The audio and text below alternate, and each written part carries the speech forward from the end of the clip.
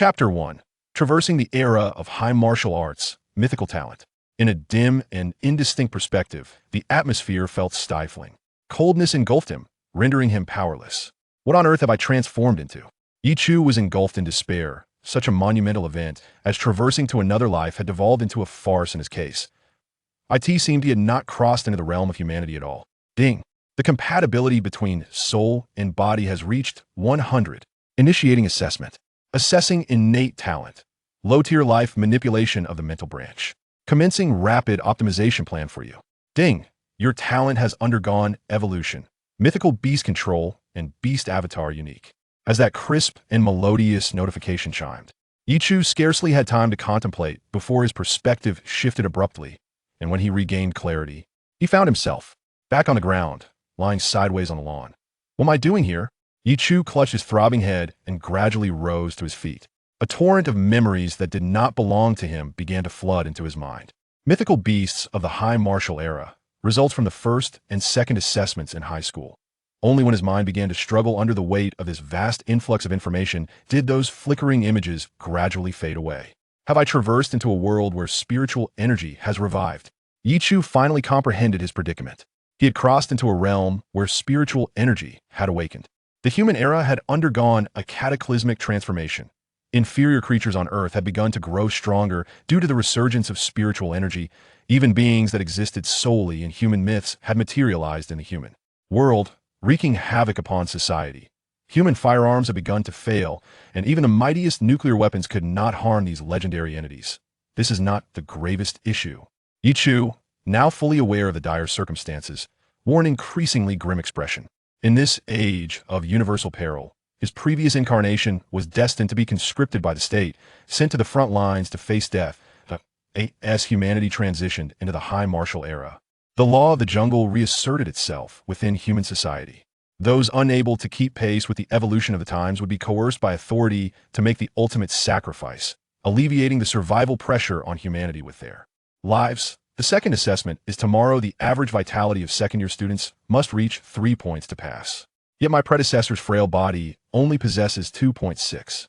The 0.4 gap may seem trivial, but it necessitates a year to bridge. Yi Chu felt utterly drained by the hellish beginning he had encountered. However, there was a silver lining. He had awakened his golden finger from the outset. There should still be a chance for redemption. Yi Chu began to compel himself to calm down, concentrating his thoughts within his mind. Before long, lines of text appeared in his consciousness, reviewing details of the advanced talent. Beast Avatar. When the main body controls a mythical beast, the consciousness of the main body differentiates, completely occupying the beast form. While the main body is nourished by the beast avatar, by 20 all effects, the nourishment value will increase with the main bodhi's vitality, with a maximum of 100.1. Characteristic 1. Unique. The soul, mythical level talent in existence. Characteristic 2. Mythical. The avatar of the entity can undergo limitless evolution, categorized as follows: otherworldly beasts, savage beasts, enchanted beasts, celestial beasts, sacred beasts, divine beasts, and supreme beings from beyond. Indeed, hope resides within this golden opportunity, the unparalleled uniqueness against the heavens, the boundless capacity for growth, and the reciprocal effect as well. Yi Chu, having shaken off his previous despondency, instantly regained a vibrant spirit. According to the system, this talent is the sole one of its kind in the world. It is noteworthy that, over the 3 centuries of the human high martial era, numerous rare talents have emerged, yet none have been unique. In this age of dwindling humanity, even the rarest talents are possessed by at least 100 individuals globally. Of course, the proportion of those lacking talent is even greater. This accentuates the rarity of Yi Chu's unique talent to an extraordinary degree. Moreover, the avatar's limitless growth not only promises Yi Chu the potential to attain the highest levels of combat prowess in the future, but also allows him to evolve into an existence far surpassing the limits of human strength.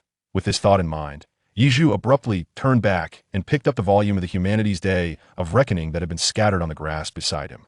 The book chronicles notable events that in the second year of the high martial era, a colossal serpent-like beast of unimaginable size emerged upon the Eastern European continent, utterly obliterating the hopes of Eastern European nations regarding conventional weaponry. The appearance of this giant creature resulted in a reduction of the Eastern European landmass by 1/5. the human population in Eastern Europe plummeted dramatically. Subsequent scholars have suggested that this cataclysmic beast, capable of annihilating the human world, is likely the earthly python from Eastern European mythology, Jormungandr. In the 13th year of the High Martial Era, a 100-foot beast, nourished by nuclear wastewater and spiritual energy, appeared on the Korean peninsula. Within merely half a day of its landing, the territory of Korea shrank by 1/10, suffering an unprecedented blow. In the 44th year of the High Martial Era, in the northern region of Longwa, a creature with 9 tails, identified as the legendary nine-tailed fox, was born. This nine-tailed fox not only possesses intelligence comparable to that of humans, but also wields elemental attacks that humanity cannot yet achieve. Furthermore, the emergence of the nine-tailed fox led to the classification of these otherworldly beasts. The International Martial Arts Academy established a unified grading system for otherworldly beasts. Otherworldly beasts, savage beasts, enchanted beasts, celestial beasts, and sacred beasts. Note, Jormungandr is defined as the highest level of sacred beasts, and by the 233rd year of the High Martial Era, the nine-tailed fox had evolved into a celestial beast. Indeed, there are gaps in humanity's exploration of the classifications of otherworldly beasts, Yiju lamented.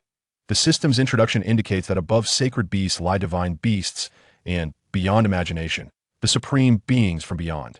Currently, the martial realms of humanity are divided into savage, tiger, elephant, dragon, celestial, sacred, emperor, and monarch. The meanings of these realms differ. The former pertains to the categories of otherworldly beast evolution, while the latter signifies specific strengths. Yet, they can be unified under human classifications. For instance, savage-level otherworldly beasts, savage-level savage beasts, and so forth. Now, let me behold the effects of this unparalleled mythical talent. After gaining a rough understanding of the world around him, Yiju turned his gaze towards the pool before him. Deep within the waters lay a slightly mutated furnace turtle. Yiju attempted to exert his consciousness to control it. Instantly, the initial scene reappeared. Yiju successfully shifted his perspective to that of the furnace turtle and could freely manipulate its movements. Ding. You have acquired your first beast avatar. Life force is being replenished. Your vitality has increased by 0.12. Chapter 2. Exponential Growth and Acquisition of Traits. As the notification sounded, Yiju sensed a remarkably subtle change within his own being. It was a most peculiar sensation, a gentle, warm current flowing delicately through his interior.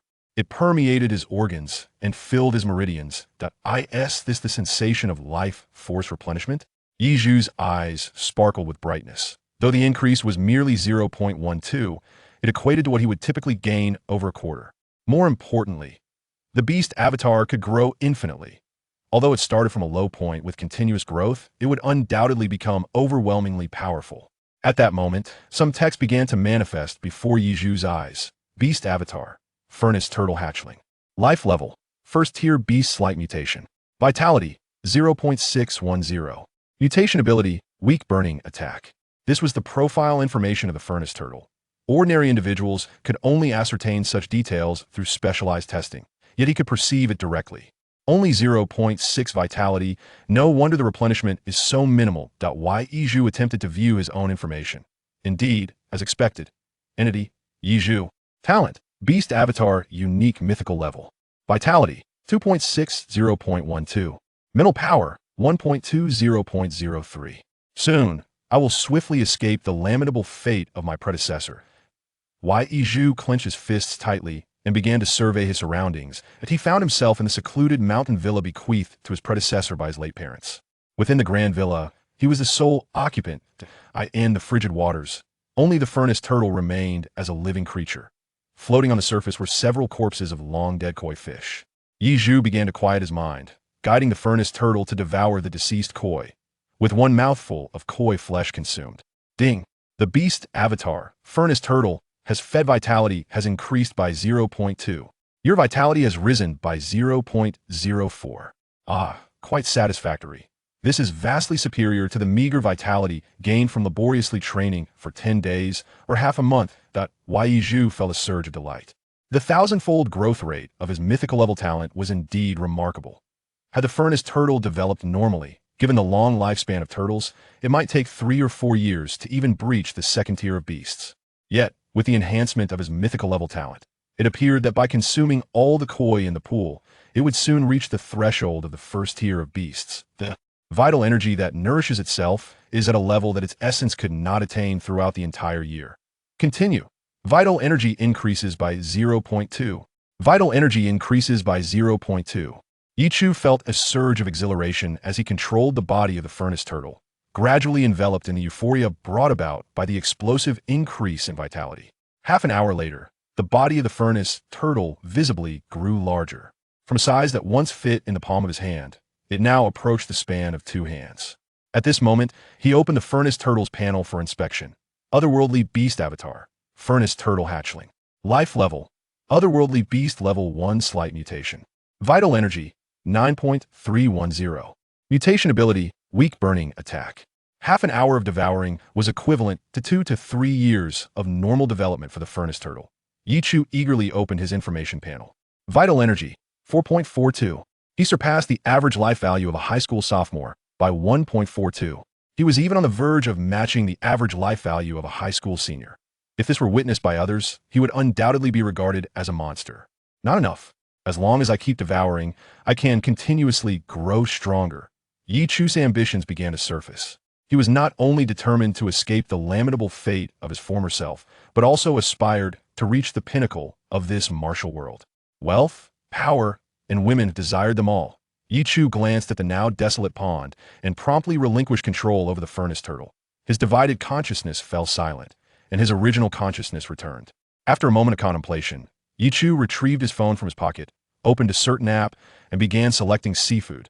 The demise of his parents was due to the beast tide that erupted in Jianghai City years ago, where they heroically perished.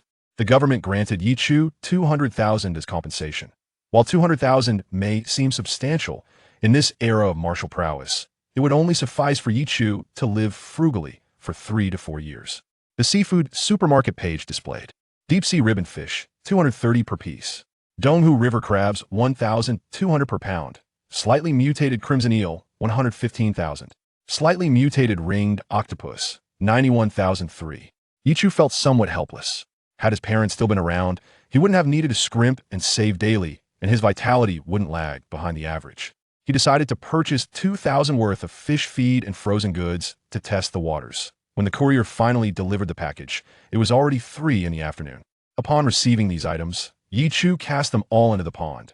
The otherworldly beast avatar, even without his control, was able to maintain its natural habits. Without his intervention, the furnace turtle would feed on its own. Ding! The otherworldly beast avatar furnace turtle's vital energy increases by 0.1. Vital energy increases by 0.2. Vital energy increases by 0.1. Consuming frozen fish was not as effective as devouring the long-deceased, already rancid koi for enhancement. However, due to financial constraints, he had to save as much as possible. Time passed, though it was difficult to gauge how long. Ding. The otherworldly beast avatar furnace turtle has reached its current growth limit. It is undergoing metamorphosis. At last, the furnace turtle's vital energy reached the upper limit of level 1 vitality. As the system notification resonated, the initial transformation commenced. The furnace tortoise began to shed the characteristics of its juvenile form. The mottled red and green shell relinquished all traces of green, evolving entirely into a visage adorned solely with crimson patterns. Concurrently, a gentle bulge emerged on the shell, signifying its metamorphosis. Overall, aside from the alteration in color, the other changes were rather minimal. Now, let us examine the information regarding the second-tier furnace tortoise. Beast Avatar, Furnace Tortoise Growth Stage. Life Level, Second-tier Beast Slight Mutation. Vitality, 1,030. Mutation Abilities. Minor Burning Attack. Enhanced Shell. Defense.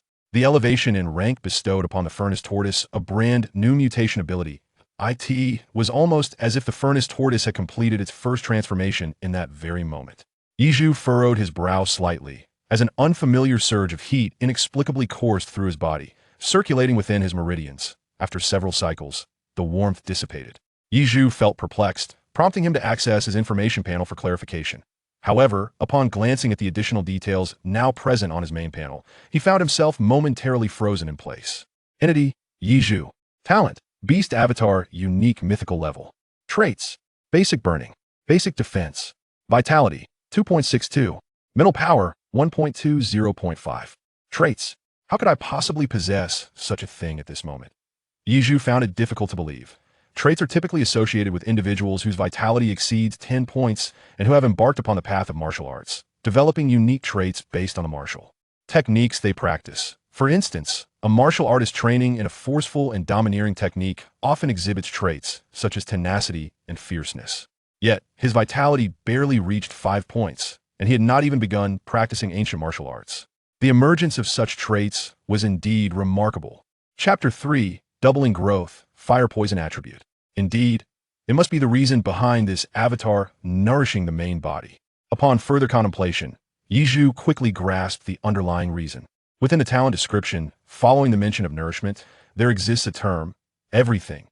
Initially, Yizhu had not given it much thought, but now it dawned on him that everything signifies that not only the vitality of the avatar nourishes the main body, but the main body also benefits from approximately 20 points of effect from mutation abilities. A fiery sensation surged within Yizhu's heart, a blend of astonishment and exhilaration. The traits of a martial artist manifest based on the properties of the martial arts techniques they study. However, a martial artist typically follows a singular path throughout their life, implying that their inherent traits range from 1 or 2 to a maximum of 4 or 5. Yet, due to the existence of the beast avatar, Yizhu found himself transcending this norm. As the beast grows stronger and evolves into a ferocious creature, it typically possesses over 10 mutation abilities, along with a primary mutation ability. The evolution into a demon beast yields even more, should one ascend to the status of a celestial beast akin to the illustrious nine-tailed fox, possessing the ability to wield elements and enchantments beyond the grasp of humanity. It would resemble a mystical prowess akin to sorcery or celestial arts. In essence, at the moment when Yi Chu forged a bond with his otherworldly beast counterpart, he transcended the limitations of human martial practitioners. Even without pursuing the ancient martial arts of humanity, by nurturing his beastly avatar until it matured into a formidable demon, or indeed a celestial beast, he would surpass the zenith of human capability. He might well become an unparalleled entity in the annals of human history, a being whose strength has never been witnessed before and may never be seen again. Perhaps by that time, I shall be regarded as no different from a deity in the eyes of humankind. Yichu mused, his heart swelling with fervor. As dusk descended, the sun's waning light cast a shimmering reflection upon the surface of the pond. The provisions within the pond had once again been devoured by the furnace turtle. Casting a glance at the time, Yichu promptly donned a fresh attire and made his way down the mountain. At the foot of the hill where the villa stood, there lay a modest vegetable market. However, the affordable seafood and frozen goods were no longer sufficient to satiate the appetite of the second-tier furnace turtle. He needed to invest some substantial resources to select superior flesh to supplement the furnace turtle. In anticipation of the upcoming second assessment, he aimed to elevate the furnace turtle to the third tier of extraordinary beasts. Upon reaching his destination, after more than 10 minutes of careful selection, Yizhu ultimately spent a total of 120,000 dragon coins, acquiring over 200 pounds of fresh live fish. Among his purchases was a slightly mutated blue-ringed octopus, which, despite being no larger than the size of a palm, commanded a price exceeding 70,000 dragon coins. This was, in fact, the least expensive option among the slightly mutated varieties available in the aquatic shop. Yizhu pondered for an extended period and concluded that the enhancement effect of the blue-ringed octopus would undoubtedly be more beneficial for the furnace turtle. He gritted his teeth and made the purchase, eagerly anticipating the opportunity to experiment upon his return. Dear classmate, one must not overindulge in nourishment. If you consume such an abundance of seafood supplements in a short span, not only will your vitality not increase, but your health may also be at risk. The middle-aged proprietor of the seafood shop, witnessing Yizhu's substantial purchase, could not help but offer a kind-hearted caution. Boss, with such a hefty purchase, do you offer any complimentary items? Yizhu smiled and nodded at the boss, inquiring, delivery. I will personally deliver it to you. Thanks to Yizhu's arrival, today's earnings doubled compared to the usual. The boss, elated, drove his open-top tricycle himself, taking Yizhu back to the villa on the mountain. Upon returning to the courtyard, as dusk had yet to descend, Yizhu personally undertook the task of managing these lively fish, ensuring they remained subdued. Otherwise, the molten furnace turtle would pose a considerable challenge in its pursuit to capture and devour them. He dismembered all the fresh aquatic creatures, slicing them into small pieces. Save for the slightly mutated blue-ringed octopus, today Yizhu bestowed a final meal upon the furnace turtle. However, observing the waters of the pond, it is evident that the turtle has feasted to its heart's content and has begun to drift into a deep slumber. making it unlikely that it will continue to consume any more sustenance. Nevertheless, there is no cause for concern, as there remains an entire day ahead. The resources valued at 120,000 dragon coins should suffice to elevate the furnace turtle to the third tier. The following day, when Yuzhu awoke, the sun had already risen high in the sky. He was roused by a notification sound. The identity of the exotic beast, the furnace turtle, had reached the second-tier growth limit. It needed to devour creatures of the same level, slightly mutated, in order to undergo metamorphosis. As he rubbed his eyes in a daze and approached the pool, he was taken aback by the sight of the furnace turtle, which had now grown to a considerable size. His mind cleared instantly. Goodness, how has it grown so much? Just yesterday, the furnace turtle was roughly the size of a basketball, yet it had now expanded to 50 centimeters. This size is typically achieved by ordinary turtle species only after 5 or 6 decades of development. The astonishing growth rate of this mythical grade talent, 1,000-fold, is truly remarkable. Exotic Beast Avatar, Furnace Turtle Growth Stage. Life Level, Exotic Beast Second Tier, slightly mutated. Vitality, 29. 230 restricted. Has a demand for enhancement appeared at such an early stage? Furthermore, it requires the flesh and blood of other exotic beasts of the same level. Yizhu furrowed her brows slightly. No wonder true beast masters are often supported by powerful conglomerates. For an ordinary person, who could afford to sustain a beast that requires tens of thousands for a single meal? However, the system indicated the presence of a creature of the same level, slightly mutated. Could that blue-ringed octopus suffice? As Yi Chuling experienced a moment of inspiration, she swiftly turned back into the house and retrieved the palm-sized blue-ringed octopus using a scoop net.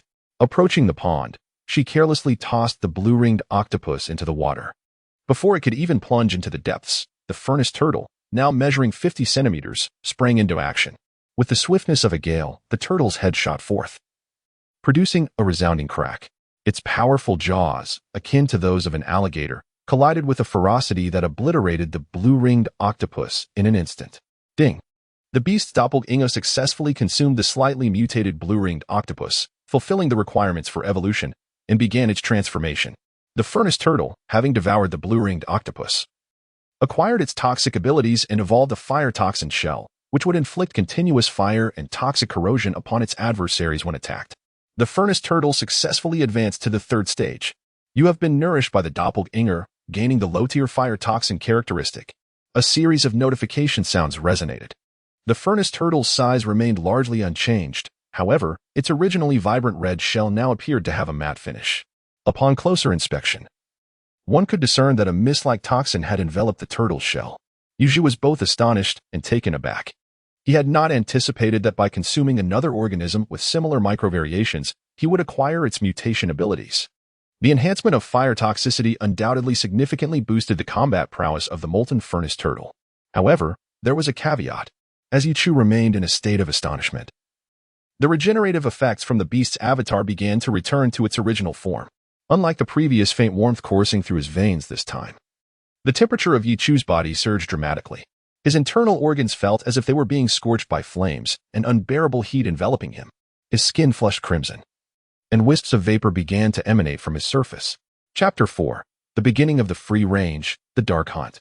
Yizhu was taken aback by the intense discomfort stemming from the feedback of the beast's avatar to his original self. At that moment, he felt as though his entire being was akin to a scorching iron, with an excruciating heat radiating from his innards, gradually converging towards his lower abdomen. As the temperature of his body continued to rise, he was drenched in sweat, his short sleeves completely soaked. The searing sensation enveloped him, making him feel as though he were engulfed in flames, the agony driving him to the brink of madness. In a desperate attempt to alleviate this torment, Yizhu paid no heed to anything else and plunged headlong into the pond before him. The cooling touch of the water provided a modicum of relief, allowing him to endure the ordeal a little better. It was truly astonishing. He had never heard of any human capable of elevating their body temperature to such extremes. Yuzhu's body, submerged in the water, began to cool gradually. The agony drained him of a considerable amount of mental energy, inducing an uncontrollable sense of drowsiness in his mind. Just before he completely closed his eyes, Yizhu instinctively glanced at the furnace turtle, which was engrossed in its meal. Time passed, though he could not discern how long. The frigid water splashed against Yuzhu's cheek, and he sensed a disturbance beneath him. Yuzhu gradually awakens. The inky night sky is graced by the waning moon, its silvery light reflecting upon the surface of the pond, shimmering like scattered jewels. Has night truly fallen? Yuzhu gradually roused from his stupor. At that moment, he realized that his body, submerged in the pool's depths, was being upheld by the furnace turtle from below, preventing him from succumbing to the peril of drowning in his haze of unconsciousness. Yichu expressed his gratitude with a light chuckle, gently stroking the shell of the furnace turtle. However, he soon felt an odd sensation arise within him, a somewhat self-indulgent embarrassment. Entity, Yichu talent, beast avatar, unique mythical, attributes, low-tier fire poison, low-tier defense vitality, 266. 3 mental power, 121. 5. His vitality had already reached a remarkable level of nearly 9 points. He was but a hair's breadth away from becoming a true warrior. The lowest tier of burning had transformed into a low-tier fire poison attribute, suggesting a significant enhancement in its effects. This was indeed a fortuitous development. At present, among the youthful cohort of Jiahai City, he could confidently claim a position of distinction.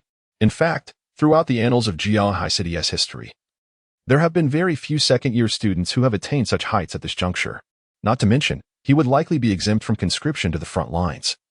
And once tomorrow's assessment was behind him, entering the elite class would surely be a straightforward endeavor. Exhaling slowly, he cast his gaze upon the furnace turtle, which had experienced a remarkable growth spurt in just half a day's time. Beast Avatar, Furnace Turtle Growth Stage Life Level, Tier 3 Beast, Slight Mutation, Vitality, 31.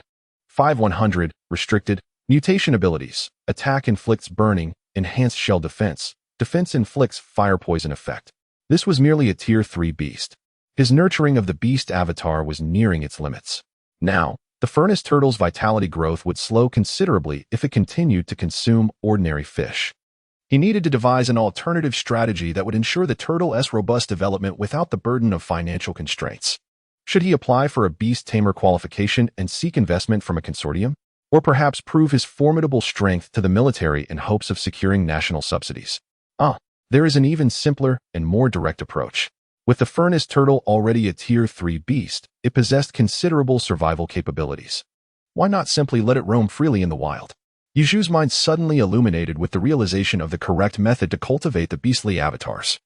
As the old adage goes, the shortest path to success is through the consumption of others, whether relying on the backing of conglomerates or attracting the attention of the military. Neither option offers the peace of mind that self-reliance provides. While the former may yield abundant resources for development, one must ultimately repay their benefactors. It would be far better to allow them to roam freely in the wild and fend for themselves. I recall not long ago when the Jianghai Reservoir in the back mountains experienced an unprecedented assault from mutated aquatic creatures. A significant breach was created in the dam that separates the city from the wilderness, allowing the furnace turtle to escape. With newfound determination, Yuzhu rose immediately, summoned the furnace turtle, and set out under the cover of darkness toward the back mountains. The Jiahai Reservoir was originally established by the government to nurture mutated fish species, providing sustenance for the citizens of Jianghai City. However, following the recent onslaught of mutated beasts, the reservoir fell into a state of temporary neglect. With no one guarding the reservoir, Yizhu effortlessly led the furnace turtle to the water's edge, without the need for verbal commands. The bond between the original and its avatar facilitated seamless communication. The furnace turtle surged forward, creating a cascade of water, and dove into the reservoir, swimming toward the expanse beyond Jiahai City. Yizhu waited patiently until the furnace turtle had completely departed from the confines of Jianghai City before he felt assured enough to return to the villa. It is worth noting that the furnace turtle, now a third-tier extraordinary beast, possesses an astonishing speed while traversing through water. The distance from the reservoir to the extraordinary beast zone outside Jianghai City is approximately 12 kilometers. Yet the furnace turtle reached the lakes beyond the city in a mere 10 minutes. The extraordinary beast zone outside Jiahai City is classified into tiers from outer to inner regions. The low-tier extraordinary beast zone comprises first to third-tier beasts.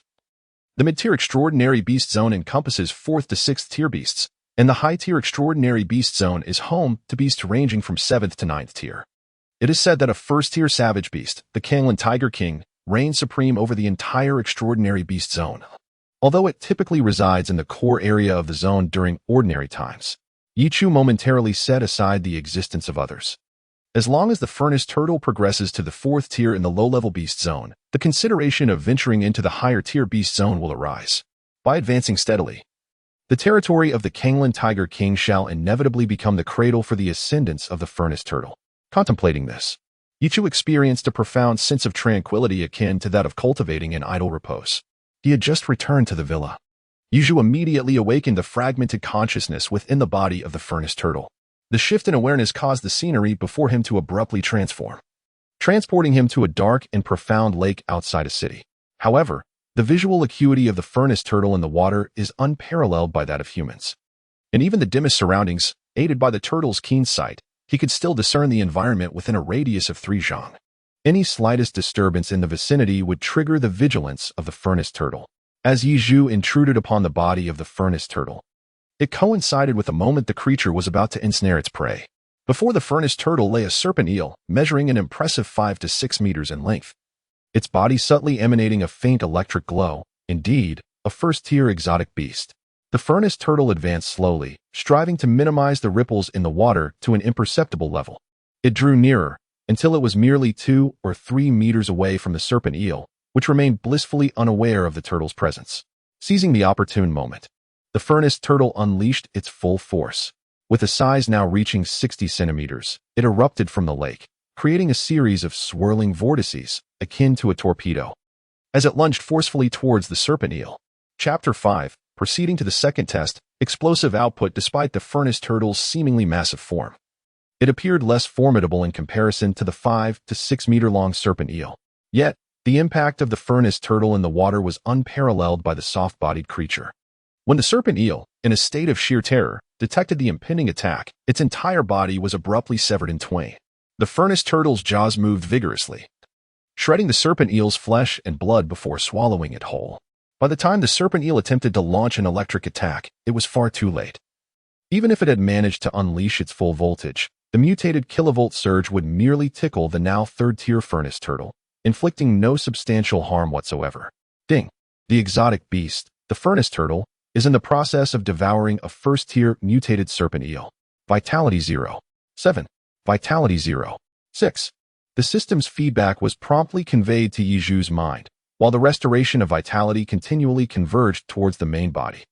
Yichu was thoroughly convinced that his decision to raise his own livestock was indeed the right one.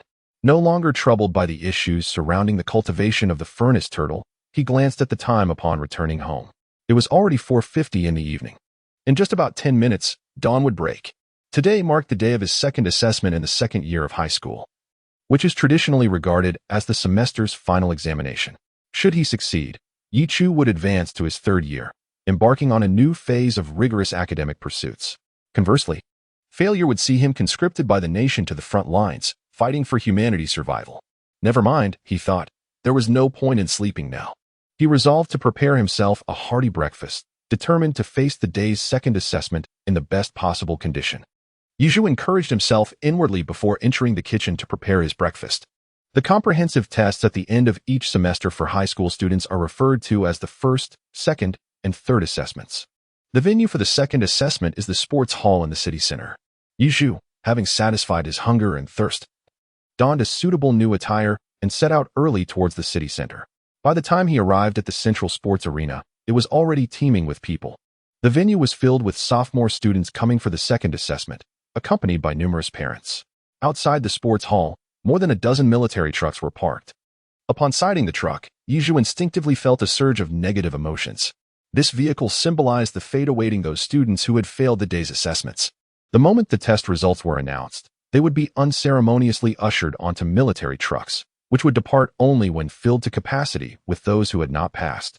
These trucks would journey to various military districts, marking the commencement of these students' future military careers. With a deep exhale, Yizhu composed himself and stepped into the gymnasium. The vast space was divided into 19 distinct testing zones, each separated by specially designed iron mesh. Within these zones lay an array of instruments, both large and small, including combat simulators specifically designed to evaluate the students' combat capabilities. Yizhu arrived at the front desk, presenting his student ID card. After a flurry of activity from the staff, he was assigned to the third testing area. Upon reaching the entrance of the testing zone, he coincidentally encountered a fellow student who had failed the test, being assisted out by a group of soldiers clad in military uniforms. The student's parent, standing behind, was already in tears, their eyes swollen from weeping. witnessing an elderly woman. Over 50, her gaze turned blank. She fainted on the spot. Yizhu let out a soft sigh, circumventing the crowd as she made her way towards the testing area. It is not the nation's fault. Rather, it is a reflection of the current era where everyone lives in trepidation. Without sufficient strength, one can only face elimination. While it may appear that remaining within the city is exceedingly safe, it is, in truth, solely reliant on the valiant efforts of the Dragon Kingdom's soldiers who bear the burden. Entering the testing zone, she took her place in line. Yizhu patiently awaited the summons of the examiner. During this interval, he diverted his consciousness to observe the progress of the furnace turtle, which had undergone a night of development. To his astonishment, upon connecting his awareness to the creature, he discovered that it was peacefully slumbering at the bottom of the lake. Evidently, the relentless battles and hunts of the previous night had rendered this formidable being fatigued. However, this fatigue had simultaneously accelerated the growth rate of the furnace turtle. Just one night prior, it measured a mere 1 meter in size, but now it had nearly reached 1.5 meters, even at the depths of the lake. It appeared from a distance like a massive crimson boulder. Number 267, Yizhu, are you present? The voice calling to him from his physical form swiftly drew Yizhu back to reality. He promptly rose and made his way toward the testing core area. Yizhu, a second-year student at Jia High City No. 1 High School, is that correct? The examiner inquired, scrutinizing the information in hand. Indeed, Yizhu affirmed. As Yizhu responded, he instinctively handed his student ID card to the examiner. With this in hand, he prepared to unleash his full strength. After verifying Yizhu's information, the examiner handed him a pair of technologically advanced wrist guards, designed to encase the entire forearm. In Yizhu's memory, he had some recollection of this apparatus, and donning it required little effort. Once he had completed the process of wearing it, he had already optimized his condition to its peak. Excellent, throw a punch. With the examiner's command, he complied. At this moment, Yizhu appeared to embody the primal instincts of a furnace turtle when it ferociously strikes its prey.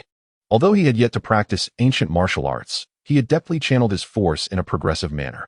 He began with a twist from his feet, escalating through his hips, and then seamlessly integrating his entire upper body to exert continuous power. Ultimately, this force culminated in a singular, explosive impact upon Yizhu's fist. With a resounding boom, his punch unleashed a sound akin to the furnace turtle's charge towards its quarry. The reverberation not only echoed from the sheer intensity of Yizhu's effort, producing a sonic boom, but also caused the instruments he bore to succumb to the overwhelming force, resulting in a cacophony of destruction. This deafening sound resonated throughout the entire gymnasium, instantly capturing the attention of every individual present. The overwhelming noise, coupled with the explosion, prompted the armed personnel responsible for ensuring safety to rush towards Yizhu's vicinity. In Yizhu's immediate vicinity, one of the examiners widened his eyes in astonishment, staring blankly at the remnants of his shattered clothing and the scattered debris of instruments. What in the world? It exploded? Another examiner instinctively gasped. This is impossible. These are precision instruments designed for the second assessment, the latest technology from the nation, capable of withstanding a ton of force. How could a mere second-year student obliterate them? Has Yizhu's explosive power already surpassed the 1-ton threshold? What level of vitality must he possess? Could he possibly be at the level of a formidable martial artist? Are you all right, student? The two examiners quickly regained their composure and hurried to inspect Yizhu's condition. The shockwave from the explosion was significant. They could not allow any harm to befall the candidates due to a malfunctioning instrument. Yet, as they approached Yizhu to assess his injuries, they were left dumbfounded. He was completely unscathed. Chapter 6. Continuous shock. Remarkable values. Although this second assessment instrument was the latest product developed by the National Institute of Technology, its destructive capacity during the explosion was sufficient to penetrate a 3-centimeter thick steel plate. Had it been an ordinary person's arm, it would have been grievously wounded, with flesh torn and bones visible. Yet, apart from some charred skin, Yizhu's arm remained entirely intact. Goodness, student. Just a month ago, your vitality was recorded at a mere 2.6, and you possessed a low-tier mental manipulation talent. However, judging by your current performance, your vitality must surely exceed these figures. To emerge unscathed from the explosion suggests at least a vitality surpassing 6 points. The examiner, holding Yizhu's information, regarded him with perplexity. This hardly resembles the frail appearance of someone with a vitality of 2.6. Teacher, why don't we start by measuring my vitality alone? I believe I have made significant progress this past month. Yizhu scratched his head and remarked. The second assessment, after years of reform and evolution, had long since transformed from a series of individual tests into a singular device capable of measuring all bodily metrics. However, Yizhu's current prowess had already surpassed the limits that the apparatus could accommodate. That won't be necessary. Just give you the testing device for a barbarian-level warrior. Even with your explosive strength, you surely haven't reached the standards of a barbarian-level warrior, have you? The examiner chuckled, shaking his head in disbelief. You are merely a sophomore. No matter how strong you are, how could you possibly meet the criteria for a barbarian-level warrior? The minimum requirement for such a designation is a vitality score of 10. Soon, a piece of army green half-armor was brought forth by the examiner, instantly captivating the attention of all surrounding students. Goodness, another monster who requires the barbarian-level testing device. One candidate whispered in awe, comparing him to the likes of Wu Tianfang and Lu Runan, those prodigies of their generation. Utter nonsense. Those are prodigies from elite high schools. This is simply a testing site for ordinary high school students. It would be fortunate if we lose fewer students to those soldiers. How could anyone here possibly rival the talents of Wu Tianfang and his peers? Another student interjected skeptically. Indeed, while Wu Tianfang and his group could achieve a vitality level nearing that of quasi-barbarian warriors in their sophomore year, they were not to be compared. The murmurs of speculation filled the air around them. With the assistance of the examiner, Yizhu adorned himself in the military green armor. The most significant distinction between students and martial artists lies in the weight. Yizhu felt the weight of the testing apparatus, which was as heavy as 500 pounds, and could not help but click his tongue in dismay. This immense burden greatly constrained his power output and mobility. Once you are ready, you may strike, came the voice of the assessment instructor. Yizhu took a deep breath and, following suit, unleashed a similar punch. However, this time there was no muffled sonic boom. The speed of his strike was significantly constrained by the apparatus. The testing data for the second-year student Yizhu is as follows. Vitality, 9.6, Strength, 1198, Speed, 1320. Burst, 1690, Defense, 1080, Stamina, 980, Average Value, 1014. At the moment when all the data regarding Yizhu was revealed, the two examiners fell into a profound silence. With a vitality score of 9.6, surpassing the standard average, what sort of extraordinary individual was this? According to the international parameters for examinees, a high school student still in the developmental stage should exhibit a balance between vitality and physical averages. For instance, a sophomore with an average vitality of 3 points should possess a physical average around 300, and similarly, a vitality of 4 points corresponds to an average of 400. However, with the evolution of the martial arts era, humanity has extensively developed various potions to enhance vitality derived from the flesh and blood of exotic beasts. In this age, where academic performance reigns supreme, nearly all students resort to such vitality supplements. This practice results in a general tendency for students' physical averages to fall below the vitality standard of 1025. Only those who have never utilized vitality supplements can hope to meet the international standards. But is this truly feasible? In this era, students routinely employ vitality supplements to ensure their success in each evaluation and ultimately gain admission to esteemed universities.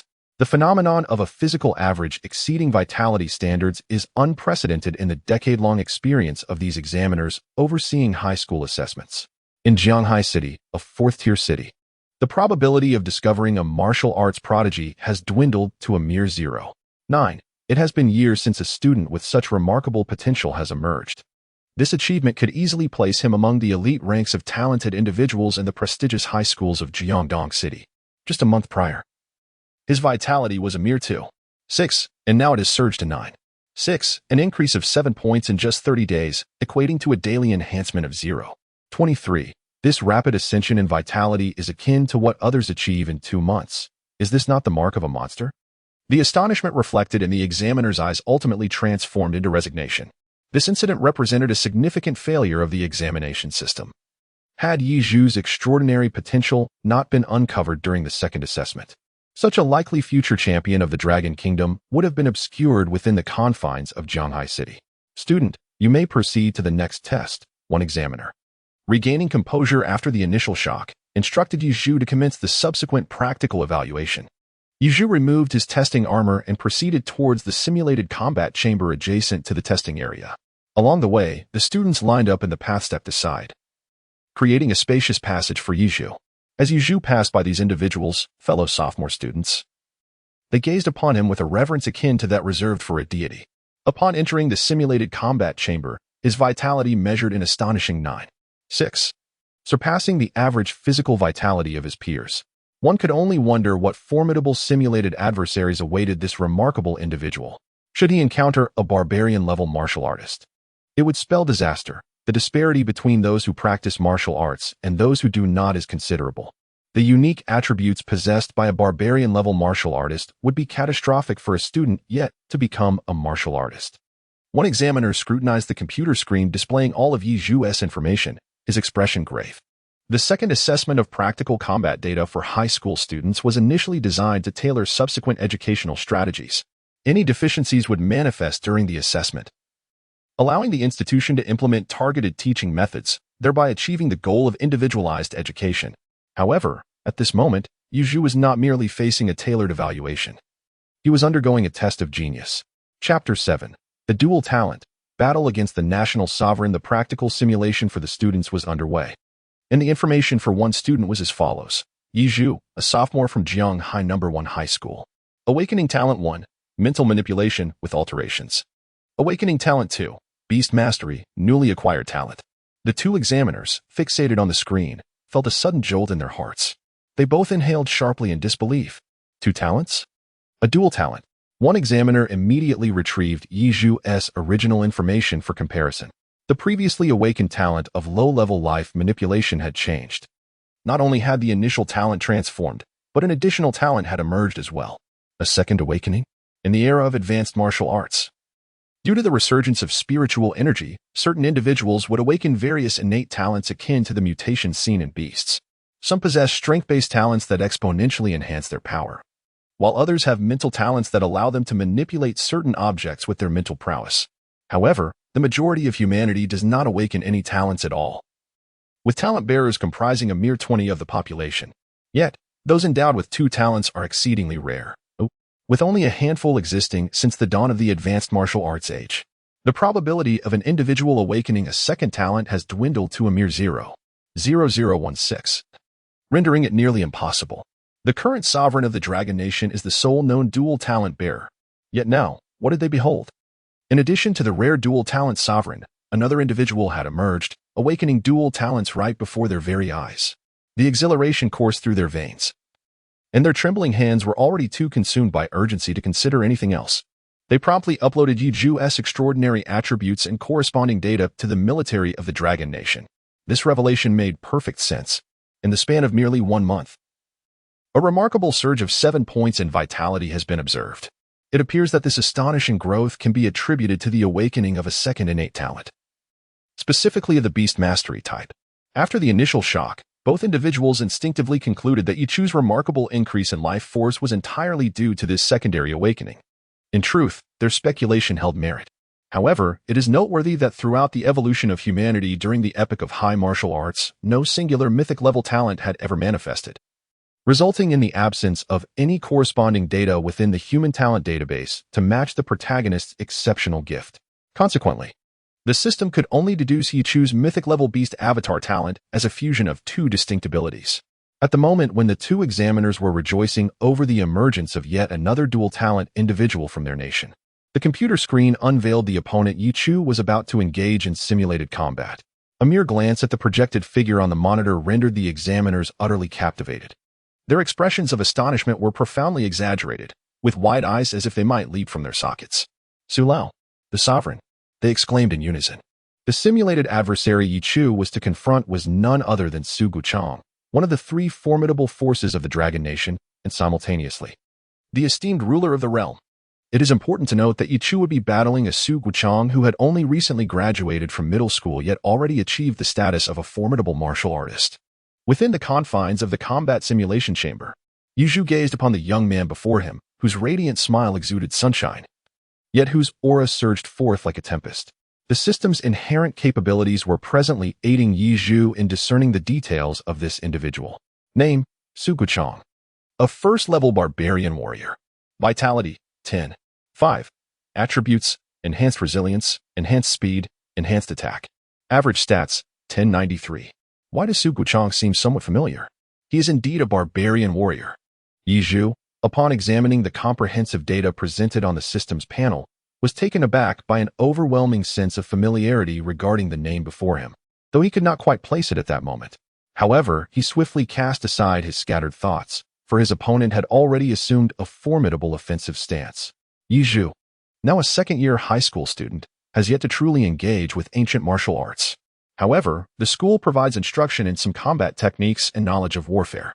Su Guchang, already a barbarian-level warrior, indicates that his opponent has practiced at least one ancient martial art, undoubtedly boasting superior practical skills. Furthermore, the fact that Su is merely a first-tier barbarian-level warrior yet has mastered 3 distinct attributes underscores the advanced nature of the ancient martial arts he has studied, which must be among the highest-tier techniques available in the market. At this moment, facing such an adversary, Yi Zhu finds himself devoid of any assurance of victory. He can only do his utmost and leave the rest to fate. Quick, find the director. If Yi Zhu faces Su Lao, he will surely perish. The examiners outside the arena finally panicked, shouting fervently, and one of them unleashed all his strength, darting like an arrow out of the testing zone. Onlookers were left bewildered, sensing that something monumental was about to unfold. Inside the simulation chamber, the imposing Su Guchang launched the first strike with breathtaking speed, leaving Yi Zhu no time to react as a powerful kick landed squarely on the back of his head. A dull thud echoed as Yi Zhu's body jolted. Yet he managed to maintain his stance. Nevertheless, an icy chill enveloped him entirely. Such an attack was undeniably lethal. For a kick to the most vulnerable area of the human body, the back of the head, could easily prove fatal. Fortunately, the simulation test should prevent any real harm. It was likely that the simulated opponent would hold back. Yi Zhu bent down swiftly, evading the enemy's trip attempt, and retreated rapidly.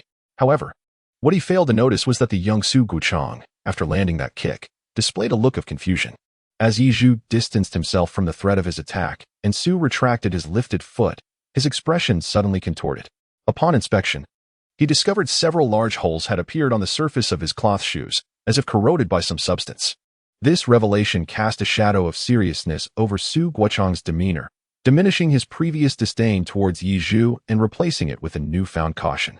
As Yi Zhu regained his footing, warily observing Su Guchang, the latter suddenly sprang into action, his foot striking the ground with force, propelling him forward like an arrow shot from a bow, hurtling towards Yi Zhu with astonishing speed. Yi Zhu, momentarily at a loss for an effective countermeasure, could only strive to shield his head with his arms, his body curling like a shrimp, instinctively protecting his vulnerable areas.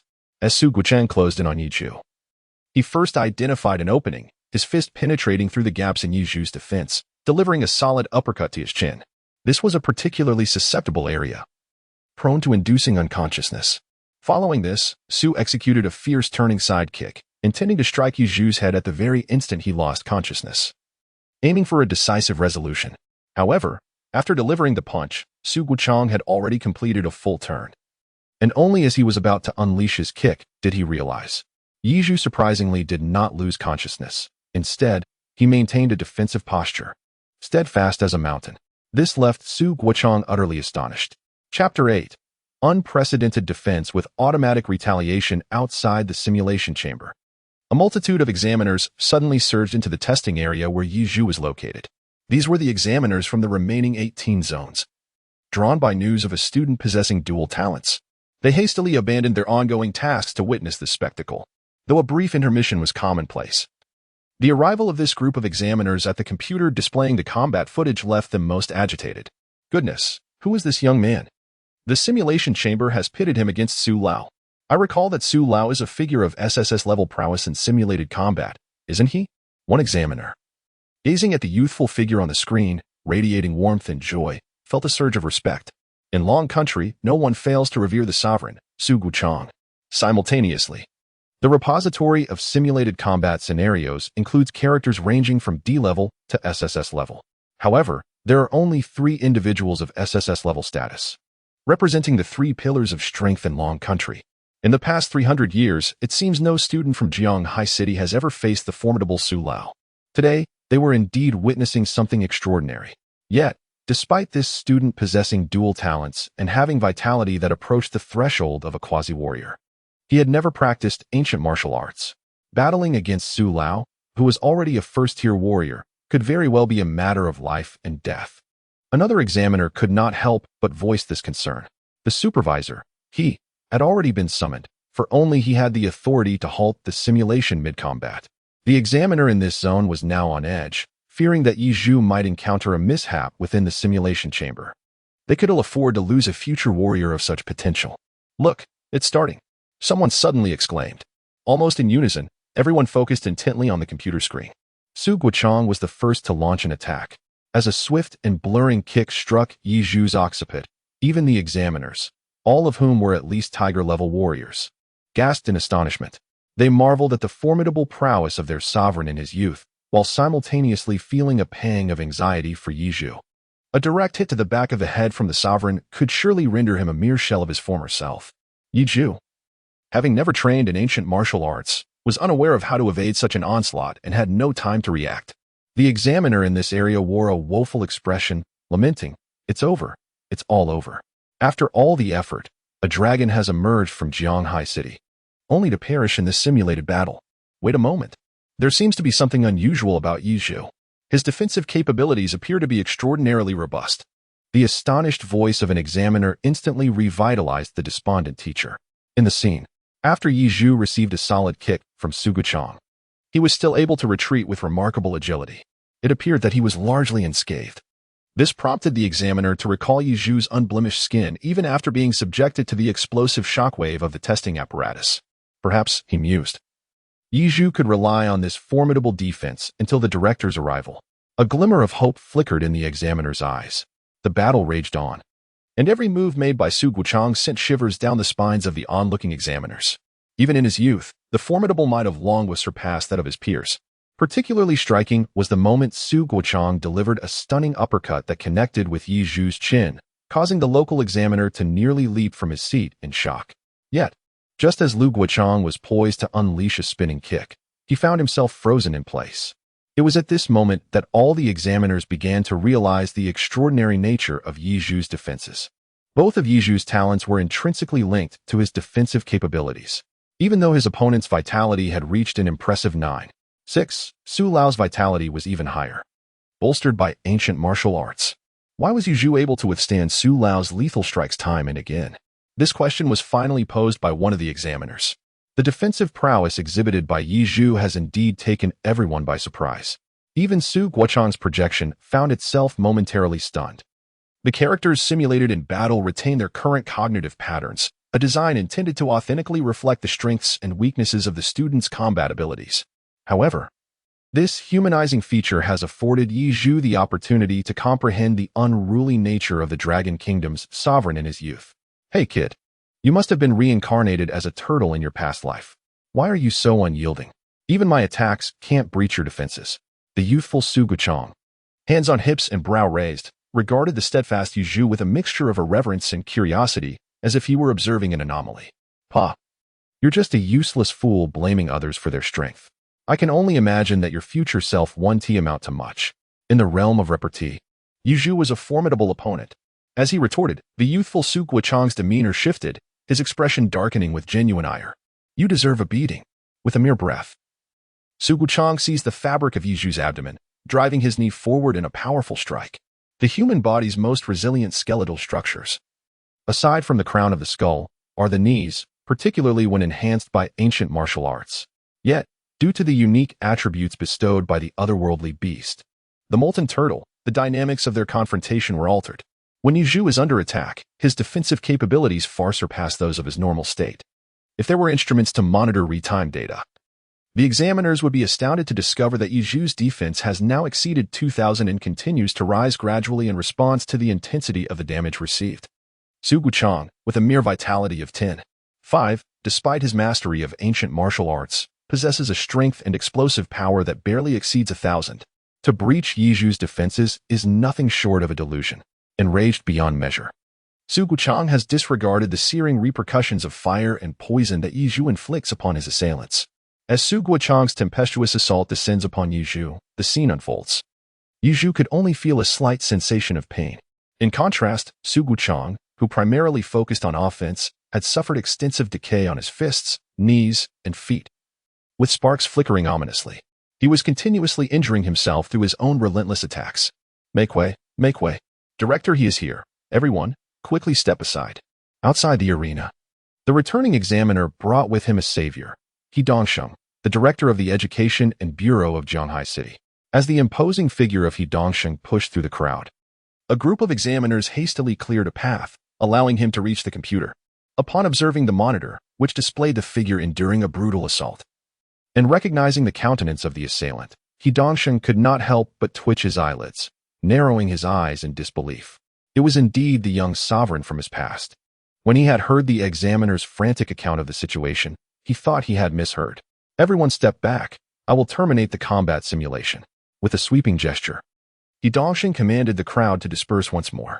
However, before he could authenticate his fingerprint to conclude the overwhelming test, the hall's loudspeaker suddenly blared to life. Candidate Yi Zhu from the 3rd region has successfully defeated the SSS-level simulated figure Su Guochang. He has set a record for Zhanghai City by being the first to conquer an SSS-level simulation. Chapter 9. The Zhanghai Dragon. Revered by all, a sudden wave of astonishment, confusion, and disbelief swept through the vast stadium. At the unexpected announcement, the previously raucous atmosphere fell into a momentary hush. He Dongsheng's hand was a mere 3 centimeters from the fingerprint verification device, yet it could advance no further. What on earth is happening? He Dongsheng furrowed his brows and turned to the display. He beheld Yi Zhu, who had previously been mercilessly beaten, now standing upright with an expression of calm. Before him lay the technological automaton that had projected Su Guochang, now collapsed on the ground. The disappearance of Su Guochang's projection confirmed that Yi Zhu had indeed triumphed over the simulated adversary. Yet, the entire occurrence felt surreal and abrupt. Review the footage. I must see what transpired in that fleeting moment within the simulation. Filled with bewilderment, He Dongsheng ordered the retrieval of the previous combat footage. The regional examiner, equally perplexed, promptly accessed the surveillance recordings. The video depicting the combat between Yi Zhu and Su Guochang rewound by half a minute, returning to the scene where Yi Zhu, with both hands shielding his head, cowered in place while being relentlessly beaten by Su Guochang. Up to this point, everything appeared normal. However, as the seconds trickled by, He Dongsheng was the first to keenly perceive a subtle change. Su Guochang's combat movements seemed to be gradually slowing down. Although this minute alteration could easily be overlooked, He Dongsheng understood its significance. Having once held the rank of colonel in the military and experienced in the crucible of battle, he possessed an acute sensory awareness regarding combat. This slight variation in their engagement alerted him to a discrepancy. Was it a deviation in the combat stamina of Su Guochang caused by the simulated dummy, leading to a gradual deceleration in his actions? Or had Yi Zhu employed some underhanded tactic that compelled Su Guochang to reduce his offensive tempo? As the 30 seconds elapsed, the truth behind Yi Zhu's victory over Su Guochang has been fully revealed to the public. With a thunderous impact, a punch, swift enough to leave only an afterimage, unleashed an astonishing force. Su Guochang was caught off guard, struck squarely on the head, and the figure atop the puppet vanished in an instant. The puppet itself, suffering severe damage to its head, collapsed straight down. This encapsulates the entirety of Yi Zhu's triumph over Su Guochang, both unexpected and deeply shocking. When He Dongsheng witnessed this scene, his pupils instinctively narrowed, and a look of astonishment spread across his face. What a rapid punch! This child has reached a level of mastery over his own strength that his strikes have become instinctual. At the moment he unleashed his fist, the entirety of his force converged upon it almost simultaneously. Has this child studied ancient martial arts? He Dongsheng made a sharp assessment, simultaneously feeling a surge of curiosity. Director He, it was this student who previously shattered the secondary testing apparatus with a single punch. The power of that blow, which I witnessed firsthand, was already comparable to that of a barbarian-level warrior. Later, I equipped him with specialized testing instruments for barbarian-level fighters. However, the results were startling. You should see for yourself. The examiner, who had previously witnessed Yi Zhu's formidable punch at close range, spoke with an embarrassed expression as he retrieved Yi Zhu's information on the computer. Upon reviewing the data, He Dongsheng could no longer conceal the brilliance that surged in his eyes. The strength value was impressive, surpassing the vitality standard, which is a rare occurrence for a student. However, that alone was not enough to astonish. Yet, the explosive power exceeded the vitality standard by nearly half, which was indeed alarming. When He Dongsheng examined Yi Zhu's 2 innate abilities, his confusion deepened. The first talent was in the mental domain, unrelated to physical explosive power. The second talent pertained to beast mastery. While it fell within the realm of strength, It only indicated that his advantage lay in subduing powerful beasts. The amplification of his own strength appeared minimal. This left He Dongxing further perplexed, as the punch Yizhu delivered did not seem to stem from any enhancement of talent. Observing his prior combat, he did not appear to be someone versed in ancient martial arts. Could it be attributed to innate talent? A natural warrior? Such reasoning seemed the only plausible explanation. The shock and bewilderment swirling within He Dongxing ultimately coalesced into a singular emotion, elation. They had unearthed a treasure in Jiahai City. A natural-born warrior, no less, endowed with dual talents. After 3 centuries, Jianghai City had finally encountered a future dragon of limitless potential. This child undoubtedly harbored significant secrets. Please retrieve all available information regarding his past and family background. I wish to know everything about him from birth to the present. Although He Dongxing has been retired for quite some time, he still embodies the decisive and vigorous character of a soldier. Upon recognizing Yi Chu as a prodigy worthy of his utmost investment, he has become wholeheartedly devoted to nurturing him, provided that there are no issues with his background. He is prepared to allocate the greatest resources of Jiahai City to foster Yi Chu into a formidable future leader. After imparting his instructions, He Dongxing cast a profound gaze at Yi Chu's figure in the video before departing with a commanding presence. The reaction of the district director left all the examiners present in awe. It has been ages since director he has shown such dedication to a junior. It seems that Yi Chu is destined for remarkable success. One of the district examiners couldn't help but exclaim. The surrounding examiners nodded in agreement, sharing the sentiment. In the simulation room, Yi Zhu scratched his head in bewilderment. Why was he still being kept here after defeating the simulated enemy? He had been forced to linger for over 5 minutes. Just as he pondered whether there was a glitch in the test, the door to the simulation chamber creaked open. Standing outside was the examiner who had previously equipped him with the testing apparatus. However, unlike before, this examiner now wore a smile that seemed almost obsequious. Congratulations, student Yi, on successfully passing the second assessment. Here's your student ID, with your results already recorded. You may return home now. The examiner cheerfully extended Yi Zhu's student ID with both hands. The examiner's affable demeanor elicited an inexplicable chill within Yi Zhu. He had not heard the broadcast that had astonished the crowd outside. He merely assumed he had completed a routine test. Yet, the examiner's behavior struck him as incongruous, prompting him to contemplate various possibilities. Taking the student ID from the examiner's hands, Yi Zhu refrained from engaging in further conversation, merely expressing his gratitude before making his way out of the testing area. However, upon his exit, the once normal gymnasium hall felt transformed, as if a significant figure had arrived. Countless glimmering gazes converged upon him, and even unfamiliar classmates applauded as he departed. This was utterly perplexing. Chapter 10, A Flourishing Era. An anticipated arrival as Yi Zhu journeyed home, the sense of unease deepened. In truth, even before he participated in the second assessment, he had contemplated the implications of his surging vitality manifesting during the test. He anticipated attention from influential figures, the school's acknowledgement, and perhaps even approaches from certain secretive and formidable factions. After all, he was confident that, given his current age and abilities, he could rank among the prodigies of Longhua. However, upon exiting the gymnasium, aside from the reactions of the examiners, students, and parents within, which aligned with his inner expectations, nothing particularly extraordinary seemed to have transpired. He decided it was futile to dwell on it. Regardless, he possessed an extraordinary beast avatar, and he would focus on enhancing his strength upon returning. Once his power grew, he would no longer require the support of others.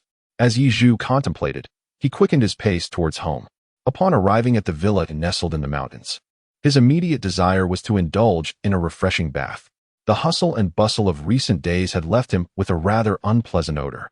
Particularly, with the enhancement of his vitality, his life force had become increasingly pure, prompting his body to expel certain harmful substances. Once his vitality reached the threshold of a quasi-warrior level, his physical form would essentially attain a state of purity. It is only upon reaching such a level that one can begin to study ancient martial arts and bolster their strength. This is precisely why the primary focus of high school students is the enhancement of their vitality, with secondary emphasis placed on the theoretical knowledge of martial arts. Currently, Yi Zhu's vitality stood at an impressive 9.6. He believed that by the end of today, he would achieve the full threshold of 10, thereby qualifying him as a true warrior. Following this, he would undertake the assessment for the barbarian level warrior test, embarking on a path to truly engage with ancient martial arts. ultimately striving to match the might of extraordinary beasts with his own physical prowess.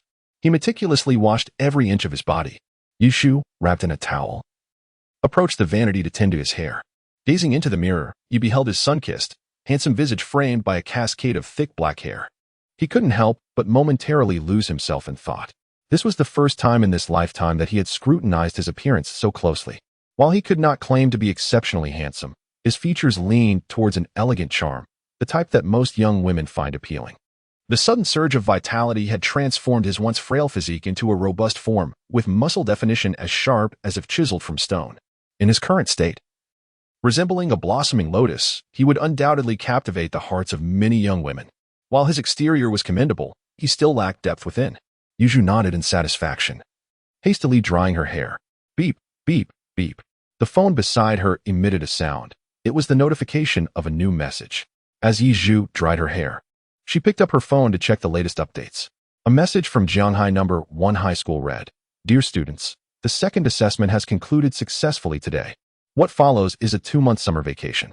The school advises all students not to indulge excessively in leisure, lest they neglect the cultivation of their vitality.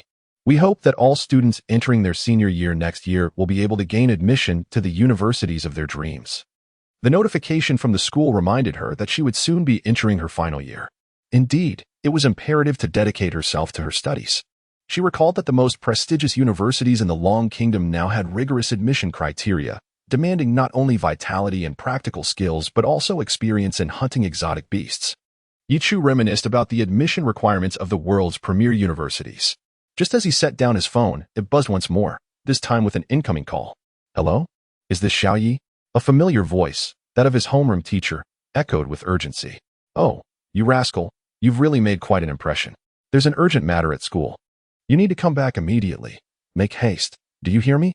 Upon answering, Yichu could sense the heightened concern in his teacher's tone. He seldom received calls from the homeroom teacher, and when he did, it was typically to request him to assist with minor tasks for the class. However, this time, there was a notable shift in demeanor. The teacher's tone was considerably gentler, and the direct address of Yichu had transitioned to Xiaoyu. The stark contrast in treatment was unmistakable to Yichu. It was evident that his teacher had learned of his results from the recent assessment. "Is it something truly urgent?" "Teacher, I have only just arrived home." Yizhu was somewhat reluctant to pay attention to the class teacher. "Xiaoyi, let me tell you. The director of the Education Bureau of Jianghai City came to our school specifically for you. This esteemed individual wishes to meet you. You must hurry over. Do not provoke this distinguished figure's displeasure." Upon hearing the title of the Education Bureau director, Yizhu immediately recognized the gravity of the situation, understanding that what he had previously anticipated had finally come to pass. "Very well, I shall head over at once," he responded without hesitation. After ending the call, he swiftly donned a fresh set of attire and made his way toward the school. At this moment, Jianghai number 1 High School, the foremost educational institution in Jianghai City, employed only teachers who were at least martial artists of a high caliber or seasoned educators with 3 decades of experience. This esteemed status rendered Jianghai No. 1 High School a bastion of excellence. Students fortunate enough to study there boasted an 80% likelihood of gaining admission to university, elevating the school's standing immensely within the city. Even the wealthiest individuals of Jianghai City found themselves deferential in the presence of the school's principal. However, today, the arrival of an individual cast an unprecedented atmosphere of tension over Jianghai number 1 High School. The principal urgently summoned all faculty members for a briefing, emphasizing that no mistakes in their duties were to occur during this period. Anyone found lacking, regardless of their tenure, would face immediate dismissal without the possibility of re-employment. The sole person capable of instigating such a state of urgency within the institution was none other than He Dongxing, the director of the Education Bureau and a martial artist of the highest order. When He Dongxing, a figure of formidable presence, arrived at the principal's office, the principal, along with 3 grade directors, stood respectfully, awaiting the words of this esteemed individual.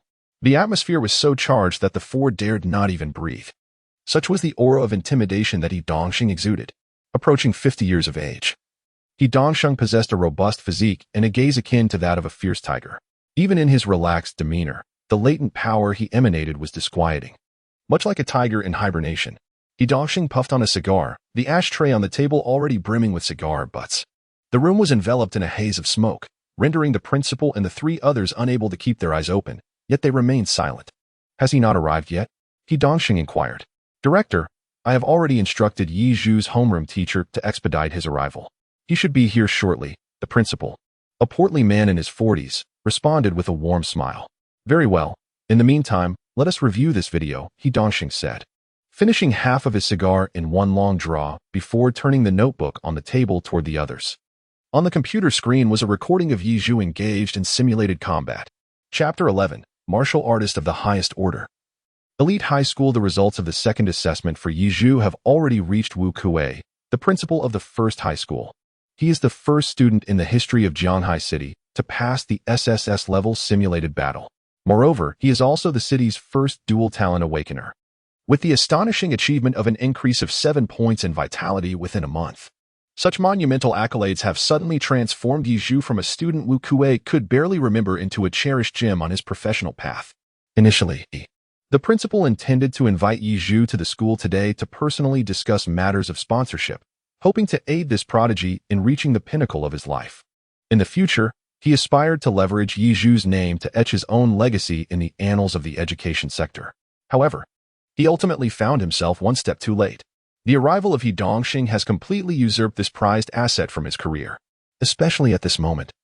As He Dongxing showcased how Yi Zhu had triumphed over the young ruler of the Dragon Nation, Su Guchang, Wu Kuei began to comprehend the intentions of Director He. He was attempting to poach Yi Zhu from the first high school, using his connections to nurture the young talent. Once Yi Zhu flourished, all the benefits would accrue to He, leaving Wu Kuei with no claim to them. Director He, I believe Yi Zhu is quite suited to stay at the first high school. Previously, I was unaware of the extent of this child's extraordinary talent. Now that I am enlightened, I assure you that I will not tarnish this jewel. Rest assured, our institution will undoubtedly cultivate a formidable general for the Dragon Nation and humanity. Wu Kuei persisted, attempting to cling to hope. He maintained a respectful smile, though his hands were tightly clenched in a silent struggle. In uttering these words, he faced the pressure of offending He Dongxing while ensuring that the first high school would indeed invest all its resources in nurturing Yi Zhu. The internal strain he experienced was palpable. Do not worry, Principal Wu. The reason you are viewing this video today is to convey a message. Yi Zhu is beyond your cultivation capabilities, and even I, He Dongxing, cannot nurture him. A formidable general? You underestimate this child's future. He is destined to become a national champion, He Dongxing declared, his sharp gaze casually resting upon Principal Wu Kuei. As he leisurely lit another cigar, he spoke with a measured tone, yet his words struck Wu Kuei like a thunderbolt, leaving the three grade directors beside him utterly astounded. The Dragon Kingdom has thrived to this day, steadfast amidst the oppression of the beasts, owing its resilience to the emergence of exceptional talents and the guardianship of numerous formidable human warriors. The titles of the Great General of City Defense, the Great General of Barrier Defense, and the Great General of National Defense serve as the three divine guardians of the Dragon Kingdom. To attain the rank of Great General of City Defense, one must possess a minimum cultivation level of a heavenly class warrior. Currently, He Dongxing, if not serving as the director of the Teaching and Education Bureau, would undoubtedly be among the ranks of the City Defense Army of Jianghai City. When faced with a tidal wave of beasts and other catastrophic threats, He Dongxing would be tasked with the monumental responsibility of safeguarding the entire Jianghai City from the calamities wrought by these monstrous creatures. The Great General of Barrier Defense is charged with the protection of the four major barriers of the Dragon Kingdom, each serving as a guardian of its respective stronghold. One must achieve a saint-level prowess, possessing the terrifying capability to annihilate 1,000,000 beasts single-handedly. As for the Great General of National Defense, the current monarch of the Dragon Kingdom, along with two other peerless royal-class warriors, embodies the guardians of the entire nation's gate. It is said that when the three great generals of national defense join forces, they can even obliterate the formidable nine-tailed fox clan of the heavenly beasts from Dongqiu. Their strength is of such magnitude that they reside at the pinnacle of the human warrior hierarchy. Now He Dongxing conveys this to Wu Kuei and the others. The potential strength of Yi Zhu is destined to reach the royal level, a notion that leaves everyone astounded. In the entirety of human society, how many royal-level powerhouses can be found? If such a student truly possesses this potential, even if they were to exhaust all resources, they would still be beyond the means of their institution to nurture. Not even the formidable He Dongxing could afford to cultivate someone like him. Are you suggesting that we completely abandon our hopes of monopolizing Yi Zhu? Wu Kuei inquired, a hint of confusion in his voice. What kind of force would be capable of nurturing a future royal powerhouse to truly honor such extraordinary potential? I intend to leverage my connections to send Yi Chu to Jiangdong's special high school, He Dongxing replied, taking a slow drag from his cigarette. Upon hearing this, Wu Kuei and the others were simultaneously enlightened, yet incredulous. To think they would send Yi Chu to such a rigorous institution. Yet, given Yi Chu's exceptional qualifications, not only would he require an abundance of resources, but also the nurturing of perseverance through hardship. Wu Kuei was evidently aware of the nature of the special high school. Even he, who stood just below He Dongxing in authority within Jia High City, felt a weight of seriousness wash over him when discussing Jiangdong's elite institution. At that moment, a voice resonated from outside the door. Yi Chu had arrived. Wu Kuei's eyes brightened, and he was about to alert Director He when he noticed that. In the blink of an eye, He Dongxing had extinguished his precious cigar after merely 2 puffs. Raising a hand, he made a swift motion through the air. In an instant, a tempest erupted within the room, the force akin to that of a level 5 typhoon. The smoke-filled office witnessed all the windows being flung open by the ferocious gust.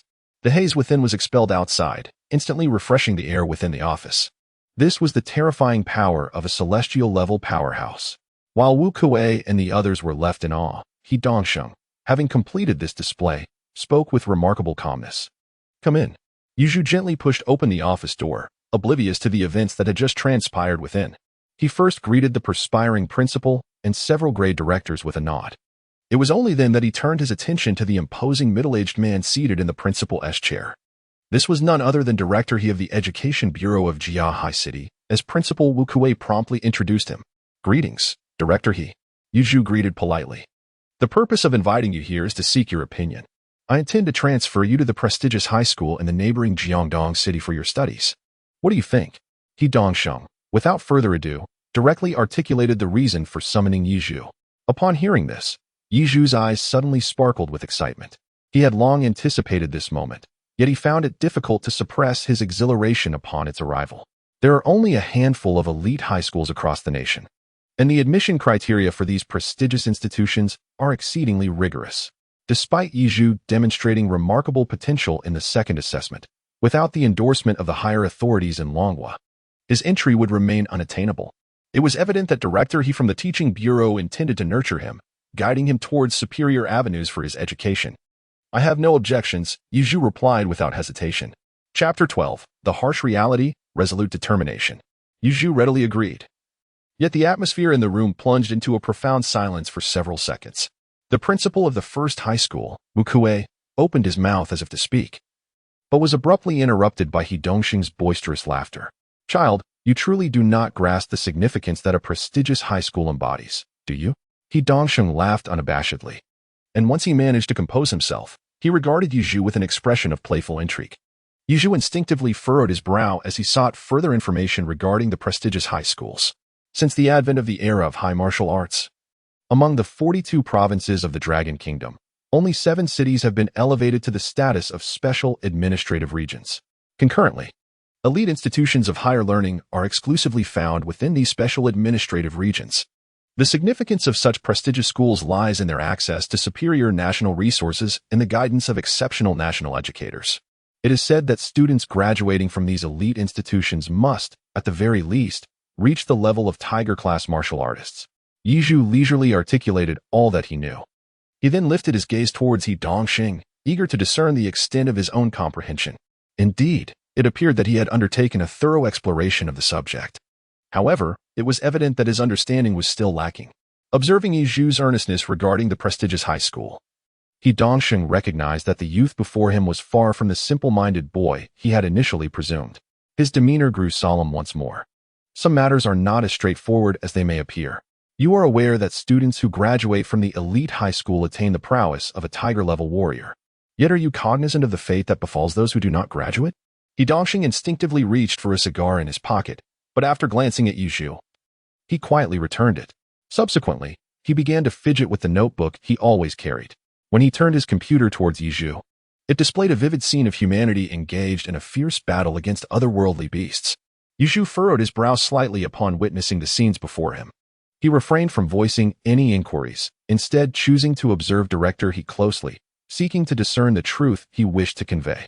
Yet, as he gazed upon the unfolding tableau, A fine sheen of perspiration began to bead on his forehead. The imagery predominantly showcased 4 human warriors engaged in a fierce struggle against a horde of insectoid beasts, each as large as a common wolf. Initially, Yiju was captivated by the ferocity of the battle. However, his intrigue swiftly turned to horror when the first human warrior met his demise beneath the jagged horn of a mutated insect creature, his body cruelly snapped in two, with his innards scattered across the ground. Yiju no longer perceives this as a battle scene worthy of admiration. It is brutal, sanguinary, a stark display of the fleeting nature of life. Only when 4 human warriors lay lifeless beneath the feet of the swarm did the insects begin to consume their corpses. One by one, Yiju understood what director he intended to convey. The 4 human warriors, clearly not much older than himself, possessed an impressive wealth of combat experience and exhibited martial prowess that far surpassed his own.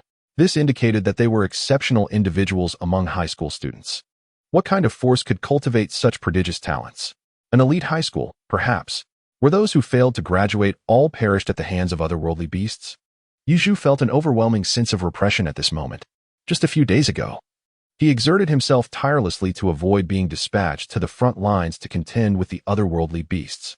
Yet now, a more promising opportunity has arisen, one that would enable him to grow stronger at an accelerated pace.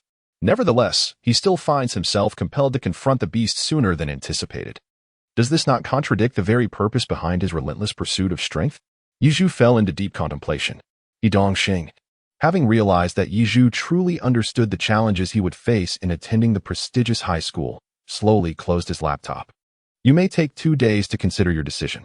Regardless of whether you choose to attend the elite institution, I shall personally await you at the East City Gate of Zhanghai. Should you fail to appear, I shall take it as a sign of your retreat. Consequently, you will be left to follow the mundane path of ordinary students, attending classes and remaining in this cocoon for 2 more years.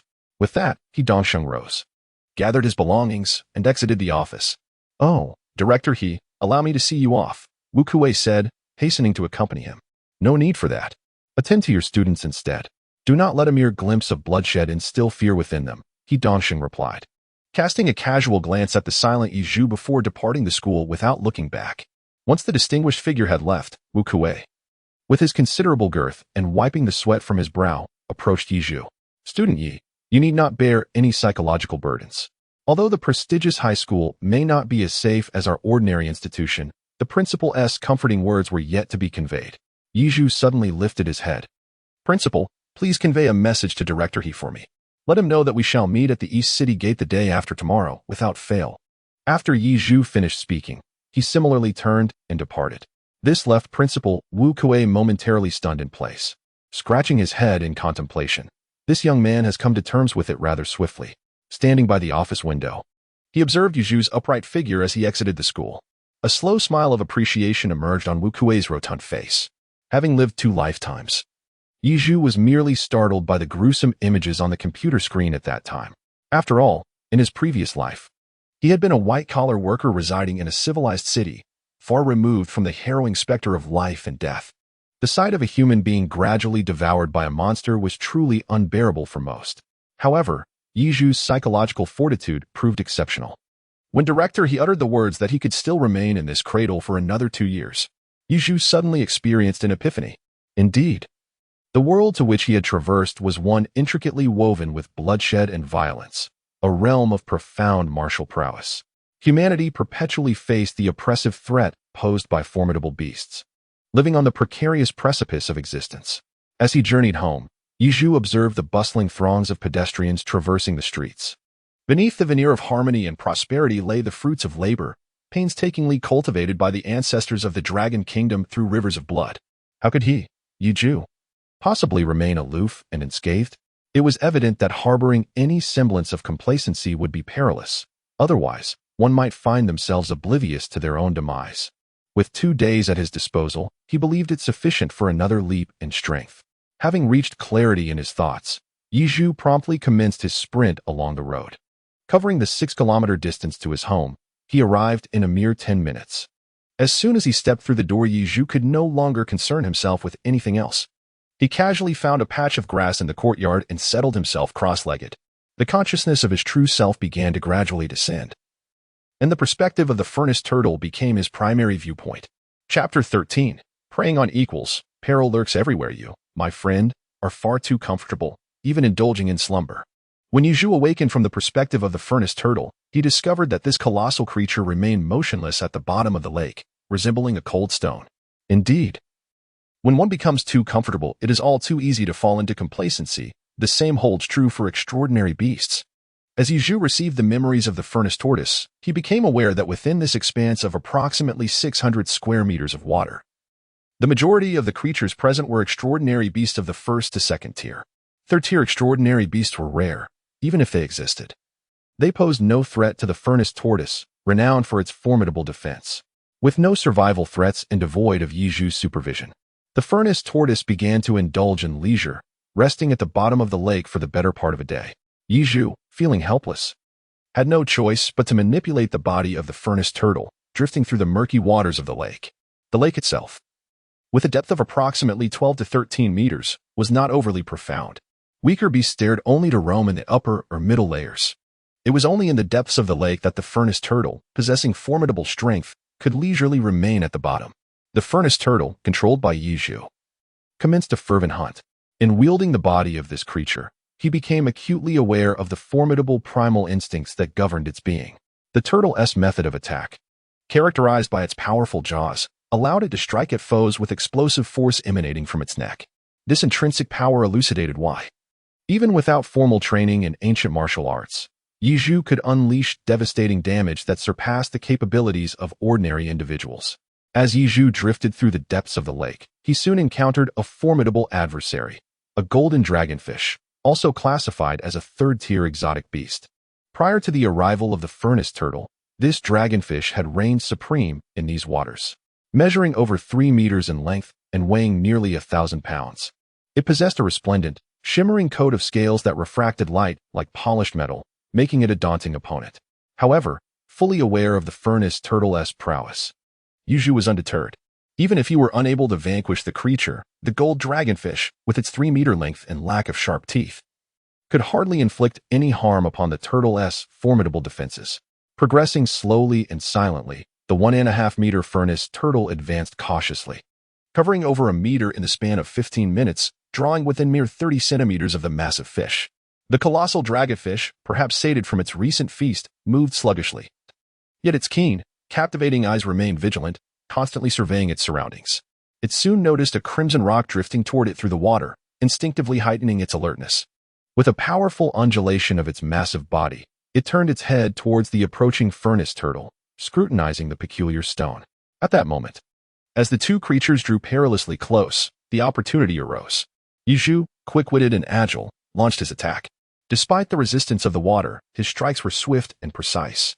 As the dragonfish recoiled in pain, propelling itself backward in a desperate evasion, a significant portion of flesh was torn from its mouth. Ding! The furnace turtle, a manifestation of an exotic beast, devoured the flesh of the third-tier golden dragonfish, augmenting its vitality by 2.5. The golden scales of the fish had indeed evolved to a hardness akin to steel, yet they succumbed effortlessly within the jaws of the furnace turtle. Upon consuming the first morsel, Yizhu felt a soothing warmth enveloping the entire body of the turtle, a tangible manifestation of the vitality gained, as well as a sign of the beast's awakening instincts. Startled by the sudden assault, the immense golden dragonfish began to flee in a panicked dash. Even its 3-meter frame, now propelled through the lake, moved with an extraordinary swiftness. In the blink of an eye, the golden dragonfish vanished from Yizhu's sight. How could Yizhu, having caught a glimpse of his prey, allow it to escape? Among creatures of the same tier, there exists a hierarchy of strength. A creature like the golden dragonfish, with its singular means of attack and feeble lethality, is only capable of preying upon lower-tier beasts. Before the molten turtle, it was but a hapless victim awaiting slaughter. Fortunately, the molten turtle, being an amphibious creature, possessed commendable speed in the water. The lake was not vast, and Yizhu, commanding the molten turtle, initiated a siege against the golden dragonfish, ranked at the 3rd tier among extraordinary beasts. With the ingenuity of a human, he would not foolishly pursue the creature blindly.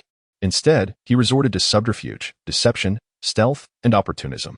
The golden dragonfish stood no chance against Yizhu's cunning.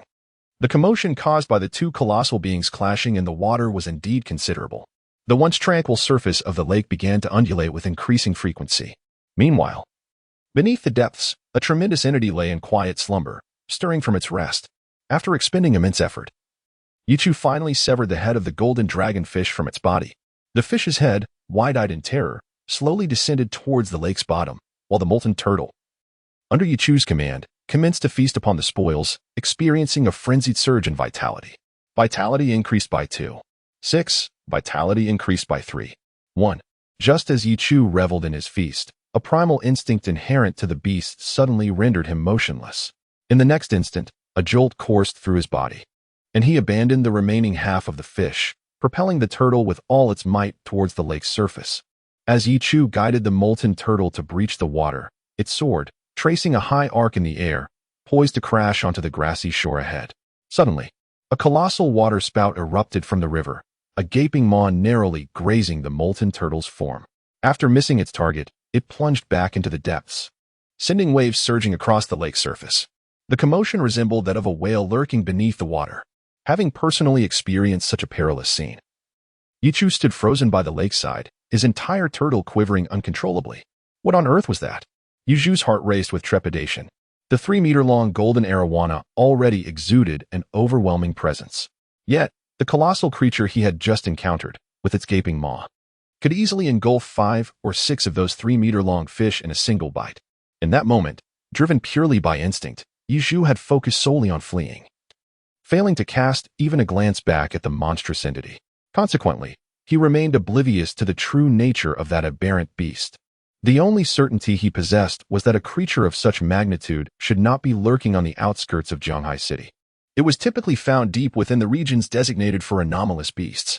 He cursed himself for nearly meeting his demise. Although it was but a projection of a monstrous entity, the connection to its true essence allowed him to experience the agony of death. He realized that he could no longer linger by the lake. From henceforth, he would need to seek sustenance on solid ground. Yichu cast a deep glance at the lake's surface, which had cast a shadow over him. He immediately commanded the body of the furnace turtle to journey into the distance. Chapter 14. Trait Restraint. Absurd Notions Beast Avatar. Furnace Turtle Growth Stage Life Level. Tier 3 Beast. Slight Mutation. Vitality. 49. 100 Mutation Ability. Attack inflicts burning damage. Enhanced Shell Defense.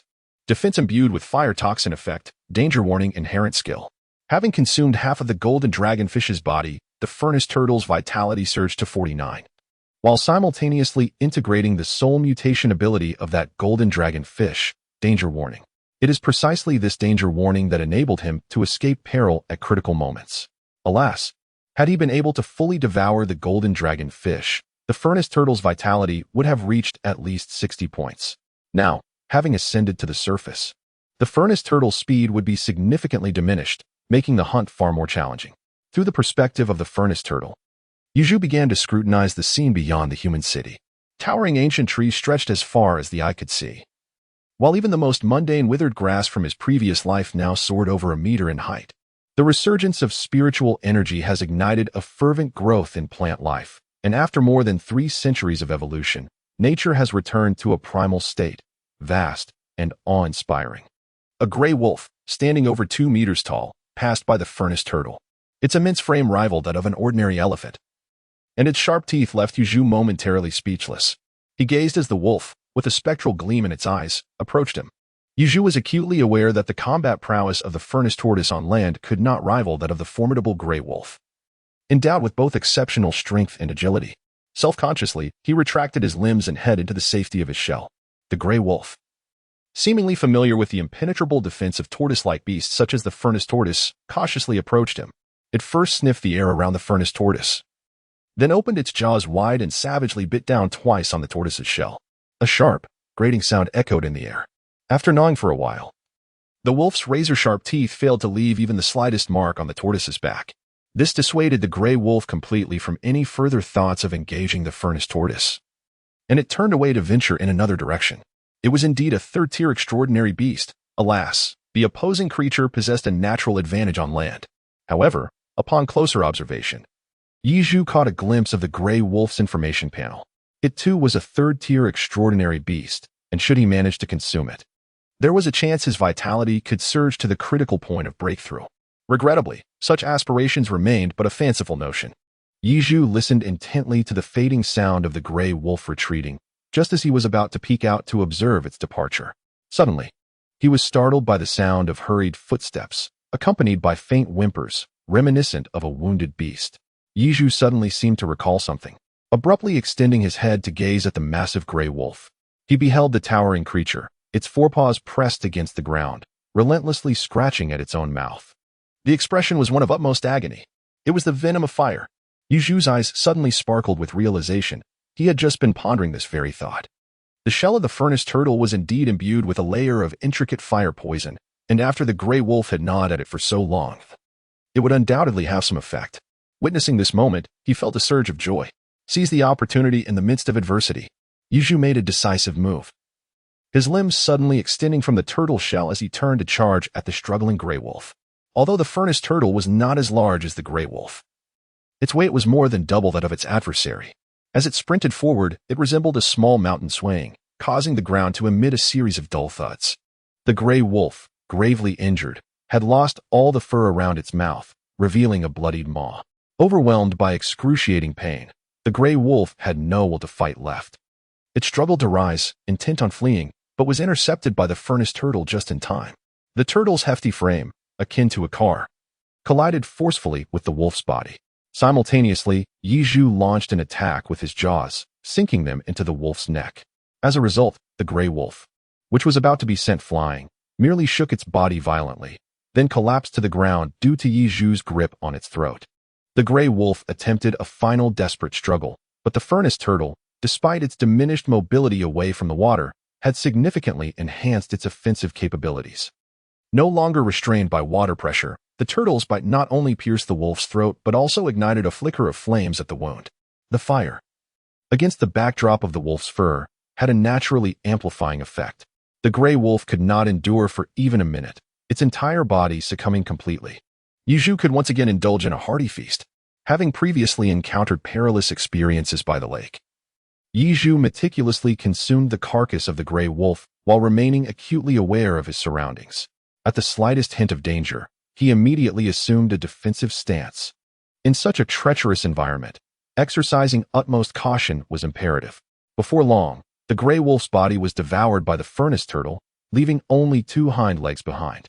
Just as Yizhu continued to relish his meal, a sharp, piercing cry echoed from above.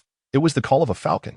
A sense of impending danger surged within him, and Yizhu instinctively retracted his body, bracing for the enemy's strike.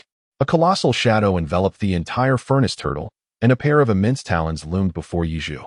However, this gigantic avian beast aimed for the remnants of the gray wolf as carcass. With a swift motion, it seized the 2 hind legs along with the entire skeletal structure, whisking them away. This scene inevitably reminded Yizhu of moments he had witnessed in nature documentaries, illustrating the relentless cycle of survival, where the weak are devoured by the strong. Even if one possesses the prowess to capture prey, the right to relish the spoils always resides with the mightier. Yizhu suffered a silent loss, yet there was no alternative but to persist in the pursuit of prey. At this moment, he revisited the information panel of the furnace turtle. Beast clone, furnace turtle mature stage life level, beast tier 3, slight mutation, vitality, 72. 100 mutation ability, attack inflicts burn, enhanced shell defense, defense carries poison effect, danger warning, innate skill, low tier movement speed enhancement. The vitality had surged to an impressive 72 points. Simultaneously, the furnace turtle absorbed the innate talent from the gray wolf's flesh, enhancing its mobility, thereby facilitating its terrestrial hunting endeavors. However, the repeated accumulations of mutation abilities sparked an audacious thought within Yizhu. What if, by consuming that mutated falcon, the furnace turtle could sprout wings? Such a ludicrous notion, once lodged in Yizhu's mind, became inescapable. He mused that a mythical-level talent, so potent, could not only propel the growth of his beast clone to such exaggerated heights, but might also permit cross-species enhancements, such as the emergence of wings, which did not seem entirely far-fetched. Should the furnace turtle acquire the ability to fly, the magnitude of the enhancement would be monumental. Furthermore, would his original form gain some peculiar trait as a result? Chapter 15. Core Data. Talents emerge in the remaining half of the day. Yizhu maneuvered the body of the furnace turtle, aimlessly searching for sustenance within the vast primordial forest. However, this area was merely the periphery of the beast zone. As a Tier 3 beast, He had already ascended to the status of a ruler in this territory. His gargantuan form and the unique aura of a Tier 3 beast instilling fear in the surrounding Tier 1 and Tier 2 creatures, compelling them to remain hidden. The hunting prowess of the furnace turtle on land was notably lacking. After wandering aimlessly for much of the day, he had yet to encounter another beast. Resigned, Yuzhu resorted to an old tactic, retracting all 4 limbs into his shell, camouflaging himself as a massive stone. He began to wait patiently for an unsuspecting beast to stumble into his jaws. As time gradually passed, Yizhu nearly drifted into slumber within the shell of the furnace turtle. Fortunately, just before dusk, he fortuitously captured a Tier 2 mountain hare, allowing his vitality for the day to ultimately reach 81 points. As Yuzhu's consciousness returned to his physical form, he was greeted by the solitary rumbling of his stomach. Having gone a day without sustenance, his vision blurred upon his return. He hurried back to his room to hastily reheat the remnants of the morning's meal, devouring it ravenously. This simple act revived his languid spirit to some extent. Physical form, Yizhu talent, beast avatar, unique mythical, attributes, low-level fire poison, low-level defense, danger perception, low-level speed vitality, 2, 6, 16, 2 mental power, 1, 2, 4 at the dining table. Gazing at his current information panel, Yizhu experienced an unprecedented sense of fulfillment. If this trajectory continued, he realized he could avoid perilous confrontations with those monstrous beasts. He could remain safely within the city, and eventually, he would become invincible in due time. However, he was not one to be content with the status quo. With the advantage of his formidable strength, it was in his best interest to explore the true nature of this world early on. Beep, beep, beep. The notification sound of his phone suddenly echoed through the room. Yuzhu picked up his phone and noticed an email from Principal Wu Kuei. The subject line read Core Materials of Jiangdong City Elite High School. Instantly intrigued, Yuzhu opened the message. The screen was filled with dense text interspersed with numerous photographs. The first half of the content recounted the historical development of the elite high school, which Yuzhu merely skimmed through. However, the latter portion captivated his attention significantly.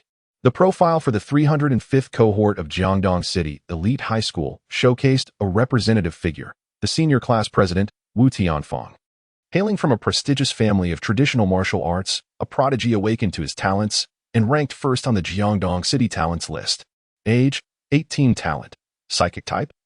Sword affinity martial arts, sword cultivation, telekinesis evaluation. A natural swordsman with immense future potential, likely to rise to the level of a prominent figure in the Dragon Kingdom's military. First assessment score, 7, 9 life force, average value, 1,130. Second assessment score, 21. 4 life force, average value, 39405. Third assessment score, 51. 4 life force, average value, 104250. Current status, 5th tier martial artist, master of the wind sword, president of the elite high school student council. Upon reading this, Yizhu was thoroughly engrossed. Yuzhu's pupils involuntarily constricted. This Wu Tianfang, merely a year his senior, had already attained the formidable 5th rank of martial artist. Endowed with the most exceptional talent in the art of combat, his test scores consistently marked him as a paragon among his peers. The results from the second assessment surpassed Yizhu's by more than double, while the third assessment reached an unimaginable level for ordinary individuals. He recalled that in the past 3 centuries, the most outstanding graduate of Jianghai No. 1 High School had a vitality score of merely 7.5 upon graduation. The average metrics of his counterpart were likely elevated due to his enrollment in an elite high school that introduced ancient martial arts in the first year, making it incomprehensibly high by common standards. In light of this comparison, it became evident that elite high schools were indeed havens for prodigies. Yi Chuping calmed the turbulence within his heart and continued to observe patiently. Following Wu Tianfang was a female student, but when Yi Chuping discerned her innate talent, he could not help but raise an intrigued eyebrow. Lu Sihui, the deputy class monitor of the senior year, hailing from a distinguished Miao family of shamans, was an awakened talent, ranked 5th on the Jiangdong City Talents list. Age, 17. Talent, beast mastery, fully proficient.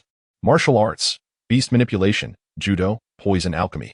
Evaluation, possessing formidable beast mastery talent. She is expected to lead an army in the future, guarding the western gate of the Dragon Kingdom. First assessment score, 6, 5 vitality. Average value, 930. Second assessment score, 16, 7 vitality. Average value, 22, 467. Third assessment score, 64 vitality, average value, 85, 312. Current status, 5th tier martial artist, Beast King Dominion. Vice President of the Elite High School Student Council, representative of the shamanic path. The proficiency in beast mastery suggests an exceptional ability to subdue any kind of exotic beast. This is astonishingly powerful, particularly the leap from the second to the third assessment. What has Lu Sihui experienced to witness such a remarkable surge of vitality? Increasing by nearly 40 points in just 1 year? It is truly astounding. After reviewing the core materials of the elite high school sent by the principal, Yi Chuping was left in awe. Yi Zhu felt that his previous thoughts had been overly simplistic. Within this esteemed high school, each individual seemed to be a prodigy. The vice class leader exhibited even greater vitality than the class leader, yet still remained merely a vice leader. It appeared that Wu Tianfang possessed a truly formidable strength, which was utterly terrifying. With his vitality barely reaching 20 and devoid of any ancient martial arts enhancement, he felt woefully inadequate in the presence of such individuals. He had heard tales of the immense competitive pressure within this elite institution, where some had even been driven to madness. It seemed imperative for him to dedicate himself to diligent effort starting tomorrow, lest he find himself regretting his bold agreement to transfer. Only to later hear disheartening news echoing within the halls of the prestigious high school. At this moment, Yu Zhu was under immense pressure. However, he opted to rest for the night, intending to resume his control over the furnace turtle's hunting endeavors in the morning. After all, dividing one's consciousness could significantly deplete the mental energy of the body. Without adequate rest, he risked suffering a mental setback. The night passed quietly. When Yi Zhu lay in bed the following day, his consciousness had already transmitted to the furnace turtle.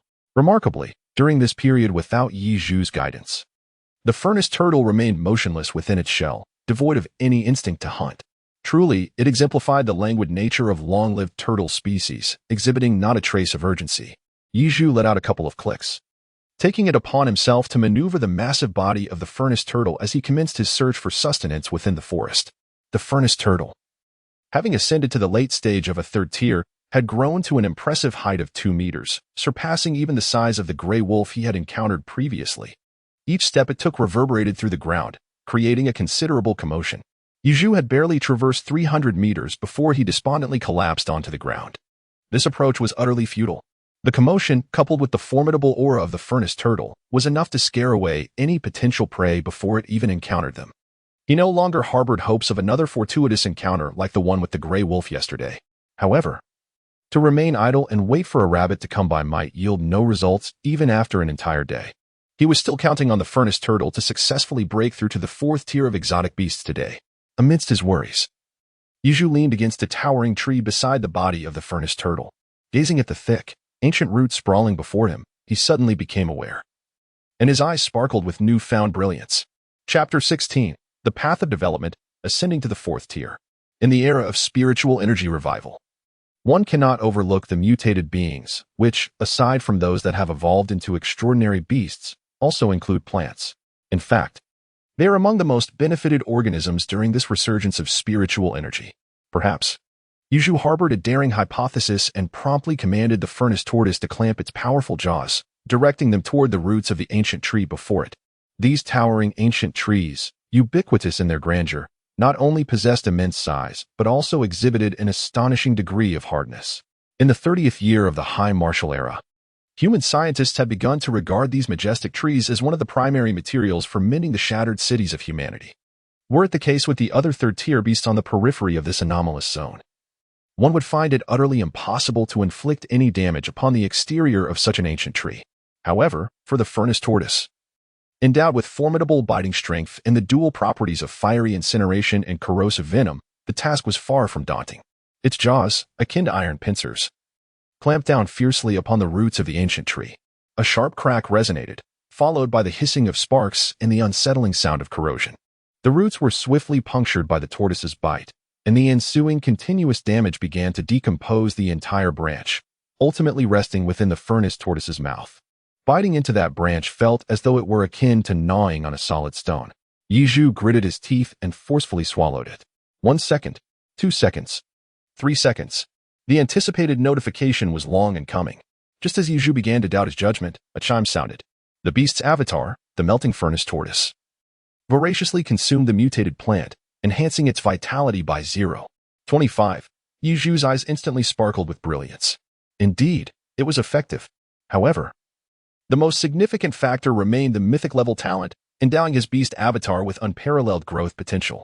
Were an ordinary beast to consume this mutated flora, it would only gain a mere 0.01 in vitality with each attempt, and this primordial forest would have long been stripped bare. This privilege is uniquely his, belonging solely to Yiju's beast avatar. Now, everything is set.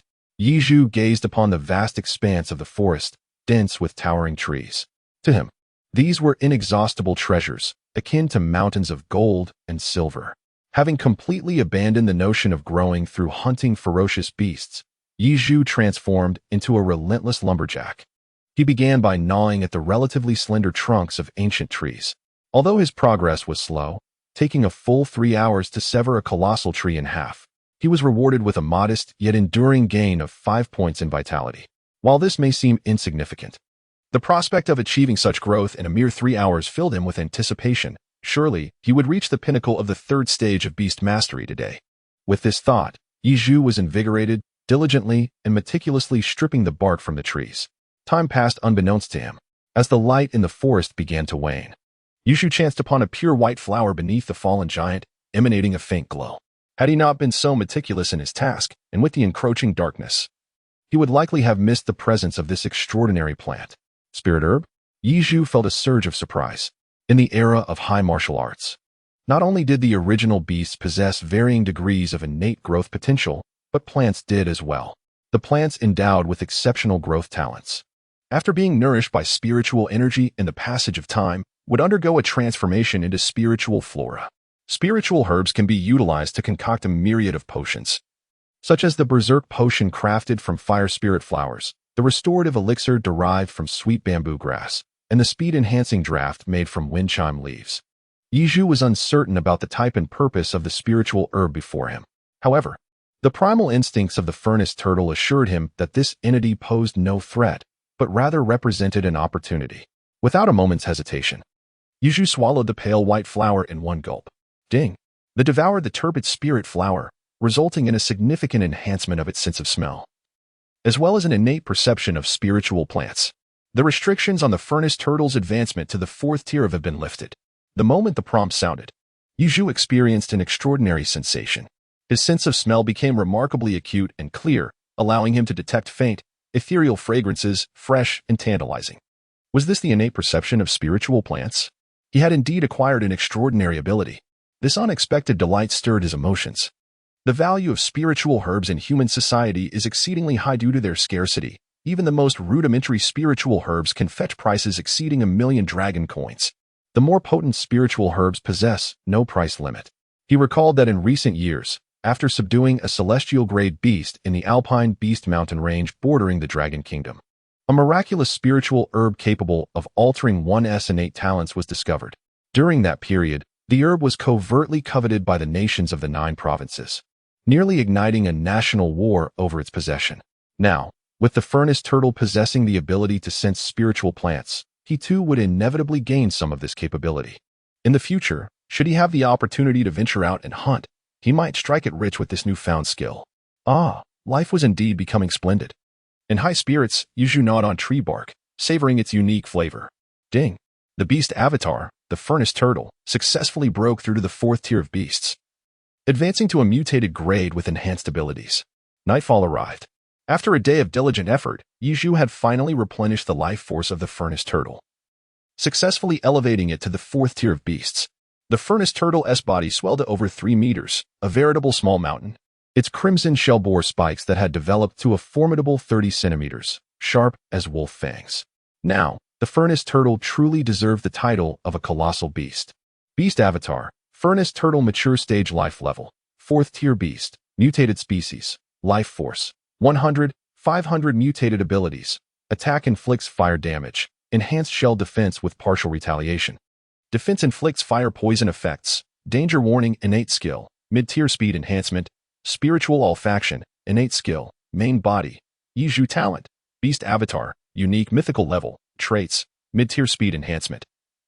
Mid-tier defense enhancement.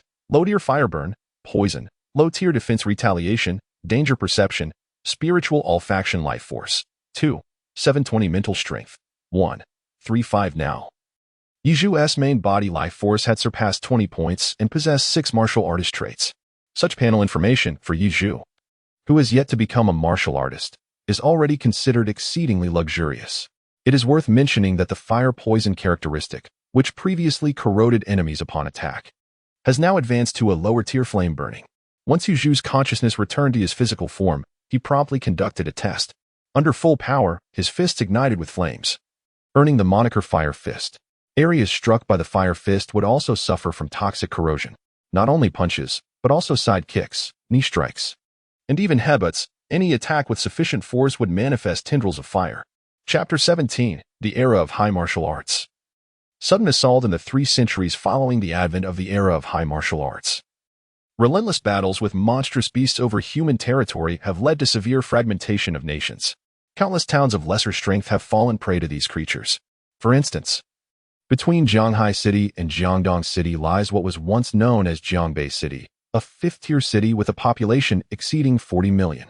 However, it succumbed entirely to the monstrous beasts during a surge of their kind a century ago, transforming into their paradise. Such zones inhabited by these beasts exist in abundance throughout the vast Dragon Kingdom, with over 100 of varying sizes. The beast-infested area outside Jianghai City is considered to be of a lower rank among all the beast zones within the Dragon Kingdom. Early in the morning, Yichu boarded a bus, making his way towards the agreed-upon East City Gate. As he approached the city's outskirts, the number of vehicles traveling alongside him dwindled, and the surrounding buildings began to show signs of decay. Armed soldiers, equipped with heavy weaponry, and trucks transporting formidable armaments evoked the semblance of a military formation amidst an apocalyptic landscape. When the bus carrying Yichu entered an expansive shadow, he realized they were nearing their destination. It was the towering city walls that shielded Jianghai City from the incursions of monstrous beasts, casting a protective shade. Standing at an imposing height of 520 meters and a thickness of 100 meters, the encircling barrier loomed above, both magnificent and awe-inspiring. The bus finally came to a halt at the military passenger station by the East City Gate. As Yuzhu had just alighted from the vehicle, a muffled honk resonated behind him. An armed jeep came to a halt at the entrance of the bus station, where he Dongxing, adorned with a pair of dark sunglasses, cast a glance at Yuzhu from the driver's seat. "Come aboard, my child," he Dongxing beckoned to Yuzhu. Yuzhu nodded politely and promptly took his seat in the passenger side of Director He Dongxing's vehicle. Today, He Dongxing donned a sharp and stylish short-sleeved outfit, adorned with a dazzling platinum badge on his chest, making it hard to believe he was a middle-aged man of 50. This was largely attributable to the fact that the stronger a martial artist, the longer their lifespan. After picking up Yichu, He Dongxing drove directly to the East City Gate, where he presented the necessary credentials to the guarding soldiers and was swiftly granted passage through the gate. The imposing gate, 100 meters thick, felt akin to entering a tunnel. As they approached the edge of the gate, 2 distinct passages diverged. One was encircled by barbed wire and heavy machine guns, while the other resembled the tunnel they were currently traversing. With the advent of the martial arts era, few had the opportunity to witness the sights beyond the city unless they were martial artists or conscripted soldiers. He Dongxing took this moment to explain, gesturing towards the thorny passageway that leads to the outer city, the area inhabited by exotic beasts. It is typically a place only the military and martial artists venture. The vehicle then entered an extended tunnel, connecting to the intercity tunnel of Jiangdong City. As he elaborated, He Dongxing pressed the accelerator, propelling the speed from 80 miles per hour to over 160 in an instant. The dimly lit tunnel scenery flashed by, and the armed jeep soon emerged into a long tunnel seemingly crafted from glass. Through the transparent walls, Yichu glimpsed scenes reminiscent of those he had witnessed while controlling the body of a molten turtle, vast primordial forests, sunlight filtering through towering ancient trees, dappled shadows dancing upon the ground, 3-meter-tall deer with scarlet eyes, and the formidable crocodiles lurking by the lakeside. The sight of a colossal crimson turtle, resembling a massive stone, was equally striking. Yichu's eyes sparkled with delight as he unexpectedly caught sight of his beastly doppelganger. That tortoise-like creature is indeed a rarity. Generally, tortoise-shaped beasts boast an exceptionally long lifespan, maturing at a considerably slower pace. To have reached such an impressive size, it must have endured at least 2 centuries. Moreover, tortoise-like creatures are adorned with treasures. Upon returning, he ought to inform the military, suggesting they retrieve that colossal tortoise to explore the possibility of crafting formidable armor for warriors. The vehicle sped along with remarkable swiftness, making the image of the furnace tortoise seem to flicker and vanish in an instant. Surprisingly, aside from Yichu, who was deliberately observing, He Dongxing also keenly noticed the presence of the furnace tortoise. Upon hearing this, Yichu broke into a cold sweat. Is Director He's glass material truly that resilient? Should we not fear that the creatures might spot us and breach this glass barrier? Yizhu promptly shifted the topic of conversation. The level of threat posed by He Dongxing was far more daunting than any ferocious beast. After all, he was a genuine celestial-level powerhouse, capable of defeating 100 furnace turtles effortlessly. No, this is a special material developed by the Dragon Nation long ago. It allows visibility from inside to outside, and from the exterior, it merely appears as a tunnel constructed of stone, He Dongxing explained with a smile. He then turned to scrutinize Yizhu closely, asking, "Are you mentally prepared? Principal Wu should have shown you that document." Yichu nodded with a clear and calm expression. "It seems you still do not comprehend the true nature of that prestigious high school." He Dongxing laughed, an inexplicable laughter that made Yichu feel quite uneasy. The armored jeep traversed the 40-mile passage in just over 10 minutes, passing through a city gate identical to that of Jia High City. Yichu's gaze suddenly became clear. When the visage of this prestigious city was fully unveiled before him, it truly broadened his horizons. In stark contrast to the fourth-tier city of Jiahai, the esteemed city of Jiangdong presented a breathtaking sight, with its densely packed, towering skyscrapers reaching towards the heavens. Within the city, not only did humans inhabit the space, but also exotic beasts roamed freely among the populace. The passers-by, all clad in martial arts attire, appeared utterly accustomed to the wild creatures darting through the urban landscape. In the Dragon Kingdom, the 42 cities are categorized by their overall combat power. The prestigious cities represent the 7 most formidable within the realm. Here, there are no ordinary citizens, only warriors ready to wield their blades in times of peril. He Dongxing observed the slight astonishment in Yuzhu's eyes and couldn't help but smile as he elaborated. This prestigious city, aside from its high average of martial artists and advanced technological prowess, bears a resemblance to Jiahai in many respects, featuring various shops, street vendors, and workers. He Dongxing escorted Yizhu to the entrance of a prestigious high school, a sprawling institution 10 times larger than Jianghai No. 1 High School. "Go on, my child, and do not bring shame to the people of Jianghai." He remained in the car, watching Yizhu approach the gates of what might very well become a hellish experience for him in the future. Yizhu, for reasons unbeknownst to him, approached the school gate, and for the first time, the usually composed individual felt an unprecedented quickening of his heartbeat. At that moment, an unexpected surge of instinctive apprehension coursed through his being, triggering a primal alertness. This instinctive response rendered his muscles taut and set his internal energy surging with rapid intensity. Yizhu suddenly turned around, only to find a pair of claws, nearly half his size, looming just half a meter away. Chapter 18. The Strong of Senior Year 3. An unintentional confrontation. The massive claws were stained with fresh blood and flesh, belonging to a red-crowned eagle with a wingspan of 6 meters, completely blocking out the sunlight. The danger alert system, which should have reacted long before, was rendered ineffective by the creature's astonishingly rapid dive. Only as the claws hurtled towards him did the system finally respond. In this urgent moment, Yizhu had no time to contemplate other options. His body had already activated its danger alert features. While in the shell of the furnace turtle, he could quickly retract into it. But now he had to rely on his own hands to counter the threat. Dodging was out of the question.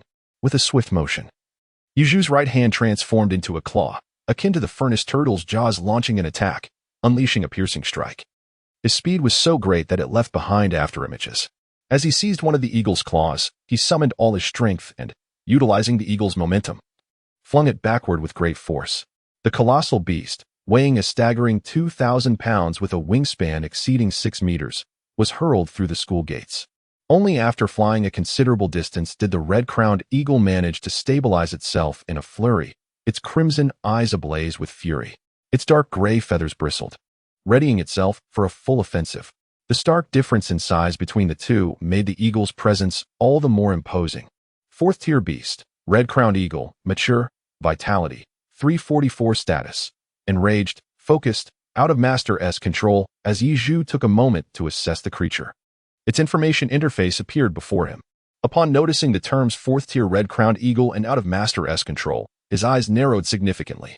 The piece of gray wolf meat stolen from the furnace turtle had indeed belonged to a fourth-tier red-crowned eagle. Furthermore, the entry indicating it was out of its owner's control suggested that this beast had been tamed by someone else. It was indeed unusual for a wild beast to intrude into this special administrative region. A piercing cry shattered the air, pulling Yi Zhu back to reality. Thanks to his earlier battles with beasts through his doppelganger, he had maintained a steady mindset when facing the creature for the first time, preparing himself for combat. Stop. Just as the red-crowned eagle, infuriated, prepared to attack, a sharp, melodious female voice suddenly rang out behind Yi Zhu. Upon hearing this voice, the eagle's frenzied state quelled. Though its crimson gaze remained fixed on Yi Zhu, still brimming with hostility, as if regarding him as a formidable foe. Witnessing the situation begin to ease, Yi Zhu relaxed as he turned to face the source of the feminine voice. However, upon doing so, his eyes narrowed with intensity. Before him stood a group of students, all marked with traces of blood and clad in uniform attire. The leader of this assembly stood tall, hands clasped behind his back, exuding an air of haughtiness. Surrounding him were 6 longswords, levitating in a manner reminiscent of the celestial sword immortals depicted in the novels Yi Zhu had read in his past life. The companions following him each possessed their own distinctive traits. One bore a gigantic axe on his back, larger than his entire frame. Another sported a thorn-laden whip at her waist, her pale visage adorned with a frost-like demeanor, embodying the archetype of a chilling beauty. Yet another, despite having recently engaged in a fierce confrontation with a beast, held a book in one hand, seemingly engrossed in its content. Among this eclectic group, the singular commonality was the palpable, heart-racing aura of vitality emanating from these individuals, who appeared to be of a similar age to Yi Zhu. Notably, he recognized 2 of them, the proud young man surrounded by 6 swords and the girl wielding the thorny whip. They were none other than Wu Tianfeng and Lu Sihui, the top-ranked students from the elite high school's core dossier. The former was an awakened talent with a connection to sword artifacts, while the latter was an adept beast master of unparalleled proficiency. As this realization dawned on him, Yi Zhu cast a glance at the 4th-tier beast, the crimson-crested eagle. Could this formidable creature be the one tamed by Lu Sihui? It seemed that Lu Sihui, with her exquisite yet frigid features, sensed his contemplation and stepped forward from the group, approaching Yi Zhu. Yi Zhu was granted the opportunity to behold Lu Sihui's captivating figure. The prestigious high school uniform is fundamentally designed around the latest martial arts combat attire developed in Longhua, infused with elements suitable for student wear. The outfit features a white base color adorned with azure decorative lines. The boy's uniform leans towards a gentlemanly suit style, complemented by a short cape at the back. In contrast, the girl's uniform resembles a form-fitting ensemble, exquisitely accentuating Lu Sihui's slender, elongated legs and her remarkably voluptuous upper body. Lu Sihui, however, showed no inclination to engage with Yi Zhu. Nearly brushing past him, Yi Zhu gazed in confusion. Lu Sihui first approached the red-crowned eagle. The eagle, seemingly intimidated by her presence, lowered its head submissively. This, however, earned it a sharp rap from Lu Sihui. The crisp sound echoed, causing the eagle to sway slightly. It was only after this that Lu Sihui turned her attention to Yi Zhu. I sincerely apologize for startling you earlier. This creature is one I have recently tamed and still possesses a wild spirit. It did not intend to attack you. Rather, it merely wished to flaunt its imposing stature. Surprisingly, despite Lu Sihui's seemingly frosty demeanor, her words carried a warmth that suggested a more approachable nature, far removed from arrogance or disdain. It's quite all right. As a newcomer, I may have overreacted. With the other party extending an olive branch, Yi Zhu, not one to be overly sentimental, readily reciprocated with a smile. Are you not from Jiangdong City? At that moment, the class monitor from the senior year behind them spoke up, contrasting sharply with Lu Sihui. While Lu Sihui appeared cold, she was, in fact, quite amiable at heart. However, upon hearing Wu Tianfeng's words, Yi Zhu's brow furrowed. The tone he adopted was unmistakably condescending and accusatory. No. And what of it? Yi Zhu has always reciprocated smiles from others with his own. When someone dares to show him a scowl, he is inclined to respond with a slap in kind. It was merely a casual inquiry, nothing more. Yet, contrary to his expectations, Wu Tianfeng did not seize the opportunity to create trouble for him. Instead, he oddly averted his cold gaze, seemingly unwilling to engage in conflict with Yi Zhu. Truly, they are both peculiar individuals. Yi Zhu felt a twitch at the corner of his mouth, experiencing a sense of futility akin to striking a fist against cotton. Let us proceed, I must report our findings to the administrative department. After exchanging glances with Yi Chu, Wu Tianfeng promptly led the group back towards the school. It flowed by like a brief interlude, marked by excitement yet devoid of peril. Chapter 19. A Simple Probe.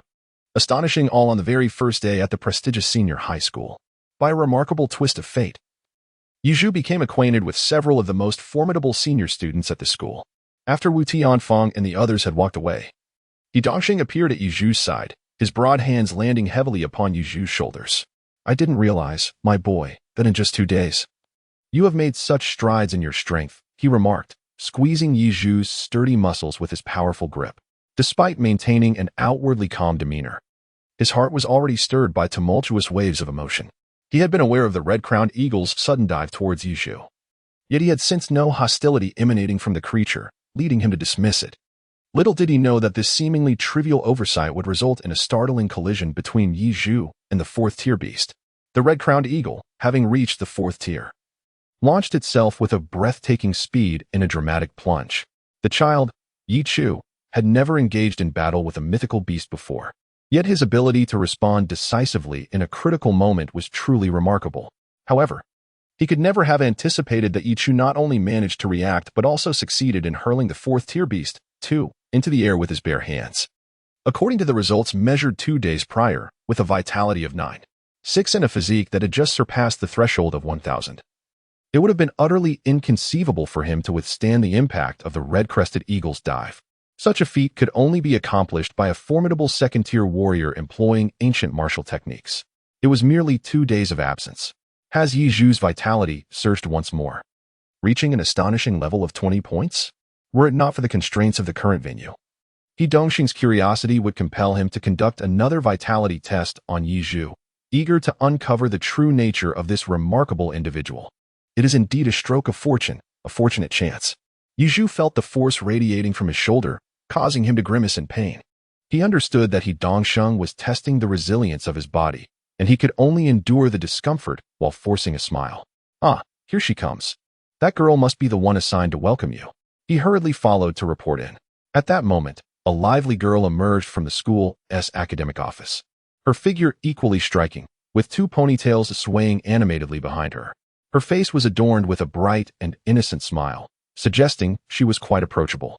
Upon encountering the young lady, Yi Chu's initial impression of the prestigious high school was that, regardless of other aspects of the institution, the beauty of the girls within its walls was undeniably remarkable. Hello, you must be Yi Chu from Jianghai City.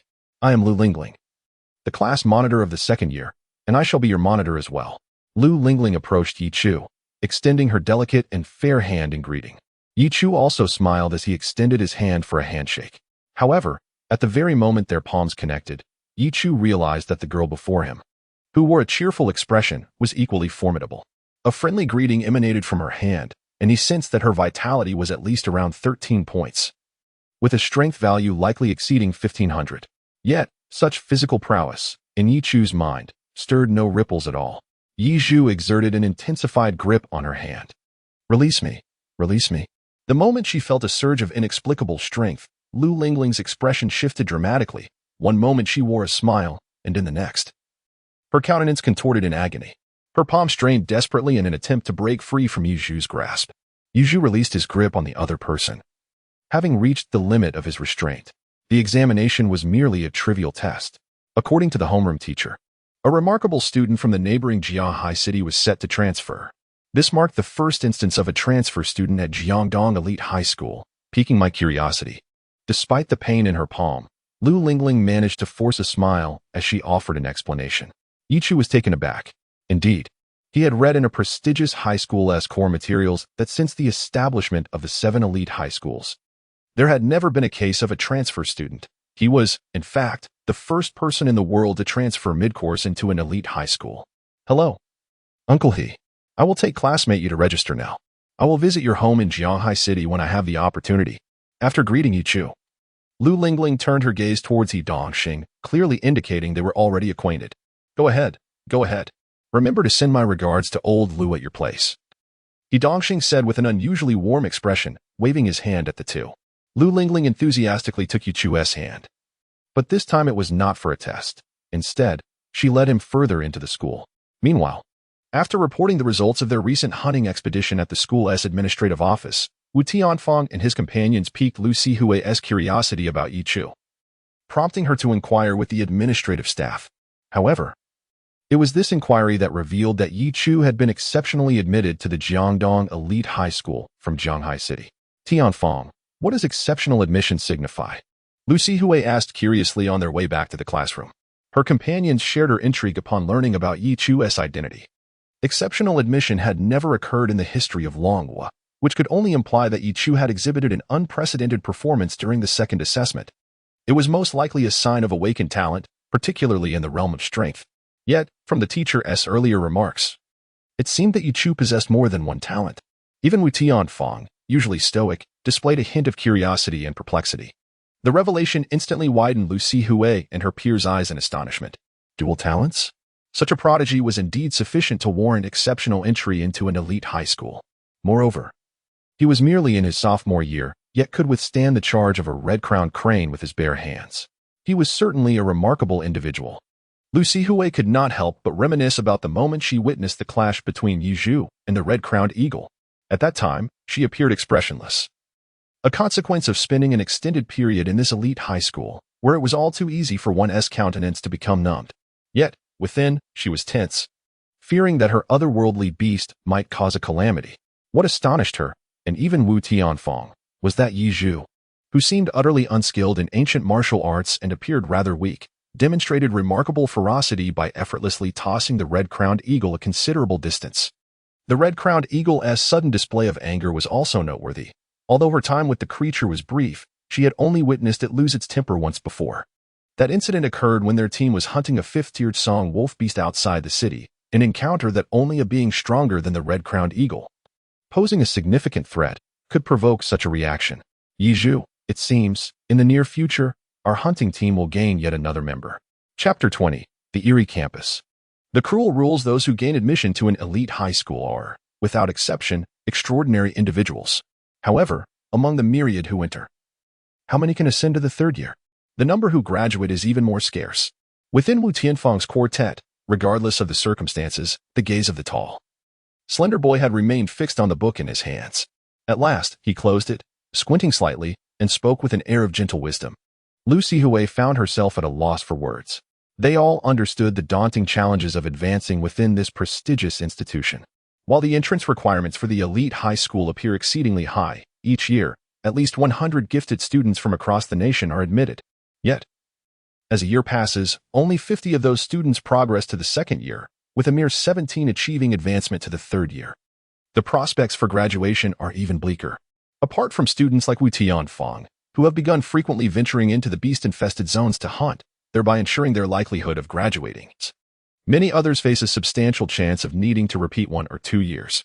In less favorable circumstances, one might encounter the grim reality Lu Sihui had glimpsed on the principal's computer screen. Each year, students from this elite high school lose their lives at the hands of otherworldly beasts in their quest for successful graduation.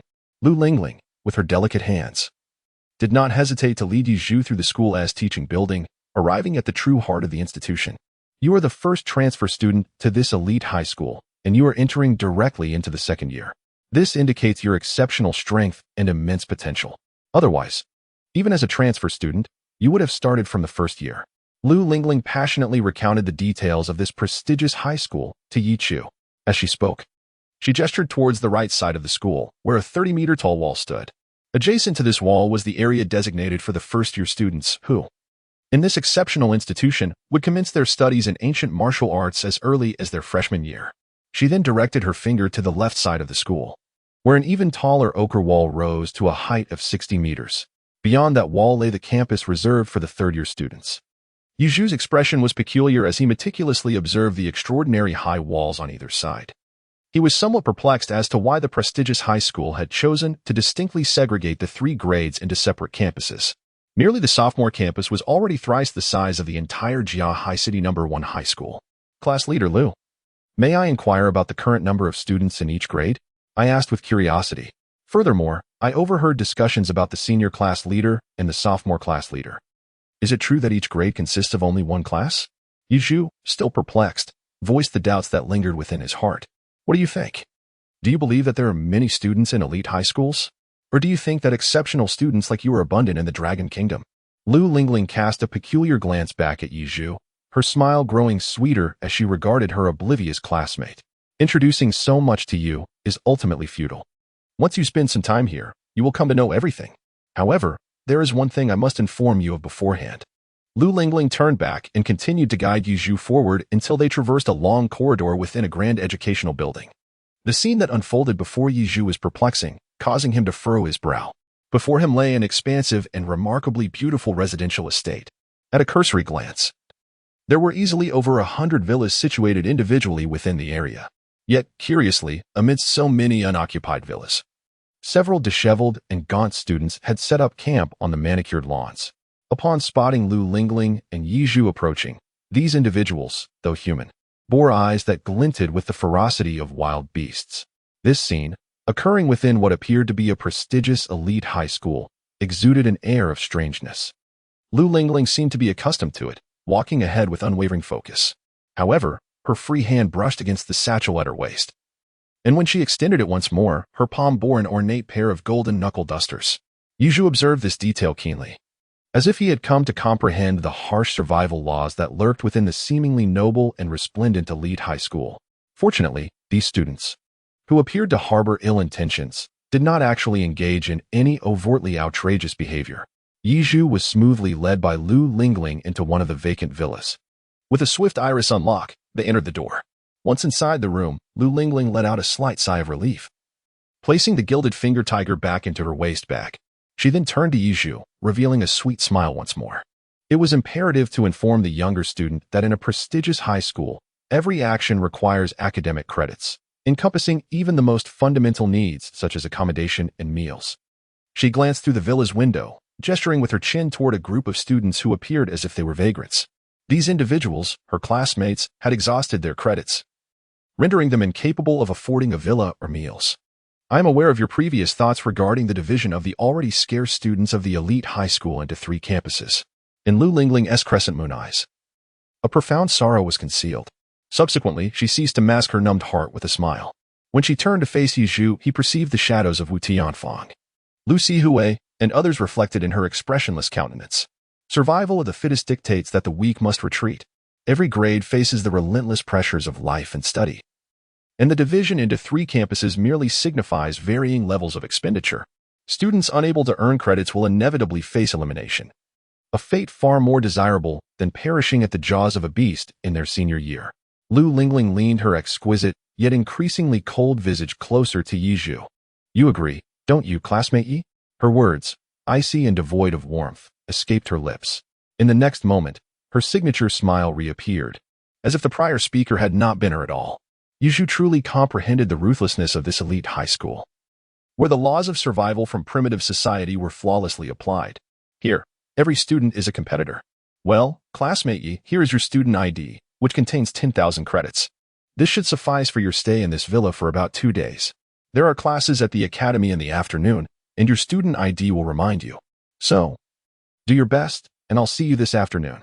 After ensuring all matters were addressed, Lu Lingling smiled, waved goodbye to Yizhu, and departed from the villa where he resided.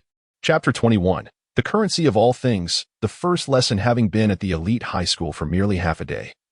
The harsh reality left Yizhu feeling a profound sense of astonishment. He glanced at the student ID that Lu Lingling had entrusted to him. It was a technological marvel, the size of a mobile phone, equipped with a display screen. Currently, it exhibited his photograph and information. Elite high school, sophomore, age 16, Yizhu. Credits, 9860, accommodation consumption in progress. Wasn't it stated that there were 10,000 credits? He had only just arrived, and already 140 credits had been expended, although Yizhu had not yet inquired about how to earn credits. The sight of the wandering souls outside the villa indicated that acquiring these credits would be no simple task. Noticing that the credits section on his student card appeared clickable, he tentatively pressed it. Instantly, the student card displayed a breakdown of the credit expenditures for second-year students, categorized into 3 main types: living, learning, and enhancement. Under the living category, the expenditures were as follows: accommodation, 1-star villa 5,000 credits, meals, 300 credits, hygiene, 120 credits, supplies, 1 star to 3 star 1200 to 5000 credits. Combat uniform, 15,000 credits. Restroom, 40 credits. Just observing the expenses associated with living, Yizhu felt overwhelmed. While it was one thing to spend credits on meals and accommodation, the fact that using the restroom cost 40 credits per visit was astonishing. It truly seemed that in this place, everything depended on credits. Yizhu has come to a certain understanding of why those displaced classmates are in such a predicament. Observing the villa that costs 5,000 credits for a single day's stay, he realizes that if he cannot earn that amount within a day, he too will be left to wander the school like those classmates, with no place to call home.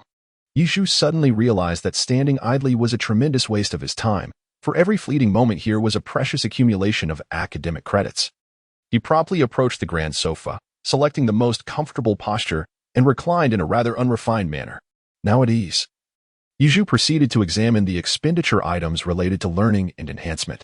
Learning projects, martial artist level 1, 1-star breathing technique, 3,000, 1-star body forging technique, 4,500, 1-star beast taming technique, 6,000, 1-star combat technique, 8,000, 1-star blade manual, 15,000, 1-star sword manual, 17500, 1-star judo technique, 12,500 enhancement projects, vitality test, physical data 1,500 times, training room, 600 hours, 1-star simulation combat room, 1,500 hours, potions and supplies, 1-star 1,200 to 1,600 units. After meticulously reviewing each project within both categories, Yizhu was astounded and came to comprehend the immense depth of resources within this elite high school. Take, for instance, the various 1-star enhancement techniques. The vast majority cannot be procured with mere currency in the external market. Only a few foundational techniques, such as the breathing technique and body forging technique, are available through official channels.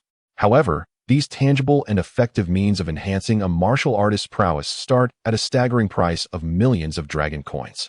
Within the Dragon Kingdom, there are indeed numerous independent cultivators, yet the techniques they practice hardly merit a star rating.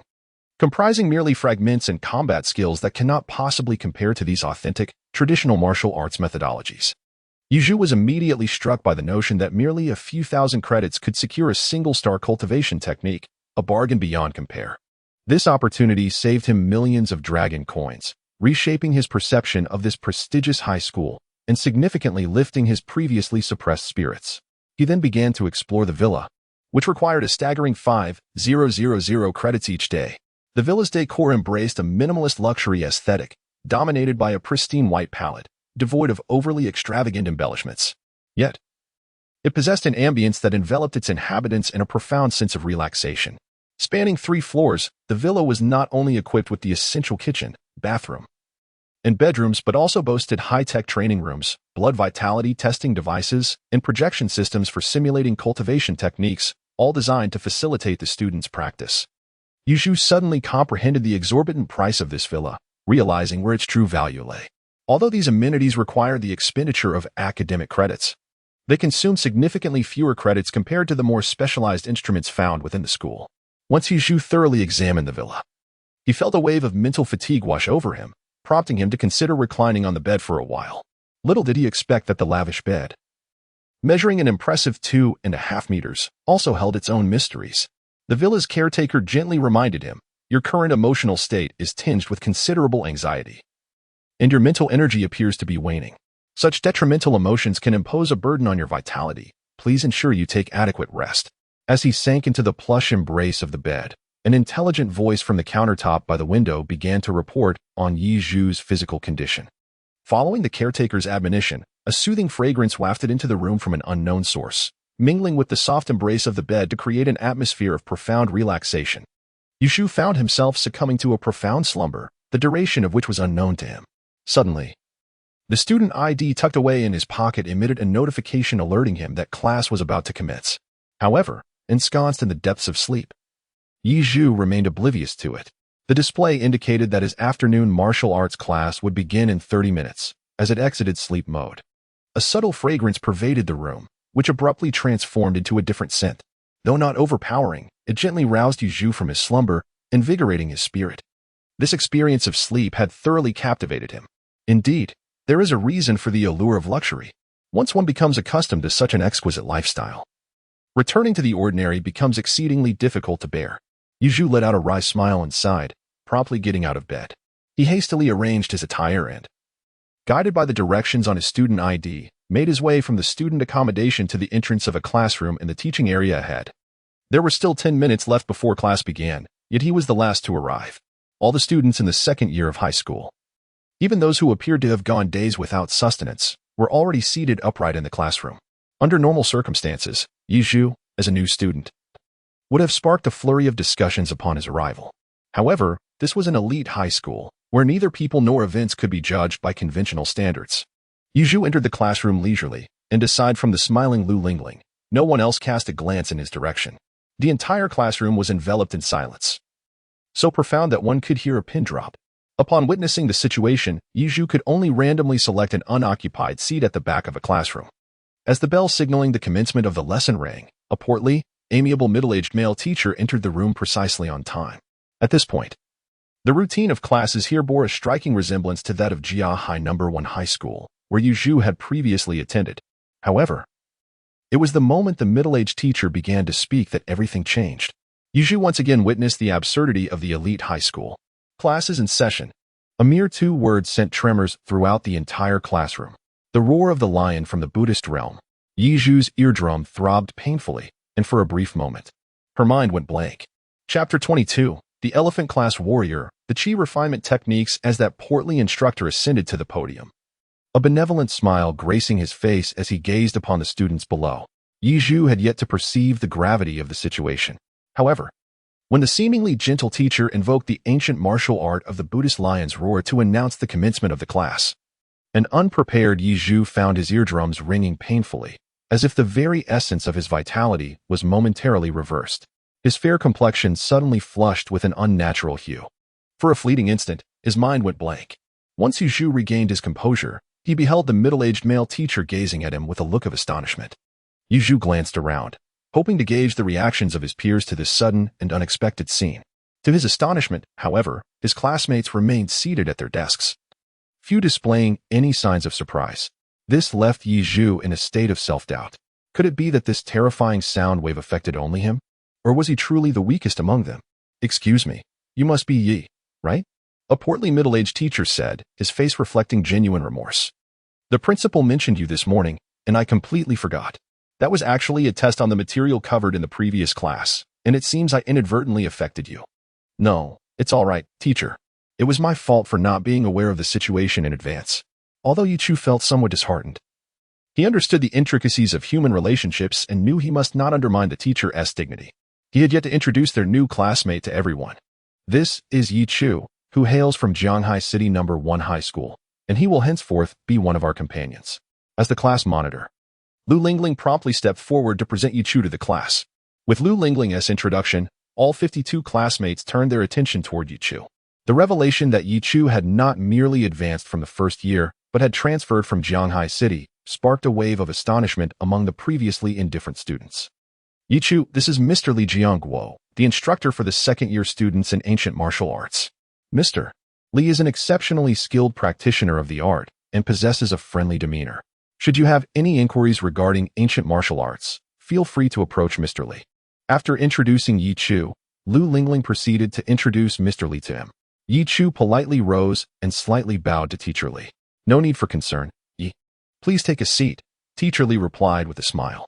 "In our last class, we discussed the concept of using one's qi to control form, enhancing our 5 senses to shield ourselves from the 3 primary forms of attack: mental, sonic, and illusory. I just conducted a brief assessment of everyone's understanding, and I must say, you all performed admirably. However, we have a new student joining us today, so I shall revisit the fundamental practices of ancient martial arts for a thorough review." With a wave of his hand, Teacher Li commenced the lesson.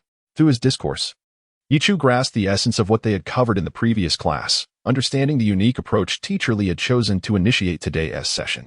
Indeed, it became clear that no matter how potent one's life force may be, without the enhancement of ancient martial arts, one remains merely an unrefined gem. It is ancient martial arts that serve as humanity's true instrument for manifesting its inherent strength. From Teacher Li's resonant lion's roar, Yichu comprehended the profound significance of ancient martial arts for mankind. As Teacher Li tirelessly elucidated the origins of ancient martial arts, delving into the very foundations of its practice, Yichu was captivated. Yuzhu had never been so engrossed in listening to his teacher's lecture as he was at this moment, fearing that missing even a single character would result in a fracture in his comprehension. The discussion on the origins of ancient martial arts concluded, leading to the question of how one should embark on the path of cultivation. Dear students, please observe Mr. Li said as he began to elaborate on the methods of practicing ancient martial arts. A projection of a human model appeared on each student's desk. Intricate blue lines weaving together to depict the internal structure of the body, illustrating the 12 primary meridians and 720 acupoints. The human body is an inexhaustible treasure trove, especially with the advent of the era of martial prowess. The resurgence of spiritual energy has further elevated the value of this treasure. To pursue the cultivation of ancient martial arts, humanity must excavate the foundational essence of this repository. Where lies this foundation? Mr. Li animatedly gestured towards his lower abdomen as he spoke. The Dantian is where a warrior cultivates energy, energy generates blood, and blood enhances strength. This strength is humanity's weapon. Energy is the fundamental source of power. As Mr. Li articulated this, his aura shifted dramatically. A sudden surge of potent energy enveloped him, causing Yizhu to instinctively tense up, his heart profoundly moved. In that moment, Mr. Li seemed transformed. One moment a gentle educator, the next, he resembled a awakened tiger. His presence commanding and overwhelming, sending a tingling sensation across every inch of Yizhu's skin. This was merely the manifestation of his aura. Yizhu could hardly fathom the spectacle that would ensue should this formidable martial artist engage in combat. This encapsulates the essence of a warrior, the existence of energy. As Mr. Li's breath steadied, his expression regained its warmth.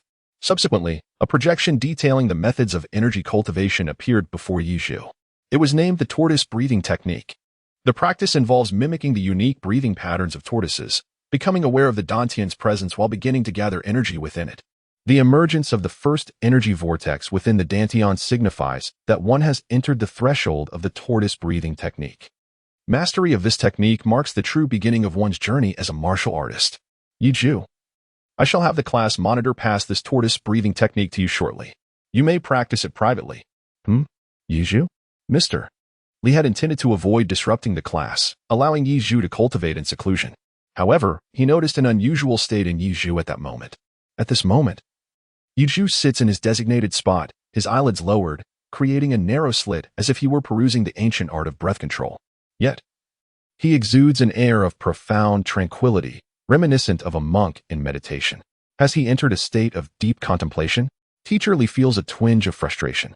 He never anticipated that Yizhu, having never delved into the realm of ancient martial arts, could so effortlessly attain this meditative state.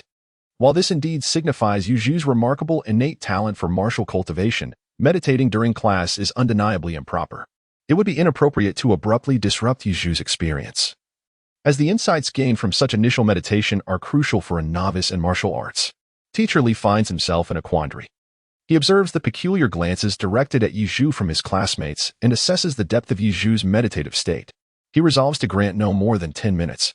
Otherwise, it would be unjust to the rest of the class. Although Teacher Li feels a pang of regret, he must prioritize the collective over the individual. Once the allotted time has elapsed, he will have no choice but to awaken Yizhu. Yizhu might indeed feel a sense of regret. Yet there is little that can be done. However, at this moment, when all eyes were focused on Yizhu, less than half a minute had elapsed. A single strand of hair on Yizhu's forehead fluttered ever so slightly. This exceedingly minute detail caused Teacher Li to suddenly widen his eyes in disbelief. Chapter 23. Tortoise Breathing and Unprecedented Enlightenment. Teacher Li even questioned whether he had misperceived the sight before him. He couldn't help but rub his eyes vigorously. Yet when he looked back at Yizhu once more, the strands of hair on Yizhu's forehead were no longer merely fluttering, but were dramatically lifted as if a gentle breeze had swept through. How could this be possible? Had he truly just begun? Teacher Li wore a dazed expression, instinctively reaching into his trouser pocket to retrieve an instrument resembling a mobile phone. With his other hand, he began fiddling with it. In a short time, Yizhu's entire past, his various performances at Jianhai No. 1 High School, and his test scores each semester flashed before Teacher Li's eyes. He swiftly scanned through Yizhu's records until he had reviewed all of his remarkable achievements. Only then did he incredulously look back at Yizhu. Such extraordinary comprehension. In my lifetime, I have never witnessed anything like it. Has it only been a minute? Remarkably. He has grasped the essence of qi so quickly. The intensity of the qi vortex from the very beginning indicates that this child possesses a vigorous vitality at least exceeding 15 points. A genius. No, a prodigy. Teacher Li felt a profound shock within, and he couldn't help but murmur softly. All of this was heard by Lu Linlin, the class monitor sitting in the front row. From the moment she shook hands with Yizhu, she sensed that this transfer student was exceptional. At the very least, his vitality was on par with hers, which concerned her greatly. After all, she had attended an elite high school from the outset, benefiting from superior nutrition and access to the school's various top-tier equipment for training. Rapid growth in vitality was to be expected. However, a high school student from a fourth-tier city, attending an ordinary high school, despite any familial influence, could not possibly compare in terms of resources. Yet, despite this disparity, Yizhu's vitality matched hers, which she found difficult to accept. Now, witnessing his extraordinary comprehension, having merely listened to Teacher Li speak for a moment and glanced at the turtle breathing technique, he had directly grasped the key to mastering qi and successfully absorbed it into his body. Such innate talent transcended her expectations, leading her to feel a burgeoning jealousy towards Yizhu. The elite high school was indeed ruthless. Reflecting on her own experience, it had taken her 3 days to transition from learning to mastery. She had believed her own aptitude to be formidable, only to be starkly overshadowed by this newcomer. Lu Linlin pouted, her lips drooping at the corners, resembling someone on the verge of tears. The surrounding classmates were equally dramatic. Goodness, is this for real? Hasn't this guy already been exposed to ancient martial arts, pretending to be an underdog? A male student, positioned relatively close to Yizhu, could even perceive the subtle breeze emanating from his vicinity. His mouth hung agape in astonishment. It became evident to me why he was able to transfer to our school midterm. Setting aside his physical talents, his extraordinary intuition is a rare gem wherever it may be found. My desk mate, a notably gaunt and sallow individual, appeared utterly distraught. His exaggerated gestures of pounding his chest and stamping his feet akin to someone facing a great calamity. It was almost unbearable to witness. The classroom resonated with a cacophony of various sounds. Yichu, oblivious to his surroundings, remained entirely enraptured by the soothing currents of warmth that coursed through every part of his being.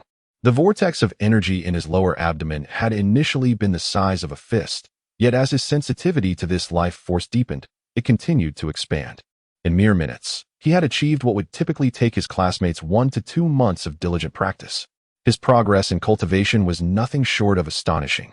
Perhaps Yi Chu possessed an extraordinary talent for martial arts, but it was also attributable to the remarkable technique of the turtle breathing method, which emulates the unique respiratory patterns of turtle-like creatures. Yizhu's doppelganger manifests as the mutated furnace turtle. There is no need for imitation. This sensation is all too familiar to him. He can effortlessly achieve it, which allows him to naturally grasp the existence of qi. Coupled with his modest talent for martial arts, everything unfolds seamlessly. In merely 5 minutes, Yizhu has transformed from a novice to an entry-level practitioner, even brushing the fringes of intermediate mastery.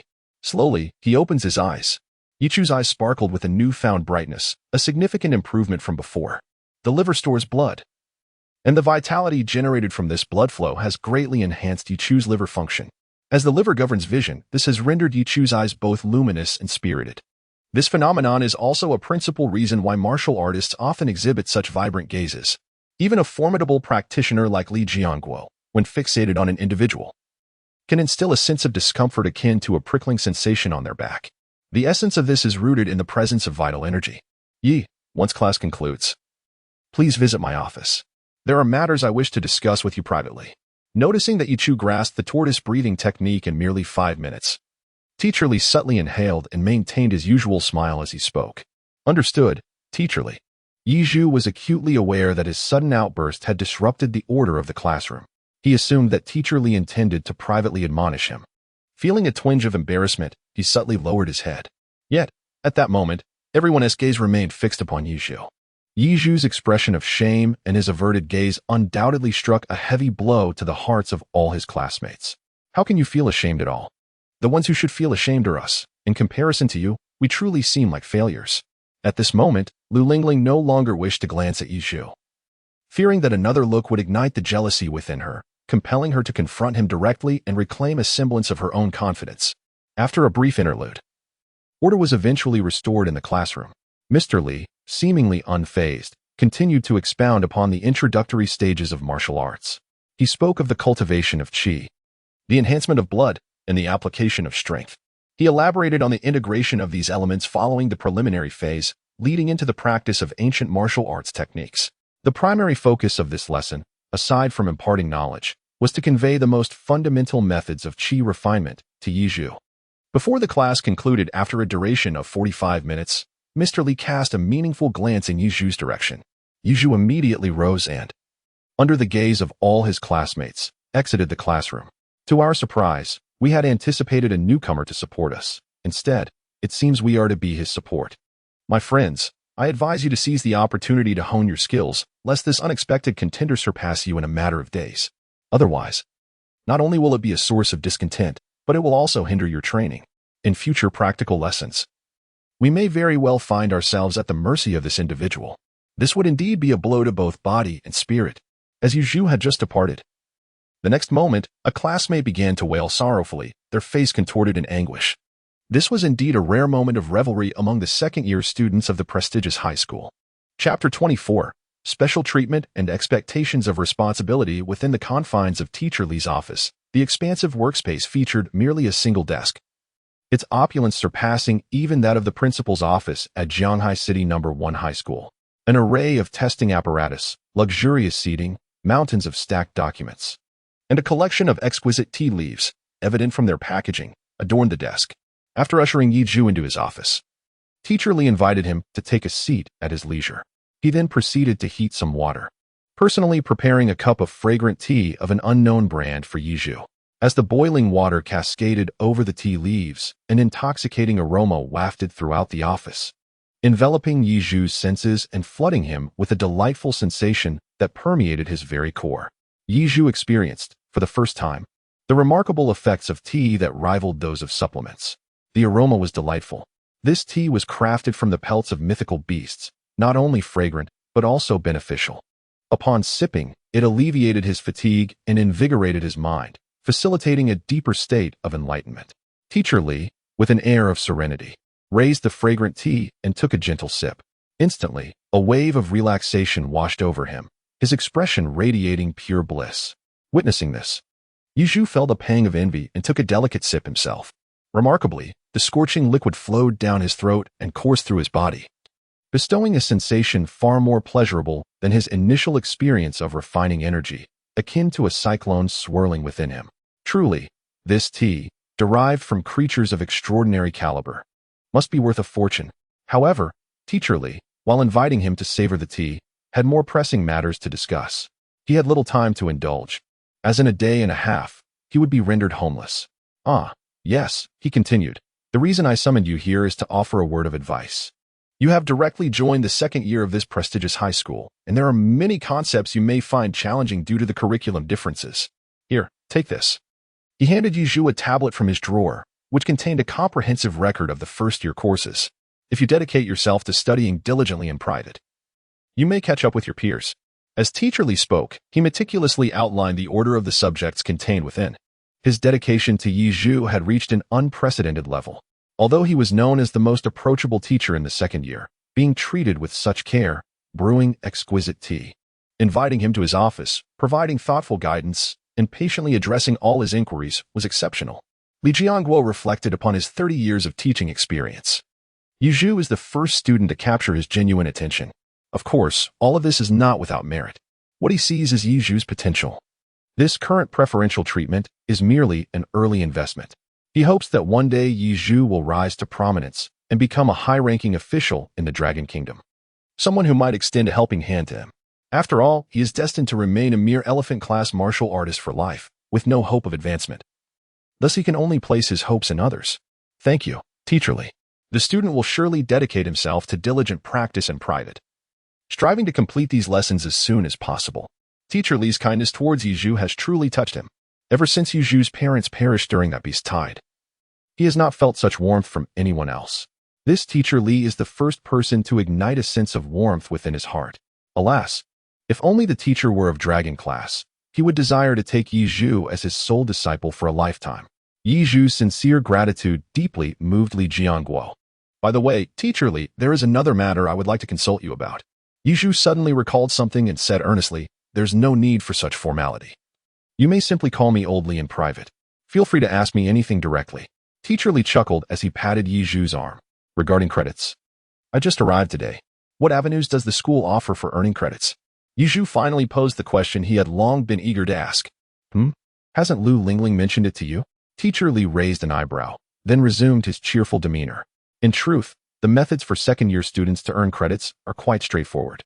The growth of vitality, the study of ancient martial arts, the results of practical assessments, and the comprehensive examinations held each semester.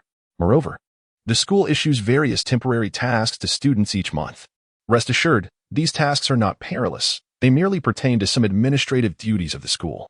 All of these endeavors can contribute to your accumulation of credits. The practice of the turtle breathing technique you just engaged in during class should have already earned you some credits. You may wish to check." Yi Zhu was somewhat taken aback. He had not anticipated that earning credits could be so effortless. He promptly took out his student ID and examined it. Credits, 10. 385. Accommodation expenses in progress. Credit transaction record. Rapid settling 305-minute introduction to advanced techniques. Half star. Turtle breathing method 1. 300. Note. Exceptional performance during cultivation will exponentially increase credits. Indeed, in just 5 minutes of practice, Yi Zhu had accrued 600 credits. It seemed that accumulating credits was not particularly challenging. Yet, why did some students find themselves unable to afford housing? But then there was Teacher Li. Yi Zhu was just about to voice his doubts. Were you wondering why those emaciated children had fallen into such a plight? Teacher Li, having discerned Yi Zhu's thoughts, explained directly. His smile began to fade, replaced by a hint of sorrow. "Yi Zhu, certain matters may seem simple to you, but that does not imply they are straightforward for others. Genius exists in varying degrees. Moreover, the purpose of an elite high school is not merely to churn out martial arts prodigies, but rather to conduct a selection process.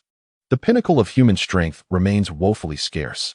The emergence of even a single heavenly warrior or an imperial warrior could potentially save countless lives in the Dragon Kingdom, far surpassing the benefits of mass-producing tiger or dragon-level warriors." Teacher Li spoke earnestly, as he typically refrained from revealing such harsh truths to the students here. However, Yi Zhu was an exception. He hoped Yi Zhu would grasp the survival laws of this place, and indeed of the entire era, sooner rather than later.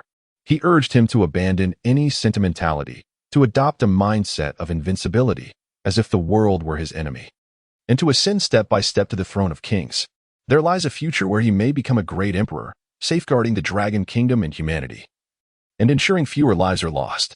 As Yi Zhu emerged from Teacher Li's office, his heart was a tumult of emotions.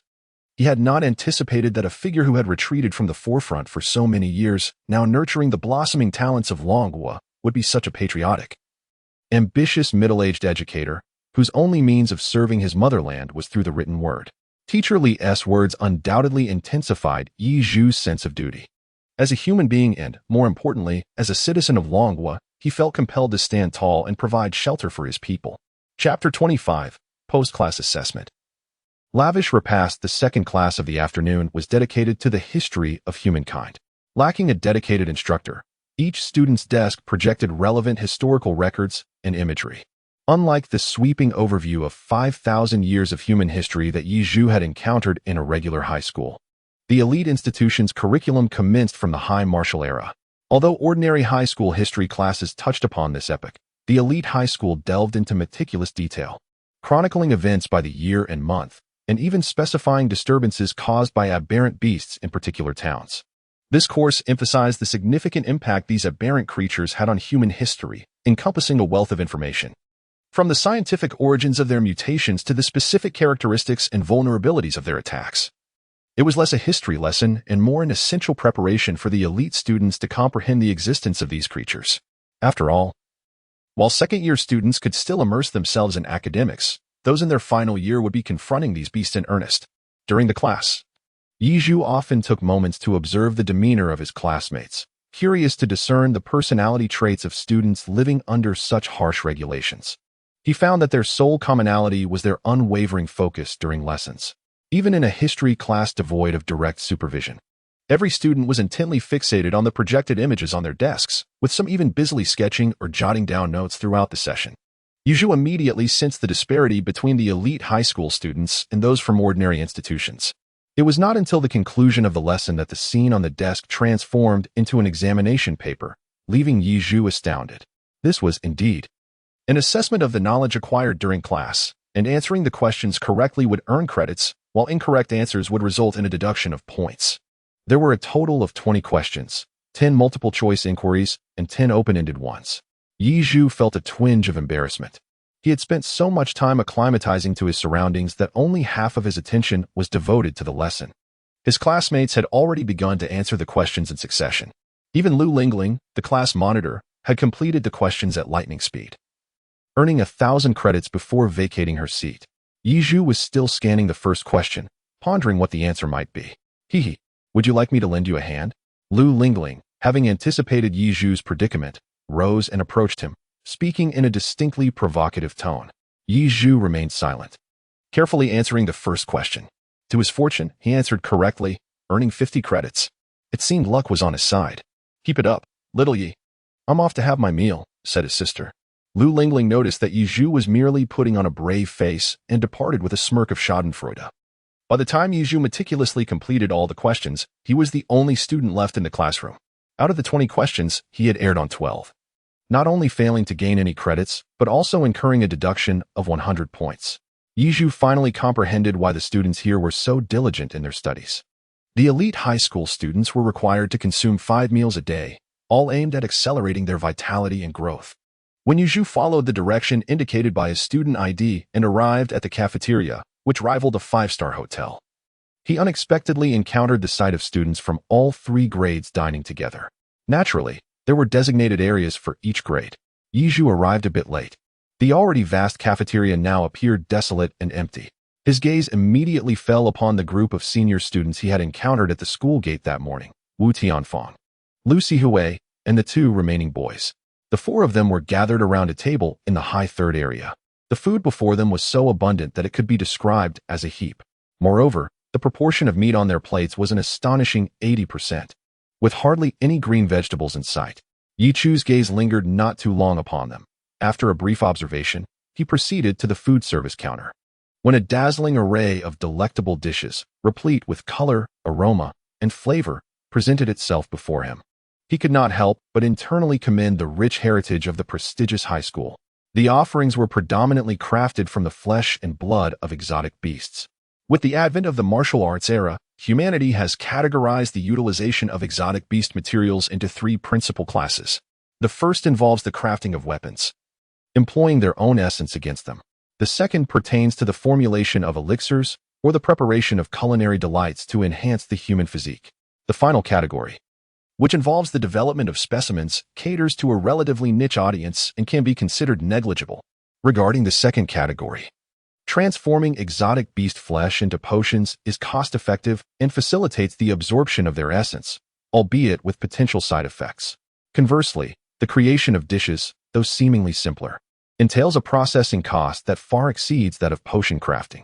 Following the resurgence of spiritual energy, the original beasts began to mutate into exotic creatures, not merely in size and appearance, but also through genetic alteration.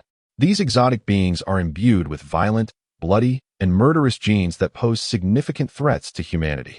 If the meat from these creatures is not meticulously processed prior to cooking, the resultant food could rival poison in its toxicity. Gazing upon the more than 200 varieties of exotic beast meat dishes, he felt a surge of excitement that eclipsed even the 1-star martial techniques he had glimpsed on his student ID. Before selecting his meal, Yizhu inquired about the prices of the dishes, which typically range between 300 and 120 academic credits. Exercising great caution, he first ordered a tray of dishes along with 2 bowls of rice, totaling 700 credits. The credits he had earned from his studies were entirely deducted for this expense. Yet, he remained unfazed, for compared to the villa that cost 5,000 credits per day, this exotic beast meat was indeed a bargain. Choosing an unoccupied dining table, Yizhu savored the first bite of the exotic meat. Contrary to the peculiar flavors he had anticipated, it was remarkably delicious, smooth yet not greasy, tender and delectable, coupled with unique human spices. It surpassed by myriad times the taste of Peking duck and Korean fried chicken he had relished in his previous life. Within less than half a minute of consuming the exotic meat, as the gastric juices commenced their digestion, Yizhu felt a warm sensation enveloping him, with his vitality visibly increasing. In no time, he had devoured the entire tray of dishes, leaving not a grain of rice behind. On ordinary occasions, consuming such a large meal would have left him feeling excessively full, yet after finishing the tray of exotic meat, he only felt moderately satisfied, as though he could easily indulge in another meal. This phenomenon could be attributed to the special filtration process the exotic meat underwent during preparation, making it significantly easier to digest than the flesh of ordinary animals, transforming into vital energy. After gently patting his stomach and contemplating the meager credits that remained, Yizhu, despite his cravings, ultimately refrained from ordering more.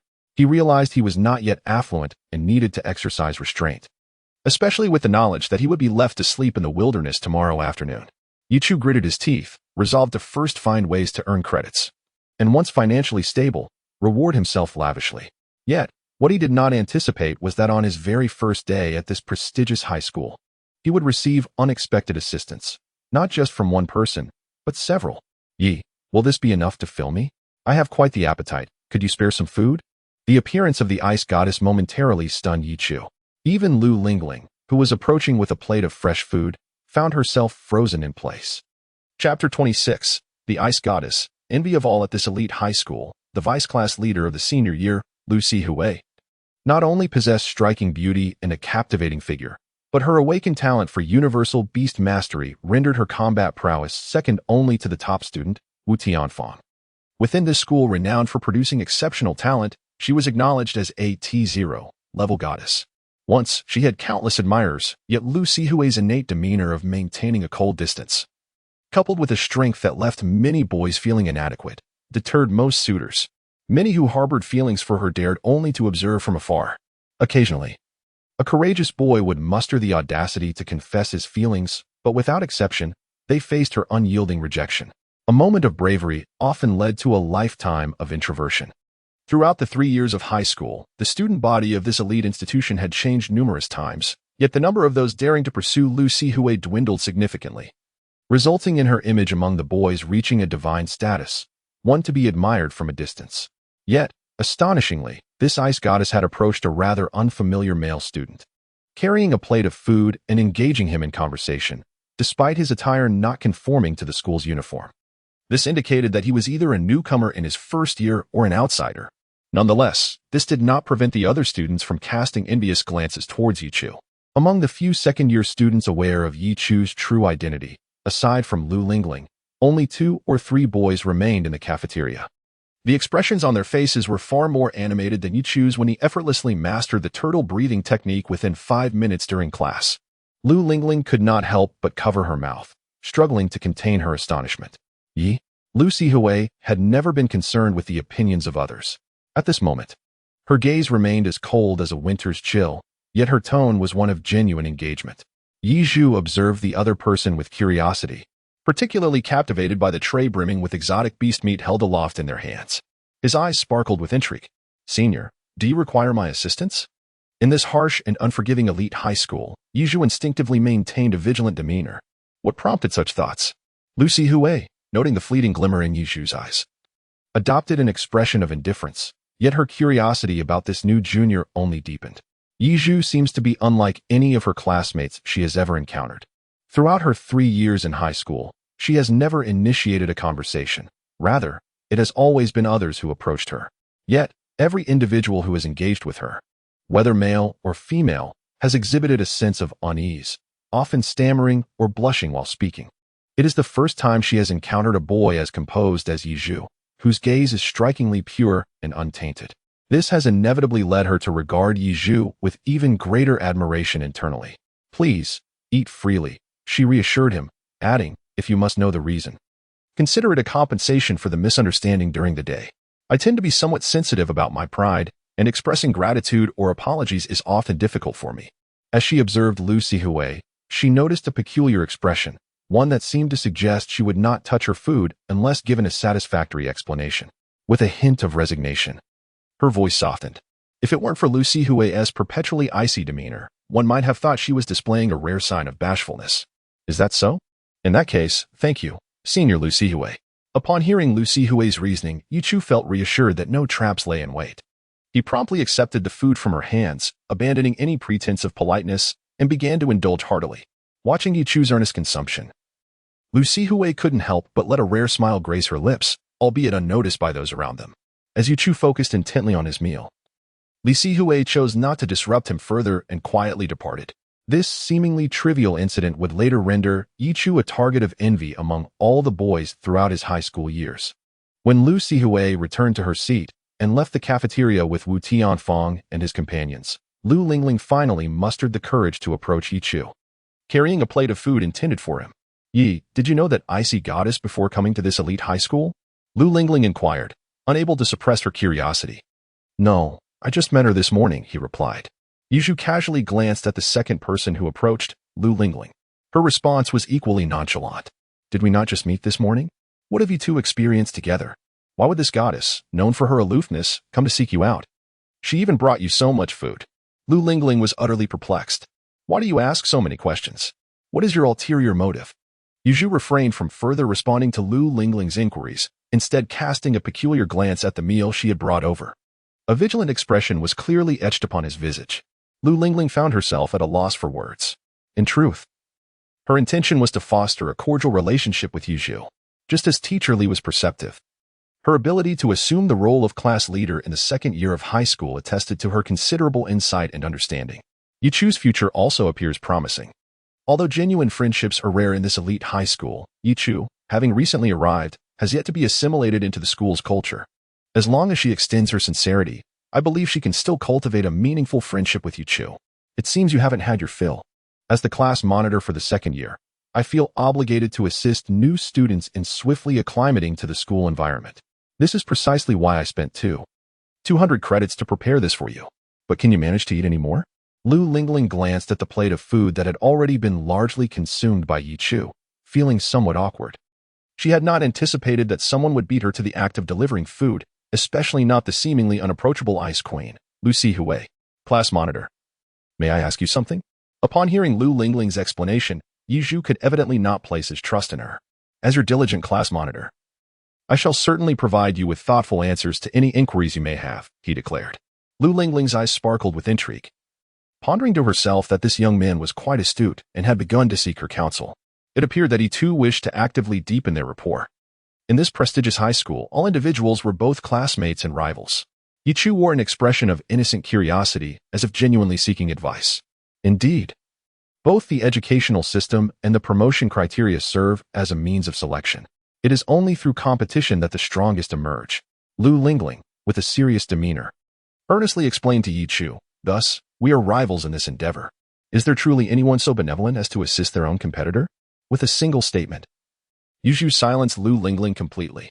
Chapter 27, World War II Simulation, Queen of the Apocalypse. After Yichu finished the meal that Lu Sihui had gifted him, he felt thoroughly satiated. With a sharp retort that left Lu Lingling at a loss for words, Yichu wiped his mouth and promptly departed from the cafeteria, leaving Lu Lingling standing there in stunned silence. After a moment of contemplation, Lu Lingling suddenly clenched her teeth in frustration. What a dense fool. Could he not perceive my rather overt gestures of goodwill? Throughout my life, I have never taken the initiative to befriend others. Yet, unexpectedly, I was met with such a cruel rejection. A sense of grievance welled up within her as she gazed at Yichu's retreating figure, her eyes betraying a hint of melancholy. It was 5 o'clock in the afternoon. After finishing his meal, Yichu first utilized his student ID to check the subjects and class timings for the next lesson. To his surprise, he discovered that the 2 classes scheduled after 7 o'clock were dedicated to simulated combat, and intriguingly, they did not require any academic credits. This revelation immediately piqued his interest. In the 2 hours that followed, he did not squander his time. He took 10 minutes to return to his villa. Upon entering, he settled onto the sofa and began practicing the turtle breathing technique, focusing on refining the chi vortex in his dantian, striving to attain the standards of a martial artist as soon as possible. Only then would he be qualified to learn the most fundamental ancient martial arts courses. The 2 hours passed in the blink of an eye. For the first time, Yichu truly grasped the profound meaning behind the phrase cultivation knows no passage of time. As he devoted himself wholeheartedly to the refinement of his chi, he became utterly oblivious to the flow of time. He believed that only a little over 10 minutes had passed. But it was only when the butler of the villa called out to him that he realized there were merely 10 minutes remaining until the evening's simulated battle. Moreover, after just over an hour of crafting, having dined at 5 o'clock, he now felt the pangs of hunger. No wonder some struggle to afford a meal. The toll of cultivation on the human body is indeed substantial. Should he embark on the path of ancient martial arts, the consumption would likely be even greater. Without an expenditure of at least 10,000 credits a day, it would be quite difficult to sustain oneself. Yizhu felt a twinge of headache as he glanced at his current credits, realizing he had a mere 8,930 remaining. An unprecedented sense of urgency washed over him, leaving him no inclination to squander any more time. Yizhu immediately dashed towards the training ground indicated by the student ID. It was a situation reminiscent of the afternoon class. Upon arriving at the training arena, which rivaled the size of a gymnasium, he found that every student in the second year had already taken possession of a simulation combat room and commenced their mock battles. Teacher Lee stood in the arena with a teacup in hand, a smile adorning his face as he observed him. "I apologize for my tardiness, Teacher Lee," Yizhu said, feeling somewhat embarrassed after being late twice in a row. "Not at all," Teacher Lee replied with a reassuring tone. "I understand it's your first day here, and you are still acclimating to the pace of life. I have already prepared a simulation combat room for you. Please, go inside." Teacher Lee's demeanor towards Yizhu was remarkably lenient. Yizhu nodded appreciatively and promptly stepped into the simulated combat chamber. It bore a striking resemblance to the one used during the second assessment. Having prior experience with simulations, Yizhu instinctively understood how to operate the system without needing guidance. Ding. User identity detected. Senior year student, Yizhu. Previous simulation combat results. Achieved an SSS rating in the second assessment. No other records available. Notably, this is your second time utilizing the combat chamber, and you are granted this commendation for your outstanding initial performance. The simulation steward recommends 2 combat scenarios for your selection. Option 1. Engage in battle with an SSS-rated simulated opponent, with rewards ranging from 500 to 5,000 credits based on your combat performance. Option 2. Combat against randomly selected second-tier barbaric beasts, with rewards ranging from 750 to 5,000 credits based on your combat performance. Note: no credits will be deducted for failure, a privilege for novice users. A series of prompts appeared before Yizhu as he contemplated the 2 available options. Yizhu contemplated for a moment before ultimately opting for the first plan. He yearned to ascertain the extent of his strength enhancement achieved through his cultivation of chi refinement. As for engaging in combat with the otherworldly beasts, he could employ the avatar of the molten turtle to partake in the battles. You have chosen to confront an SSS-level simulated entity. The formation of the simulated entity is underway. As Yizhu made his selection, a technological automaton emerged from a concealed door on one side of the simulated combat chamber. When the automaton stood before Yizhu, projections began to illuminate its form, displaying vivid images of various figures. Yizhu was astonished to discover a young woman before him, clad in attire reminiscent of an ancient era, somewhat reminiscent of a post-apocalyptic aesthetic. A brown veil obscured half of her face, revealing only her piercing eyes, sharp as those of a hawk. Astonishingly, this SSS-level simulated persona possessed heterochromia. Her left eye was a normal dark brown, while her right eye gleamed with an eerie, oil-green hue. The simulation of this SSS-level character was deemed successful. In the year 201 of the High Martial Era, she emerged from the Western Sea region of Longhua. Known as the Queen of the Apocalypse, Yufuling. Simulation rank: second-tier barbarian warrior. Warrior talent: active toxin. Warrior traits: piercing enhancement, diminution enhancement, severe injury enhancement. Yizhu gazed at the panel information displayed by the woman before him, his expression growing significantly grave. Merely observing the panel, he discerned that she was even more formidable than Su Guchang, whom he had encountered during the second assessment. What particularly caught his attention was the revelation of her martial attributes. Astonishingly, she possessed the trait of active toxins. Poison, indeed, is the nemesis of all living organisms, an element that even those creatures endowed with toxins find difficult to withstand. Without an exceptionally robust resistance to toxins, once contaminated, the consequences would be dire. Yizhu, who himself possessed the characteristic of toxic retaliation, was acutely aware of this reality. Moreover, her attributes also included a piercing characteristic, which, against someone fortified with defensive capabilities like himself, would prove to be particularly effective. In this second simulated battle, Yizhu experienced an unparalleled pressure.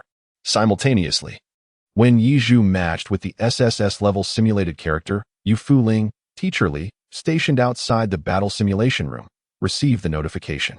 This was not a message sent specifically to him. Rather, it was the resounding alarm from the training ground that alerted Li Jiangguo to Yi Zhu's battle news. Special alert. In Simulation Room 221, the SSS-level simulated battle character, the Queen of Apocalypse, Yu Fu Ling, has been generated. Supervising teachers are required to closely monitor the combat situation in Room 221 to prevent any potential student casualties. The alarm broadcast echoed 3 times, loud enough for even those students already engaged in battle within the simulation room to hear. Li Jiangguo stood frozen in place, staring blankly at the simulation room where Yi Zhu had just entered. The door bore the number 221. Goodness. Chapter 28. Target Forge. Frontline General, the training ground for the second-year students, was situated right in the center of the sophomore campus. The 3 resounding broadcasts could be faintly heard even outside the training ground. At the school gate, the senior hunting squad, led by Wu Tianfang, had rearmed and was preparing to venture out for a hunt. As they reached the entrance of the school, the faint broadcast caused all 4 members to halt, listening intently, suspecting that something unusual had occurred at the school. Could it be that the second-year simulation battle has encountered an SSS-level simulated character? Lucy Hui, being a beastmaster, mused aloud, having honed her hearing to an exceptional level. Second year? I recall that the class leader, Lu Lingling, faced an SS-level simulated character last time. She is the only one in the second year who might be the first to challenge an SSS-level character. A hefty boy, wielding a massive axe and bearing a simple demeanor, voiced his confusion. That's quite impressive. To match an SSS-level simulated character in the second year indicates that the opposing talent is already on par with us back in our day. Given time, perhaps our squad will gain new members. This is a positive development. Lucy Hui seemed particularly fixated on the idea of adding newcomers to the squad. She had felt this way when she first encountered Yi Zhu, and now, upon hearing the broadcast, her thoughts returned to the same notion. An SSS-level simulated character, merely that. There is no reason to be astonished. After all, the SSS-level combat characters in the elite high school simulation database encompass over 100 defenders of the Dragon Kingdom, 21 frontline generals, and 9 national-level figures spanning 3 centuries of the martial era. Even among SSS-level simulated characters, there exists a hierarchy of strength. I observed that Lu Lingling, a sophomore, is now merely poised to challenge characters of the city defense simulation level. Furthermore, it is highly probable that she is matched with a contemporary counterpart, and success in this endeavor is not guaranteed. The boy, who had not perused the book thoroughly but instead gripped it tightly in his hand, evidently harbored a skeptical attitude towards the notion that a sophomore could contend with characters of the SSS simulation level. He did not believe that within the current sophomore cohort, there could emerge a talent capable of rivaling the 4 of them. With that said, the idle chatter came to an end. The group proceeded to meticulously verify their equipment. This time, we were not only tasked with hunting 6th-tier savage beasts, but also with aiding Lucy Hui in successfully taming the unique furnace turtle. Any lapse was unacceptable. Wu Tianfang, who walked ahead of the team in silence, suddenly spoke. As the squad leader and the most formidable fighter, his words carried the weight of a military command. Instantly, everyone fell silent, refraining from further discussion about the sophomores, and began to reassess their supplies. Had it not been for my oversight during reconnaissance last time, which nearly allowed that 5th-tier Grey Wolf to escape, we would not be specifically seeking out that exceptional furnace turtle now. After Lucy Hui confirmed her equipment was in order, her expression remained icy, though her tone betrayed a hint of remorse. It's all right, shall we? That incident was solely your fault. Didn't the captain also draw his sword a tad slowly? Otherwise, we would have dispatched that 5th-tier Grey Wolf immediately. Nevertheless, that furnace turtle is indeed a rarity. It is uncommon to encounter one of such size these days. Capturing it would provide you with a formidable biological shield. The tall, slender boy spoke up with a reassuring smile. Let us set off without delay. The armed forces of Jiahai City might also take action against that furnace turtle. If we tarry, it could fall into someone else's hands. Wu Tianfang's statement instantly transformed the previously jovial boy's demeanor. His eyes suddenly cold as if he had become a different person. Lucy Hui and the boy wielding a massive axe also recognized the urgency of the situation. The quartet commenced a sprint at an incomprehensible speed towards the city gate of Jiangdong. In the training room, Li Jiangguo, whose eyes often appeared as slits due to his frequent smiles, finally opened them wide. He had retrieved a communication device from his pocket, which displayed the contact information for the principal of the elite high school.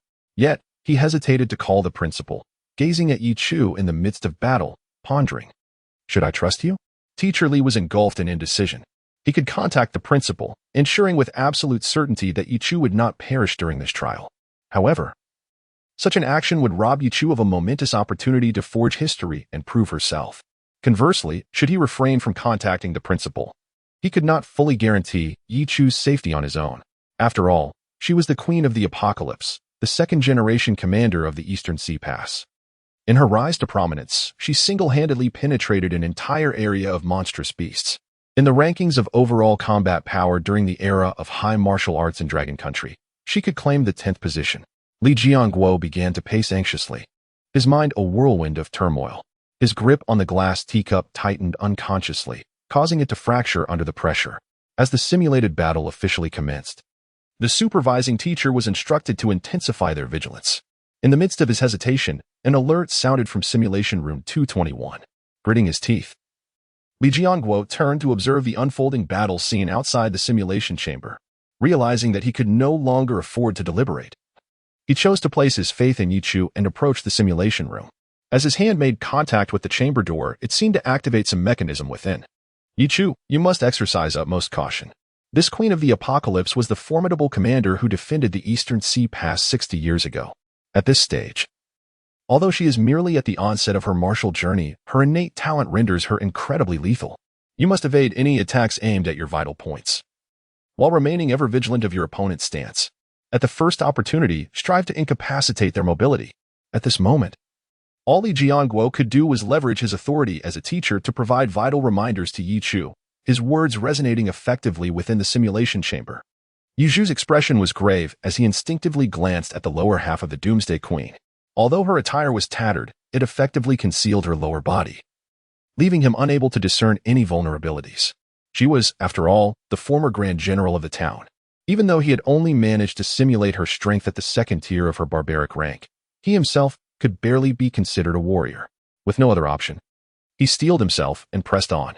Yi Chu took a deep breath, and before he could exhale, the Doomsday Queen opposite him had already thrust her palm toward his heart with deadly precision.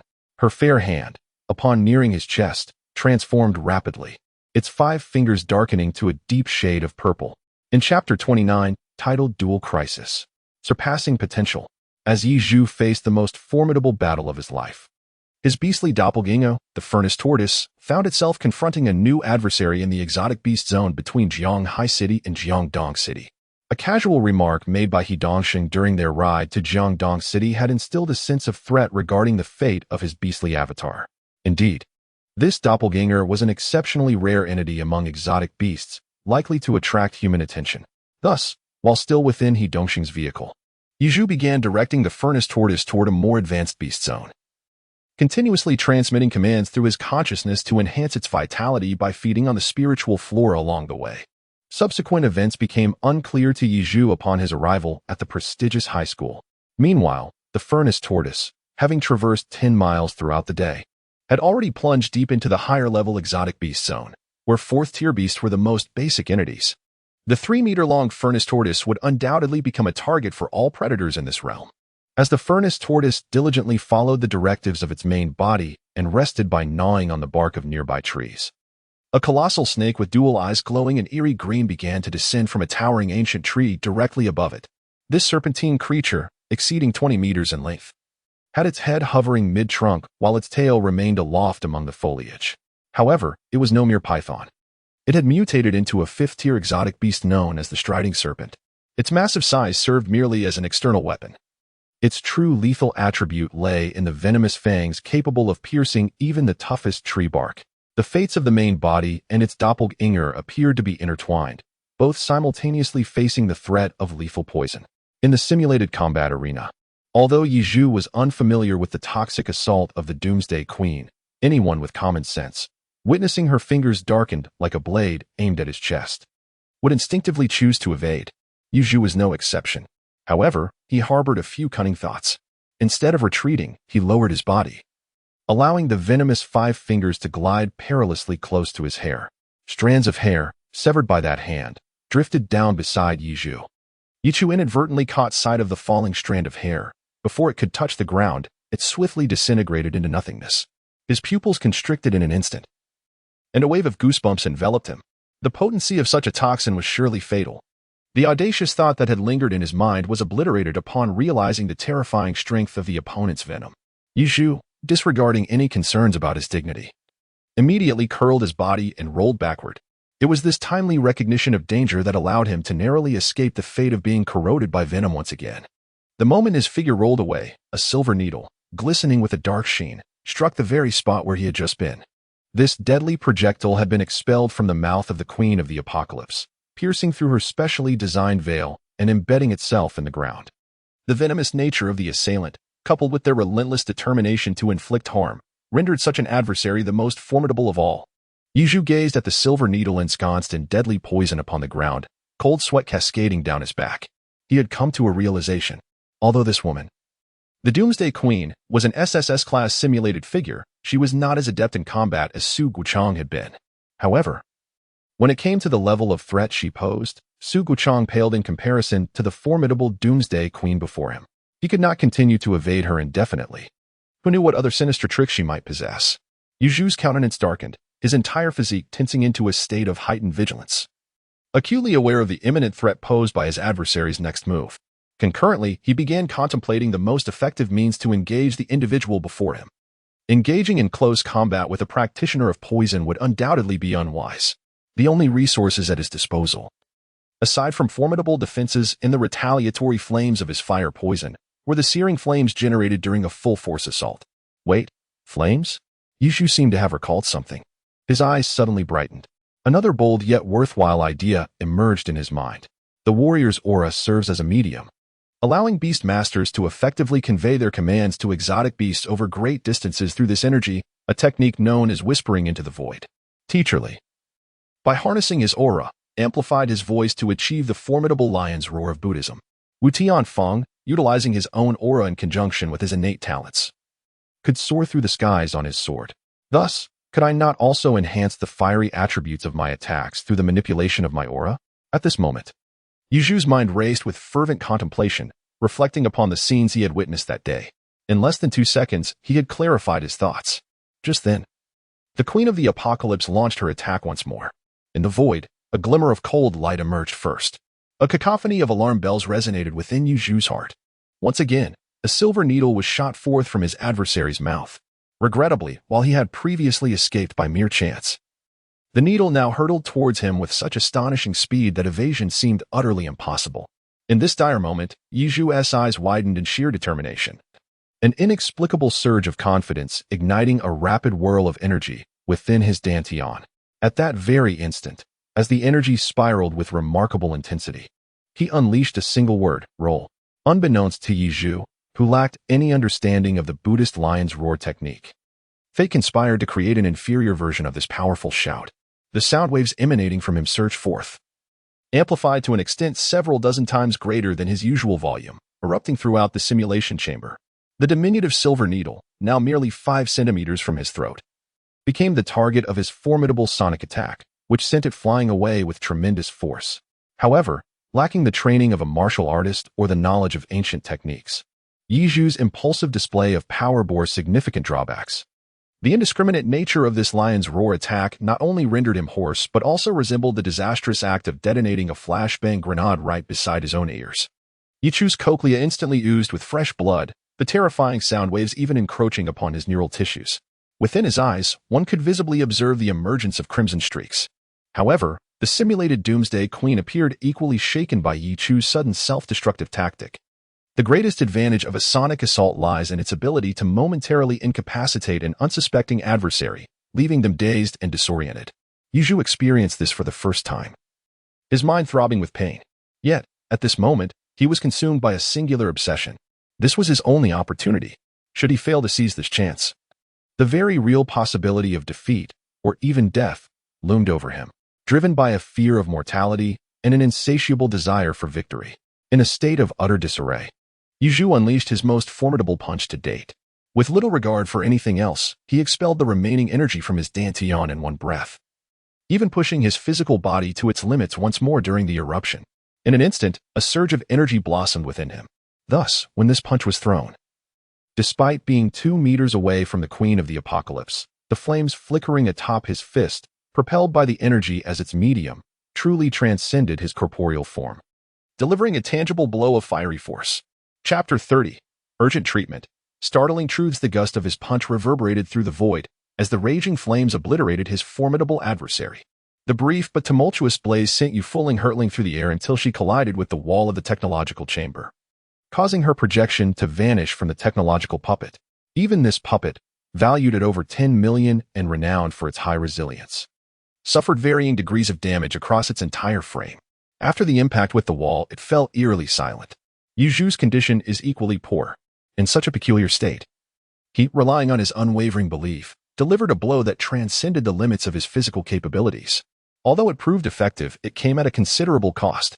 At this moment, Yi Zhu's vital energy surged chaotically within him, creating a tumultuous and disordered state. His complexion flushed with an abnormal hue, and not only did blood begin to flow from his cochlea, but his nose, the corners of his mouth, and his eyes also exhibited varying degrees of bleeding. His throat felt as though it had been pierced by shards of glass, inflicting excruciating pain. The most severe injury manifested after he unleashed a powerful punch, as his right arm began to show signs of muscular atrophy. The right arm, suspended in midair, became rigid, and its skin started to wrinkle, while the dimension of the arm visibly shrank before the naked eye. Yu Chu found himself in a dire predicament, his consciousness beginning to fade. Just before he succumbed completely to oblivion, a sudden loud noise pierced the air, and as his body began to collapse, a warm, large hand firmly cradled him. The school nurse. Quickly summoned the school nurse. Li Jianguo was genuinely alarmed, beads of sweat cascading down his anxious face, observing the unconscious Yi Chu in his arms. Li Jianguo lost his composure and shouted vehemently, his voice carrying beyond the training grounds. Lu Lingling had just completed a challenge against an SS-level simulated opponent, achieving an admirable draw. As she was savoring her success while exiting the combat simulation room, she heard Li's urgent cry. Without a moment's hesitation, she dashed to the entrance of the simulation room, where Yi Chu lay. Upon witnessing the chaotic scene inside and the unconscious Yi Chu cradled in Li's arms, she instinctively turned and rushed towards the training field's exit. In no time, a team of doctors clad in white coats hurriedly entered the room. What on earth has he done?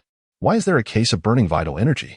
As the leading male doctor reached Yu Chu's side, he immediately noted the atrophied arm and the pallor of his complexion. The doctor's expression turned grave. He swiftly instructed the other physicians, quickly, transport him to the infirmary, and urgently contact the school's logistics department.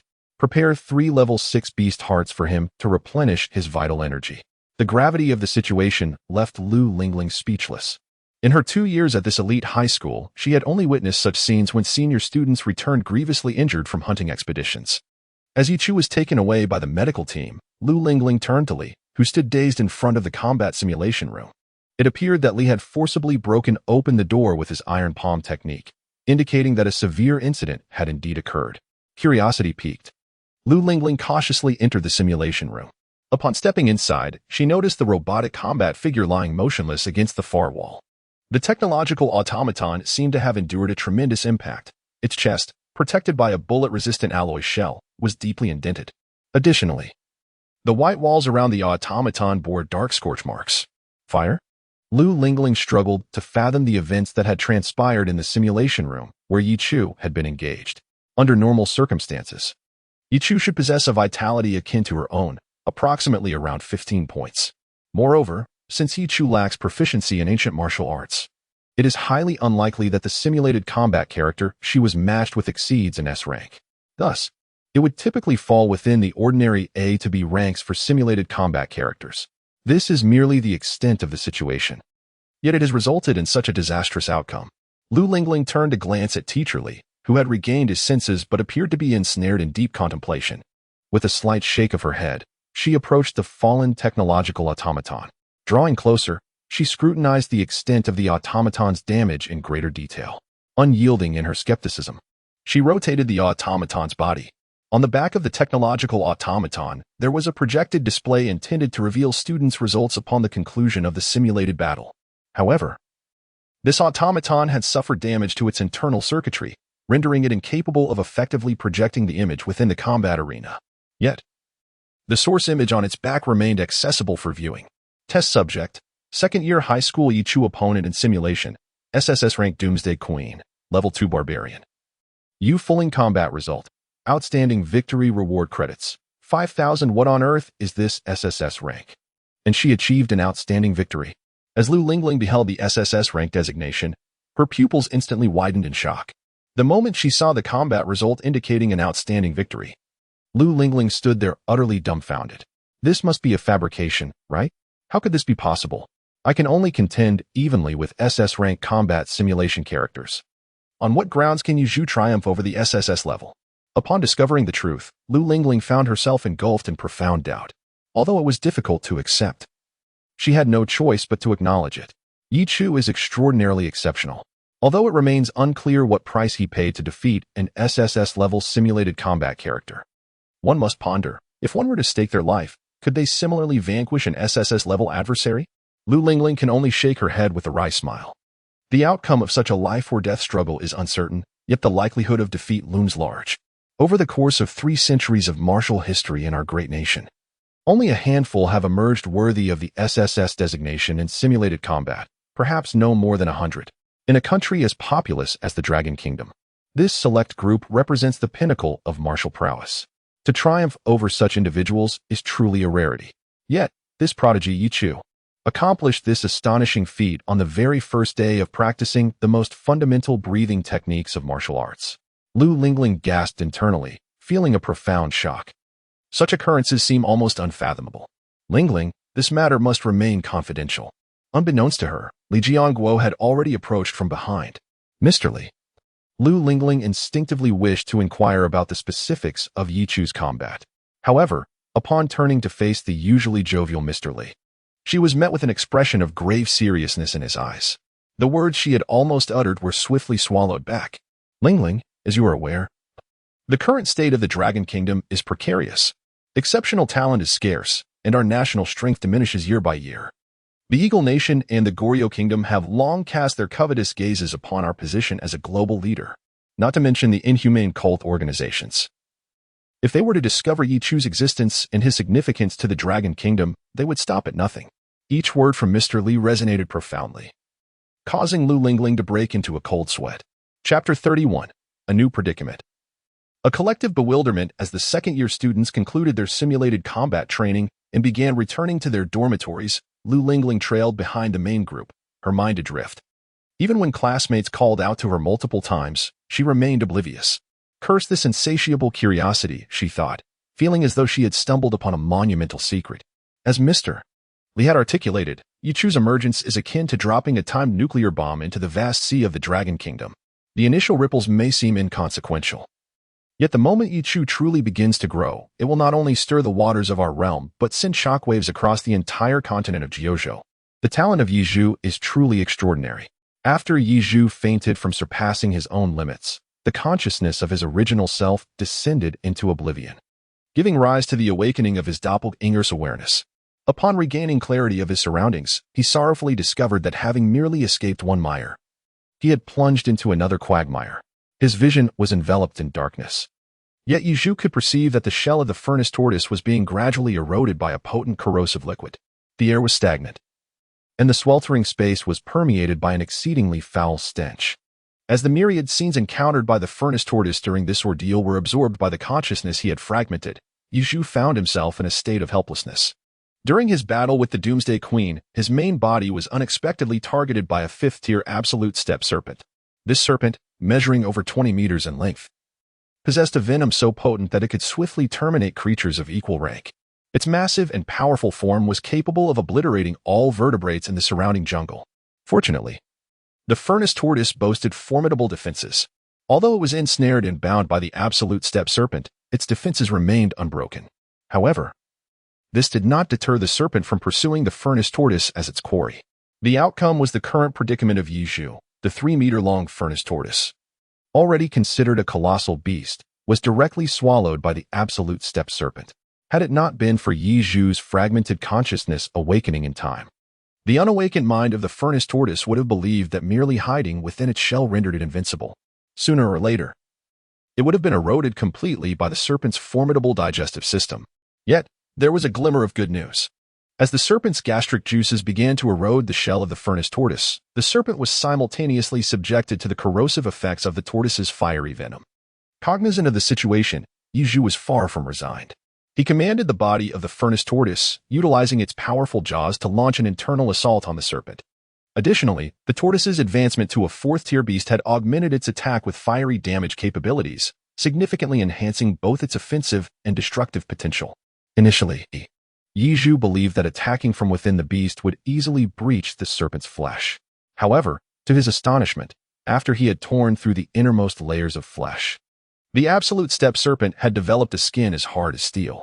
No matter how he attacked, he could not penetrate its defenses. The serpent had likely succumbed to the furnace tortoise's fiery venom, yet its resilient hide rendered Yizhu's efforts futile. Yizhu had spent a full hour attempting to breach the formidable exterior of the absolute steppe serpent. Yet he had not managed to inflict even the slightest damage upon its skin. He began to suspect that this serpent might be on the verge of transcending into a dragon. The hardness of its scales rivaled that of dragon scales.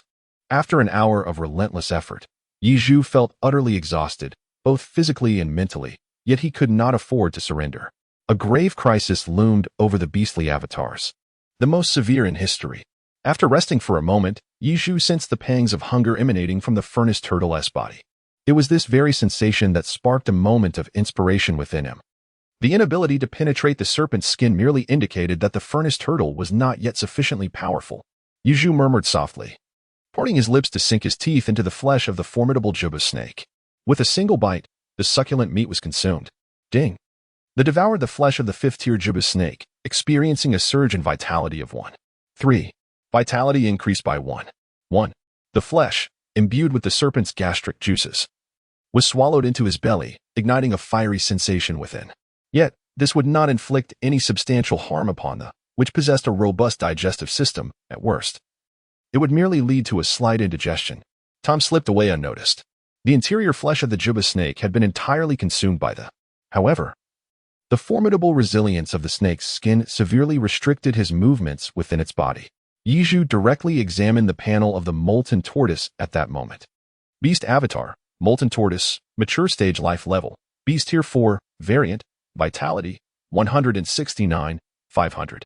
Having recently consumed a portion of the flesh and blood of a Tier 5 beast, combined with a day's worth of gnawing on tree bark, its vitality had surged to an impressive level of 169. Feeling invigorated, Yizhu resumed his assault on the outer skin of the absolute steppe serpent. At last, empowered by its enhanced strength, the molten tortoise managed to create a significant breach in the serpent's skin within a mere 15 minutes. The improvement was evident. Thus, the cycle continued until 3 hours had elapsed. Yizhu successfully escaped from danger, gazing upon the lifeless body of the stubborn serpent of despair. Yizhu, of course, was not one to be polite. After silently expressing gratitude for nature's bounty, he embarked on the formidable task of consuming spicy strips, a challenge far greater than gnawing on tree bark. However, the rewards of both activities were incomparable. Successfully devouring a piece of the rare absolute steppe snake's skin, along with its flesh, granted Yizhu a substantial enhancement to his vitality and fortified his defenses. It was indeed a lucrative endeavor. In a hospital room within a prestigious high school in Jiangdong City, the space, barely 20 square meters, was crowded with over a dozen medical personnel. Standing by the bedside, alongside teacher Li Jianguo, was an elderly man. The old man was unkempt, with sparse white hair haphazardly covering his head and a scruffy beard, dressed in a simple linen garment that made him resemble a beggar. Yet, none present dared to cast an odd glance at this venerable elder. Rather, their eyes sparkled with the reverence typically reserved for heroes of the human race upon his arrival. A formidable talent can indeed be a double-edged sword. This young lad, in the face of despair, broke through his own limits, releasing a torrent of true energy. This alone would have sufficed. But he astonishingly harnessed his willpower to exhaust the scant true energy within him. Then, through the burning of his life essence, summoned forth more energy. It was this remarkable feat that enabled him to unleash a punch capable of defeating a second-tier barbarian warrior. The elder, evidently learned and equally powerful, could ascertain the hardships Yizhu's body had endured with a mere glance from his piercing eyes. Yet, I found myself perplexed as to how he could produce flames from his flesh without any training in ancient martial arts. The old man shifted his tone. posing a question that perplexed everyone present. Chapter 32. The Principal of the High School, the Reaper of Eternal Night if Yizhu, without being a martial artist, could defeat a second-tier barbarian warrior with a single punch. Teacher Li's words had provided an explanation. However, how could a student untrained in ancient martial arts generate flames with his fists? Though fleeting like a momentary blaze, it was sufficient to evoke confusion and astonishment. Principal. This is the footage from the battle at that time. Teacher Li presented the pre-prepared recorded video, projecting it through the room's technological equipment for all to see. The scene began with Yizhu's thunderous roar. Despite understanding the principle, Yizhu had not systematically learned the Buddhist lion's roar technique. His sudden outburst produced visible ripples in the air within the combat simulation chamber. Observing this spectacle, the elder narrowed his eyes, glancing at the figure of Yizhu lying on the hospital bed. At this moment, Yizhu could still sense the remnants of dried blood lingering by his ear.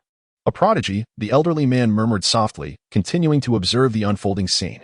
After unleashing a devastating roar that inflicted damage both on the adversary and himself, the two figures within the imagery succumbed to a brief state of dizziness. Yet, in this very moment, it was Yizhu, who should have sustained greater injuries and required a lengthier recovery, who moved preemptively. He then unleashed a forceful fiery punch. The footage was fleeting, yet it sent ripples of astonishment through the hearts of all present. In a mere 5 seconds, it showcased numerous astonishing elements. The self-taught lion's roar technique, the formidable willpower demonstrated in dire straits, and that incredible fire-infused punch. Ultimately, it culminated in the defeat of Yufu Ling with a single blow. Previously, I harbored doubts about whether he had clandestinely learned some lesser-known ancient martial arts, grasping the nuances of bodily strength transmission. However, after witnessing this segment, I can only conclude that this young lad is an extraordinary martial arts talent. Perhaps he harbors undisclosed secrets within him, yet that does not diminish his unparalleled, transcendent gift for martial prowess throughout history. The elder's demeanor gradually softened, but as he gazed at the unconscious Yizhu, the gentleness in his eyes was pierced by an uncontainable brilliance. Pour all efforts into healing this young one, and maximize the permissions granted by the school's logistics.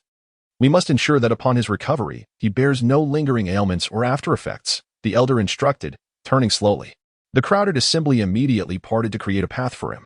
All watched as the elder made his way out of the room, and just as his figure was about to vanish, he added, additionally, Teacher Li, ensure that this young lad masters all subjects from 2 grades within this year. When he ascends to his senior year, I shall personally instruct him. By the way, regarding today's events, the elder turned back, his gaze gentle as it swept across the crowd, before he uttered 4 words, exercise caution and discretion. With that, the elder finally departed. Yet, the atmosphere within the room did not lighten with his exit.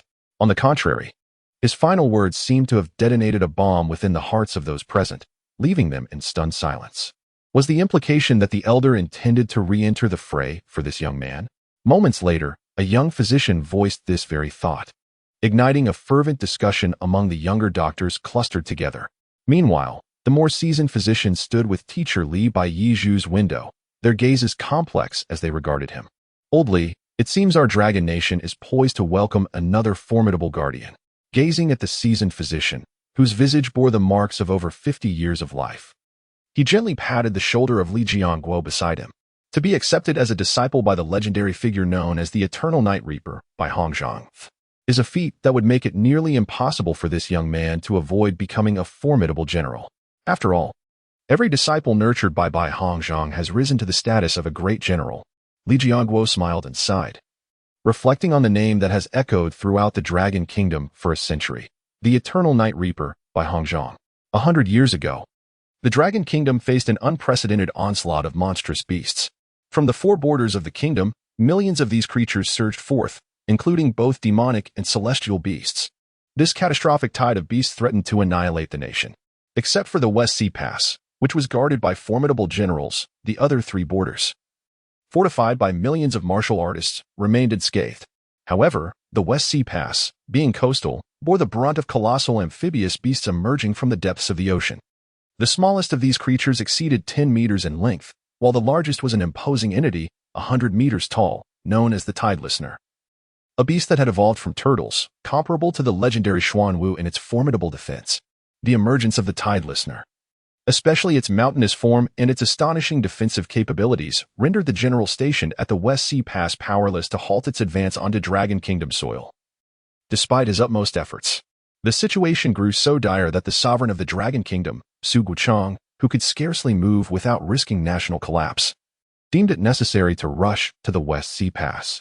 In this critical moment, Bai Hongzhang, already 60 years of age and a prospective general, stepped forward. With an incomprehensible and terrifying strength, he struck the 100-meter tide listener back into the ocean with a single blow. This moment gave rise to the saying in later generations, no matter how strong you are, can you withstand a punch from Bai Hongzhang? After repelling the tide listener and instilling fear that deterred it from ever setting foot on Dragon Kingdom soil again, the stage was set for Bai Hongzhang's relentless slaughter. The blood of the colossal sea beast transformed the once crimson land of the West Sea Pass into a deep black. The massacre that night stained the 1,000-zhang expanse of ocean red, with countless marine beasts' carcasses bobbing upon the surface, their putrid scent mingling with the unique cellular elements of their bodies, darkening the sky with ominous clouds. As a result, the first light of dawn that the West Sea Pass was meant to greet the following morning was postponed for an entire week, until the thick black clouds finally dissipated, allowing the sun to shine once more. It was this battle that earned Bai Hongzhang the title of the Eternal Night Reaper, for wherever the Reaper of humanity tread, the beasts of the world would see no light of day. It is remarkable that this hero of the Dragon Kingdom, who retreated from the world after surpassing a century of life, would return to action after a lapse of 60 years for the sake of a second-year high school student. This singular act by Yi Chu has indirectly elevated the Dragon Kingdom's surface combat capabilities, placing it significantly above the international ranking of the second-place Eagle Nation. Unfortunately, Yi Chu remains oblivious to these developments, spending an entire night attempting to assimilate the essence of the extraordinary serpent's corpse. Meanwhile, a new crisis looms on the horizon. A 12-member armed squad, each individual at the 4th level of martial prowess, dispatched from Jia High City, has arrived within less than a kilometer of the molten turtle. Conversely, Wu Tianfang and his companions, possessing extraordinary perceptive abilities and already aware of the molten turtle's location, are hastily making their way to the exotic beast zone of Jianghai City. In the hospital room, the comatose Yi Chu is adorned with numerous disposable intravenous infusion devices. Beside his bed lie 3 gigantic hearts from some extraordinary beasts, continuously supplying blood to his body. Director Wu, please come quickly. Isn't Yi Chu's heartbeat a bit too rapid? Should we not slow down the blood infusion rate? A young nurse entered Yi Chu's room, conducting her routine half-hourly checks. Upon observing the heart rate monitor displaying a staggering 189 beats per minute, she was taken aback. The maximum heart rate for an ordinary person typically hovers around 200. Surpassing this threshold could lead to sudden death. With the advent of the era of heightened martial prowess, human physiology has seen a significant enhancement. Particularly for those with vibrant life forces, the maximum heart rate can exceed 200, even reaching upwards of 300. However, Yi Chu's accelerated heartbeat is merely a response to the infusion of specially treated beast hearts to replenish his lost vitality. While it is not uncommon for the heart to beat faster under such circumstances, reaching the extreme limits of an average person's heart rate is somewhat unusual. The nurse called out to a physician monitoring the various rooms outside. As the middle-aged doctor hastened to Yi Chu's side, he employed a stethoscope to listen intently to the rhythmic thumping of Yi Chu's heart. It was rapid and powerful. In this moment, Yi Chu's heart resembled a robust blood pump, each beat facilitating a swift flow of vitality through his veins, revitalizing his entire being and mending his injuries. The heart's astonishing speed indicated Yi Chu's remarkable recuperative abilities. The physician glanced at Yi Chu's previously emaciated arm, which had now regained its fullness. Although still exhibiting some skin wrinkles, there appeared to be no further concerns regarding his vitality. Close off 2 of his blood infusion channels, he instructed. The middle-aged physician decided to administer another dose of the Qi blood resuscitation needle to observe its effects on Yi Zhu's current condition. Having made a preliminary assessment of Yi Zhu's state, he instructed a nearby nurse accordingly. Given Yi Zhu's remarkable self-healing abilities, it was deemed preferable to rely on his innate restorative powers rather than the potential side effects of external interventions. The Qi blood resuscitation needle, fully known as the Qi blood revival and coagulation needle, is designed to rapidly activate the substantial amounts of qi and blood recently infused into the body, thereby enhancing the absorption and assimilation of one's vital energies. However, a particular doubt lingered in the physician's mind. According to Yi Zhu's previous medical examination data, It would typically require at least a week for his body to initiate effective self-repair. Yet, how could there be a noticeable response within just a few hours? This seemed illogical. The physician observed how Yu Zhu's previously pallid complexion was gradually becoming more vibrant. Suddenly, a hypothesis emerged in his mind. When the nurse entered with a medical tray, the physician instinctively halted her next action. Hold off on the injection for now. Please fetch the qi and blood testing apparatus. We need to measure Yu Zhu's current qi and blood levels. The physician's conjecture was that when a person's vitality experiences a rapid enhancement, even severely injured organs could begin to mend swiftly due to the surge in life force. However, under normal circumstances, once the body sustains damage, the growth of this life force is significantly constrained. The most favorable outcome would be a cessation of growth. The most alarming scenario would be a decline in vitality due to severe injuries. Just moments ago, as the physician observed Yu Zhu's visibly rejuvenated countenance, he recalled the records from the martial arts training manuals. It is noted that martial artists circulate their qi and blood through the microcosmic orbit, resulting in at least a 0.1 increase in their qi and blood levels with each cycle. For those who have mastered martial arts, the macrocosmic orbit can yield increases of up to 0.5 per cycle. Under such conditions of rapid vitality enhancement, the body becomes replete with qi and blood, resulting in an abnormal flush of color on the face. At this moment, Yu Zhu's condition starkly contrasts with the recorded accounts. He speculates whether Yu Zhu's body is not merely undergoing self-repair, but rather actively augmenting its vitality. If this is indeed the case, Yu Zhu's extraordinary nature may ascend to another level, an entity capable of enhancing its own life force unconsciously. The value of such an existence is beyond measure. Before long, a group of nurses collectively wheeled a real-time vitality monitoring device into the ward. They proceeded to attach the instrument's connectors to Yu Zhu's heart, wrist, neck, and ankles. As the device was activated, numbers began to flicker rapidly on the screen. 0, 98, 5, 98, 12, 16, 20, 33, in merely 4 flashes. Yu Zhu's life force astonishingly surged beyond the 20-point mark. This caused the middle-aged physician to widen his eyes in disbelief. He recalled having reviewed Yu Zhu's various test records upon his arrival at the institution earlier that day. 3 days ago, Yu Zhu's vitality was merely 9.6. How has it now surged to over 20? The vitality value continues to fluctuate. 25, 68, 30, 31, as Yu Zhu's vitality surpassed 30 points.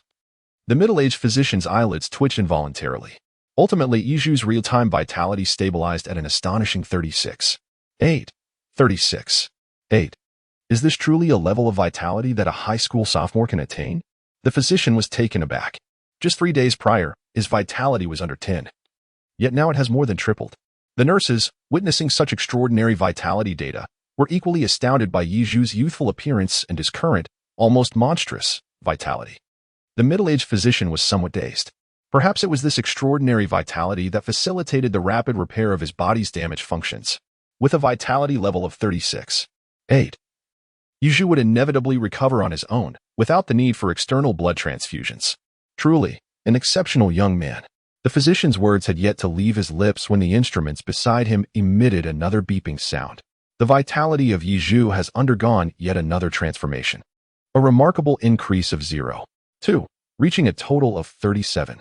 The middle-aged physician was utterly astounded by the magnitude of Yu Zhu's vitality enhancement. This occurred without Yu Zhu having engaged in any particular activity. If he were to integrate ancient martial arts techniques and body refinement practices, the improvement would be even more pronounced. I must report this situation. Please take good care of Yu Zhu while I am away. The middle-aged physician turned to leave. But before he could reach the door of the ward, a notification chimed. Vitality at 37. 2. Chapter 34. Mastery of Defense. 6th Order Berserk Bear unable to restore the consciousness of his true self. Yu Zhu relied on his fragmented awareness to navigate through the physical form of the molten turtle. Unbeknownst to him, while he was voraciously absorbing the essence of the 5th Order beast, the absolute steppe snake, and rapidly augmenting his vitality. The abnormal manifestations of his true self had already stirred considerable commotion within the elite high school. Thus, not long after his emergence, Bai Hongzhang reappeared in the ward, dismissing the medical staff to personally safeguard Yu Zhu, vigilantly monitoring his physical condition. This hero of the Dragon Kingdom, bearing the ominous title of the Eternal Night Reaper, found himself astonished by the terrifying speed of Yu Zhu's vitality enhancement, prompting him to reevaluate Yiju's potential with newfound respect. With the aid of the furnace turtle's formidable physique, Yiju devoted 4 hours to devouring every part of the absolute steppe snake, save for its notoriously tough head. At this moment, the primordial jungle gradually welcomed the first rays of dawn. Beast Avatar, Furnace Turtle, Mature Stage Life Level, Beast Rank 4, Variant, Vitality, 184. 500 Mutation Abilities, Attack inflicts fire damage. Scales provide defensive capabilities, activated during combat. Enhanced Shell Defense with partial recoil damage. Defense imbued with fire poison effects. Danger Warning, Innate Skill, Mid-tier Speed Enhancement. Spiritual Olfaction, Innate Skill. The vitality gained by the Furnace Turtle from consuming the absolute steppe snake equates to the benefits derived from 2 full days of bark consumption. Furthermore, due to the complete ingestion of the absolute steppe snake's skin, the Furnace Turtle's mutation abilities have evolved to include an enhanced scale defense capability. It is evident that this newfound ability rivals the protective qualities of the absolute steppe snake's hide. The Furnace Turtle is now firmly committed to the path of absolute defense. Having satiated its hunger, Yiju had no intention of lingering in this location, for it no longer lay within the realm of the lowest tier beasts. Here, the rank 4 Furnace Turtle could only be regarded as an inferior entity. He must hasten to find a secure environment conducive to further development. Whether it be consuming bark or devouring other beasts, the Furnace Turtle deserves a territory of its own. Yiju cast a glance around his surroundings. Not far ahead, it appeared that a small stream meandered gently. To the left, the dense thicket grew increasingly dim, indicating a deeper expanse of the jungle. A pathway leading towards a region inhabited by more formidable beasts. To the right lay the path he had traversed alongside the Furnace Turtle. Behind him was a jungle indistinguishable from the one he currently occupied. After a moment of contemplation, Yiju resolutely advanced towards the nearby stream. After all, the still maturing Furnace Turtle would fare better in the presence of water than amidst the rugged terrain of the mountains. As his field of vision gradually expanded, the unmistakable sound of rushing water filled the air, causing Yiju's pace to suddenly falter. His gaze fixated on the front. He prepared himself to retreat into his shell at any moment. This was due to the presence of a colossal beast, a veritable giant in comparison to the Furnace Turtle. Lurking by the stream not 10 meters away, it was a massive barbaric bear, towering at least twice the size of the Furnace Turtle. Its formidable figure stood upright on powerful hind legs, exuding an air of intimidation. The crimson eyes of the beast were warily fixed on Yiju, while its mouth, lined with sharp teeth, emitted a hot breath.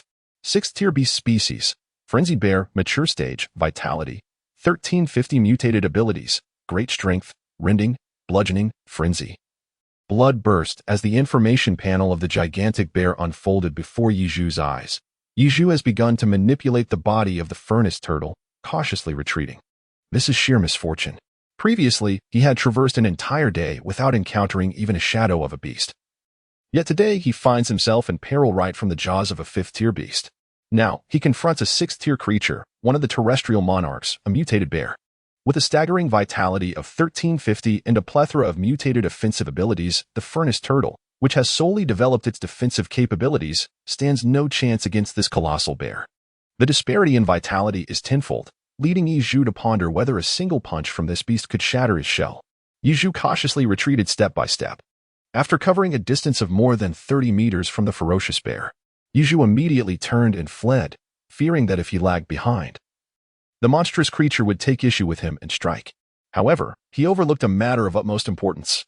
In the heart of the primal jungle, the more formidable the adversary, the less one should exhibit signs of trepidation. Once the enemy discerns your weaknesses, it could prove fatal. At this moment, Yiju has committed a grave mistake.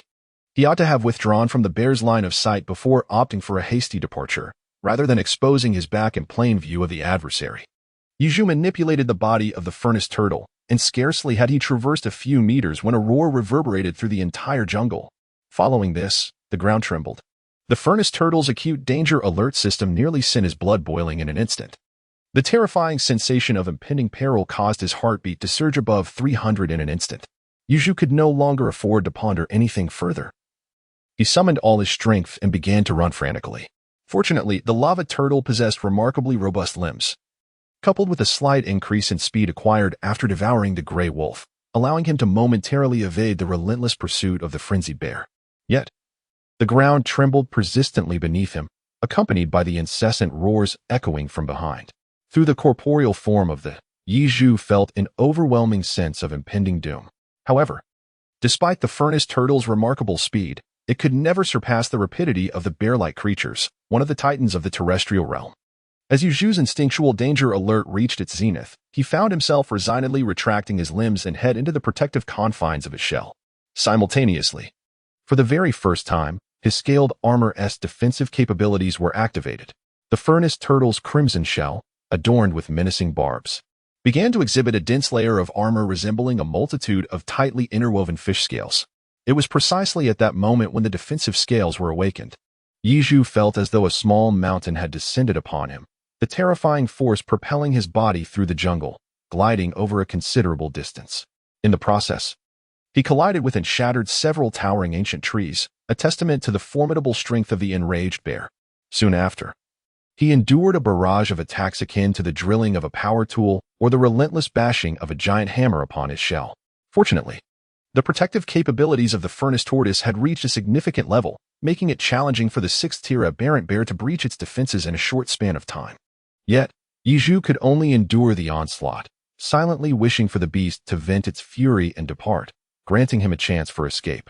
Time elapsed, though he could not ascertain how long, and the frenzied bear seemed unable to penetrate the sanctuary of the retreating furnace tortoise. Suddenly, he felt a tremendous force erupt against one side of his shell. The sheer magnitude of the power left him, hidden within his protective shell, disoriented and bewildered. When clarity returned, he was horrified to discover that the enraged bear had sent him soaring into the air with a single swipe of its paw. Chapter 35, The Calm Before the Storm. High school trio. The body of the furnace tortoise plummeted freely for more than 10 seconds before crashing heavily into the jungle, breaking through 2 ancient trees before finally coming to a stop, having traversed over 100 meters. Fortunately, he emerged unscathed, having narrowly escaped the clutches of the furious bear. Exhaling deeply, Yizhu dared not let his guard down. Just as he intended to extend his limbs and hastily depart, an unexpected change occurred. "I found it, boss." Over here, a male voice resonated from the northwest direction, and Yizhu discerned that the source of the sound was not far away. Yizhu immediately peered out, only to behold a boy he had encountered once before, now wielding an exaggeratedly large axe that towered above him, leaping down from the air. The broad blade of the axe glimmered with a chilling radiance under the sunlight. Yizhu instinctively recoiled. The blade of the colossal axe struck precisely 3 centimeters before his head, embedding itself into the earth with a width comparable to half of Yizhu's torso. Before he could pivot and flee, a series of piercing sounds filled the air, as several glinting flying swords simultaneously sealed his escape route, leaving him with no avenue for retreat. "At last, I have found you a step ahead. I never expected you, such a hefty fellow, would stray from the edge of the beast zone into deeper territory. Do you not fear being devoured by even more formidable creatures?" Lu Sihui's exquisite visage materialized within Yizhu's line of sight. Wu Tianfeng, Lu Sihui, along with a male student who perpetually clutched a book, and the boy wielding the enormous axe, completely surrounded Yizhu. Yizhu was momentarily taken aback. Why did he always find himself in such predicaments? Barely escaping one danger only to fall into another? Xiaohui, why do I feel as though this creature has grown significantly larger since yesterday? Could it possibly be the same furnace turtle? And look at its shell. It resembles the scales of a fish. Is it conceivable that this extraordinary beast zone harbors 2 furnace turtles that have attained such a size? The boy, holding a book, observed keenly and quickly discerned the differences between the furnace turtle they encountered today and the one from the previous day. Surely, the red-crested eagle can accurately identify the essence of a beast it has previously locked onto. I am convinced that this furnace turtle is the very one we encountered yesterday. Nevertheless, it indeed appeared to have grown considerably. Lu Sihui gazed at the vigilant furnace turtle and took a step forward, gesturing above her head. It has certainly grown quite a bit. I recall it was merely 3 meters in size yesterday. Today, it has astonishingly reached about 3.5 meters. It seems this creature is a rare species with formidable evolutionary capabilities. Upon confirming that the furnace turtle had indeed grown 50 centimeters within a single day, Lu Sihui's expression transformed into one of sheer delight. Such a growth rate was unprecedented, not only in her personal experience, but throughout the annals of human history. It appeared she had truly stumbled upon a treasure. Let us seize it quickly. We must not wait for that group from Jiahai City to arrive, or we will waste our breath negotiating. Wu Tianfang interjected coldly. Lu Sihui nodded in agreement and boldly approached Yizhu.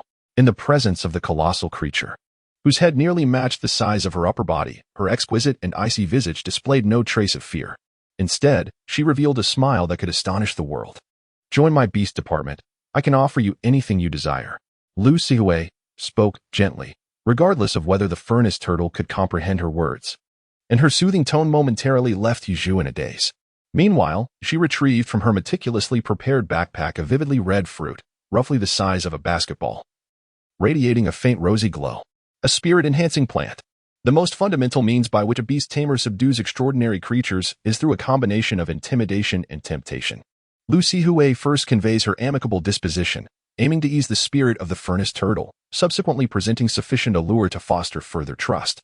Should she succeed in winning the creature's heart at this juncture, it would be most fortuitous. However, if this proves ineffective, she must resort to more forceful measures, compelling the creature to submit. If immediate coercion fails, a prolonged process of tempering is required, gradually wearing down the creature's temperament until it ultimately yields to the beast tamer's overwhelming presence. Lu Sihui's fourth-tier beast, the crimson-crowned eagle, was successfully tamed through her adept use of the traditional method of nurturing common avian species. It took her over 2 months of diligent effort to fully conquer the spirit of the crimson-crowned eagle.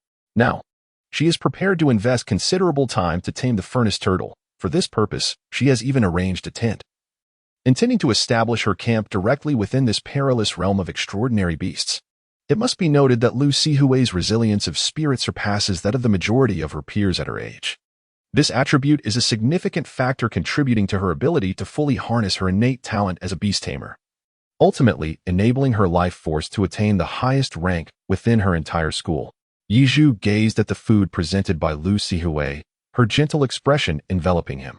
He feigned curiosity by leaning forward to sniff the offering, yet inwardly, he was fervently contemplating an escape. Had he not encountered the elite high school, his formidable vitality, bolstered by the furnace turtle, which exceeded 180, would have rendered the four before him insignificant.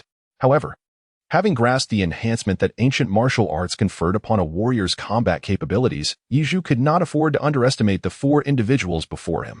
Powerful martial artists could unleash a combat prowess surpassing their own vitality tenfold. Particularly concerning was the individual named Wu Tianfang. The 3 flying swords positioned at his retreat instilled a profound sense of crisis within Yizhu, compelling him to refrain from any rash actions. After much contemplation, Yizhu sorrowfully acknowledged that escaping from the clutches of the 4 was virtually impossible, unless an unforeseen circumstance were to arise. Yizhu let out a sigh of lamentation, slowly extending his head to partake of the crimson spirit fruit held by Lu Xiao, as a ruse to feign weakness before devising his next move. Just then, a familiar tremor of the earth emanated from the distance. Yizhu's eyes suddenly sparkled with brilliance as he raised his head to gaze toward the direction from which he had flown. Wu Tianfang, Lu Xiao, and the others were equally alert, their senses heightened to an extraordinary degree. They too turned their attention to the direction Yizhu was observing. Within the shadowy depths of the forest, amidst the tremors of the earth, a colossal silhouette began to emerge from the thickets. Wu Tianfang's eyes glinted with a chilling light as the 3 flying swords beside Yizhu began to vibrate with increasing intensity. Lu Sihui's pupils constricted, and with a sharp whistle, she summoned the 4th-tier beast, the crimson-crested eagle, to her side. Upon its arrival, the eagle exhibited the fierce demeanor it had displayed during its previous encounter with Yizhu, its crimson eyes fixated unwaveringly on the massive figure. The 2 boys, one wielding a colossal axe and the other clutching a tome, braced themselves for an all-out battle. A roar reverberated through the forest, shaking the very ground beneath them. The enormous maw of the savage bear came into view. This is not good. It is a 6th-tier beast, the savage bear. A serious expression crossed the face of the boy holding the tome as he warned the others. The power assessment of the beast was estimated to be between the 8th and 10th tiers of the barbarian level. The evaluation of the beast's combat power is categorized according to the realms of human warriors. Beasts, barbaric beasts, demon beasts, and heavenly beasts represent different evolutionary classifications of mutated creatures. Beasts refer to the original mutated organisms. Barbaric beasts are those that have further evolved, possessing greater physical prowess and specialized biological abilities. Demon beasts have fully developed intelligence, rivaling human wisdom, while heavenly beasts are known to be the sovereign leaders of all mutated life forms. At this moment, The savage bear was assessed to possess combat power exceeding the 8th tier of the barbarian level, far beyond what these high school students could contend with. Among them, Lu Siyao, the one with the highest rank, was still merely a 4th-tier warrior of the barbarian level. Moreover, the beast retained an inherent advantage in size and strength. Are we to fight or flee? The boy, gripping his weapon tightly, fixed his determined gaze upon their leader, Wu Tianfang, without a trace of fear. He awaited Wu Tianfang's command. Should the order be to escape, he would turn and flee without hesitation. But if it was to fight, regardless of the formidable adversary before them, they would charge ahead without a second thought. In the midst of conversation, the full form of the 6th-tier beast, the frenzied bear, was unveiled before the onlookers. Its colossal stature, exceeding 7 meters, coupled with its blood-red, bloodthirsty gaze and the aura of ferocity emanating from its being, was a sight to behold. The frenzied bear's gaze first flickered towards the molten tortoise, situated among the 4 humans, before it fixated entirely on the 4 individuals. Notably, the bear, possessing an innate sensitivity to the vitality of living beings, discerned that these 4 humans were of above-average fleshly worth among their kind. The thought that consuming all 4 would yield far greater reward than laboriously gnawing on a molten tortoise crossed its mind. With this notion, the bear let out a menacing roar, drool streaming from its gaping maw. Lunan, I recall that the armed personnel from Jianghai City are not far from here. Summon them for some assistance. I, along with Axe King and Xiao Hui, shall engage this creature, Wu Tian declared. His arms were crossed over his chest, and 6 gleaming swords hovered menacingly around him, aimed at the frenzied bear. Despite facing a 6th-tier beast with vitality far surpassing their own, Wu Tian maintained an air of indifference. Even a glimmer of murderous intent flickered in his eyes. All right then, with you saying that, I feel reassured, the young man, referred to as Lunan by Wu Tian, exclaimed, relieved to hear that his leader was indeed prepared to confront the frenzied bear. His sharp tongue remained as incisive as ever, allowing him to shed much of his previous anxiety. Simultaneously, he retrieved from his backpack a golden-threaded, silver-edged, sandalwood swana. Through the perspective of the furnace turtle, Yizhu beheld this scene, utterly perplexed. He could not comprehend whether this group of individuals had succumbed to madness or folly. Faced with an adversary of such overwhelming power, they not only chose not to flee but also resolved to serenade them with a melody. Little did he anticipate that the moment the instrument revered as the king of Eastern musical instruments, the swana, sounded, everything would change. The entire body of Yizhu trembled suddenly. Subsequently, the vital energy within began to circulate uncontrollably with increasing fervor. A multitude of instruments, with the swana reigning supreme.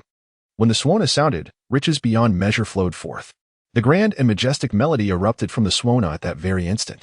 Yichu felt a surge of fervor, both his spirit and physical capabilities experiencing an extraordinary enhancement. At that moment, he comprehended why Wu Tianfang referred to this individual as the joyful man. And he realized the significance of the book that was perpetually in the joyful man's grasp. It was the ancient Hakka martial arts blood and melody score. This joyful man assumed a supportive role within the team. A stirring tune played on the swana instantly elevated the combat prowess of Wu Tianfang and the others to an astonishing 120% of their original strength. At this moment, Wu Tianfang's eyes brimmed with a murderous intent. Lu Sihui began to flex her muscles, her fighting spirit surging. The young man wielding the massive axe, known as Axe General, appeared to undergo a remarkable transformation. Yichu, unsure if his eyes were deceiving him, noticed that this previously unremarkable boy now seemed to swell with power, his clothes taut against the explosive strength of his muscles. The once simple expression on his face was now imbued with determination. Was this the might of ancient martial arts? In that instant, Yichu gained a renewed understanding of its power. Shall we, let us set aside the matter of the molten turtle for now. Even if it attempts to flee, it cannot escape our grasp. For the moment, let us show this beast the strength of human warriors. Wu Tianfang cast a cold glance back at Yichu. In the piercing gaze of Wu Tianfang, Yichu felt an overwhelming sense of pressure, a profound feeling of impending crisis enveloping his heart. Lu Sihui nodded, non-committal. The two sides locked eyes completely. At that moment, Linan, obeying Wu Tianfang's command, turned and dashed off in search of the martial artist troops from Jianghai. However, his actions mirrored the grave mistake previously made by Yichu. To the ferocious bear, this was the unmistakable signal of prey attempting to flee. How could it allow such a morsel to escape? The ferocious bear immediately fixed its first target upon the retreating Lunan. With a deafening roar, its massive paws struck the ground, causing the earth to tremble and dirt to swirl. The enormous figure of the bear charged directly at Lunan. Get back here. Yet at that moment, wielding a colossal axe, the axeman, having expanded in size, unleashed a terrifying force. He moved as swiftly as the bear, sprinting towards it while swinging his massive axe with great ferocity. The broadside of the axe came crashing down upon the bear's face as it charged. The bear, clearly unprepared for a seemingly feeble human to dare attack it, was caught off guard by the speed of the counter-assault. It was struck squarely in the face by the tremendous blow of the axe. Weighing in at 10 tons, the bear was abruptly halted in its fierce advance by the sheer force of the strike. This scene left Yichu astounded. Having personally felt the immense power of the bear, he found it hard to fathom the strength required to intercept such a rampaging creature. Dazed by the blow, the bear instinctively pawed at its aching nose, emitting a furious roar. But before it could regain its composure, a sharp cry echoed from the skies above. As a ruler of the jungle, the bear instinctively understood the nature of the impending attack upon hearing that cry. It buried its head low, shielding its head with its arms. Just as it hastily completed its defensive posture, the razor-sharp talons of the red-crowned eagle, capable of rending steel, seized the bear by the nape of its neck. Chapter 37. The Beast Leader, a Sudden Transformation. In the realm of avian creatures, when engaging in their inherent predatory habits, they seldom attempt a swift and lethal strike against prey significantly larger than themselves. Instead, they adopt a strategy of circumspection, targeting the vulnerable areas of their quarry with each assault. For instance, they might aim for the eyes, throat, or neck, those delicate regions.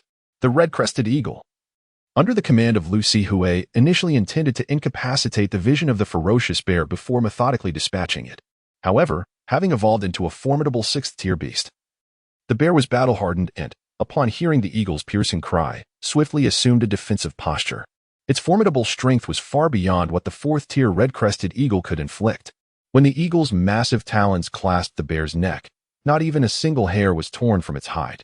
Instead, the bear seized the opportunity, rising to deliver a powerful blow that sent the eagle crashing into the thicket, where it collided with the roots of an ancient tree, howling in pain. Judging by its condition, it would be unable to take flight again in the near future. Lu Sihui observed this scene intently. Yet she could not afford to divert her attention to her beast. Her piercing, beautiful eyes were wholly fixated on the bear, scrutinizing every aspect with meticulous detail.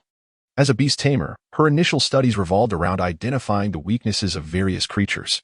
In the case of the bear family, 2 glaring vulnerabilities stood out: its vision and its acute sense of smell. Since the red-crested eagle had failed to impair the bear's sight, she resolved to exploit its olfactory senses instead. Truth be told, bears, with their tough skin, immense strength, and agility, are among the most formidable adversaries faced by human warriors in the realm of terrestrial beasts. Lu Sihui found herself at a loss for a more effective means to vanquish the creature. With a furious roar, the bear, infuriated by repeated assaults, directed a powerful strike toward the nearest axeman. The axeman had already witnessed the bear's terrifying strength firsthand and dared not confront it head-on.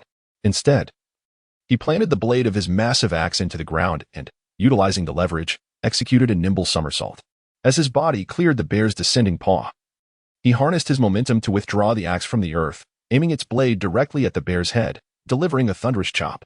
The diminutive stature of humans may be perceived as a weakness, yet within their compact forms lies a reservoir of concentrated power, which, when effectively transformed into kinetic energy, grants them an agility unmatched by their colossal adversaries. Regrettably, despite the axeman's remarkable dexterity, the disparity in vitality inevitably created a vast chasm between the forces and defenses of both parties.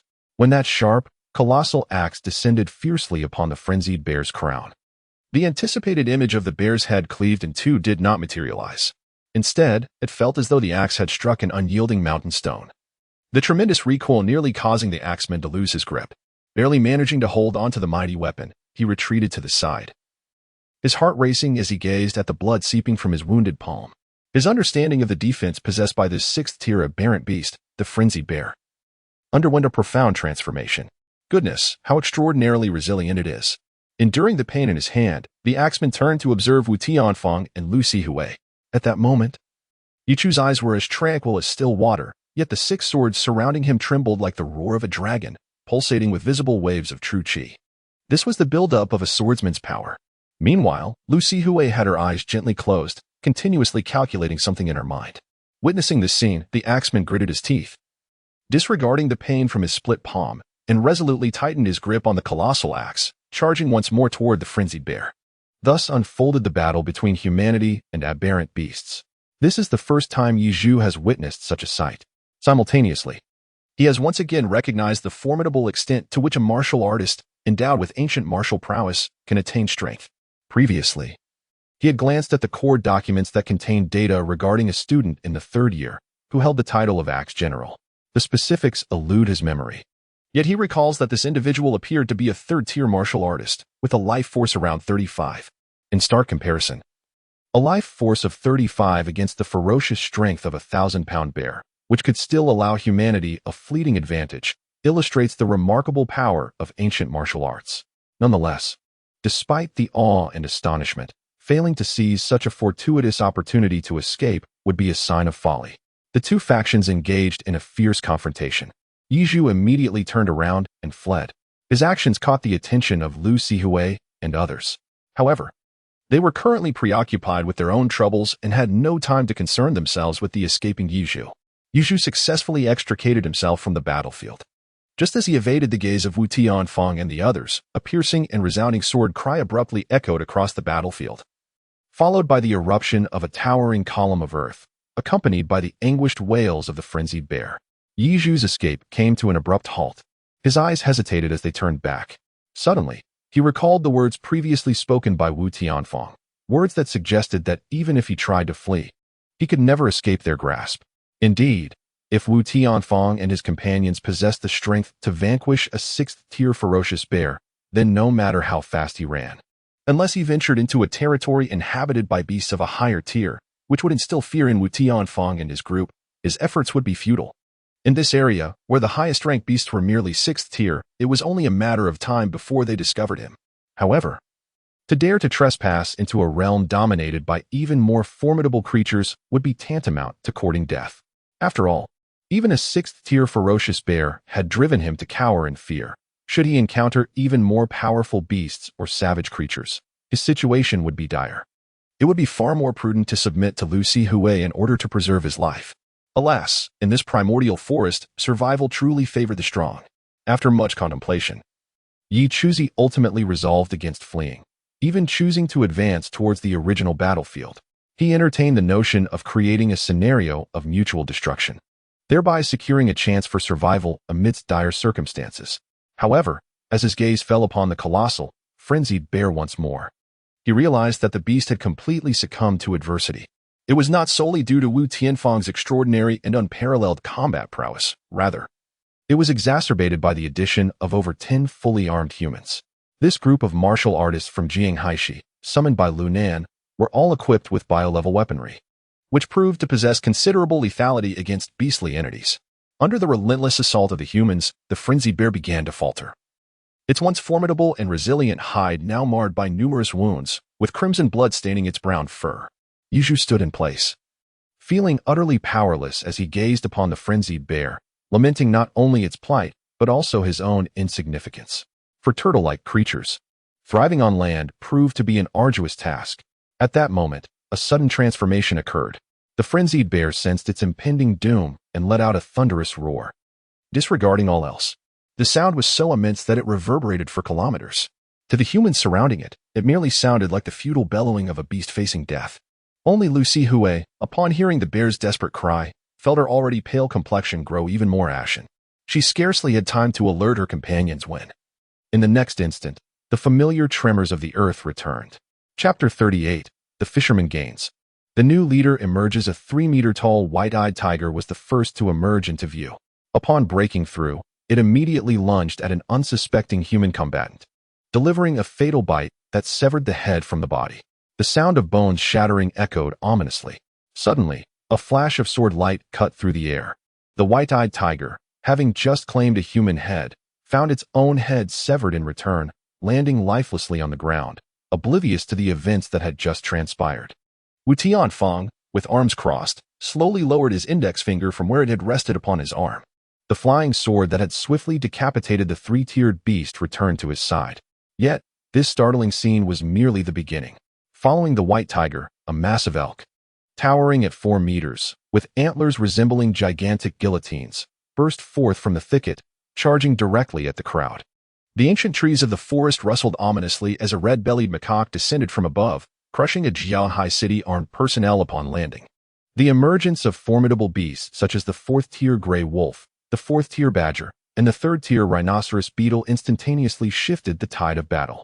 Even Wu Tianfang, the most lethal among them, found himself struggling to keep up with 6 swords unleashed. It was as if a tide of beasts surged forth, overwhelming humanity and plunging them into despair. The frenzied bear was no ordinary 6th-tier beast. It was the sovereign of this territory. Should this 6th-tier creature perish, chaos would reign once more in the jungle order, leaving the beasts leaderless. They had rallied together to protect their leader and maintain the order of their realm. In a moment of dire urgency, Lu Sihui finally revealed the truth. The remaining few armed personnel in Jianhai City wore expressions of sheer terror. Meanwhile, Wu Tianfang and his companions were equally distressed. As a supportive member of the team, Lu Nan was now grievously wounded.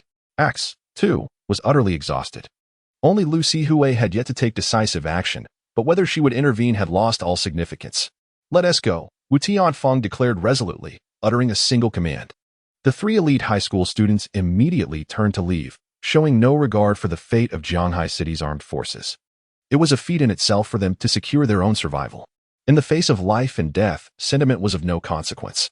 With Wu Tianfang's formidable prowess paving the way, even the relentless onslaught of monstrous beasts could not deter him. He cut a path through the chaos. This unexpected outcome left Yichu utterly dumbfounded. He witnessed firsthand the demise of Jianhai City's originally 12-member armed team, all consumed by the voracious beasts. Devoured until not even bones remained. Yiju's heart was a tumult of emotions, as the battlefield fell silent, devoid of enemies. Numerous 3rd and 4th-tier beasts responded to the call of the frenzied bear, gathering in anticipation of its commands. In that moment, the frenzied bear appeared utterly disheveled, its massive frame drenched in blood, panting heavily with labored breaths. The other beasts regarded the frenzied bear with a lingering sense of reverence, yet Yizhu, upon witnessing the creature's state, felt a spark of intensity ignite within his eyes. A horrifying wound marred the bear's neck, though it had ceased bleeding. The fresh flesh and pulsing veins were still visible. Had it been an ordinary 3rd or 4th-tier beast, it would have succumbed to blood loss long ago. However, as a 6th-tier beast, the frenzied bear possessed an extraordinary vitality. This grievous injury, while severely debilitating, was not enough to bring about its immediate demise. Given sufficient time, it could certainly recuperate. Yet Yizhu had no intention of granting it that opportunity. With its severe injuries, the frenzied bear's eyes burned with malice and fury as it gazed upon the gathering of beasts that were half its size. In a swift motion, it swung its paws, effortlessly crushing a mountain ape that had armed itself against it. The ape, towering over 2 meters, never anticipated such a swift and brutal end. Its robust body was pulverized under the bear's strike, visceral blood spilling across the ground. The surrounding beasts recoiled in terror, yet none dared to flee. After dispatching the mountain ape, the frenzied bear seized its lifeless form and devoured it whole, blood streaming from its mouth amidst the sickening sound of shattered bones. Remarkably, the sword wound on its neck began to visibly mend before the eyes of onlookers. Yiju's eyes suddenly turned icy, and he ceased his hesitation. With a powerful surge, he charged towards the frenzied bear.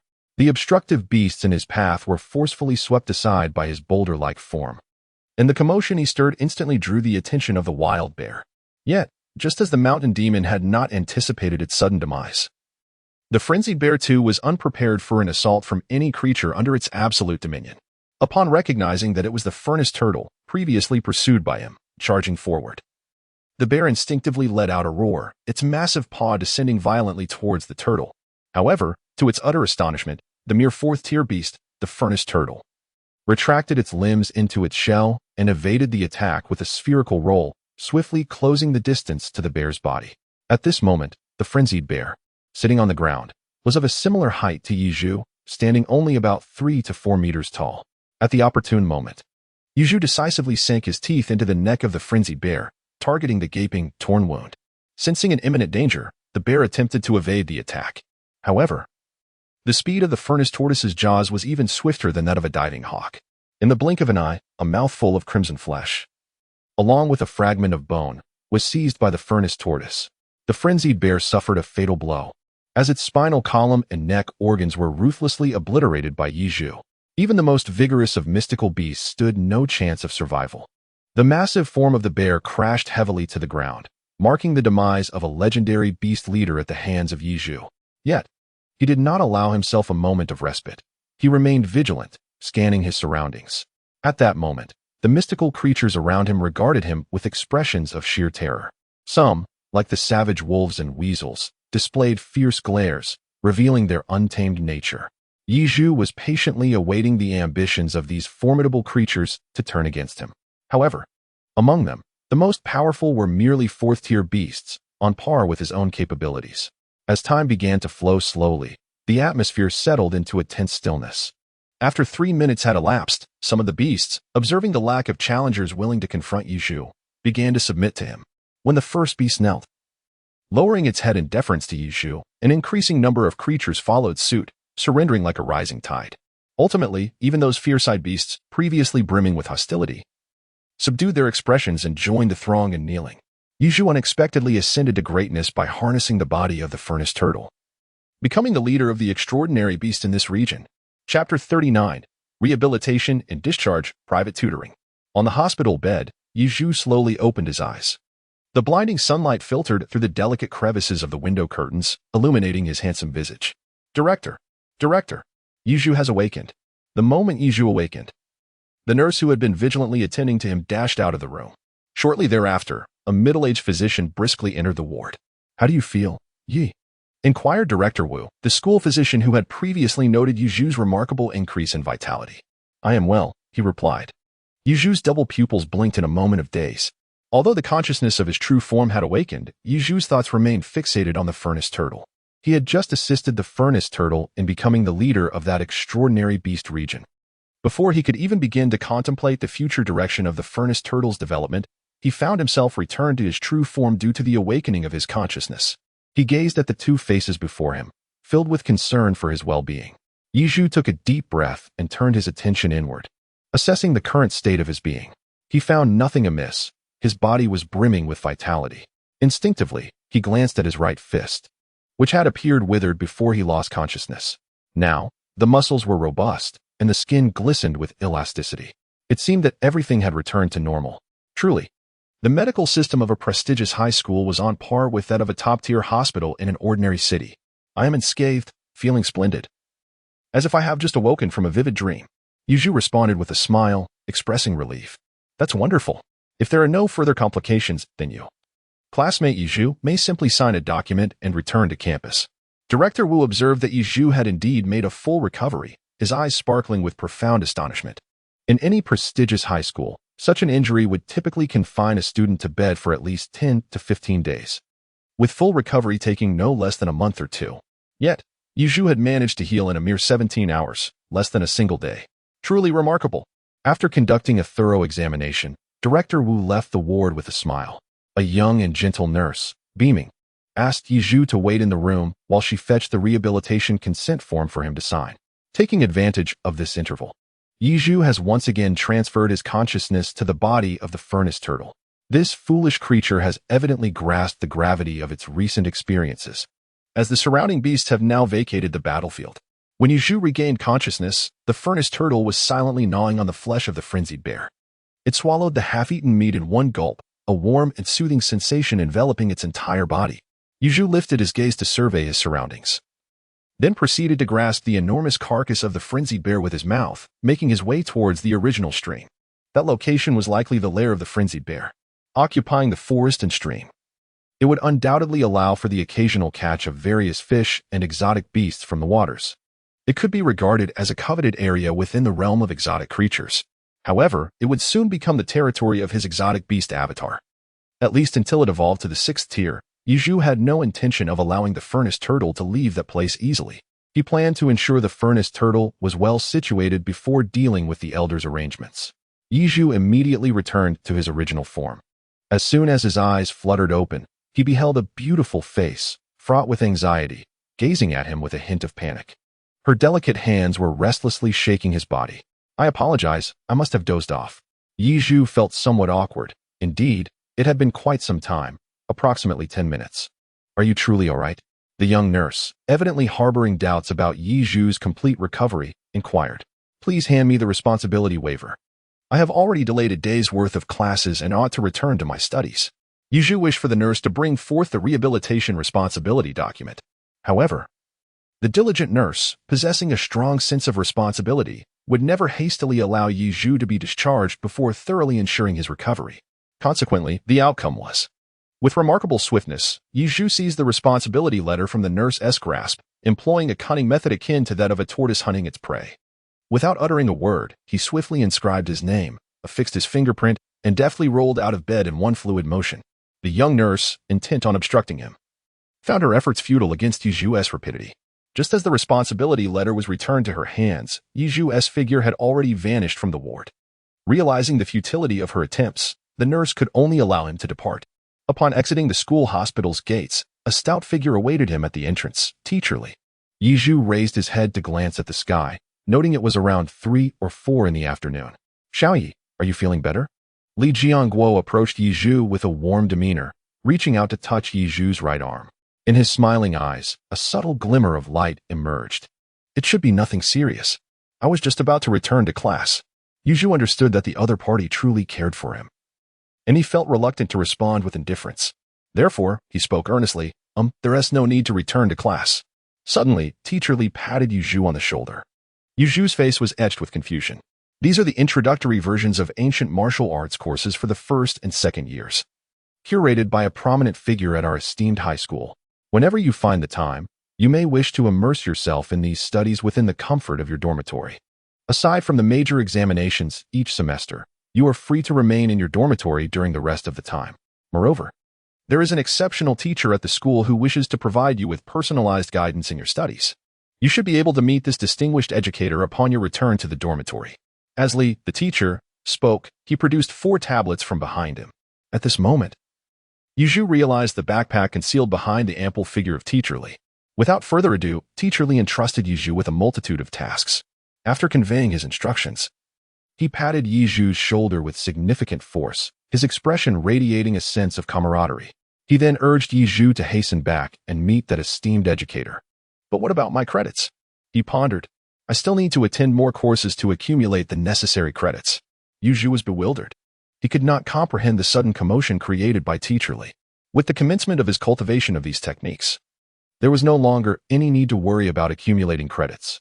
The 4 tablets, each containing a distinct technique, promised enough credits upon completion to cover his entire annual expenses in the second year of high school.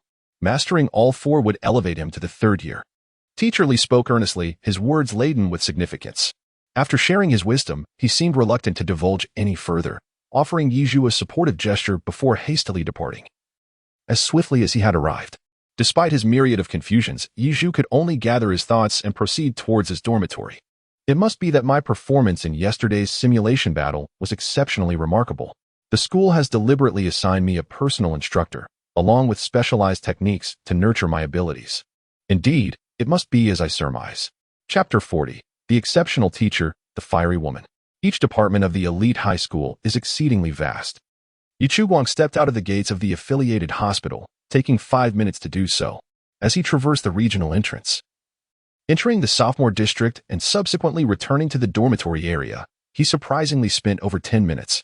During this time, Yichuguang endeavored to activate the 4 tablets he held in his hands, eager to discover the nature of these 4 extraordinary practices. To his astonishment, unlike the tablet given to him by Teacher Li, which contained the comprehensive curriculum for the first year and could be accessed freely, these 4 tablets were not only solid and robust, resembling stone tablets, but also required the confirmation of an individual's iris for access. Yizhu speculated that it was the very instructor who would soon impart lessons to him. Lost in thought, he effortlessly arrived at the entrance of his villa. The door to the villa stood ajar. Yizhu instinctively furrowed his brow as he surveyed his surroundings. It is essential to understand that this prestigious high school is far from a tranquil haven.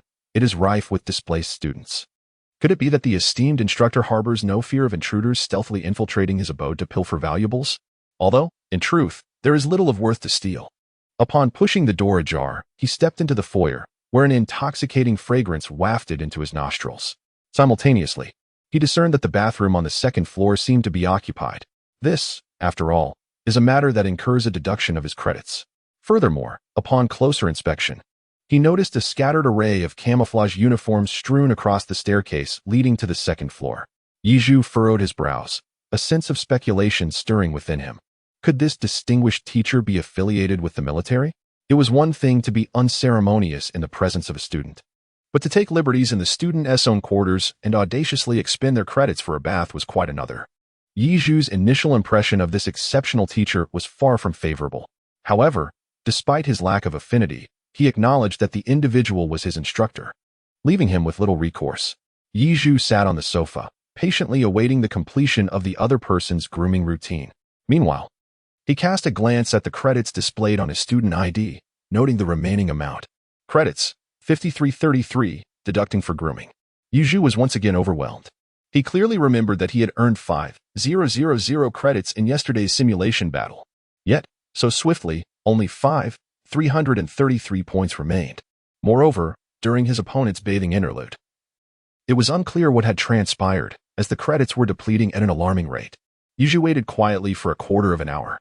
To his astonishment, over 600 credits had visibly evaporated. Could it be that this fellow was indulging in high-end services, such as invigorating blood circulation treatments and muscle massages in the bathroom? Yizhu felt increasingly restless. Was this distinguished teacher not treating him as a fool? He gazed at the nearly depleted credits, which were approaching 4,000. Yizhu, unable to endure any longer, darkened his expression and promptly ascended the staircase.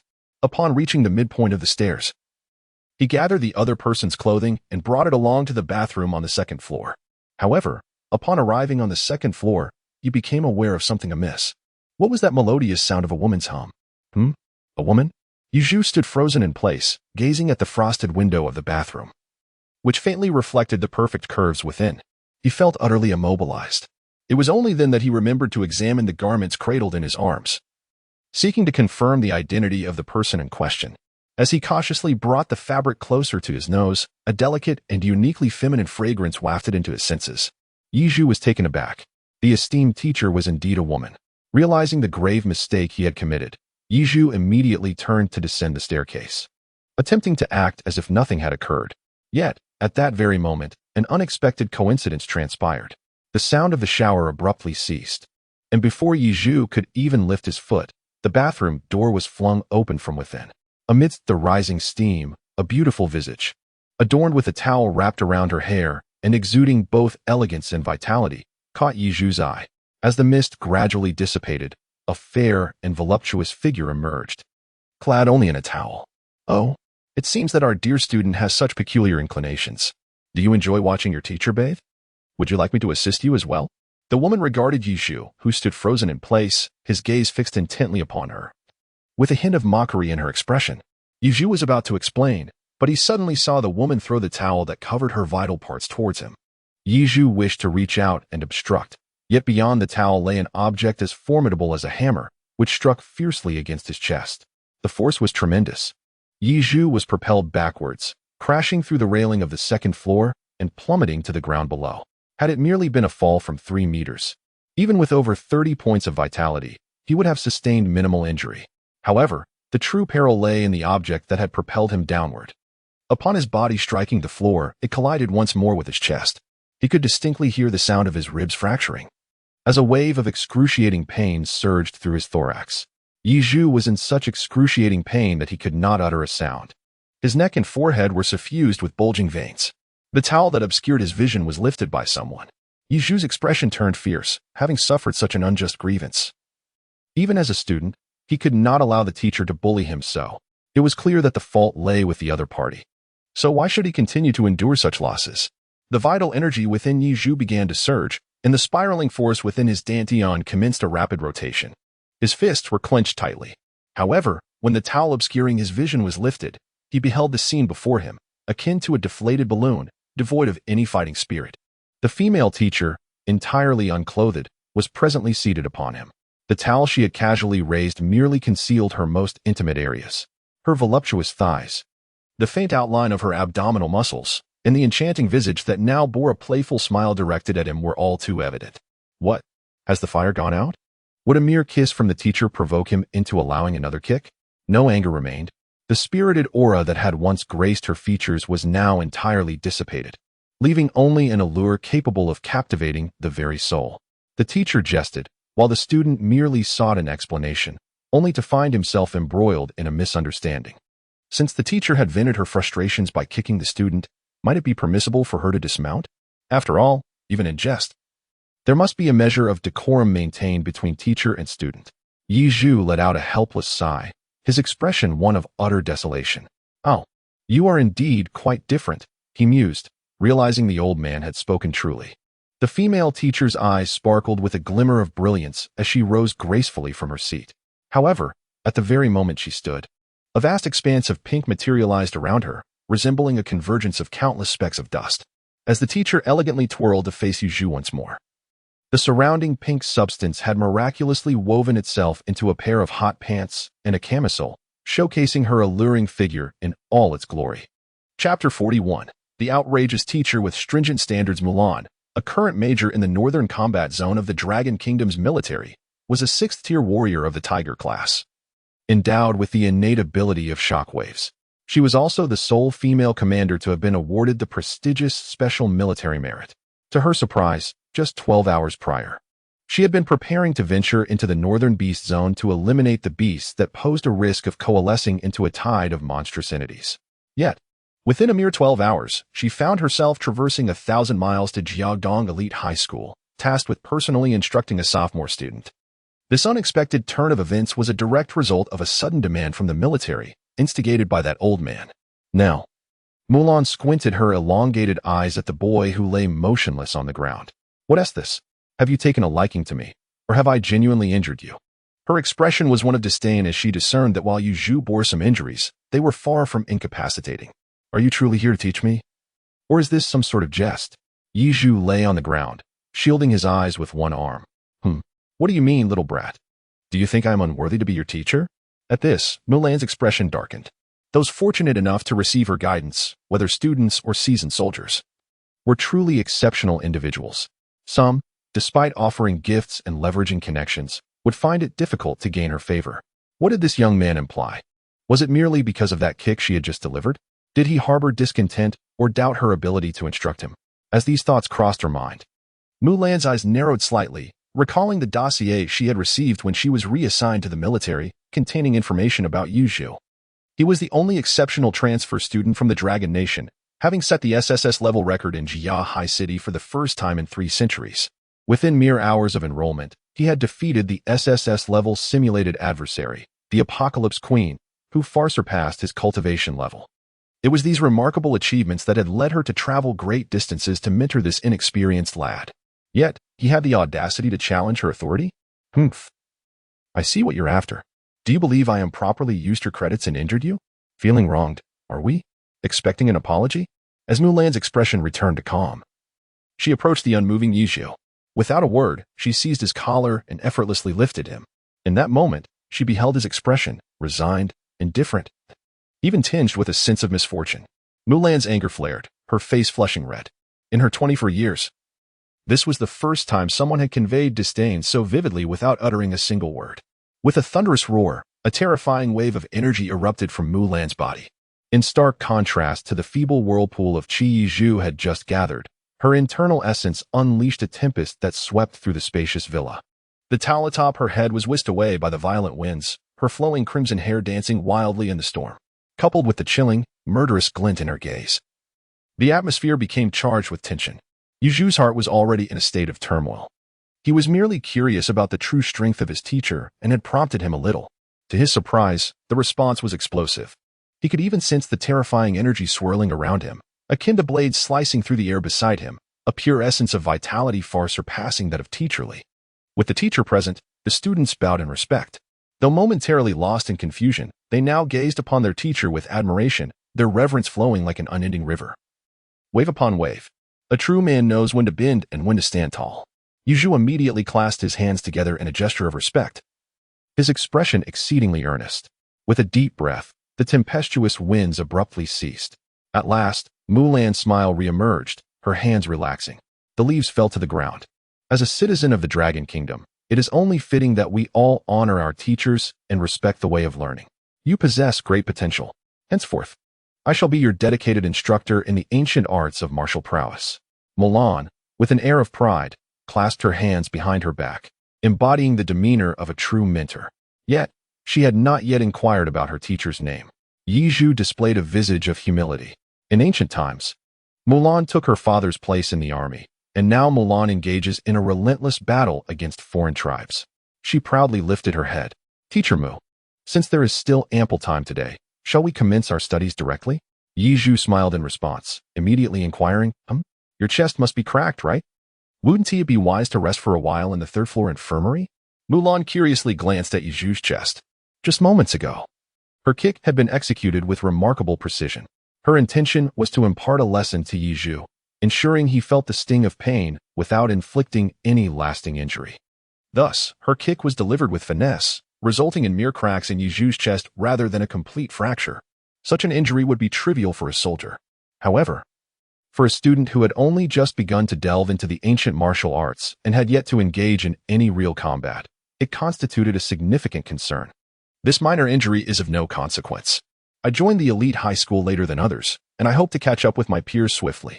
Yi Zhu shook his head slightly and said, Very well, as you wish.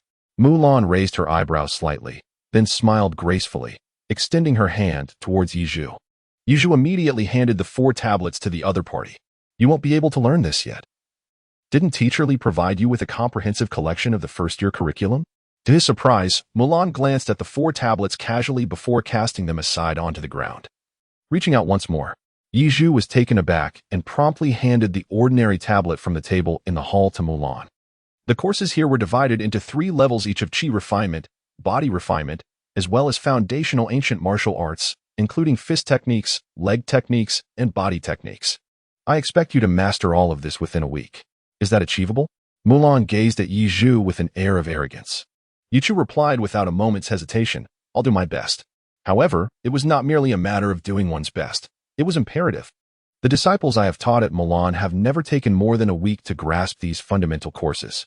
If you cannot accomplish this within a week, it indicates that the old man misjudged your potential. You must return to the training grounds and follow the prescribed curriculum alongside your peers. Mulan let out a soft snort. Issuing an unwavering command to Yi Zhu from the very beginning, Yi Zhu felt a tinge of embarrassment, yet he mustered the courage to proceed. Soon, the imparting of knowledge and the resolution of doubts commenced. Yi Zhu, following Mulan's instructions, removed his shoes and began to sit cross-legged on the ground. His hands naturally rested on his knees as he closed his eyes to cultivate his spirit, emptying his mind to perceive the flow of blood and energy within himself. Chapter 42, Visualization and Qi Refinement, Advanced Technology. The 3 fundamental ancient martial arts courses in a prestigious high school include Qi Refinement, which nurtures the internal core, bolstering the vitality of the organs and cultivating postnatal energy, enabling punches to strike like thunder and kicks to cut through the air like a fierce wind. Body Refinement focuses on the external, a practice known in ancient times as horizontal training, which tempers the physique and strengthens the muscles, transforming the body into the most formidable weapon. After mastering both internal and external practices, one must begin to synchronize the fundamental techniques of punches, kicks, and body movements, solidifying the foundation of martial arts by integrating inner strength with outer power. This curriculum encompasses the entirety of what is to be learned in the first year and the first half of the second year at the elite high school. If one wishes to catch up to the progress of others who have practiced for a year and a half within just 1 week, it is imperative to possess extraordinary martial talent along with effective training methods. Dressed in a striking ensemble, Mulan commenced the instruction of Yi Zhu in the art of cultivation, embodying the presence of a strict teacher. Her gaze was piercing as she meticulously observed every subtle change in Yi Zhu's demeanor, the flutter of his hair, the flush of his complexion, and the slight emergence of veins on his neck, indicative of the internal formation of a vortex, accelerating the circulation of energy and blood within. Excellent, she remarked. It appears you have become proficient in Qi refinement. Now, I want you to begin envisioning an object in your mind. Imagine a flower, a resplendent rose adorned with thorns. Focus intently on the details of its vivid red petals, and then, utilizing the vortex of energy within your dantian, attempt to replicate the shape of that flower. Strive for meticulous precision. Mulan's words bore an enchanting quality, and upon hearing them, Yi Zhu subconsciously conjured the image of a thorny rose in his mind. However, as he endeavored to direct the Dantian vortex to mimic the form of the flower. He found it exceedingly challenging, akin to a child learning to wield chopsticks or a student attempting to write, though he could conjure fine strands of energy under his control. Weaving them into the desired shape proved elusive. As Yuzhu grappled with the manipulation of the vortex over time, beads of sweat began to trickle down his forehead. The depletion of his mental energy was beyond his imagination, manifesting in just a quarter of an hour. Yuzhu suddenly opened his eyes, forcefully disrupting his meditative state. It was impossible. He could not achieve it. Yuzhu began to breathe heavily, his entire body glistening with sweat, as though he had just undergone an intense workout. His mental energy was nearly depleted, and his mind felt clouded. It is quite normal to experience such a reaction during the first attempt. The method of qi cultivation I have imparted to you is an exceptionally efficient visualization technique. By envisioning an object within the sea of consciousness and subsequently directing your own energy vortex to imitate it, the limited number of energy vortices within you can then discharge purposefully, allowing your body to generate them more rapidly. This is precisely why I chose to instruct you at your villa. Mulan observed Yizhu, who appeared on the verge of collapse, and a flicker of satisfaction danced in her eyes. After all, Yizhu had managed to persist for a quarter of an hour during his initial visualization attempt. She had initially thought that 5 minutes would be the limit for a newcomer like him. The longer one can sustain the visualization during the first attempt, the higher their innate talent, which is indeed a positive sign. Now, immediately return to your bed and rest. When the time comes, I will rouse you myself. Mulan tossed Yuzhu the towel she had just used, which still carried her distinctive fragrance. However, in his current state of mental exhaustion, Yizhu was too weary to contemplate Mulan's words. He simply followed her instructions. Yizhu staggered to his feet, casually wiping the perspiration from his body with a towel. He made his way step by step towards his bedroom, ultimately collapsing into the expansive, plush embrace of his bed. The villa's steward gently reminded him, "Your mental faculties are currently severely depleted. You urgently require rest. I have activated deep sleep mode for you," the intelligent steward announced. The door to the room where Yizhu resides closed automatically, and a subtle fragrance of sandalwood began to waft through the air, accompanied by gentle lullabies. Yizhu swiftly descended into a realm of serene slumber. Time became an abstraction. Suddenly, the villa's steward issued a warning. An intruder had forcibly entered the master's bedroom, triggering the rapid awakening protocol. Yizhu was in a deep slumber, yet in an instant, he awakened as if jolted by electricity. He abruptly sat up in bed, and the first sight that greeted him was teacher Mulan, leaning against the bedroom door, arms crossed, wearing a beaming smile as she gazed at him. Had morning already arrived? Yizhu initially failed to comprehend the source of teacher Mulan's amusement. He merely felt that this sleep had been exceedingly refreshing, restoring his depleted mental energy to its former vigor. Merely 30 minutes had elapsed. However, I would advise that you don your clothing first. Otherwise, should I behold you fully, your future girlfriend may well feel a pang of jealousy. Mulan's smile was laced with playful intrigue, bordering on teasing. Yizhu, suddenly aware of his surroundings, glanced down at his own body. Although covered by a blanket, he was devoid of clothing. Turning his head again, he discovered that his garments had been completely removed by an unknown hand and were now neatly hung in the wardrobe. Mulan had initially anticipated that this lad, after her playful teasing, would blush like a bashful girl. To her surprise, Yuzhu remained utterly unfazed. He even boldly threw aside the blanket and nonchalantly descended from the bed to retrieve his clothes. A sudden flash of spring. This unexpected display rendered Mulan's face crimson. Her elongated eyes widening in shock as she pointed at Yuzhu, left speechless. What was meant to be a playful banter had turned into her own embarrassment at his audacity. Truly, he was far from charming. With her cheeks aflame, Mulan swiftly turned away, and despite the tumult of humiliation within, her pride compelled her to feign indifference. Yuzhu casually glanced at teacher Mulan's retreating figure. His eyes filled with disdain. After all, he had lived 2 lives, the previous one extending into his 30s. How could he allow this little girl to continue to toy with him? He leisurely donned his clothing and said, "Teacher Mulan, let us continue." Yuzhu returned with an expression that seemed utterly harmless. This time, he insisted on staying awake for no more than 20 minutes, forbidding any slumber. Mulan was acutely aware that this young man was undoubtedly reveling in his own satisfaction, which left her feeling somewhat displeased as she let out a soft hum of annoyance. Upon hearing the words, Yizhu exhibited a peculiar expression, as the statement struck him as somewhat odd.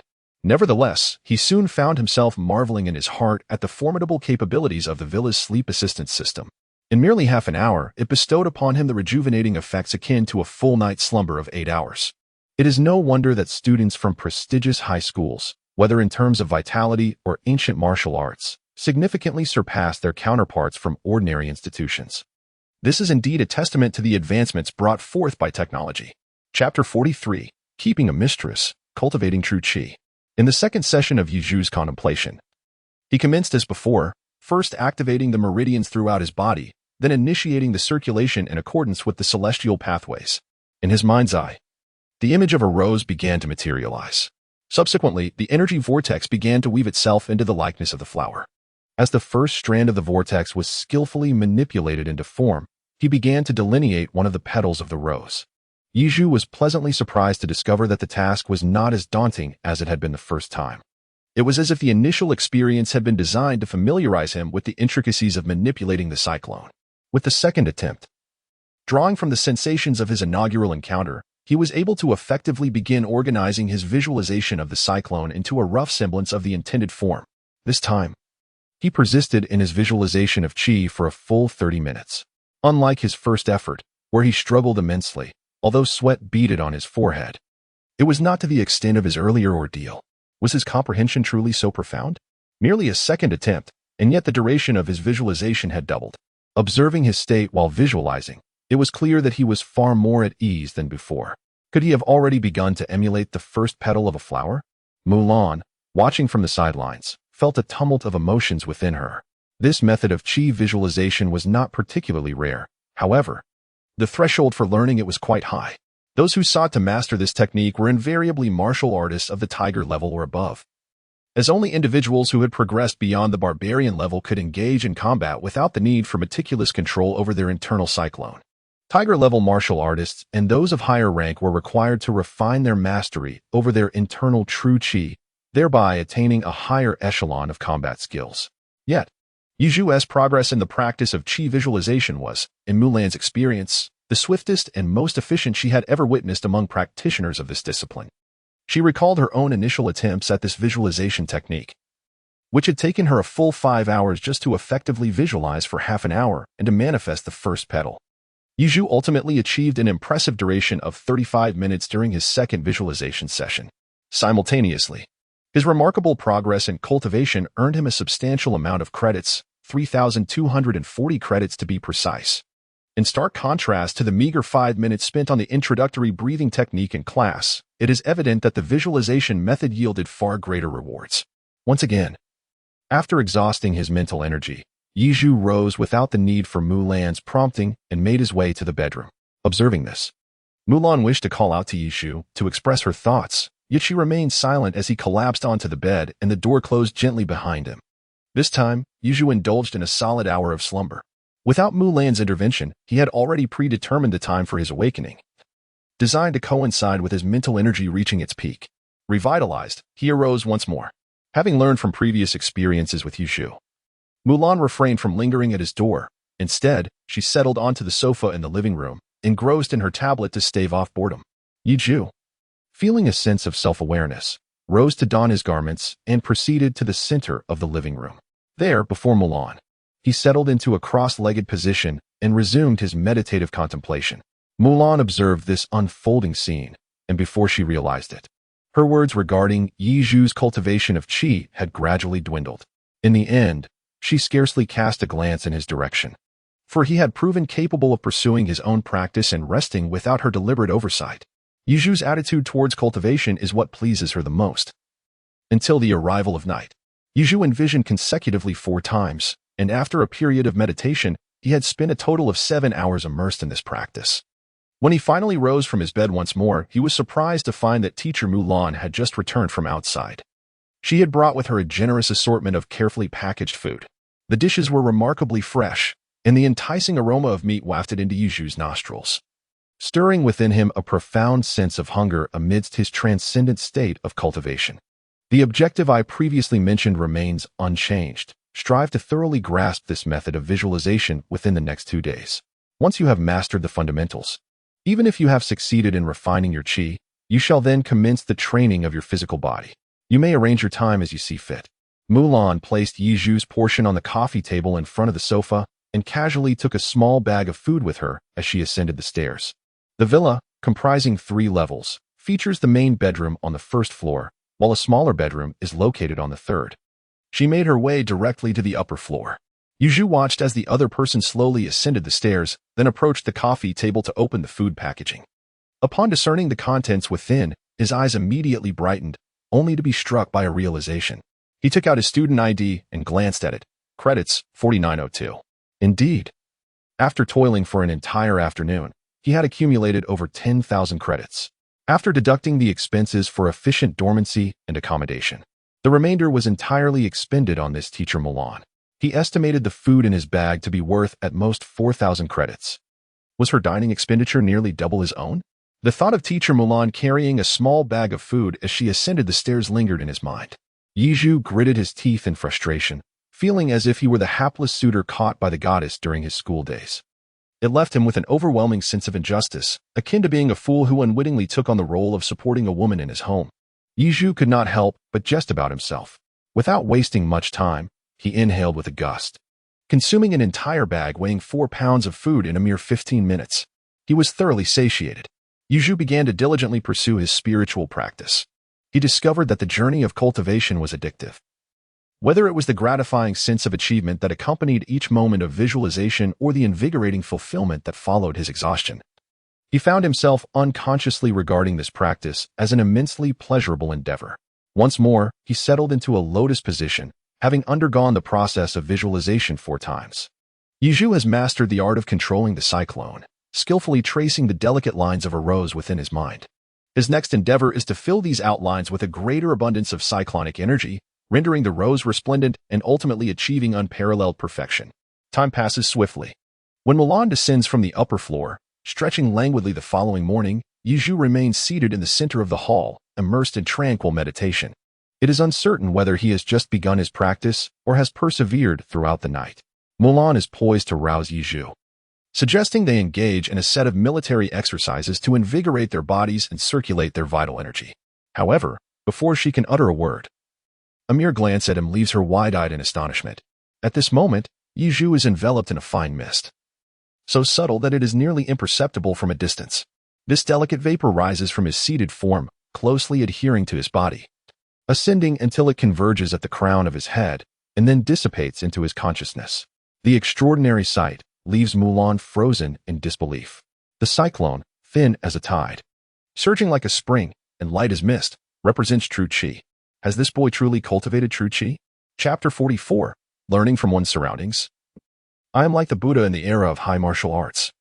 The classification of martial artists encompasses not only the vital force as a tangible metric, but also the level of ancient martial arts studied, average physical attributes, and the quantity and quality of beasts hunted.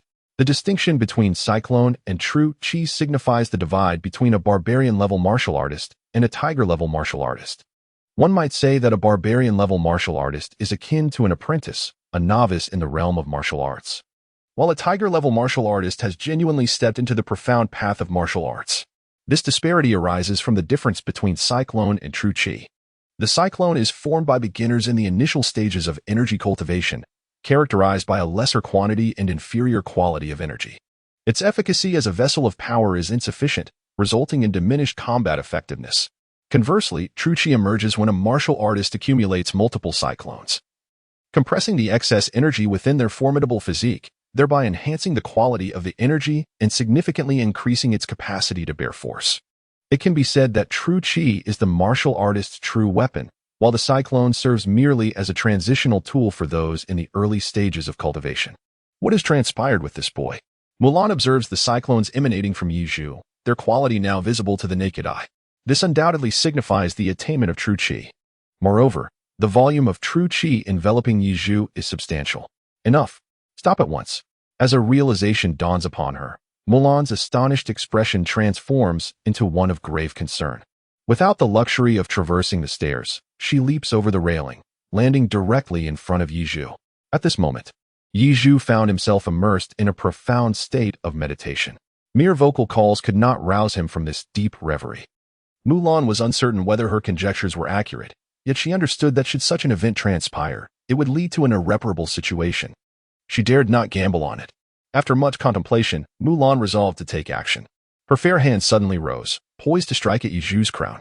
However, to her astonishment, just as her palm, swift as the wind, was about to make contact with his crown, Yizhu's vital energy surged forth in a sudden explosion, akin to a tempest sweeping across the landscape.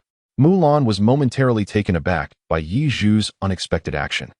Seizing the opportunity in that fleeting moment, before Yizhu could even open his eyes, his body had already rolled backward. Once he distanced himself from Mulan, Yizhu warily opened his eyes. "Teacher Mulan, what are you planning to do?" Yizhu remained on high alert, his gaze fixated on Mulan. Especially as he observed her palm frozen in midair, a flicker of hostility surfaced in his eyes. Mulan was momentarily taken aback. She had intended to disperse the vital energy accumulating at Yizhu's crown, hoping to induce a stagnation of his internal energy and thereby awaken him from his profound meditative state. To her astonishment, Yizhu had awakened on his own. Judging by his current demeanor, it seemed that he had sensed danger due to her palm strike, prompting his awakening. "Do not move," she instructed. "I must first examine your meridians." The thought that Yizhu might have entered a perilous state made her resolve to postpone further explanations and focus on his physical assessment. "Hold on. I require a reasonable explanation from you first, Ms. Mulan. Otherwise, I cannot place my trust in you." As Mulan took a step forward, Yizhu instinctively retreated 3 steps, maintaining a safe distance between them. One could hardly blame Yizhu. He had been wholly engrossed in his practice, utterly unguarded when someone attempted to take advantage of the moment. Had it not been for his innate danger-sensing ability, he would have indeed fallen prey to the strike from this female instructor. In the absence of an understanding of her motives, anyone in his position would inevitably feel a surge of wariness. Mulan, feeling helpless yet recognizing that Yizhu appeared to be unharmed, opted to clarify, "How is it that you possess vital energy?" Such energy is characteristic of a tiger-level warrior, requiring a practitioner to reach a certain level of vitality and possess a physique robust enough to compress the spirals of energy generated within, ultimately coalescing into a more refined form of vital energy. "You are merely a junior in high school. How could you possibly achieve this?" Her words sounded more like an interrogation than an explanation. "Ms. Mulan, what I seek is your clarification," Yizhu asserted. "You choose ice grew cold." As he stood poised to activate the villa's alarm system, should the alarm be triggered, it would summon the elite guards from the high school to ensure the safety of the students. "Have you lost your mind?" Mulan also donned a frosty expression, asking in a low voice. Lost my mind?" Yizhu was momentarily taken aback, clearly perplexed by Mulan's meaning. In essence, she was inquiring whether, during his visualization, his mind had wandered, whether he had been distracted by other thoughts or matters. This distraction might have led to an excessive impact on his heart meridian during the cyclone induction process, thereby affecting his perception of reality. To put it plainly, she was asking if he had lost his sanity. Mulan, growing weary of the circumlocution, stated succinctly and directly, "Do you have distracting thoughts?" Indeed, Yizhu admitted. He had visualized things beyond merely the rose and had proceeded with the cyclone induction according to his own interpretations. However, this was only because he had already mastered the ability to utilize the internal cyclone to perfectly replicate the rose. He simply wished to challenge himself with more complex objects of visualization. As for whether he had truly lost his mind, he posed the question back to his teacher. "What do you think?" At this moment, Yizhu had largely come to understand that it was all a misunderstanding. His gaze towards Mulan grew somewhat awkward. "Are you suggesting that you manifested the envisioned flower through a cyclone in just one night?" Mulan was equally aware that they had both stumbled into a significant blunder. Yet, she still found it hard to believe that there existed someone capable of mastering the art of visualization and energy cultivation from novice to proficiency within a single night. "But that does not make sense. What was the second thing you envisioned?" Mulan's eyes remained laced with skepticism as she casually envisioned a Buddha. Yizhu felt increasingly awkward, his speech becoming somewhat halting. "Rulai? What flower is that?" Mulan was taken aback, believing that Yizhu was fabricating nonsense. "It is the Buddha, Rulai." Yizhu understood that mere words could not substantiate his capabilities. With that thought, he closed his eyes, and in his mind, a magnificent golden Buddha began to stand tall in the sea of his consciousness. Simultaneously, a delicate aura of true energy began to manifest around him. However, this time, the true energy did not circulate around his body as before. Instead, it intentionally shaped into a majestic Buddha figure, the great Sun Tathagata. Even Mulan, who had already attained the rank of a dragon-level warrior, found herself frozen in place upon witnessing this unprecedented spectacle behind Yizhu. Her elongated, beautiful eyes gazed at him as if he were a monster. How? How did you accomplish this? Chapter 45. Outrageous Feats. Extraordinary actions. Mulan hailed from a military family and had trained in various ancient martial arts since childhood. At the tender age of 12, she followed her father to the beast battleground, where she personally slaughtered monsters. Although her composure had not yet reached the unwavering level of her father, she was undoubtedly mature and composed in the face of danger. Yet today, before Yizhu, she repeatedly lost her poise. All of this stemmed from the extraordinary nature of the youth before her. He was not a martial artist, yet he could cultivate true energy and even utilize it to manifest a giant Buddha apparition behind him. What kind of monster is this boy? This technique was something she had never even witnessed. What ancient martial art was this? It seems there has been a misunderstanding, Mulan thought, observing the ghostly expression on her face. Yizhu has completely relinquished his doubts regarding Mulan, realizing that the misunderstandings between them stem from a lack of mutual understanding. Wait a moment. First, tell me how you accomplished this, he inquired. The separation of true energy from the body is one thing, as even high-level tiger-ranked warriors can achieve that. However, once the true energy is outside the body, devoid of the control of vital essence, how do you manage to manipulate it into forming this phantom? At this moment, Mulan's curiosity surged to its peak. She no longer pondered over what kind of anomaly Yizhu truly was. Her sole desire was to uncover the secret behind his extraordinary feat. How shall I explain it? During my meditative visualization, I discovered that my mastery over true energy became increasingly proficient, allowing me to effortlessly shape it into the forms I desired. Consequently, I began to imagine more intricate and challenging constructs to enhance my visualization and mimicry of energy manipulation. However, upon advancing further in my control over the energy vortex, I suddenly realized that the human meridian system is exceedingly complex and interconnected. During the process of channeling the energy vortex, a significant amount of energy would be squandered traversing the convoluted pathways of the meridians. This resulted in a meager increase in energy after each full cycle through my internal circulatory system. Thus, I endeavored to determine whether I could guide the energy vortex to bypass the meridians and traverse a broader path for circulation. Hence, I learned to separate the true energy from my body. Yizhu patiently elucidated to Mulan how he accomplished this scene. Initially, Mulan listened intently. She comprehended and was able to grasp the concepts presented. However, as Yizhu delved into the complexities of human meridians and the notion of seeking alternative paths, questions began to emerge in her mind. Such inquiries had never crossed her thoughts before, nor had they been pondered or achieved by her ancestors. Why then should she engage in such contemplation? The subsequent elucidation provided by Yi Chu left Mulan utterly bewildered. It felt as though she were deciphering an ancient text, with numerous principles being introduced to her for the very first time, articulated by a mere sophomore. As Yi Chu expounded at length with meticulous detail, Mulan found herself ensnared in a web of self-doubt. Was it my limited understanding, or is this fellow truly extraordinary to an unfathomable degree? With all your words, are you merely attempting to convey that your comprehension surpasses that of ancient sages, achieving what they could not? Very well, if I cannot grasp it, I shall refrain from further listening. As long as you have not succumbed to madness, that suffices. Furthermore, pin down your insights and submit them to the higher echelons of the Dragon Kingdom. This would indeed contribute to the advancement of martial arts in our nation. Mulan gestured dismissively, slightly irked, acknowledging that while there is no issue in presenting such practices to the state, it is rather premature for a student who has only just begun to grasp this method and still requires time to refine their understanding. Yizhu's face bore a hint of hesitation as he voiced his doubts, yet internally, his mind was already racing with calculations.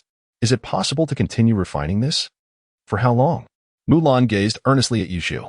Although she could not fully comprehend his explanation, she grasped the profound significance of the method he had developed for separating one's true energy from the body. If entrusted to the ancient martial development department of the Dragon Kingdom, it would undoubtedly play a pivotal role. The ability to detach true energy and manipulate it could pave a new path for humanity in the realm of ancient martial arts, potentially leading to an unprecedented journey. This innovation is akin to the moment in ancient times when humanity first discovered nuclear fusion. It would undoubtedly stand as a remarkable chapter in the annals of human history. The student had merely stumbled upon this insight by chance. To master it thoroughly might take 10 years, or perhaps 20, or even 30. Yizhu feigned difficulty. His innate nature as a cunning merchant from his past life could no longer be suppressed. Very well, it is advisable to submit promptly. The upper echelons of the Dragon Nation will not neglect your efforts and may even present you with a monumental opportunity. Upon witnessing Yi Zhu's ostentatious demeanor, Mulan immediately comprehended his true intentions. She rolled her eyes and declared, 3 days. Completed in 3 days. Having achieved his objective, Yi Zhu ceased his pretense and directly extended 3 fingers, stating, "All right, our nation's prodigy. Since you have reached such a level in chi refinement, you appear unburdened. Shall we commence body refinement now?"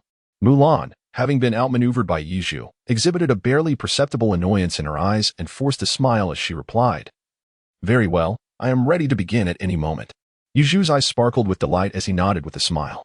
He remained oblivious to the fleeting glint of amusement in Mulan's gaze, interpreting it merely as a sign of her strict teaching approach. "You must be well prepared," she advised. The process of body refinement differs significantly from that of energy cultivation. It can result in minor injuries or, in severe cases, jeopardize one's life. As she spoke, Mulan clasped her hands into fists, the sound of her knuckles cracking resonating through the air.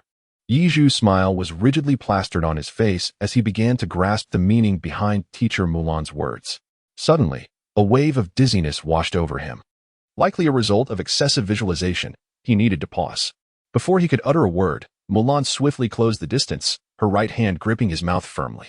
A sharp knee strike followed, causing Yi Zhu to bend slightly, nearly expelling the remnants of last night's meal.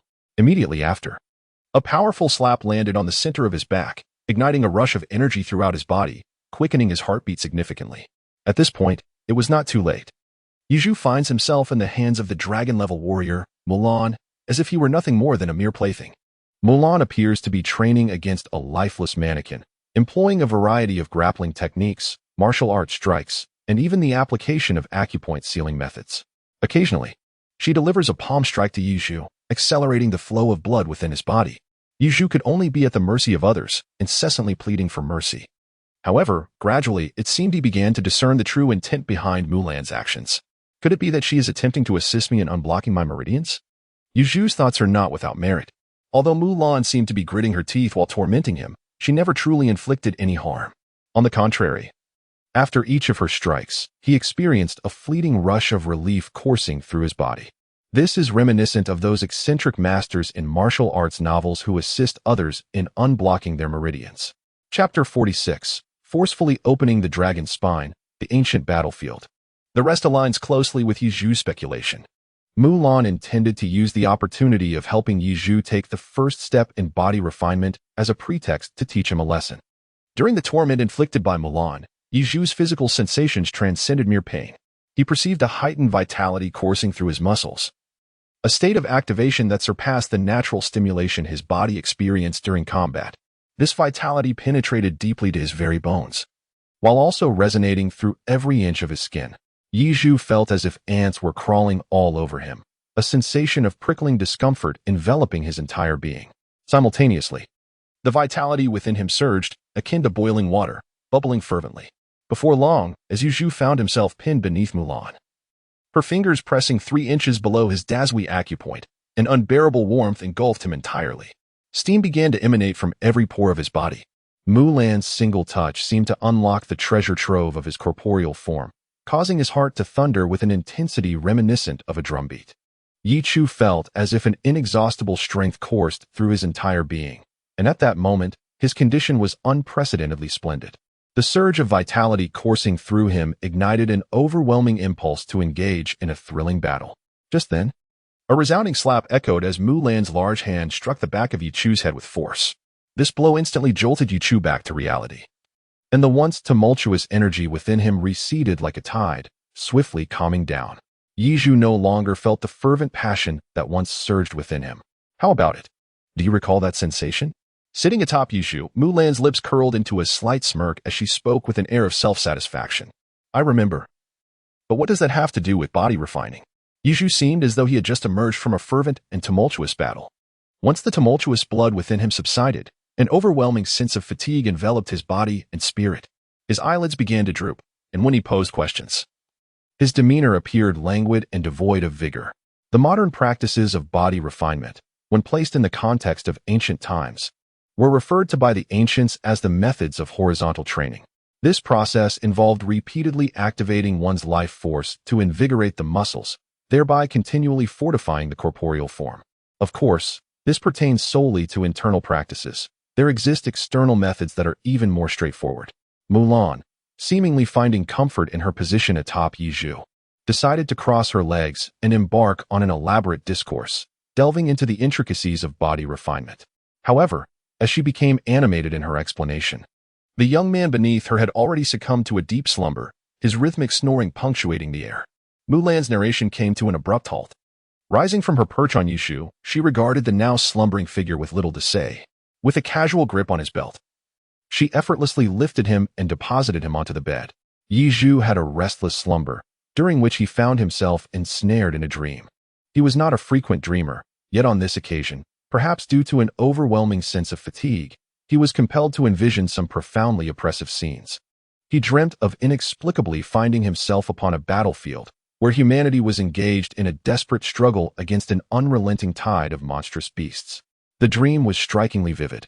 Yizhu could discern the faces of each warrior among the human ranks, clad in the pitch-black armor worn by the ancient sages of humanity. They wielded an array of weapons. However, one aspect perplexed Yizhu. These ancient warriors appeared to possess a physique significantly larger than that of modern humans. And the aura they emanated was a vivid crimson, reminiscent of blood. Wherever Yizhu's gaze fell, he beheld the gruesome spectacle of human warriors, their formidable physiques tearing apart monstrous beasts with raw strength. Each human warrior towered over the present-day average, standing an impressive 2 meters tall. Their sinewy muscles coiled like serpents, and their visages bore a fierce countenance, reminiscent of deities of death incarnate. Vital energy surged and radiated around them. In stark contrast, the monstrous beasts appeared significantly diminished in comparison. What ancient martial art could inspire such prowess?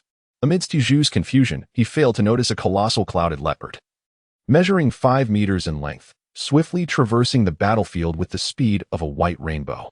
By the time he regained his senses, the enormous creature had already opened its gaping maw, lunging towards him in a deadly attack. Yizhu awoke with a jolt, startled from his slumber. As he gazed at the ceiling, which shimmered with a purplish hue, his eyes widened in a state of bewilderment. The villa's steward gently reminded him, "You have reduced your expected rest period by half. During your sleep, your body was in a state of extreme tension, with your heart rate soaring to a staggering 210 beats per minute. Shall I summon the school physician for assistance?" Yizhu assessed his current physical condition. His heartbeat had returned to a steady rhythm, and his overall vitality appeared normal. No further action was necessary. Yizhu uttered a phrase, turned his body, and lay on his side, yearning for a few more moments of slumber. His primary desire was to continue observing the vivid scenes of battle from the ancient realm within his dreams. He harbored a premonition that if he were granted the opportunity to scrutinize for just a bit longer, he could uncover the profound principles behind the formidable physique and the vital essence radiating from those ancient warriors. This knowledge, he believed, must be the powerful ancient martial arts that had never been passed down to posterity. Yizhu gently closed his eyes, striving to summon a sense of drowsiness. However, after tossing and turning for a quarter of an hour, he found it exceedingly difficult to return to slumber. "Forget it. I shall rise and meditate for now. Perhaps the weariness from my cultivation will lead me to dream of that particular scene once more." Unable to succumb to sleep, Yizhu deemed it unwise to squander any further time in bed. He promptly donned his garments and rose to his feet. Upon entering the hall, he was greeted by Mulan, who was laden with an array of foodstuffs, having just returned from outside. It has only been half an hour. How did you awaken so soon? Is your body fully recovered?" Mulan inquired with a hint of curiosity, noticing Yizhu standing in the hall. "Indeed. While my body still bears some lingering fatigue, I am largely untroubled." Yizhu looked at teacher Mulan with a sense of helplessness as she held a package nearly the size of a person. Would this gluttonous teacher ever consider sparing him some of his precious credits? Those credits were earned through his diligent efforts. You think I frivolously spend your credits? You little rascal, let me see what this is all about." Mulan, perceiving Yizhu's thoughts through his resigned expression, irritably tossed the overflowing package in front of him. The contents, packed to the brim, spilled out in disarray. What is this?" Yizhu gazed in astonishment at the items emanating from the package. Spiritual herbs, vials of potions, neatly wrapped silver needles, and stones. What could these be? Yizhu was at a loss for words. "You ungrateful brat. I have toiled diligently to gather numerous medicinal bath materials from the herbal department for your crafting endeavors, only to be met with your disdain. Mulan shot Yizhu a fierce glare before turning her head away in indignation. Chapter 47. The Five-Animal Play Unleashed, the Blood and Qi Battle Technique. Yizhu also realized that he had unjustly accused teacher Mulan. His expression turned awkward for a fleeting moment before he quickly donned a fawning demeanor. Oh, teacher, you didn't let me finish. I intended to say how hard you work, always personally bringing meals for me. With such consideration for your students, you must not neglect yourself. Those meager credits of mine are hardly worth it. I would rather you enjoy a hearty meal than save for my sake. Yizhu, with a face that changed faster than turning a page, shamelessly continued. Well then, the credits you painstakingly earned last night have likely been spent by me already. Since you are well rested now, let us promptly commence with the body training. Otherwise, we may find ourselves unable to afford dinner tonight. Upon witnessing Yizhu's obsequious behavior, Mulan, who was fuming just moments ago, suddenly broke into a smile, discarding a larger package from her other hand onto the ground. The contents that spilled forth were nothing but snacks. Yizhu's fawning smile froze upon his visage, veins bulging on his forehead. What are you still dawdling about? Do you recall the sensation of blood surging that I just urged you to experience? Mulan paid no heed to Yizhu's outwardly smiling demeanor, which belied the teeth-gritting turmoil within. She nonchalantly picked up a bag of specially crafted potato chips from the ground, gently clapping her hands together. With a crisp sound, a multitude of chips made from the blood of exotic beasts scattered across the floor. Unfazed, she reached into the bag, retrieved a chip, and tossed it into her mouth. Do you remember how the students should achieve that desired effect? Yizhu endeavored to maintain his smile, yet his heart ached at the sight of the scattered potato chips at Mulan's feet. He distinctly recalled that each bag of these vitality-enhancing chips was worth 300 credits, belonging to the category of restorative consumables. Though the increase in vitality they provided was modest, their flavor far surpassed that of ordinary chips available in the market. Mulan's reckless waste of such a fine delicacy was nothing short of a travesty. He assumed a horse stance, activating the muscles throughout his body. No. He needed to widen his stance and lower his center of gravity. He tightened his core, channeling all his strength into his thighs. Yes, just like that. Meanwhile, Mulan munched on the chips, casually making her way to the sofa, where she reclined with a nonchalant grace, carelessly draping her smooth, radiant legs across the table. Yizhu remained calm and composed, striving to keep his mind free of distractions. He meticulously followed the steps outlined by Mulan. As he firmly established his horse stance and began to concentrate all his strength in his thighs, the sensation of surging energy throughout his body, previously stirred by Mulan, subtly resurfaced. However, the intensity of this feeling was still mild. Time passed gradually, and before long, half an hour had elapsed. Yizhu's forehead was already beaded with sweat. His complexion flushed, and although his legs remained steady, the sensation of surging vitality eluded him. A loud belch erupted from behind. That should suffice. Rise and stretch your limbs. I shall impart to you a superior method of body refinement.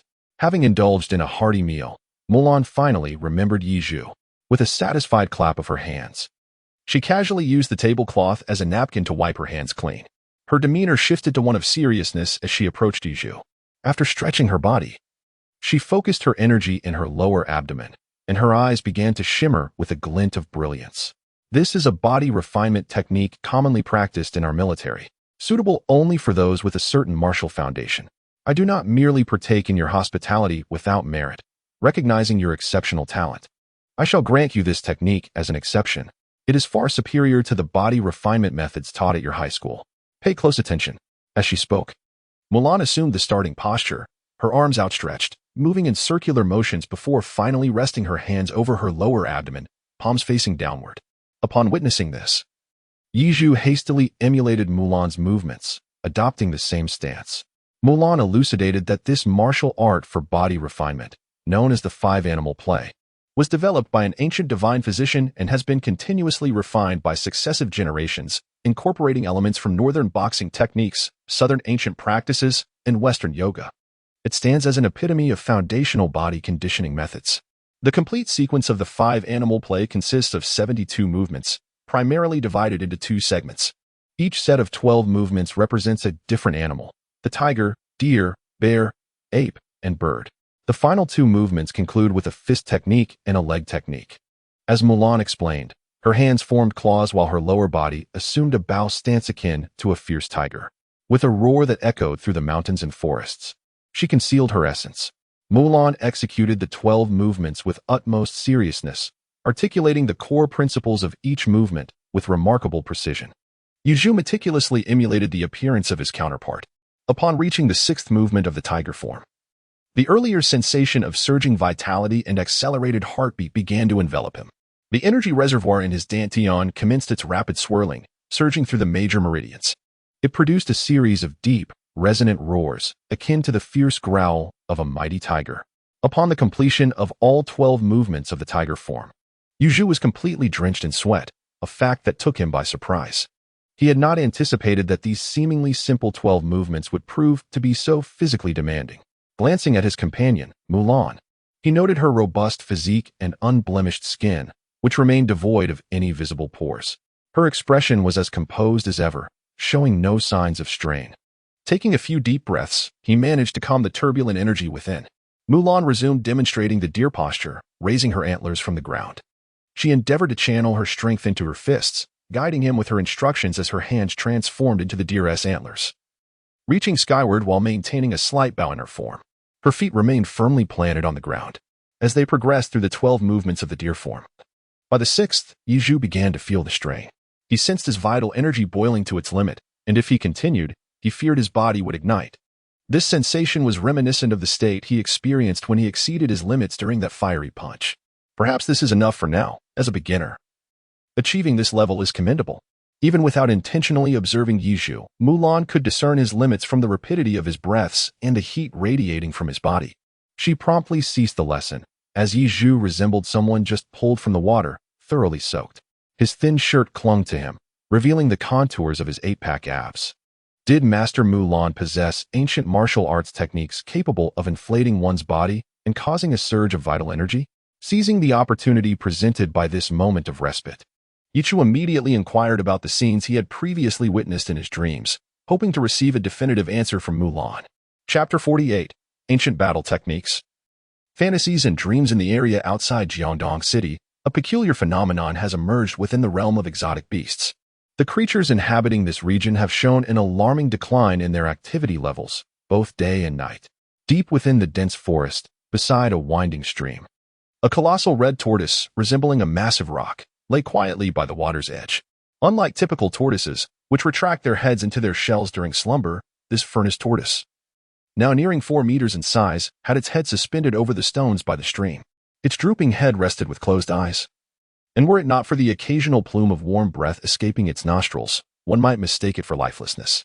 During Yichu's engrossed period of cultivation, the furnace tortoise's condition grew increasingly bizarre.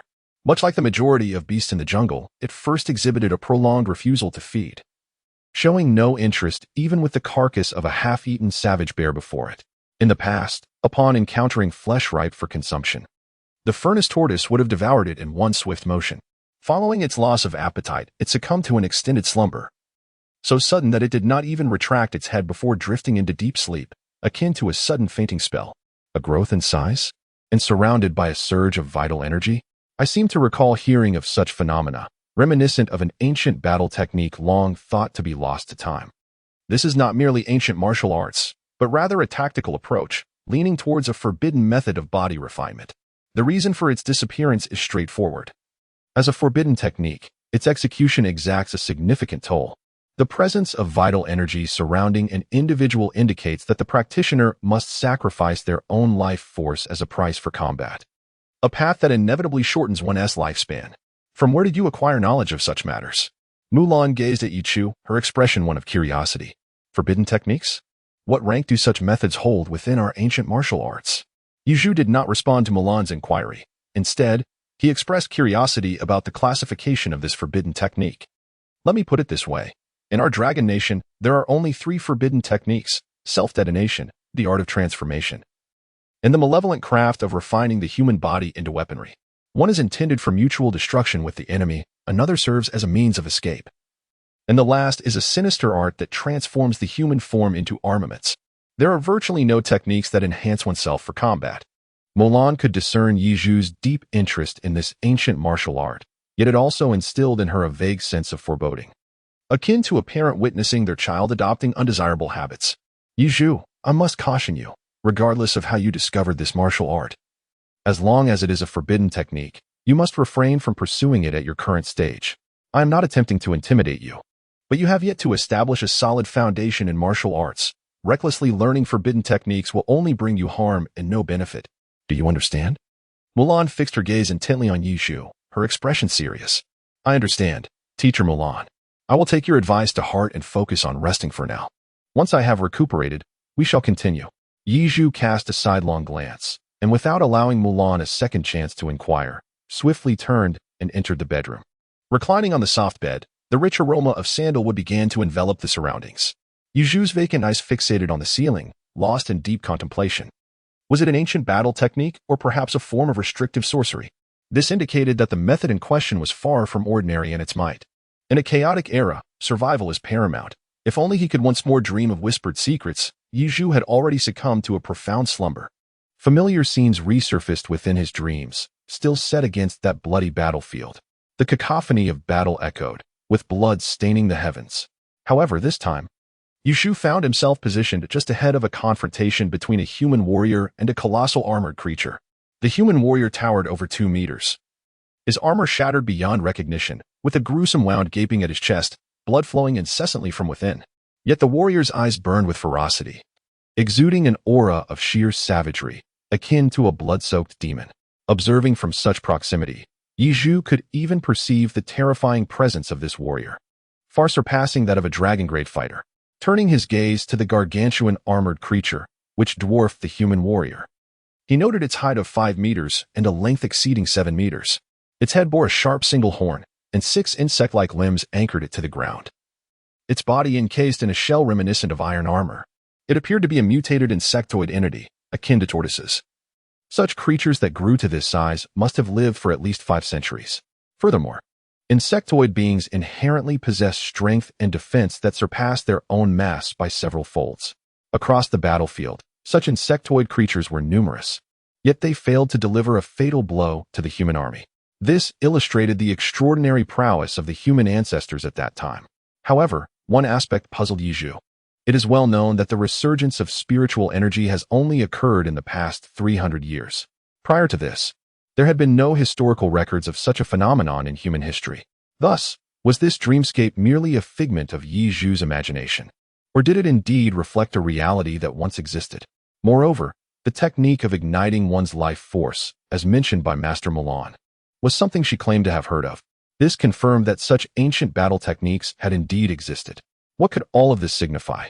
Yizhu found himself utterly bewildered by the unfolding chaos before him. As he pondered, the battle erupted with sudden ferocity. The colossal insectoid creature emitted a piercing shriek. And then, with all 6 legs in unison, it charged toward the human warrior with terrifying might. Its extraordinarily immense form, aided by its 6 limbs, allowed it to move with a swiftness rivaling that of any tiger or leopard. The creature's fearsome velocity, combined with its formidable defensive capabilities, rendered it akin to a heavy-duty truck racing across the terrain. The earth quaked beneath its weight, and dust billowed into the air. Upon witnessing such a terrifying force, Yizhu instinctively believed that the human warrior would choose to evade the oncoming threat and strike at an opportune moment. However, an astonishing scene unfolded before his eyes. The already gravely injured human warrior merely shifted 1 foot back, adopting a defensive stance reminiscent of bullhorns, resolutely refusing to yield. With sheer human strength, he braced himself against the impending collision of the colossal beast.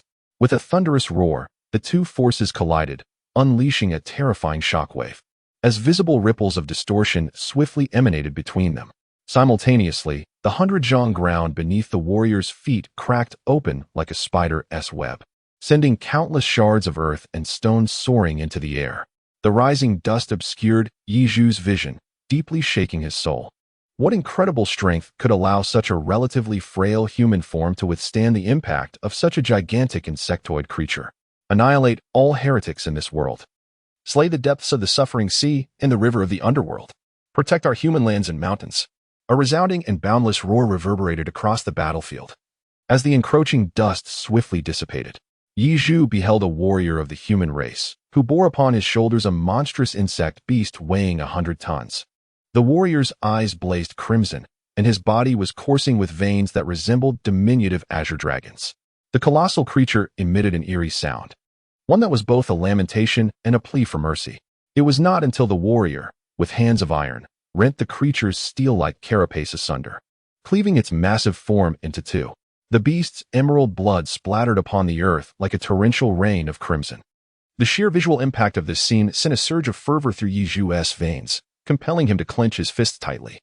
A similar shade of deep red ignited in his eyes, mirroring that of the warrior. Chapter 49, The Northern Lands of the Dragon Kingdom. The celestial beast of the insect tribe. In the northern lands of the Dragon Kingdom, within a region near its borders designated for demon beasts, numerous human warriors clad in advanced combat armor had engaged in a thorough eradication of these otherworldly creatures throughout the night. The area was now strewn with the carcasses of various savage beasts. Even the leader of the local aberrations, a second-tier demon beast known as the Yuansheng butterfly, had been successfully captured by the human warriors. At this moment, it was confined within a technological cube, being transported back to the Dragon Kingdom for research at the Martial Arts and Technology Institute. It was indeed unfortunate that Mulan had been urgently reassigned from this night's operation. Otherwise, she would undoubtedly have claimed the highest accolades, given her extraordinary talent for disruption. A young man, donned in combat armor and draped in a military overcoat adorned with 2 stars and 2 bars on his epaulets, wore a smug expression. In the absence of the unparalleled warrior Mulan, he had emerged as the one who had slain the most beasts during the night's endeavor. "Why do you look so glum, Base? Thanks to you, not a single savage beast escaped last night. Your achievements are significant, so why the troubled countenance? Or do you perhaps miss that girl Mulan?" He jested, casually draping an arm around his companion, who bore the same insignia, but had his eyes covered with a silken white band. The young man, with his flowing white hair, could not conceal his striking features even with his eyes obscured. "Tu Ling, please refrain from such jesting. We are merely comrades in arms." The young officer known as Baze corrected his teammate's light-hearted banter. Yet, his brow remained furrowed as he turned his gaze to the enormous Yuansheng butterfly being transported towards the borders of the Dragon Kingdom. "This night's battle is quite perplexing. It has gone far more smoothly than I had anticipated," Baze confessed, voicing his bewilderment. Are you suggesting that the unusual circumstances imply something sinister?" "Indeed. The creatures seem to be willingly marching to their demise, displaying a complete lack of will to fight. Or is it that the recently matured giant fluttering moth lacks the capacity to lead this horde of aberrant beasts?" Tu Ling turned to gaze at the immobile Yuansheng butterfly confined in its cage. "Tu Ling, look at the ground. The blood of those exotic beasts and savage creatures. Is it not seeping into the earth?" Baize's nostrils flared slightly, as if sensing an anomaly, and he suddenly called out. Upon hearing this, Tu Ling snapped back to reality and immediately directed his attention to the ground. Indeed, the color of the earth has become significantly cleaner, just as Baize had pointed out. After a night of massacre, the number of exotic beasts and savage creatures slain in this area was no less than 10,000. The accumulated blood from these countless bodies had stained the land a deep crimson. Yet now, upon closer inspection, the ground appeared to be reverting to its usual earthy hue. The blood of the exotic beast was infiltrating the soil. Could it be that? Baize's brow furrowed tightly as a conjecture began to form in his mind. At that moment, a buzzing sound erupted. The enormous Yuansheng butterfly, which had remained silent until now, suddenly emitted a piercing sonic wave. The massive creature, imprisoned within its cubic cage, was straining to expand its wings, as if attempting to break free from its constraints. Now it chooses to resist. This technological cube capable of suppressing beasts of levels 5 and 6 is beyond what this newly evolved creature can contend with. The jarring sound waves captured the attention of all the human warriors present, including Tu Ling and Baize. Tu Ling cast a disdainful glance at the foolish Yuansheng butterfly. However, before he could finish his scornful remark, someone forcefully slapped his shoulder. "Quick, get everyone out of here. The formation of the beast tide is merely a ruse. This creature's true intention is to use human strength to sacrifice the exotic and savage beasts here. The root of all this lies beneath the earth." Baize shouted urgently. The high-ranking warriors around them clearly understood. They were aware of Baize's exceptional abilities to sense impending danger. Given his words, they naturally took them seriously. Moments later, the human warrior forces began to hasten their retreat from the beast-infested area. Yet, it was ultimately too late for Baize to notice. Less than 5 minutes after the Yuansheng butterfly unleashed its barrage of sound waves, the entire expanse of the beast zone trembled as if summoned by some unseen force. Baize, still coordinating the evacuation, suddenly changed his expression. Faster! We must hurry. Something is coming. Zay roared with all his might. Yet it was futile to mend the situation. The tremors of the earth intensified in an instant, causing fissures to emerge across a vast expanse of land. The ground began to sink, and those human warriors who could not escape were swallowed by the cracking earth. At a critical moment, Zay was pulled back from the brink of danger by Tu Ling, narrowly averting disaster. After a night of relentless upheaval, it was found that only 1 in 10 human warriors had survived. However, in the aftermath of this turmoil, the Dragon Kingdom suffered a grievous loss, with 40% of its participating human warriors perishing in this endeavor. Zay found this reality unacceptable. Yet, the crisis was far from over.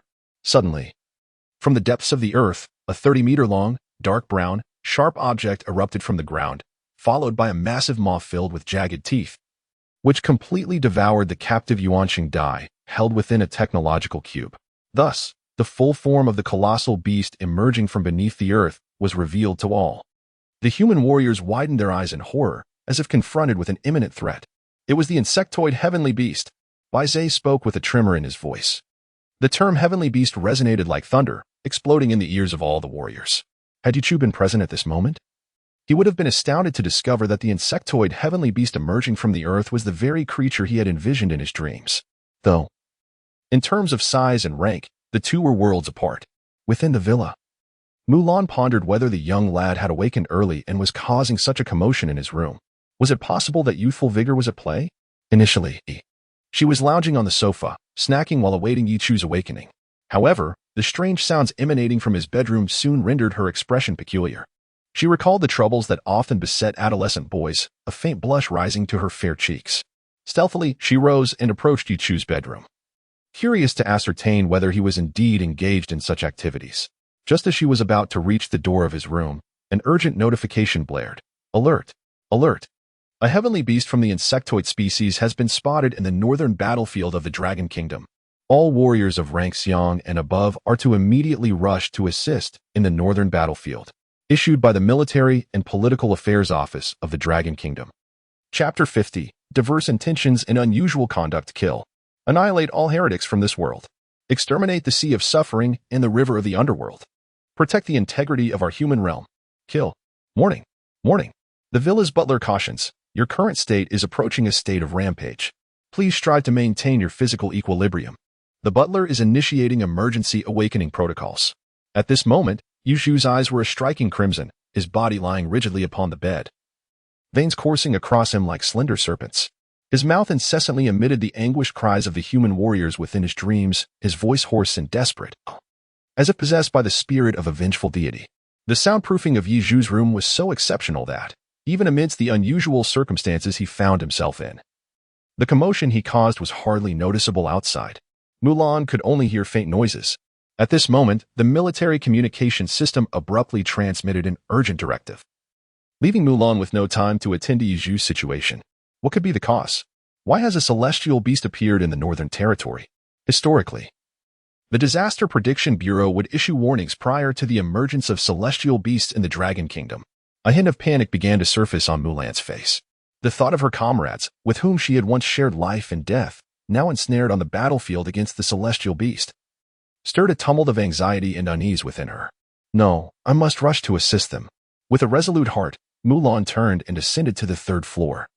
Quickly changing into her military uniform, she descended in a few strides, poised to open the villa door and depart. Beep, beep, beep. The urgent directive was rescinded. For further details, click to view major level access required. Mulan's hand gripped the doorknob, yet she suddenly froze in place, with a sense of confusion. She activated her military communication device, a palm-sized round communicator. As a lieutenant colonel, she possessed the authority to access detailed information. She promptly opened the specifics and began to read.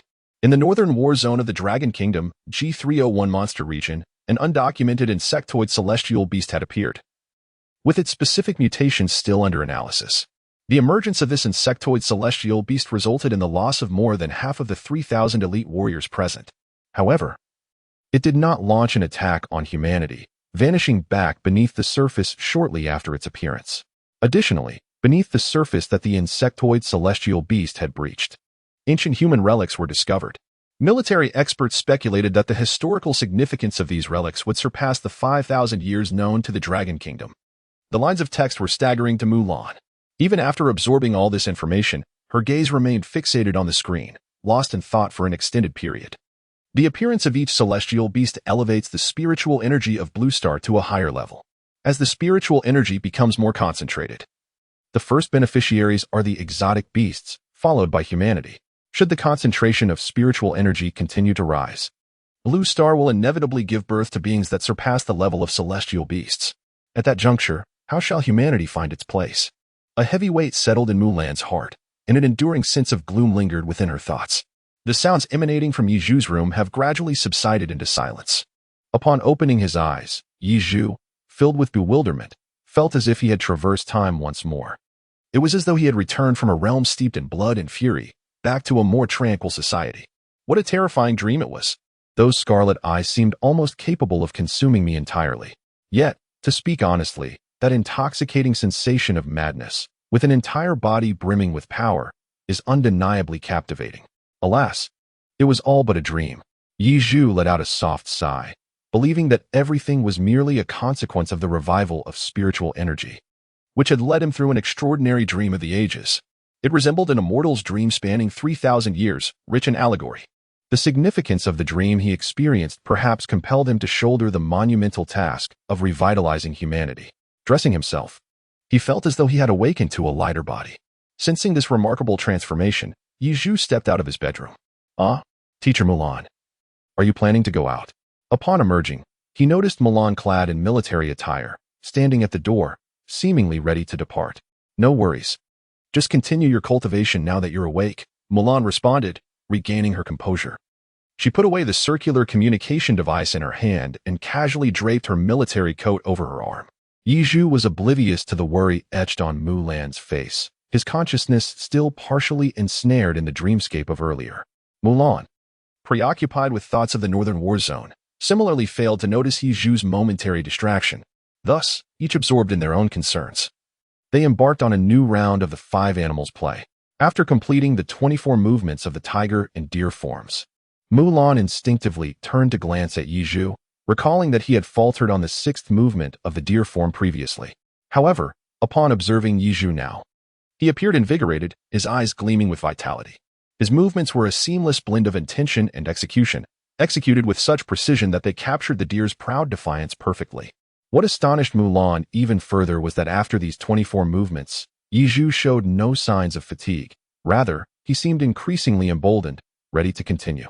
You, my friend, must possess an extraordinary physique, Mulan mused, a wry smile tugging at his lips, as if he had grown accustomed to such remarkable prowess.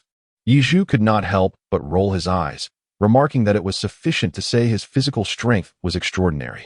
What does it mean that my body is also an anomaly? Nevertheless, it must be acknowledged that ever since he underwent that dreamlike experience, he found the practice of the military's body refinement techniques considerably easier. Of course, it could also be attributed to the fact that the initial refinement had significantly enhanced his physical strength. Regardless, witnessing such immense potential within his own physique brought Yizhu a sense of joy. Next came the bear, with the essential focus on the core and abdomen. Remember to concentrate your strength. Mulan spoke in a low voice, then began to mimic the bear's stance, positioning herself with her front paws extended, channeling all her strength into her abdominal core. Yizhu imitated the others, setting his stance with equal fervor. Until he completed the forms of both the ape and the bird, he showed no signs of exhaustion. On the contrary, his entire being surged with vitality, and a faint crimson aura seemed to emanate from his skin. It resembled the bloodthirsty essence that enveloped the warriors of the human race in his dreams, unmistakably alike. As Yizhu realized the peculiar state of his body, his eyes widened in disbelief. With one final strike, he channeled all his activated vitality into the tip of his fist. Mulan, her mind clouded with distractions, failed to pay any attention to Yizhu. When it came time for the concluding punch and kick, she immediately offered guidance. Having spoken, the wind from her punch howled as Mulan executed an impeccably precise, straight punch. It was now Yizhu's turn. The sound of a thunderous heartbeat, reminiscent of battle drums, reverberated in Yizhu's ears. The heavy thrum of his heart conjured vivid scenes from the dreamlike battlefield before his eyes. Strike. Mulan, noticing the lack of movement behind her, observed that Yichu's breathing remained steady, suggesting his mind had wandered. She intensified her voice, commanding him with a firm tone. Yizhu regained his composure, and a fleeting glimmer of crimson flickered in his gaze. He unleashed a punch. Boom! The strike reverberated like thunder, accompanied by a surge of blazing fire. Chapter 51. A harmonious blend of strength and gentleness. A woman in the bloom of youth when Mulan sensed Yizhu's momentary distraction. She could not help but gently admonish him, and she was promptly met with a response.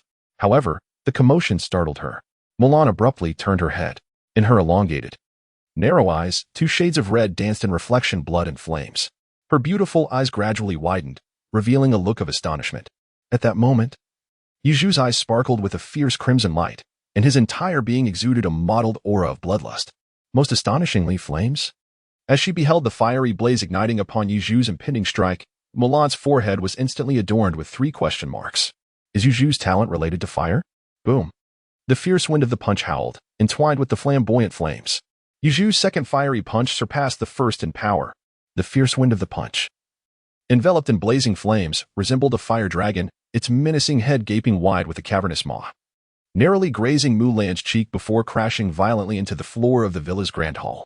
The specially designed flooring, infused with alloy materials, was crafted to withstand potential battles within the villa, capable of enduring impacts of up to 10 tons, while also possessing fireproof and shock-absorbent properties. Yet, beneath Yizhu's formidable strike, even the most resilient flooring succumbed, fracturing into a web-like fissure exceeding 3 meters in diameter. The vast villa trembled slightly, and one could faintly hear the sound of numerous small objects tumbling to the ground from above. After the punch, the accumulated energy was released. The crimson hue in Yichu's eyes gradually faded, returning to its usual clarity. Before Mulan could voice her questions, he found himself incredulously staring at his own palm. The protruding veins were slowly receding, and a warm steam still emanated from his entire forearm. The skin, once akin to a searing hot iron, swiftly reverted to its normal complexion. It appeared as if he himself was bewildered by the inexplicable transformation. Mulan narrowed her eyes, her expression tinged with discontent. There was a faint blush marring her otherwise fair cheek, a remnant of the fiery punch delivered by Yichu. She glanced around the villa's hall, noting the damaged specialty tiles, before turning her gaze back to Yichu. Classmate Yi, I recall you once inquired about a certain combat technique that exudes blood energy. Is this the manifestation you currently exhibit? The look she directed at Yichu was devoid of admiration or astonishment. It was instead filled with anger and skepticism.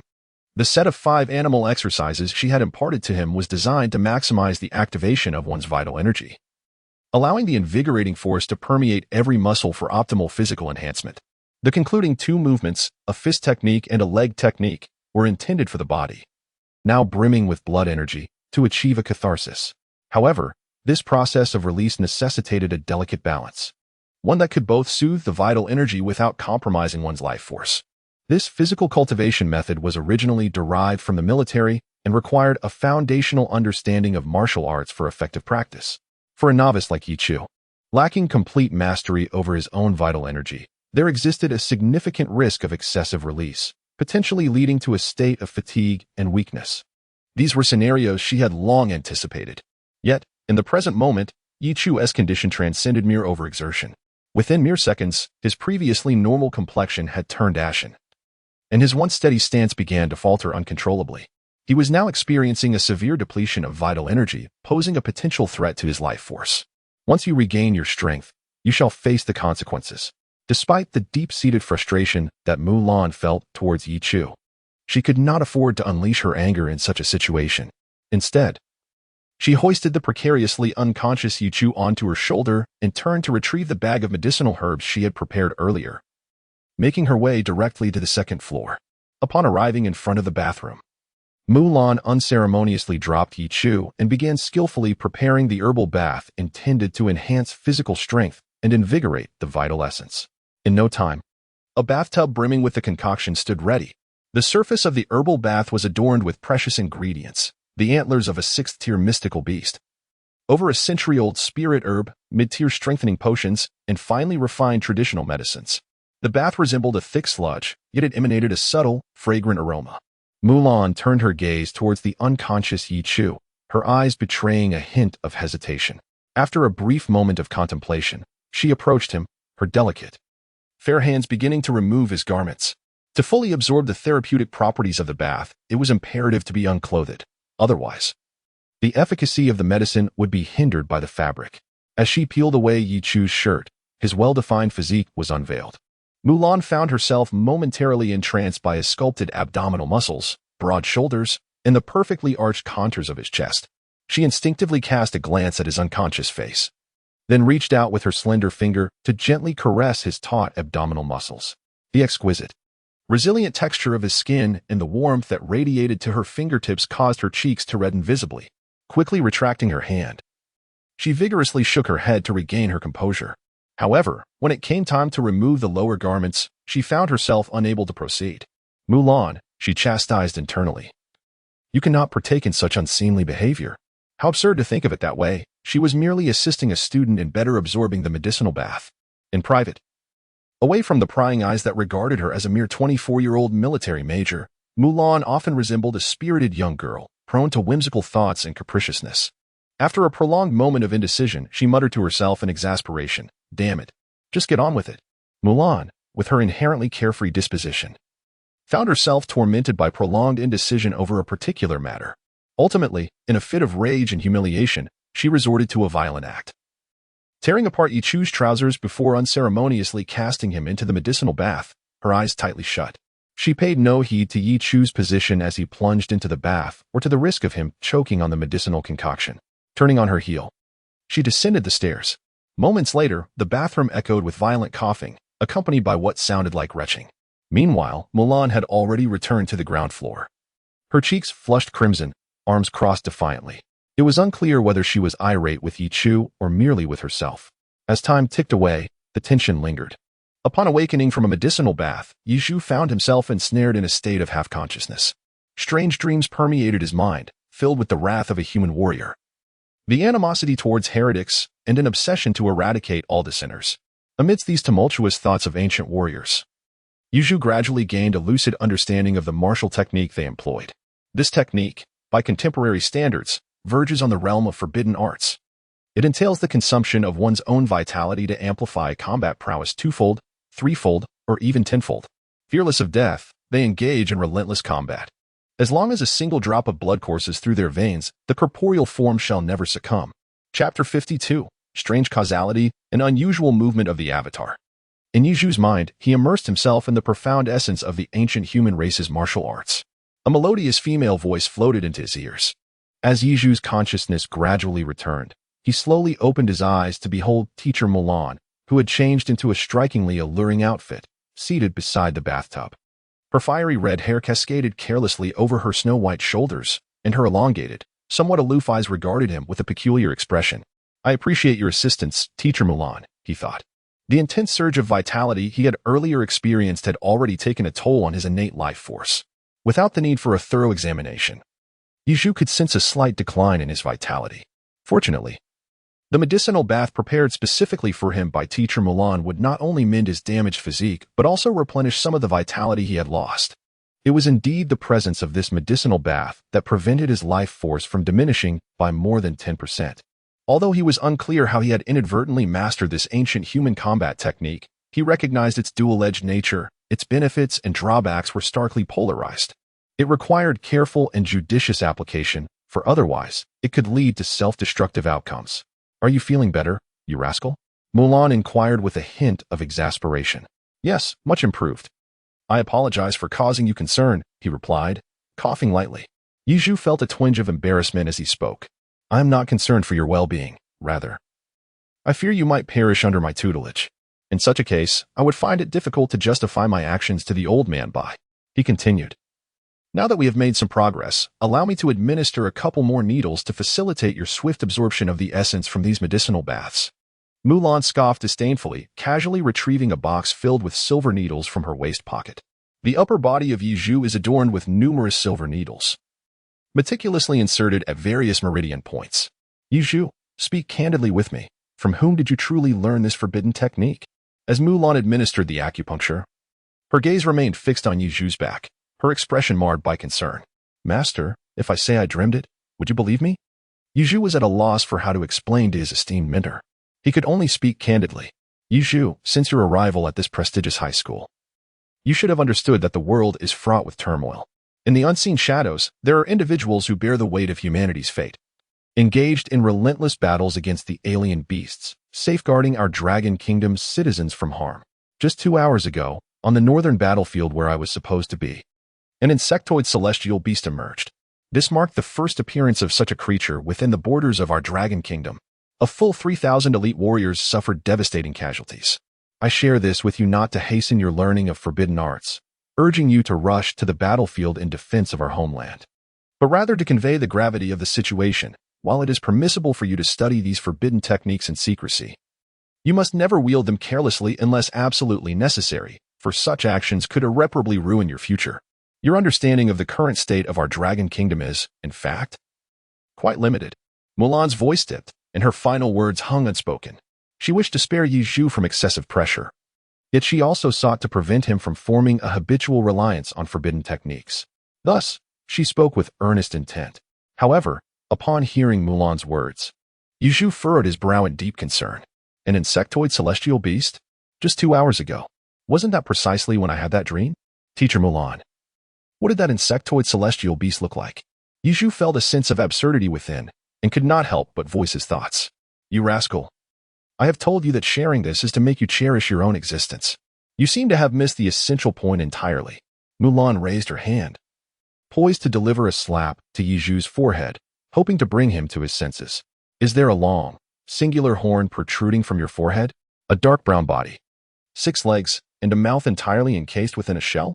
However, her hand froze midair as she gazed at Yizhu in disbelief. This individual, such knowledge could only be possessed by officers of at least the rank of major within the military. Where could he have learned this? Wait, a dream? Could it be that all of this has come to you in a dream? Mulan raised an eyebrow, her expression tinged with skepticism. Yet, she soon retrieved a circular communication device from the cramped confines of her attire. The projection of the insectoid celestial beast was cast before Yizhu by the military's communication apparatus. The moment Yizhu beheld the projection of the insectoid celestial beast, his pupils constricted sharply, leaving his mind in a state of utter blankness. It could not merely be described as somewhat similar, it was identical. The creature matched perfectly with the one he had encountered in his dreams. Indeed, everything was far from coincidental. Yizhu recalled the harrowing battlefield he encountered in his dream. Although the images he beheld were predominantly projections crafted by a certain force to impart upon him the ancient martial art, the vivid brutality of the battlefield lingered in his memory. The land, drenched in blood, was strewn with the lifeless bodies of countless humans. Moreover, the valiant warriors of humanity, undeterred by the specter of death, forged a wall of flesh and blood in their unwavering stand. Teacher Mulan, I yearn to learn more intricate details. Yizhu was covered in silver needles, immobilized, yet his tone remained exceptionally grave. After careful consideration, Mulan ultimately entrusted her military apparatus to Yizhu. A quarter of an hour later, Yizhu donned a fresh set of garments and emerged from the bathroom, exuding an aura of rejuvenation, as if reborn, his entire being enveloped in a sense of comfort. Though his vitality had waned somewhat, he felt no lingering discomfort in his body. Have you made your decision? At this moment, Mulan, clad once more in her military uniform, regarded Yizhu with a serious expression. I have recorded everything I know into this communication device. Yizhu nodded and returned the instrument to Mulan. The 4 ancient martial arts taught to you by Old Bai are, in fact, the 4 3-star ancient martial arts he learned during the early days of his martial path. Old Bai, known as the god of death of eternal night, once repelled a 100-foot beast with a single punch during the beast tide that annihilated nations a century ago. This is attributed to Old Bai's exceptionally solid martial foundation, unparalleled by ordinary individuals. As Mulan spoke, she handed over the 4 fully unlocked tablets to Yizhu. She then turned and descended the stairs, stating, I must visit the military base nearest to Jiangdong City. It could take 2 to 3 days at best, or perhaps up to half a month at worst. However, after these past 2 days of interaction, I believe that with your innate talent, you will be able to master these ancient martial arts even without dedicated guidance. I hope to be greeted with a delightful surprise upon my return. At the moment her words fell, Mulan's figure had already vanished within the villa. Yizhu gazed at the 4 tablets in his hands, feeling a profound sense of bewilderment that left his mind in turmoil. Would the emergence of that insectoid celestial beast herald the tragic events of his dreams to unfold once more? Yizhu Xin felt a stirring in his heart, causing him to furrow his brow. He hurriedly descended the stairs and carelessly tossed the 4 tablets aside. He then sank into the sofa, allowing his consciousness to gradually fade away. When Yizhu opened his eyes once more, he found himself before a flowing stream. Chapter 53. The Transformation of the Avatar. Embracing Bestiality. The obscure and tumultuous emotions transmitted from the beastly avatar to his original self were sensations Yizhu had never before experienced. Although the furnace turtle was a variant species, it still adhered to the inherent traits of turtles, which are typically tranquil, even when confronted with formidable foes. The furnace turtle would evade conflict, never before exhibiting such an exceptional circumstance as today. Upon opening his eyes with the aid of the furnace turtle's body, the feelings of irritation and agitation became markedly more pronounced, even affecting Yizhu's original self. What could be amiss? Yizhu cast a discerning gaze around the surroundings. Suddenly, he perceived that this primordial jungle appeared somewhat altered. Beside the brook ahead, the mottled moss, the rampant weeds, and the even more vibrant greenery of the flora caught his attention. Yizhu slightly sniffed the air. Surrounding him was an overwhelming scent, reminiscent of the earthy aroma that follows a gentle rain, intertwined with the putrid stench of decaying flesh left by the ferocious bear. I recall that it has not rained in the past couple of days. Could it be that? Yizhu suddenly recalled a statement made by Teacher Mulan. Whenever a celestial beast emerges, the spiritual energy of the 9 provinces surges dramatically. The first to benefit from this phenomenon are undoubtedly nature and the extraordinary creatures. Humanity's awareness often lags behind theirs. Thus, it can be inferred that all of this is a manifestation following the resurgence of spiritual energy. What is this? As Yizhu contemplated, he suddenly noticed a significant transformation in the body of the furnace turtle. Looking down, the first thing that caught his eye was its substantially thickened and strengthened forelimbs. This seemed to be a consequence of its consumption of the flesh and blood of the frenzied bear. Yizhu gazed upon the once smooth, even cumbersome 4-legged creature, now transformed with sinewy muscles and short, sharp claws. Its mobility and combat prowess had surged dramatically. Moreover, the neck of the furnace turtle had also become immensely robust, perhaps rendering it incapable of executing the explosive strikes it once performed. Yet, this transformation marked a significant stride towards its beastly evolution. With its neck now thickened, it could no longer rotate its head freely in a full 360 degrees as it once did. Nevertheless, Yizhu could perceive that the turtle's shell had undergone monumental changes as well. Its weight had undoubtedly increased, elevating the furnace turtle's defensive capabilities to a new echelon. The front portion of the shell had developed slight protrusions, with the barbs becoming more pronounced and sharper, while the rear section of the shell had smoothed out, with most of the barbs shifting to the edges.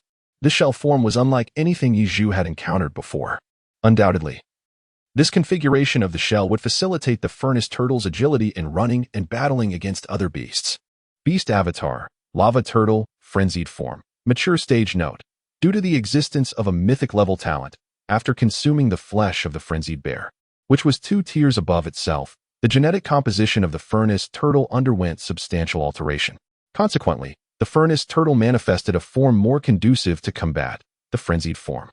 Life level. Beast Tier 4, Strong Mutant, Vitality, 220, 500 Mutation Ability, Attack inflicts fire damage, Scale Armor Defense. Note: influenced by the cells of the frenzied bear. The furnace turtle is prone to enter a state of frenzy when attacked or confronted by adversaries, resulting in a significant enhancement of all mutation abilities during this frenzied state. After a 2-day hiatus, I opened the information panel of the furnace turtle once more. The panel was already refreshed, not only due to the changes in the furnace turtle itself, but also because it now boasted an impressive vitality of 221 points. This allowed it to restore a substantial 44 points of vitality to Yizhu, whose own vitality now rivaled that of the strongest fighters in their senior year. Moreover, the mutation level of the furnace turtle had reached a state of strong mutation. The degree of mutation signifies the richness of the creature's bloodline. Those with a high bloodline concentration, even at lower levels, naturally exert a suppression over beings with lower concentrations. Creatures such as wolves, bears, and tigers, inherently powerful in their forest domains, are likely to attain strong mutations. Conversely, animals like cows, sheep, and deer, which possess lower bloodline concentrations post-mutation, exhibit a natural deterrent and dominion.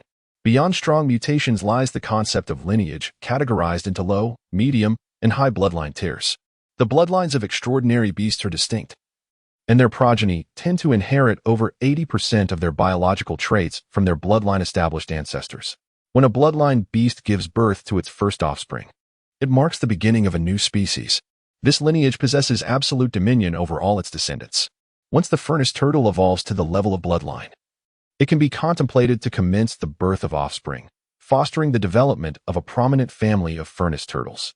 This will significantly enhance its stature among the extraordinary beasts, akin to the illustrious nine-tailed fox clan of Donchio.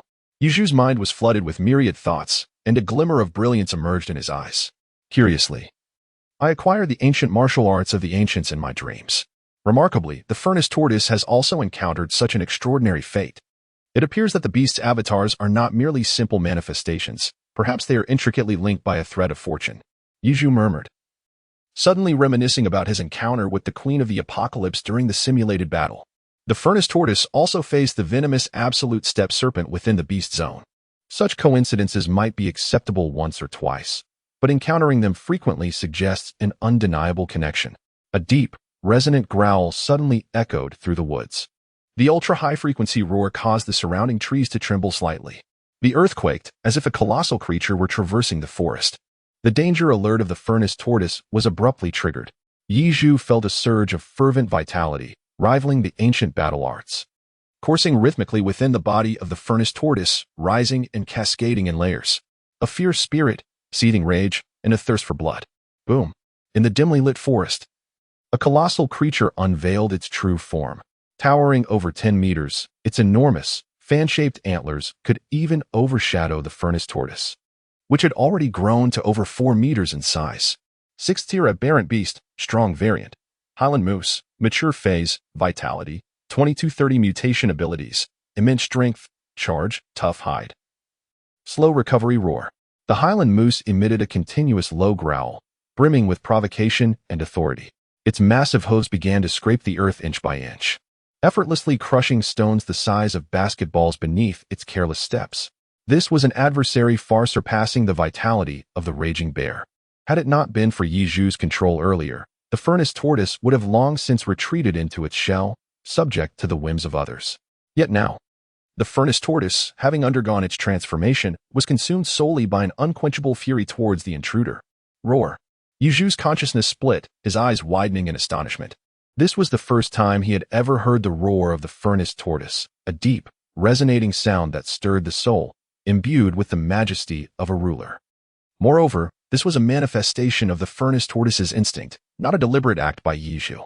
Feeling the beastly blood surging within him, Yizhu yielded control of his body to the furnace tortoise, who, regaining its original awareness, became ferociously enraged. With a sudden surge of power in its 4 limbs, it transformed into a crimson beast, charging boldly towards the mountain moose. Chapter 54. Energy Techniques. 3-star ancient martial arts having attained the frenzied state of the furnace tortoise. Its speed in full gallop rivaled that of lions and tigers, with a force far exceeding theirs. It was akin to a heavy truck barreling forward with unrestrained might. The mountain moose, likely alarmed by the emergence of the insectoid beasts, had recently ascended to the 6th tier due to the significant rise in spiritual energy across the Dragon Kingdom. In the face of the furnace tortoise, which was only at the 4th tier among exotic beasts, the moose, bolstered by its considerable size, clearly underestimated the seemingly weaker creature. However, in this primal forest where exotic beasts roamed and strength reigned supreme, vitality alone could not accurately reflect actual combat prowess. After another low, throaty roar, the mountain moose lowered its massive head, its antlers, resembling 2 formidable guillotine blades, aimed directly at the charging furnace tortoise. It then bolted forward, uprooting soil and sending tremors through the ground. As a mammal, the mountain moose faced the omnivorous exotic beast, the furnace tortoise. Despite the vast difference in size, the furnace tortoise, in its frenzied state, clearly possessed superior offensive power. In the split second before their collision, the furnace tortoise unexpectedly unleashed a powerful thrust from all 4 limbs, leaping forward. Though it only ascended 2 meters, the moose's sharp and heavy antlers struck the tortoise's shell, failing to inflict any substantial damage. Seizing the opportunity, the furnace tortoise used its robust, sharp claws to grasp the moose's antlers. Due to the enormity of the antlers, the tortoise could not reach the moose's main body. Instead, it relied on its formidable biting force, exceeding 30 tons, to target the moose's prideful antlers. With a resounding crack, the sound of antlers splintering resonated alongside the thunderous crash of the furnace tortoise being knocked into the creek. Once transformed, the furnace tortoise exhibited an unwavering spirit reminiscent of Yiju's state while employing ancient battle techniques. It fought fiercely without retreat. Even after being submerged in water, its shell facing down, it maintained a vice-like grip on the moose's antlers, refusing to relent despite the moose's desperate struggles. Eventually, it managed to sever one of the massive antlers. The antlers of the mountain moose are devoid of nerve endings, rendering it incapable of sensing the pain inflicted by their fracture. Yet, it finds itself in a state of utter panic. Its most formidable weapon appears futile before the furnace tortoise, which effortlessly disarms it, instilling a profound sense of dread within. The moose struggles with all its might, but the furnace tortoise, with its powerful grip, clings to the moose's body as if it were a relentless shadow. Gradually, the focus of the assault shifts toward the moose's neck. In a single bite, blood and flame erupt in a violent display. The mountain moose succumbs to its own arrogance, its forelegs flailing helplessly before succumbing to lifelessness, witnessing the relentless hunt of the frenzied furnace tortoise, which surpasses the mountain moose by 2 tiers, is a spectacle of nature's brutal reality. Yiju's heart was tumultuous and restless. Had his beastly doppelganger truly grown to such formidable heights? Even when confronted by the previously daunting 6th-tier beast, the mad bear, the current furnace turtle could still dominate the encounter with its exceptional defenses and ferocious temperament. This realization brought Yiju a sense of reassurance. In the future, within this realm where the apex of beasts only reached the 6th tier, he need not worry about the survival of the furnace turtle any longer. The fragmented consciousness of Yiju ultimately imparted 2 directives to the furnace turtle. It then fell into a profound silence as the primary consciousness gradually awakened. The commands bestowed upon the furnace turtle were quite straightforward. Without his explicit consent, it was forbidden to venture into higher-tier beast territories. Upon encountering human warriors, it was instructed to flee if possible. If escape was not an option, it was to awaken his fragmented consciousness to make decisions. The progress of the beast's avatar in gaining strength was not far behind his own. It seemed that it was time for him to earnestly focus on enhancing the strength of his primary self. Yiju rose and grasped the 4 unique tablets in his hands, unfolding their screens for inspection. Each tablet contained a single martial art technique, the titles of which were displayed upon activation. The first technique, Dragon Elephant Skill, startled Yiju, as he initially believed it to be the legendary Dragon Elephant Prajna skill. However, it merely bore the 3 characters of Dragon Elephant Skill.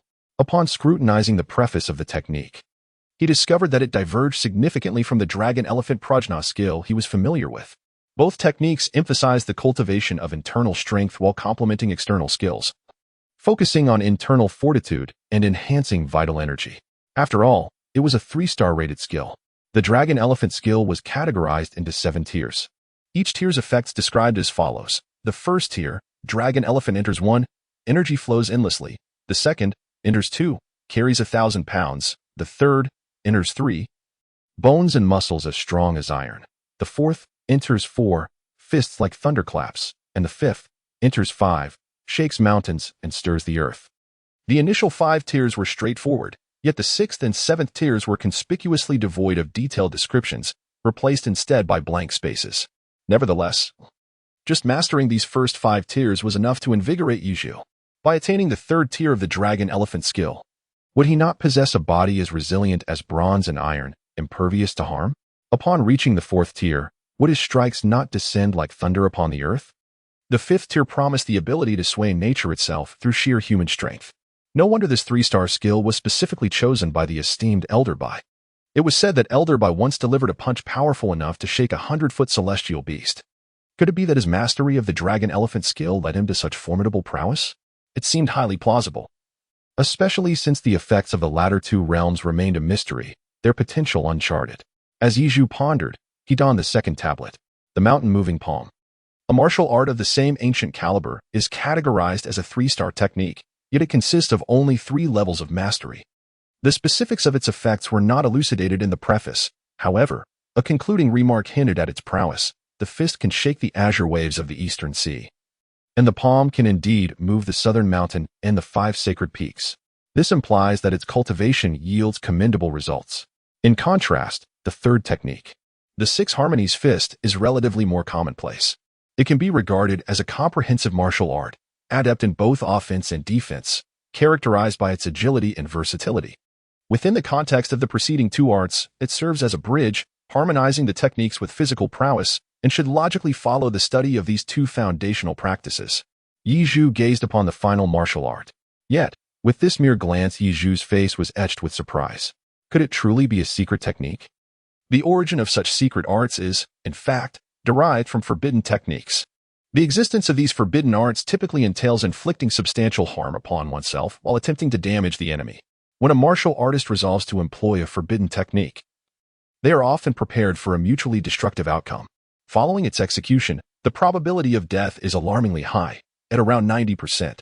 Conversely, secret techniques extract the essence of these forbidden arts while significantly mitigating their detrimental side effects, resulting in a considerably lower mortality rate.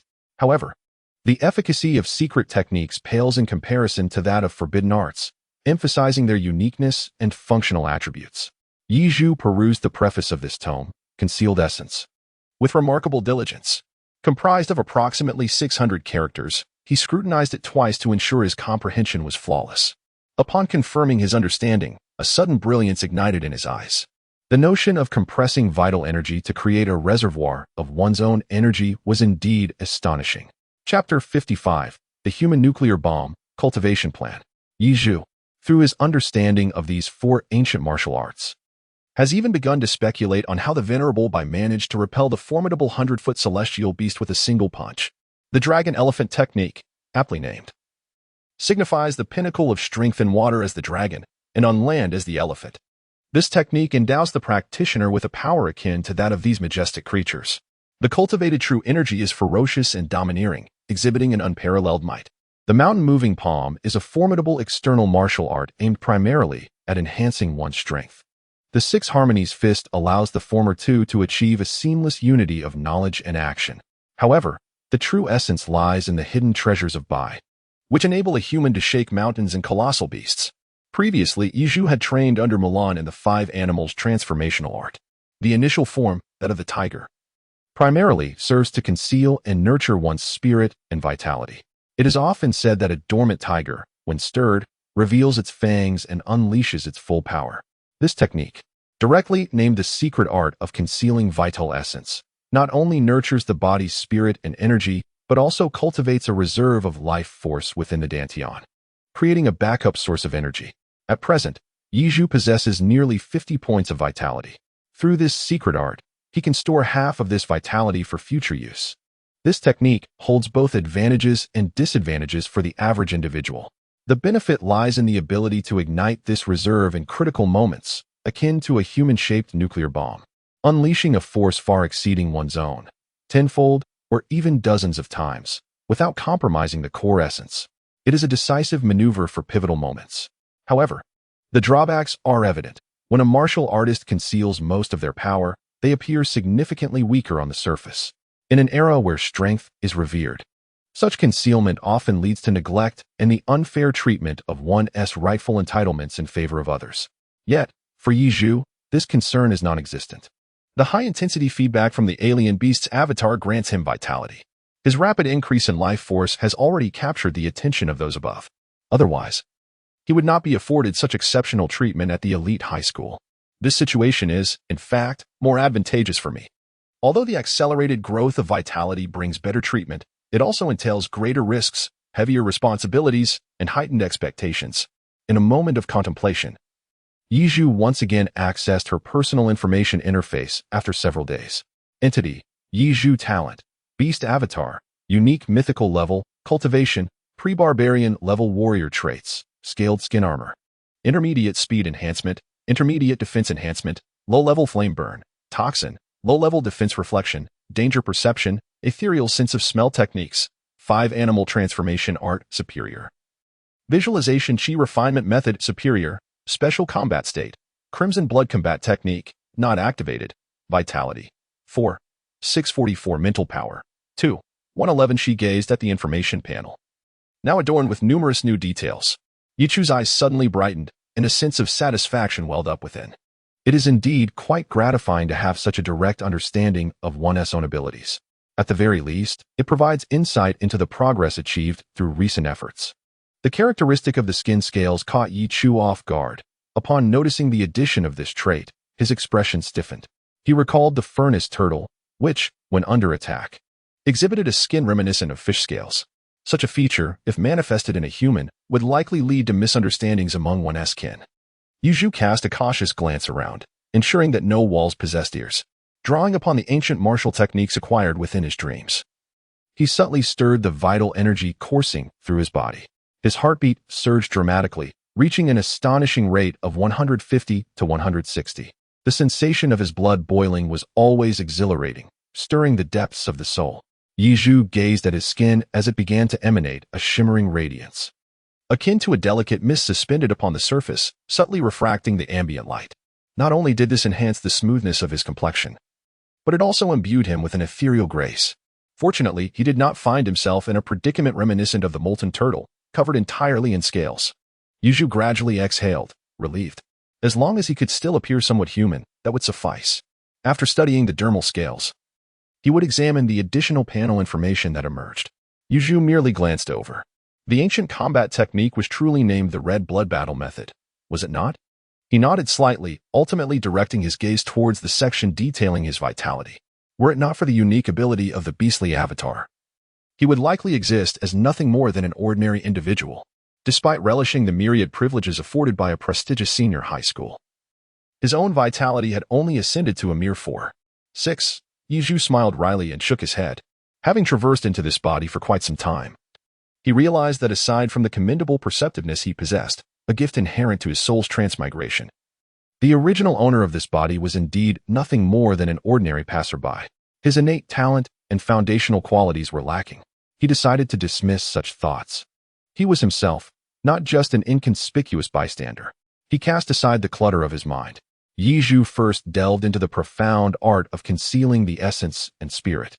This ancient technique requires practitioners to possess absolute control over their vital energy and true essence, meticulously embedding this life force within the depths of the 5 internal organs.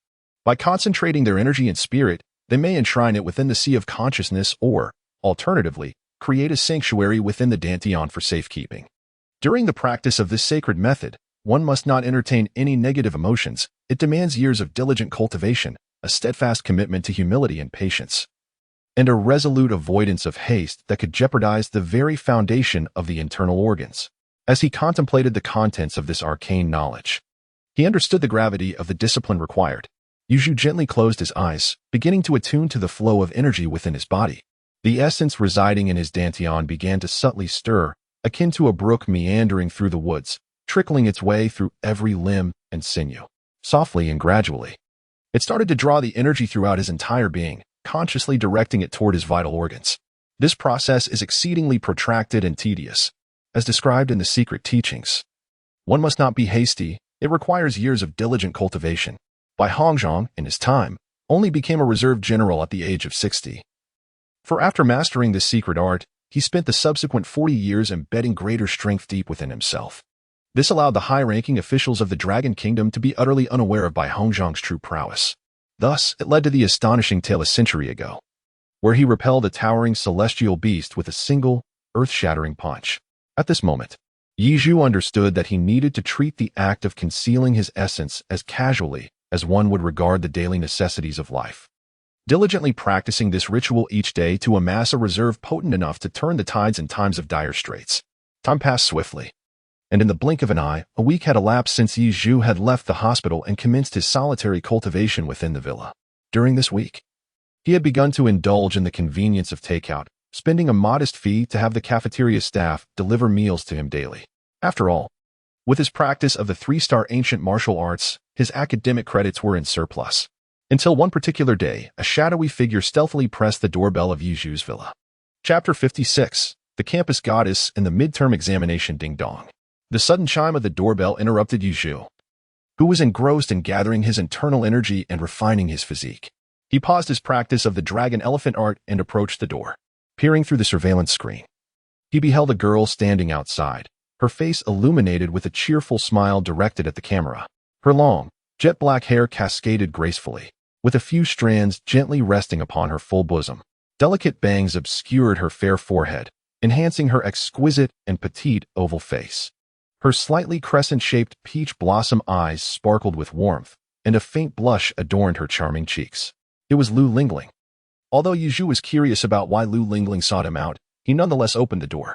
Upon their initial encounter, the previously cheerful Lu Lingling suddenly froze for a moment. Subsequently, a hint of regret flickered in her eyes. Yi, it has only been a week since we last met. Yet you appear to have lost so much weight. Your hair has grown significantly, but your complexion seems quite good. How have you been lately? After a brief moment of surprise, Lu Lingling's smile returned, albeit now tinged with a touch of sympathy. Upon hearing the words, Yi Chu was initially taken aback. Then he lowered his gaze to examine his wrist. Indeed, he had lost a considerable amount of weight. The former Yi Chu, standing at a towering height of 185 centimeters, had experienced an intense rejuvenation of life force due to the extraordinary beast's essence, causing his weight to surge to 170 to 80 kilograms in a short span. He could be deemed robust and well-built. However, at this moment, he was compelled to sequester his vital energy within his internal organs, concentrating his true essence in a cavern he had carved out within his dantian. Despite daily indulgence and copious amounts of sustenance derived from the flesh and blood of exotic beasts, he had visibly slimmed down. He appeared to have lost at least 20 kilograms. Nonetheless, Yi Chu's demeanor was even more striking. His chiseled features and the bright clarity of his eyes concealed a sharpness akin to a hidden blade. Furthermore, the concentration of vitality in his kidneys had spurred the rapid growth of his hair, which was now thick, lustrous, and dark, nearly obscuring his eyes. To an outsider, particularly to Lu Lingling, who was aware of the tribulations Yi Chu had endured, this appearance signified the state of one recovering from a severe illness. Observing Lu Lingling today, who was clad not in the standard school uniform but in vibrant, youthful attire, he felt a pang of nostalgia. Yizhu inquired with curiosity, "Are you heading out?"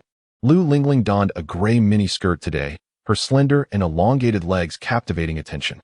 Her petite feet were adorned with mid-calf white socks, complemented by sleek black sneakers, presenting a portrait of youthful beauty. Above her delicately grasped waist, she wore a white camisole, the modest neckline perfectly concealing her ample curves. She epitomized the goddess-like figure of a T0 level student in the campus realm. Haha, I've just returned from my outing. The family is about to embark on a significant endeavor, and they summoned me back to discuss some matters. Lu Lingling then revealed a bag of unopened tonics she had brought from home. Here, Yi classmate. These are some nourishing remedies for you. I appreciate it, but you should keep them. This is the duty of a class monitor, Yizhu politely declined.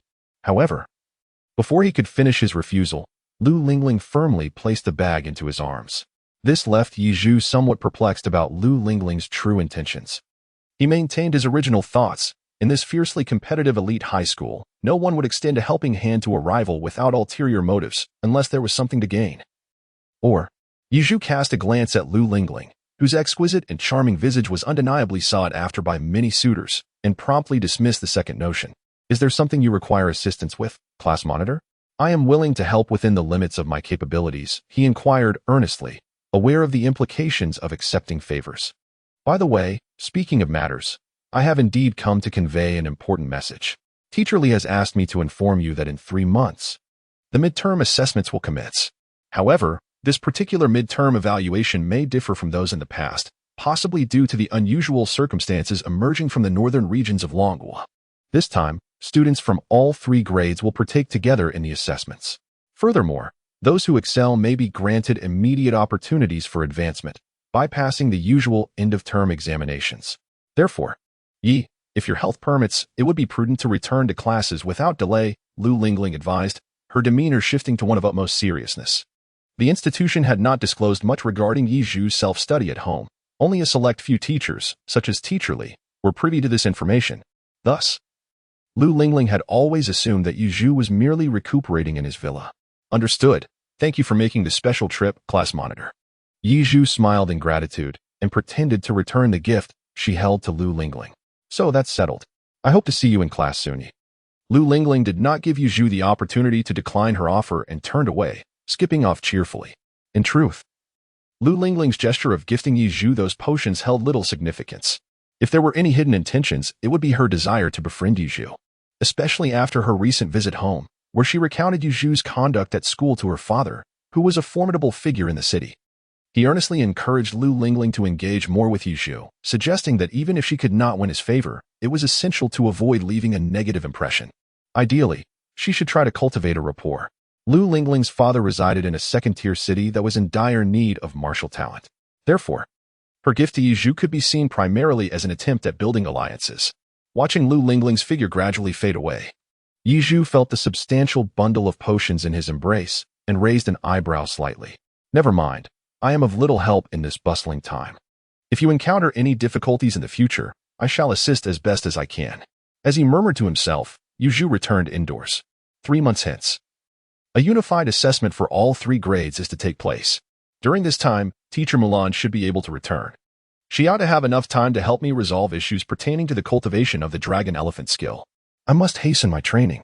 He casually set aside the nourishing potions sent by Lu Lingling. Yuzhu furrowed his brow slightly, beginning to contemplate how to overcome the challenges posed by the cultivation of the dragon elephant technique. Simultaneously, he harbored a sincere hope for the early return of his mentor, Teacher Mulan. Without guidance, the notion of self-learning proved to be rather daunting for him, a novice in the martial arts. In his moment of melancholy, Yuzhu resumed his solitary practice. 3 months slipped away in the blink of an eye, and the unique midterm assessment loomed on the horizon, set to take place tomorrow. Yet, Yichu was unable to await the return of Teacher Mulan. Given that her destination was the nearest military base to Jiangdong City, it was indeed challenging for anyone to glean information about her whereabouts. During the 3 months, the helpless Yichu could only seek counsel from Teacher Li. However, as Teacher Li was merely an elephant-level martial artist and had not encountered the ancient martial arts of the 3-star level, his own skills were rooted in 2-star ancient martial arts. Consequently, when it came to the esoteric aspects of the dragon elephant skill, Teacher Li could only offer suggestions, which were often less insightful than Yichu's own deductions. Chapter 57. The Ancient-Styled Handsome Man? Absurd.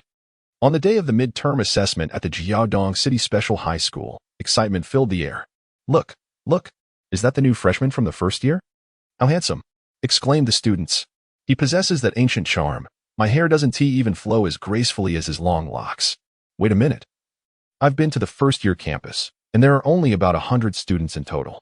I've never seen a handsome boy with such long hair.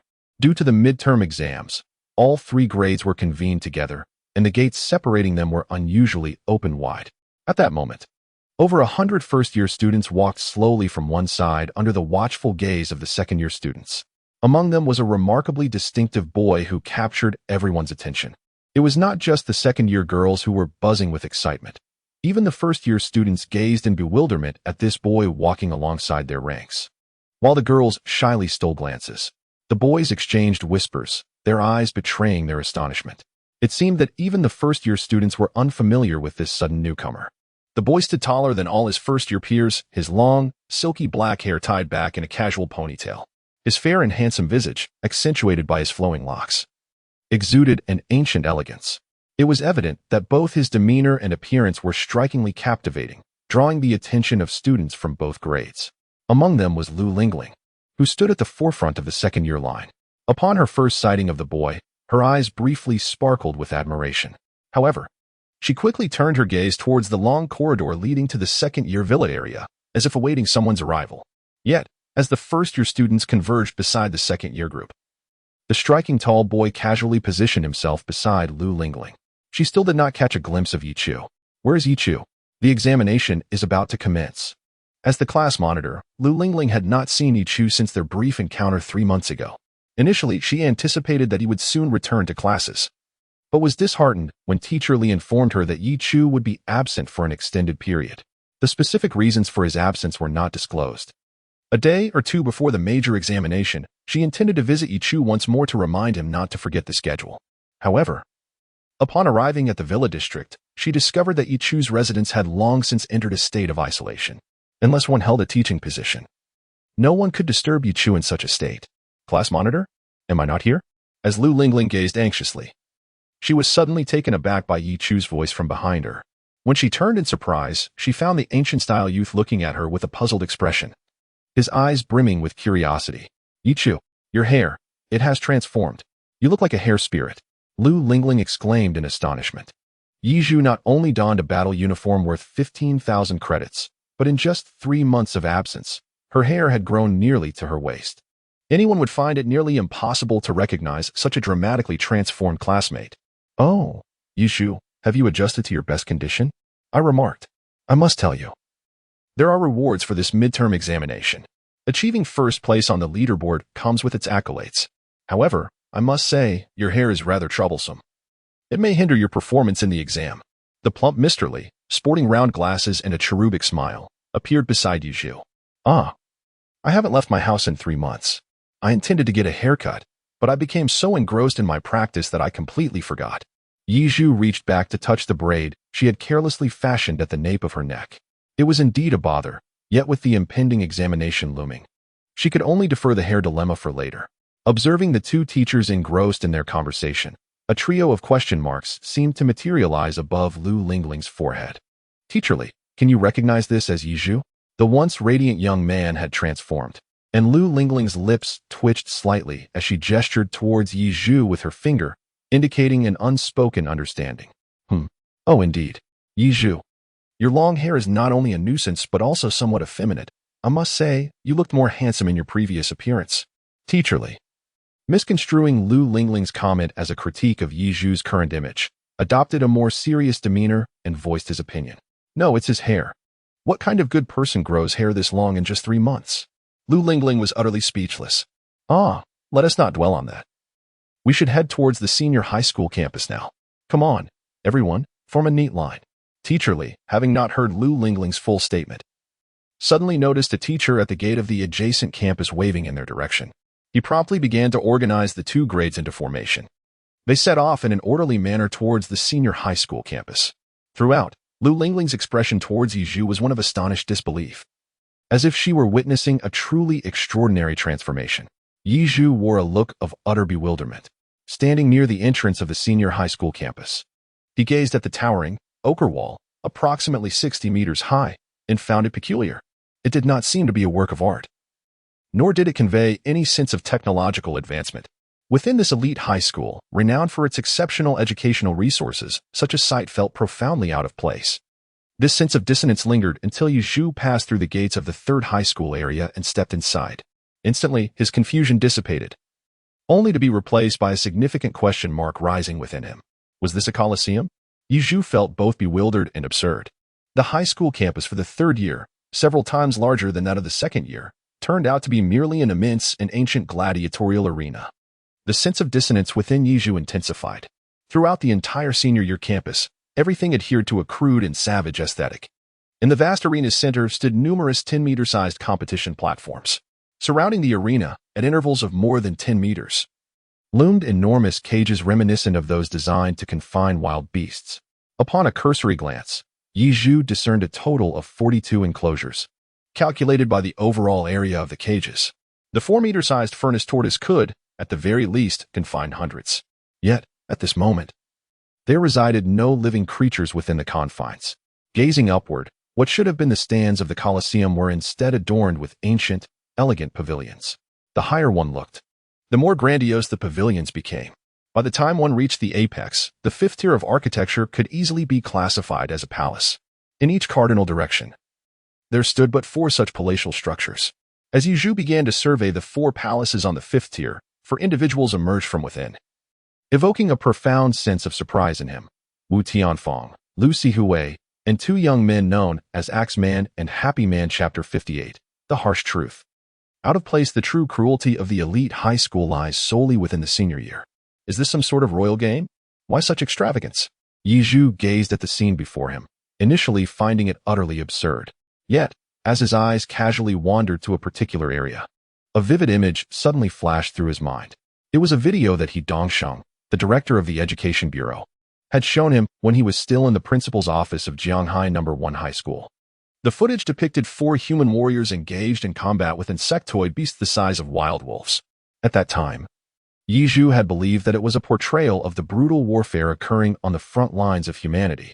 Now, however, the unfolding spectacle before him stirred up a cascade of memories.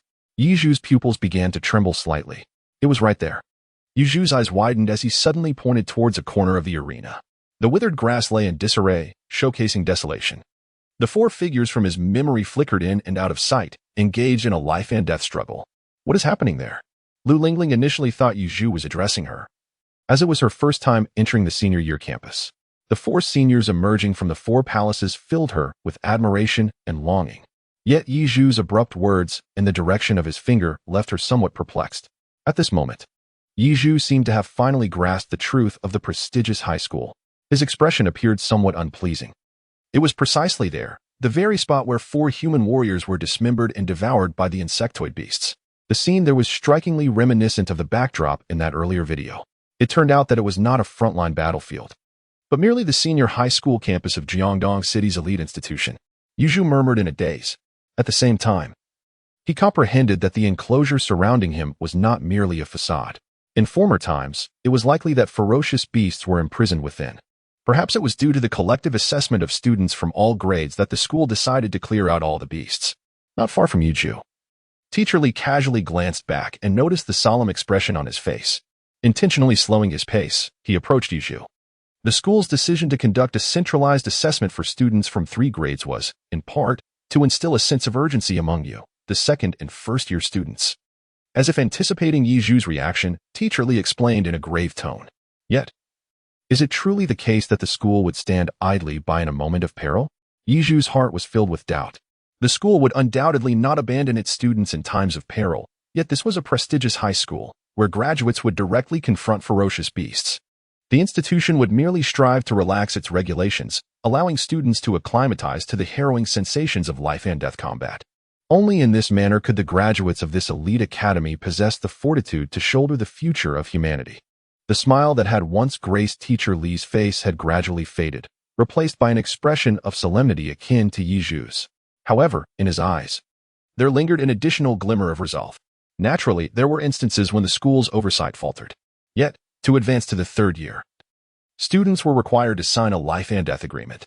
These matters had already been subtly conveyed to Yi Zhu during their discussions in the office. At that time, Yi Zhu had not fully grasped their gravity, but now, having encountered the harsh realities of the elite high school, the warning he received had finally struck home with compelling clarity. Yi Zhu fell into a contemplative silence, his eyes narrowing slightly, lost in thought. Lu Lingling was utterly bewildered by the peculiar exchange between the two, filled with phrases like failing to save a life and desperate struggles. Was the most brutal aspect of the elite high school not the daily simulated battles? Winning came with injuries, while losing not only inflicted wounds but also resulted in a deduction of credits. Wasn't that harsh enough? After a prolonged moment, the two students from different grades traversed the vast distance of over 1,000 meters, nearing the very center of the arena. Yi Zhu tidied up his emotions and raised his gaze once more towards the 4 individuals situated at the pinnacle of the southeast, southwest, northeast, and northwest. What must they achieve to reside in such opulent palaces? In Yi Zhu's eyes, a vigorous fighting spirit surged forth.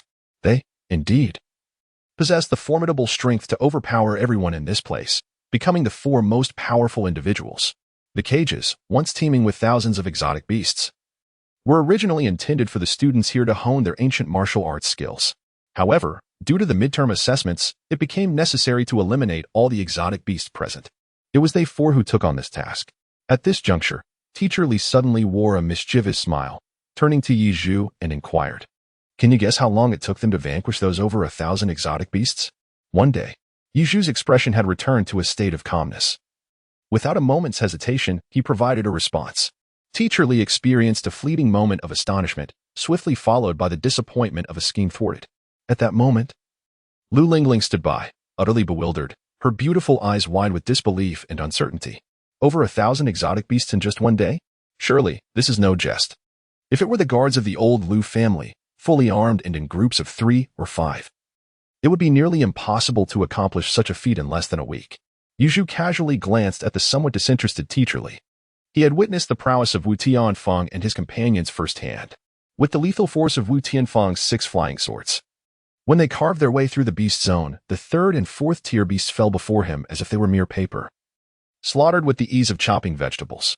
Even the 6th tier ferocious bear was no match for this quartet.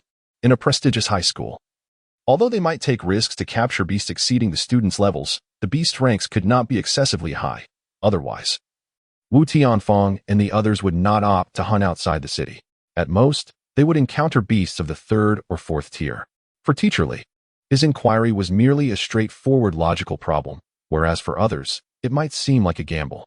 Once the two grades of students had orderly assembled in the central arena of the senior year campus, scattered footsteps began to echo from within a massive stone gate beside the Colosseum.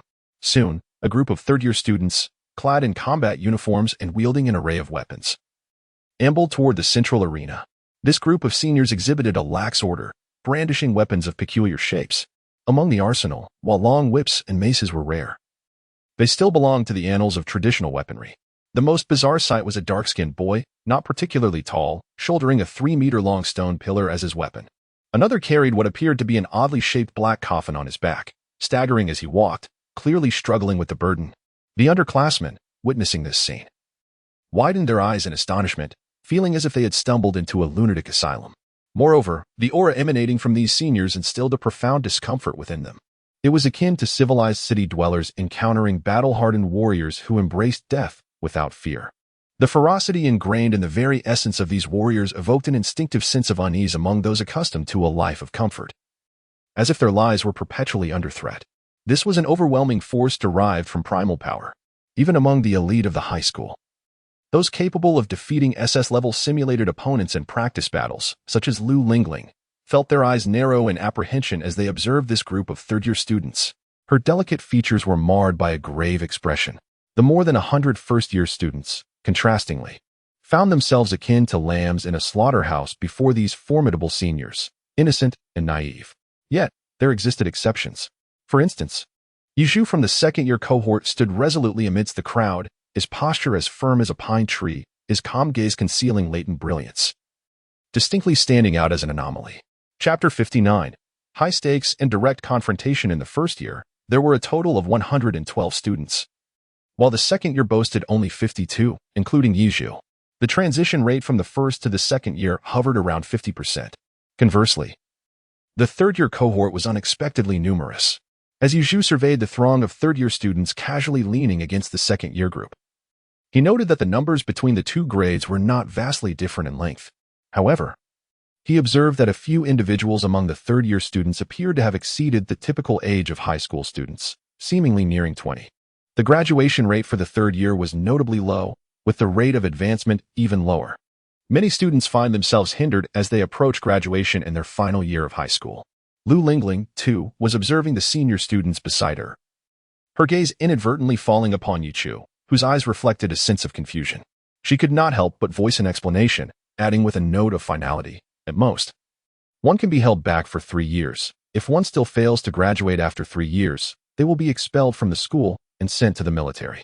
Yizhu nodded in realization.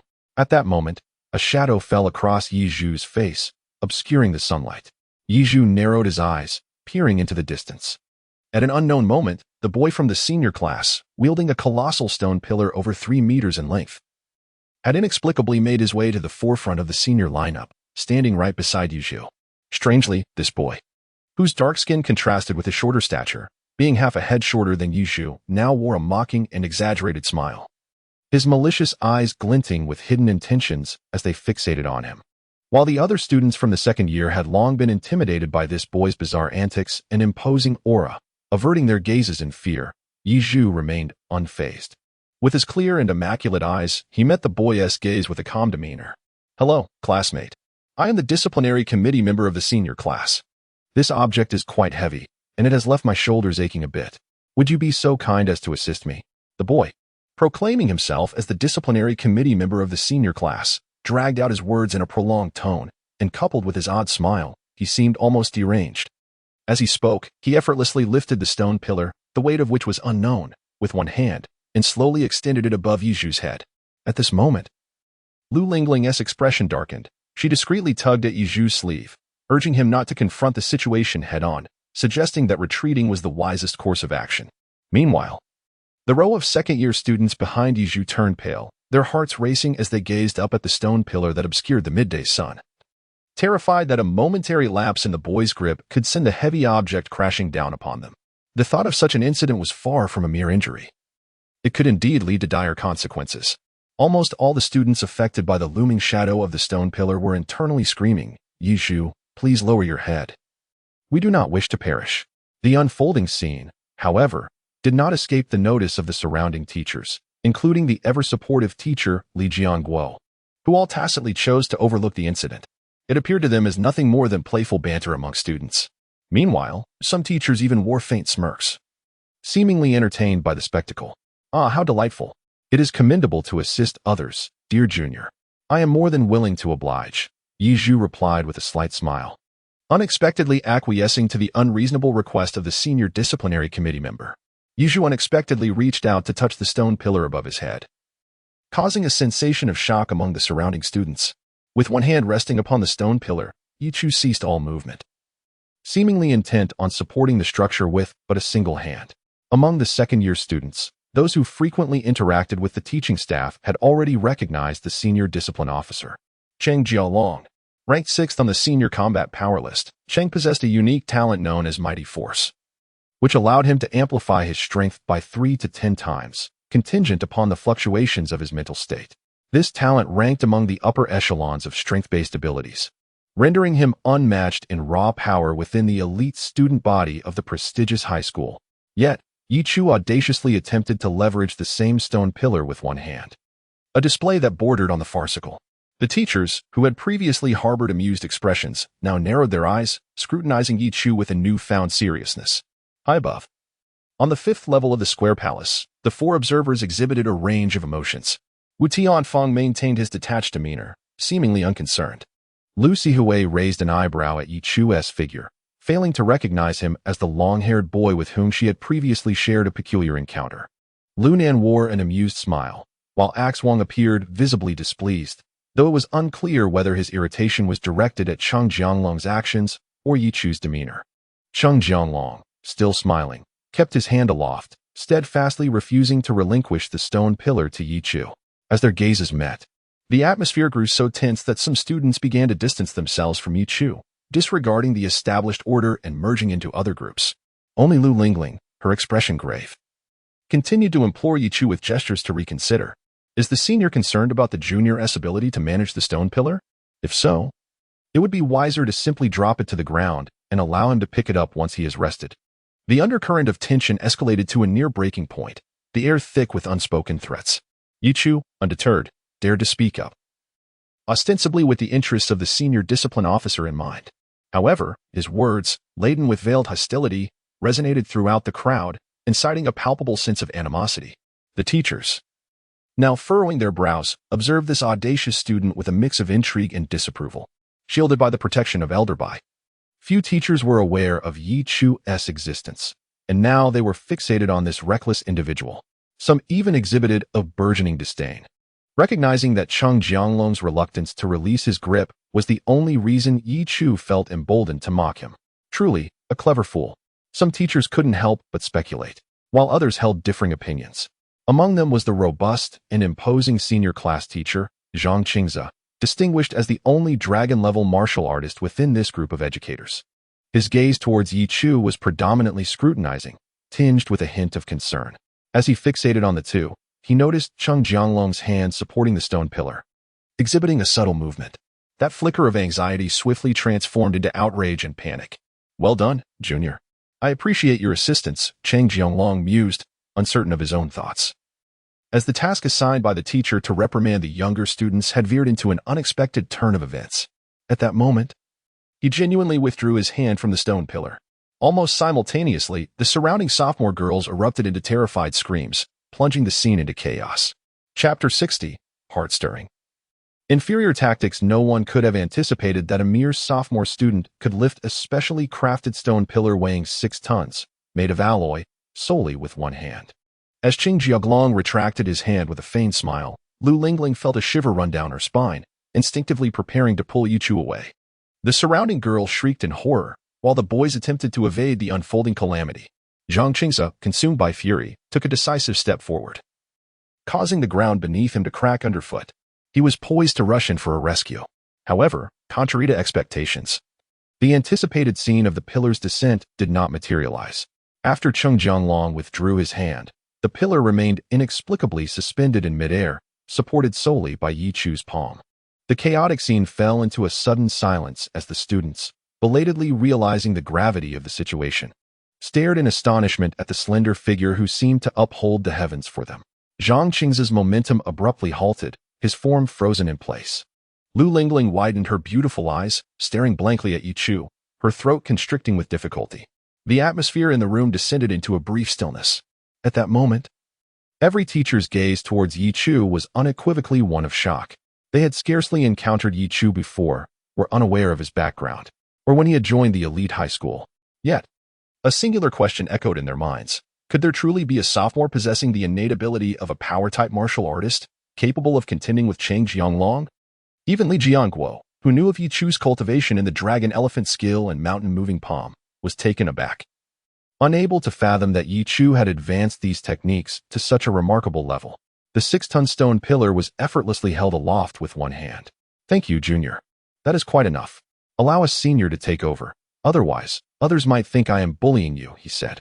Cheng Jianglong's smile remained unchanged. He merely cast a glance at Zhang Qingze, who was now somewhat intoxicated. He swiftly reached out to retrieve his own stone pillar. Yi Zhu did not make things difficult for the senior, effortlessly handing over the task to him. This exchange took merely a few seconds, yet it left all the surrounding students feeling as if they had just experienced a fleeting and tumultuous dream, so surreal. Was this truly the same Yi Zhu who had transferred to the school 3 months ago? It felt as though he had been replaced by another person. Could it be that in just 3 months, he had made such remarkable progress, advancing beyond the 6th tier? I would rather believe he had been substituted. After this brief confrontation, the teams from the 1st and 2nd year of high school sprang back to life, with nearly all the students engaging in fervent discussions about Yi Zhu. Some even found their gazes towards him transformed. What was once mere infatuation had now blossomed into admiration and respect. Yi Zhu, at that moment, commanded unparalleled attention. Lu Lingling found herself momentarily lost in thought until Yi Zhu cast a glance in her direction. As her gaze met his deep, clear eyes, she instinctively turned away. As if jolted by an electric shock, her cheeks gradually flushing with a hint of embarrassment. "Ahem, I trust everyone is present?" A resonant voice echoed from the front. It belonged to the formidable head teacher of the senior year, a man with a striking bald head, who had taken his place upon a makeshift podium, ready to commence the pre-examination address. This collective examination was the result of extensive deliberation by the school administration. 3 months prior, the emergence of a monstrous insect from the bug clan in the northern territories of Longhua had captured the attention of many students who, to varying degrees, were already aware of the situation. The appearance of this beast had caused a significant surge in the spiritual energy of Longhua, intensifying the pressure on the 4 primary battlefronts against aberrant creatures. Consequently, in conjunction with the military, our school had resolved to initiate an extraordinary training program. Zhang Ziqing spoke eloquently, revealing the circumstances surrounding the insect beast incident 3 months ago. It was evident that the students were well informed, displaying neither shock nor panic. Instead, upon hearing about the extraordinary training program, their eyes sparkled with anticipation, seemingly eager for its implementation. During this examination, our institution would select the top 5 students from each grade to be sent to the military to participate in this initiative.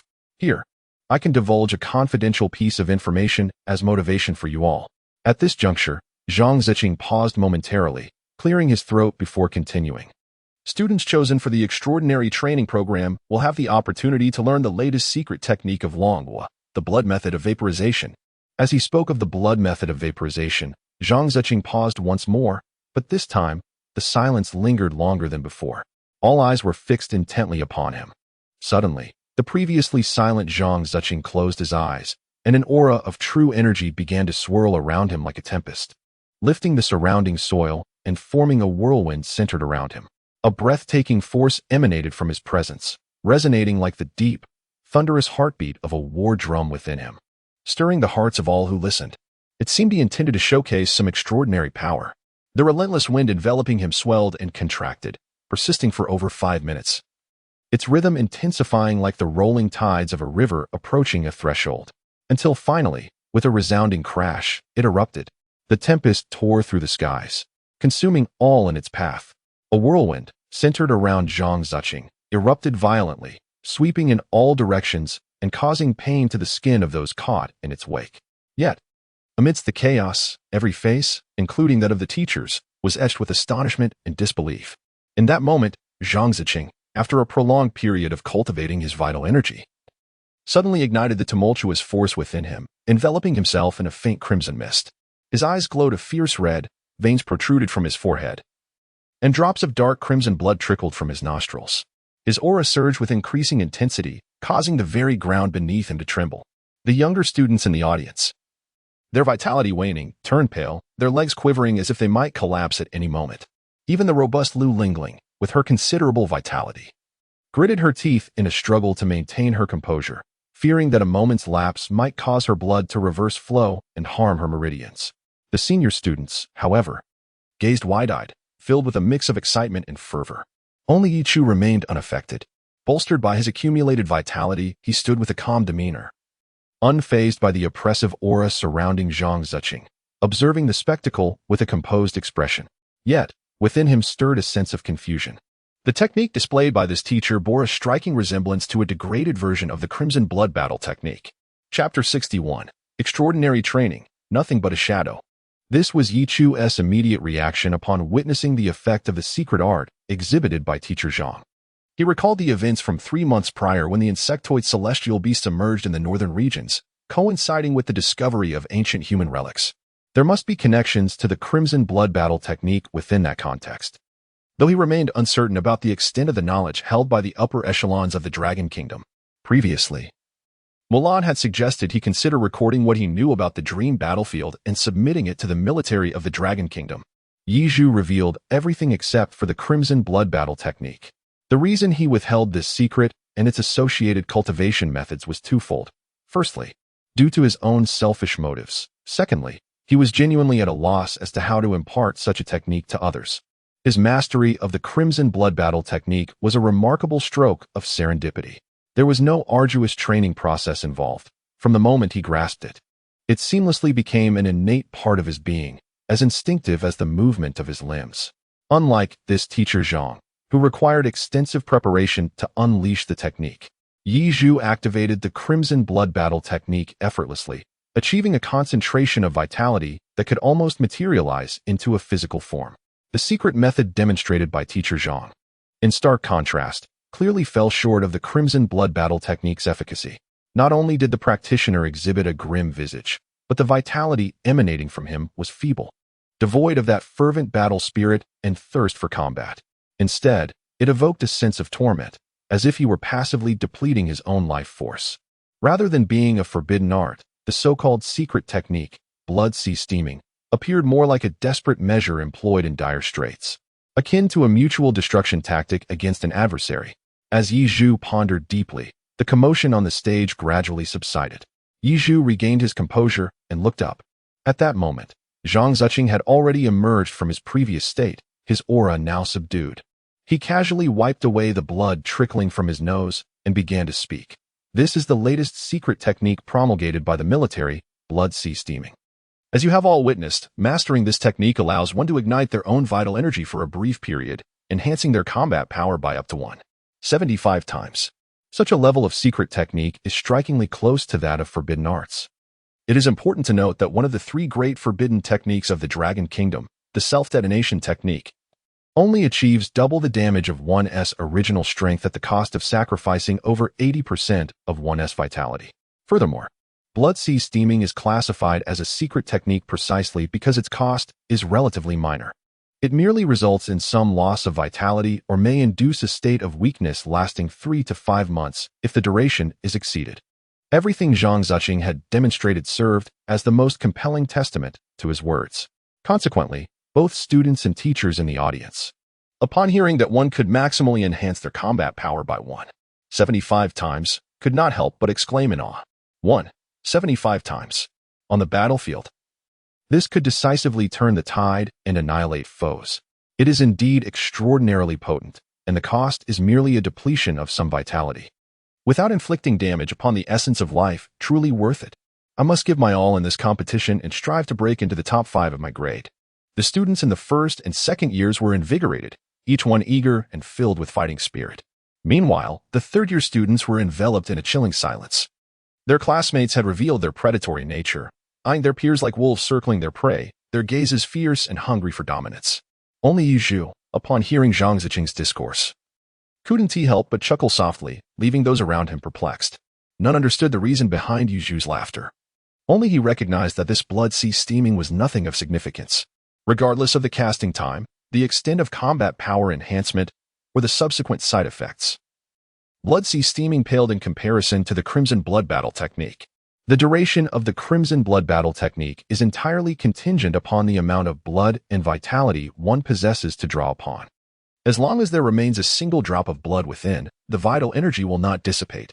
As for the extent to which the Crimson Blood Battle technique can amplify one's strength, Yuju had never fully employed the bloodshed combat technique and was unaware of the extent of its enhancement. However, he once attempted to utilize the rudimentary mountain shaping palm in conjunction with this technique. At that time, with his vitality exceeding 40, Yuju, combined with the elementary mountain shaping palm, was capable of leaving an imprint approximately 1 meter in diameter upon the earth, with a depth reaching 5 to 6 centimeters. Yet, should he be empowered by the bloodshed combat technique, Yichu was able to shatter the specially crafted tiles of the villa's floor with a single strike, leaving an imprint nearly a yard in size upon the earth. The residual force generated was so immense that it triggered the seismic alarm of the entire villa, akin to a magnitude 3 earthquake. His strength must have increased at least threefold, should he fully unleash the Crimson Blood Battle technique. Yichu estimated that his limits could reach between 10 to 20 times that power. However, it is important to note that invoking the Crimson Blood Battle technique to its fullest would also entail facing its inherent drawbacks, such as the relentless fervor of fighting to the death. Ultimately, there remains the issue of the weakened state that follows the execution of this technique. The only clarity that Yichu possessed was the fierce fire punch unleashed through the Scarlet Blood combat technique, relying on medicinal baths. He had recovered in less than an hour, almost entirely. Based on this information, Yichu could ascertain that the blood sea surging technique was not a secret art derived from the Scarlet Blood combat technique. It merely skimmed the edges of the original technique, repurposed by others and cloaked in the guise of a secret art. Having understood this, Yichu felt no interest in the blood sea surging technique. However, disinterest aside, he still intended to participate in the extraordinary training program. After all, this initiative, which selectively admitted only elite students, would undoubtedly offer privileges surpassing even those of a top-tier high school. Striving for greatness, Yichu aimed to ascend continually. I have now revealed the crucial information to you. I trust that my fellow students are now imbued with ample motivation. Therefore, allow me to introduce the format and rules for the upcoming midterm examination. According to the rules articulated by teacher Zhang Ziqing, the 3 grades began to line up in batches for testing. The initial assessments bore little difference from those of the past. Vitality and overall physical metrics were mandatory evaluations. However, in a departure from previous formats, the simulated battle had been transformed into a real one-on-one elimination competition. The top 5 contenders would secure a place in the military's unified extraordinary training program. As Lu Lingling completed her vitality and overall physical metrics assessment first, it was soon Yichu's turn, standing in second place in line. Chapter 62. Reassessing Metrics. Astonishing results. The test for vitality and overall physical metrics at the elite high school were more precise, employing advanced instrumentation. It featured a full coverage heavy combat armor. In comparison to the half-body heavy armor Yichu had used during his second assessment, this full coverage heavy combat armor was unparalleled in both prestige and precision, representing the pinnacle of technological aesthetics. The armor, adorned in a white base with blue embellishments, harmonized with the elite high school's uniform style. Yet its design was rapidly approaching that of the technologically advanced armor seen in a Doomsday Warrior's arsenal. Yichu's moonlike eye stirred for the first time, creating ripples of emotion. This embodies the essence of a man's romance. Lu Lingling's final results were as follows. Vitality, 16. 44, a moderate standard at the first level of barbarism. Overall physical statistics. Strength, 24, 920 speed. 31, 585 burst. 35, 640 defense. 22, 786 stamina. 19, 835 average value. 19, 825. 2. Combat rating, 6 stars. Such an achievement is unparalleled among the entire second-year cohort. In the second year, aside from Yichu, the student with the next highest vitality after Lu Lingling was a tall boy blessed with considerable physical talent. Yet, his vitality was merely 10. 2. Only slightly more than Yichu's second assessment. His overall average value was a stark contrast, standing at just 11, 060. This disparity is not solely a result of vitality. It also highlights the differences in their proficiency in ancient martial arts. Lu Lingling specializes in a burst assassination style and has attained the mid-stage of a first-tier technique, rendering her speed and explosive power unmatched by her peers. When it was Yu Chu's turn, students from all 3 grades instinctively slowed their pace during the test, collectively turning their gaze toward him. Their curiosity about this astonishing Yu Chu was nothing short of overwhelming. What pinnacle has Yu Chu truly reached in terms of vitality and strength that he stands shoulder to shoulder with Cheng Jianglong, the 6th-ranked combatant of the 3rd year? It seems that as Yu Chu donned his heavy technological battle armor, Cheng Jianglong also maneuvered through his classmates to wear a similar suit. It appeared that he intended to engage in a contest of testing data against Yu Chu. The atmosphere in the arena instantly became vibrant. Even the teachers present were curious about Yu Chu's true capabilities. "Mr. Li, this is your student. Could you shed some light on his talents? Is he also of the power type, and what rank does his talent hold?" inquired Li Jiangguo, the 1st-year class teacher, a tall, slender, middle-aged man wearing glasses, who shared a cordial relationship with the other teacher. Unable to contain his curiosity, he sought to extract information from Li Jiangguo. "Old Qin, it's not that I don't want to tell you, but I simply don't know. All I know is that 3 months ago, his vitality had already reached the level of Lu Lingling. What it is now, no one can say," replied Li Jiangguo, his hands clasped behind his back, shaking his head in contemplation. "Ah, so he is on par with Lingling. If his talent indeed lies within the power type, that would certainly make sense," murmured the 1st-year class teacher, known as Old Qin. The test of Yu Chu commences. In contrast to the 2nd test, a single punch suffices to reveal all the information. The midterm examination of the prestigious senior high school mandates, as per regulations, a total of 5 strikes. Yu Chu donned a technological battle helmet, and before him materialized 4 simulated human phantoms. He was required to unleash a single strike with each limb, targeting the vital areas of these ethereal figures. These could include the throat, the cranium, or even the groin. The objective was to inflict the maximum possible lethal damage. Yu Chu felt a sudden clarity within. Confronting a simulated being, he delivered a casual punch.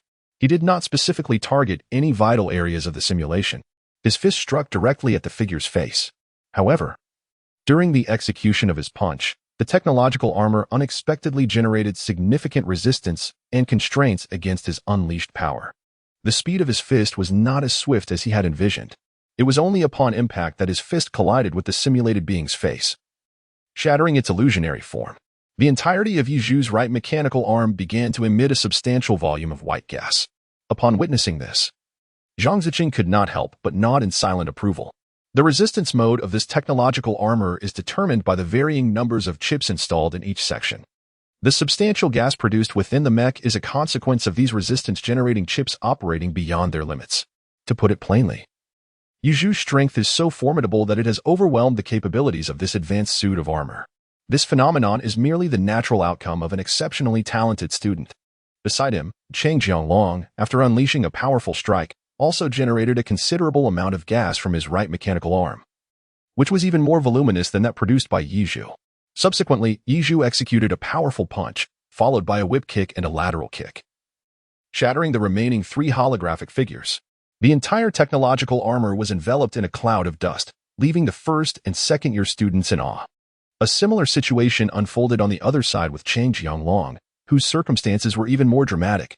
Half of his resistance chips had become inoperative, necessitating a complete replacement of his suit for further testing. When the two emerged from their respective suits, their results were displayed for all to see, projected by the laser from the head of the technological armor. For the senior grade, Cheng Jianglong, Life Force, 36. 9, peak level of 3rd stage.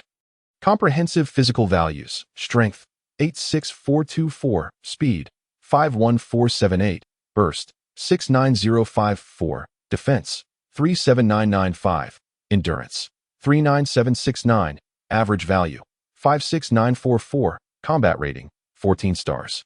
For the sophomore grade, Yu Chu, Life Force, 27. 1, late stage of 2nd level.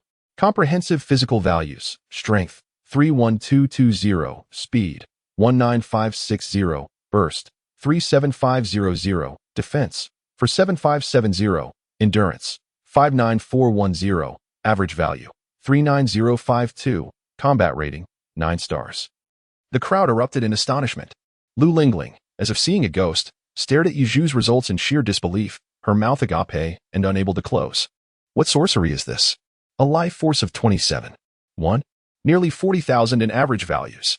What has this fellow been doing for the past 3 months?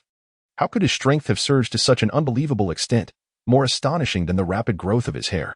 Originally, she believed she had thoroughly grasped Yiju's intricacies. Indeed, he is a genius, a fact she concedes. After all, he had decisively triumphed over an SSS-level simulation character upon entering school. However, the current Yiju resembled an expansive ocean that had transformed from a fathomless lake in merely 3 months. The profound depths he concealed were utterly unfathomable. On the 5th level of the gladiatorial arena, for students from the senior year had gathered before the palace where Wu Tianfang resided. Yiju had indeed performed admirably. Even during the midterm assessments of the second year, his vitality had already surpassed the achievements of their earlier times. Su Jiang crossed his arms over his chest, gazing at Yiju with evident admiration. Is that Yiju? Lu Sihui exclaimed in surprise, as she finally recognized the long-haired boy. Chapter 63. Heart of an Iceberg? A challenge beyond one's level. The comprehensive midterm examination at the elite high school had commenced half an hour ago. It was only now that Lu Sihui realized the long-haired boy was, in fact, Yiju. Throughout her 3 years at the elite high school, she had seldom taken the initiative to forge connections with others. This was partly due to her singular focus on beast mastery and combat, with ancient martial arts consuming her thoughts most of the time. Furthermore, having grown up in a prominent family, she possessed a straightforward mindset and was neither adept at nor fond of navigating complex social interactions. Within the entire elite high school, the only person she would willingly engage with was Wu Tianfang. Even her teammates, Lu Nan and Su Jiang, received little communication from her during her leisure moments. Yet, Yiju's presence stirred within her a newfound desire to pay attention to others. Yiju, whether in terms of innate talent or that unforgettable moment in the cafeteria when she caught a glimpse of his clear, captivating gaze, lingered in her thoughts. When the school announced that the midterm examination would involve a collective assessment of all 3 grades, she found herself secretly hoping to witness Yiju's remarkable performance during the evaluation. However, as everyone gathered, she intentionally sought out Yiju's presence, but was met with disappointment when she could not locate him. Initially, she assumed he might have encountered some unforeseen circumstance that prevented him from participating in the exam, and an involuntary sense of loss welled up within her. To her astonishment, the long-haired boy from the second year turned out to be Yiju himself. Gazing at the transformation in his demeanor and appearance over the past 3 months, a complete 180-degree shift, she was taken aback, her usually frosty expression betraying a rare flicker of surprise. Is it possible, Miss Lu, that you have developed a fondness for this young man?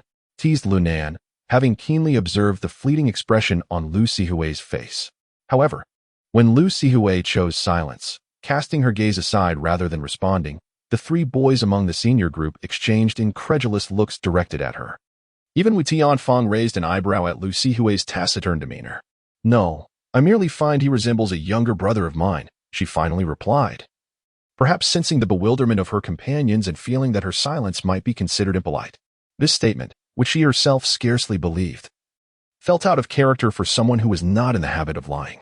In the center of the examination hall, after Yiju completed the testing of all fundamental data, he turned to glance at Qing Jianglong, who was merely 3 meters away.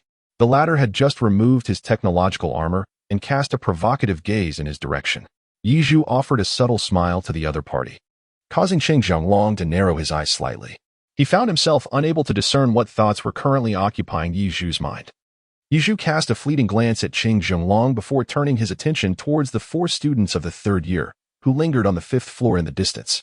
He then stepped back into the ranks of the 2nd-year students. Yiju, you must be some kind of ancient being reincarnated, right? It has to be true. The typically astute Lu Lingling, who usually bore a composed demeanor, seemed transformed today. In Yiju's presence, she appeared as a curious child discovering the wonders of the world for the very first time, often startled and wide-eyed. You've read too many novels, haven't you? Let me ask you something. Yiju cast a silent glance at Lu Lingling before inquiring, are those 4 not participating in this midterm examination? Lu Lingling followed Yiju's gaze, turning to observe the 4 individuals standing majestically atop the palace. Are you not aware? They are the 4 strongest students of our elite high school. Their prowess has created a distinct gap in strength compared to Fu Qin, who ranks 5th, and Qing Jianglong, who ranks 6th in the senior year. Lu Lingling replied with a sense of certainty. So, that means there is only one spot available for the senior year? Yu Zhu pondered. Has there ever been a precedent in our elite school where lower grade students challenge their seniors? Yu Zhu inquired once more. What do you intend to do? Surely it cannot be. Lu Lingling widened her eyes in astonishment and then shook her head with a bemused smile, saying, Do not entertain such foolish notions. Although your current strength is formidable, your overall performance still pales in comparison to Qing Jianglong. How could you possibly surpass them? However, there have been precedents. This phenomenon has long been advocated by the prestigious high school. Lower year students challenging their seniors, and upon a successful challenge, they can directly advance to the third year, along with a bounty of rewards. Yet, to my knowledge, in the more than a century since the establishment of the distinguished high school, successful challenges have been a mere handful. Thus, Lu Lingling's subsequent words fell on deaf ears as Yi Zhu diverted his gaze from the four of them, once again fixing his attention on Qing Jianglong, who had returned to the third-year cohort. A smirk of mischief crept upon his lips. The ensuing assessments revealed an overall performance that exceeded everyone's expectations. Yet, with Yu Zhu's extraordinary precedent, those students who should have shone brightly found themselves overshadowed by his presence, tears of frustration in their eyes. However, one individual captured the attention of the majority, and Yi Zhu directed his gaze toward him. It was Fu Qin, the 5th-ranked student of the third year. Do you not find his results rather peculiar? Lu Lingling's voice broke through, as she too scrutinized the third-year boy. He and Qing Jianglong appeared as polar opposites within their grade. Qing Jianglong had dark skin, a temperament as unpredictable as the weather, and his eyes often harbored a fierce and ferocious glint. In contrast, the Fu Chun who piqued Yi Zhu's interest bore a fair complexion, standing nearly at Yi Zhu's height. His demeanor was gentle, exuding the aura of a refined scholar. Yet, beneath the seemingly benign exterior of this young man, Yi Zhu sensed an undercurrent of danger. This individual had initially drawn Yi Zhu's attention upon his arrival, as he had emerged alongside the third-year students, carrying a seemingly heavy black coffin that measured 2 meters in size. Before the assessments commenced, Yi Zhu had merely thought this person's peculiar weapon indicated a somewhat esoteric study of ancient martial arts. However, at the moment his results were revealed, a different impression began to take shape. Yi Zhu had already regarded him as a worthy adversary for a second encounter. In the third year of high school, Fu Qin's vitality was rated at 32.5, indicating a level comparable to an early-stage third tier. His comprehensive physical attributes were as follows: strength, 23, 596, speed, 27, 172, burst, 29, 530, defense, 26, 382, stamina, 106, 600, with an average value of 42, 656, combat rating, 15 stars. Fu Qin's overall data could only be described as extraordinary. Among his peers in the third year, his first 4 attributes were rather ordinary, even bordering on mediocre. However, his stamina was astonishingly high. It was perplexing why it exceeded the other 4 attributes by such a margin, with a stamina value surpassing 100,000. If Fu Chan were to engage in long-distance running, it was not merely a question of his speed. Yi Zhu suspected that with his immense stamina, it would be no challenge for him to run tirelessly for 7 days and nights. Moreover, regarding the combat rating, despite his overall values being inferior to Qing Jianglong's, his rating surpassed Chang's by a star. Something was amiss. Fu Qin could very well be an even greater threat than Qing Jianglong. After all participants had completed the tests for vitality and average physical attributes, the one-on-one battles among the 3 grades were about to commence. Just before the proceedings began, Yi Zhu suddenly stepped forward. Teacher Zhang, I wish to participate in the one-on-one battles of the third year during this examination. Is that permissible? Chapter 64. The First Battle of Life, Inescapable Fate. As Yi Zhu calmly uttered these words, astonished gazes from nearly all present were directed toward him. Originally, Yi Zhu's test scores far surpassed those of all second-year students, ensuring him a direct admission opportunity. Most second-year students had essentially relinquished the idea of contending with Yi Zhu, opting instead to vie for the remaining 4 slots. Yet, Yi Zhu had audaciously proposed to step out of the second-year assessment and join the ranks of the third year. This undoubtedly transformed a guaranteed gain into a venture fraught with risk, with no change in reward. Nonetheless, due to Yi Zhu's undeniable prowess, most did not perceive his actions as foolishness. Rather, they admired his determination and courage. Are you certain? Teacher Zhang's gaze toward Yi Zhu was filled with admiration. Absolutely. Yizhu's determination was remarkably steadfast. However, his actions undeniably provoked all the seniors in the third year. Particularly, Qing Jianglong wore a peculiar expression, akin to a smile yet tinged with a sinister grimace. I had underestimated him. I had presumed he would, like us, possess unparalleled strength within his own grade, rendering the subsequent ranking battles mere formalities. Unexpectedly, this fellow is a maverick, eager to undertake daring endeavors. Outside the fifth palace, the axe regarded Yizhu with a gaze filled with brilliance. The audacity of Yizhu, raising his sword against the strong, stirred within him an eagerness to participate in the assessment, despite not being required to do so. Lu Sihui's eyes sparkled with a myriad of shifting lights as she observed Yizhu. Wu Tianfeng narrowed his eyes slightly, lost in contemplation. Very well. Then you shall partake in the lottery of the third-year class. This upcoming ranking battle, featuring a one-on-one format among the 3 grades, will unfold through a lottery system. Lu Lingling gazed at Yizhu's silhouette with reverence as he gradually immersed himself among the third-year students. His demeanor remained calm and unperturbed amidst the fierce energy of the seniors, akin to a stabilizing force in a tumultuous sea, unwavering amidst the surrounding storms. Have we truly ascended to different realms? Lu Lingling felt a tinge of melancholy. Soon, the ranking battles among the 3 grades commenced. This was precisely the reason for utilizing the third-year campus, which housed 7/10 of its area, as ochre arenas. Each grade could simultaneously host 4 to 6 matches, all capable of concluding within a single day. Yizhu's first opponent drew a senior from the 3rd year, a boy wielding a massive broadsword. His vitality reached 27.5, which was quite comparable to Yizhu's own. In terms of overall statistics, he only surpassed Yizhu by a slight margin. This battle swiftly became the most anticipated confrontation among the 3 grades. Kid, what gives you the audacity to believe you can run rampant in the senior year? The boy mocked, his expression taunting as he hefted the 4-foot broadsword upon his shoulder. Although our vitality statistics are similar, have you forgotten about the existence of ancient martial arts? I have spent a full 5 years studying here at this prestigious high school. You think you can use me as a stepping stone, you little brat? The boy, 3 years Yizhu's senior and already 19, had been held back twice in his quest for graduation. Having dedicated 5 years to mastering ancient martial arts, his martial prowess far surpassed that of Yizhu, who was merely a second-year student with only 2 years of training in ancient martial arts. Furthermore, the advanced tier of ancient martial arts was only introduced in the 2nd year, meaning his opponent had not even completed a full year of study. If Yizhu could defeat him, it would be a remarkable feat indeed. Upon hearing this, Yizhu chose to remain silent, calmly assuming the stance of his initial move.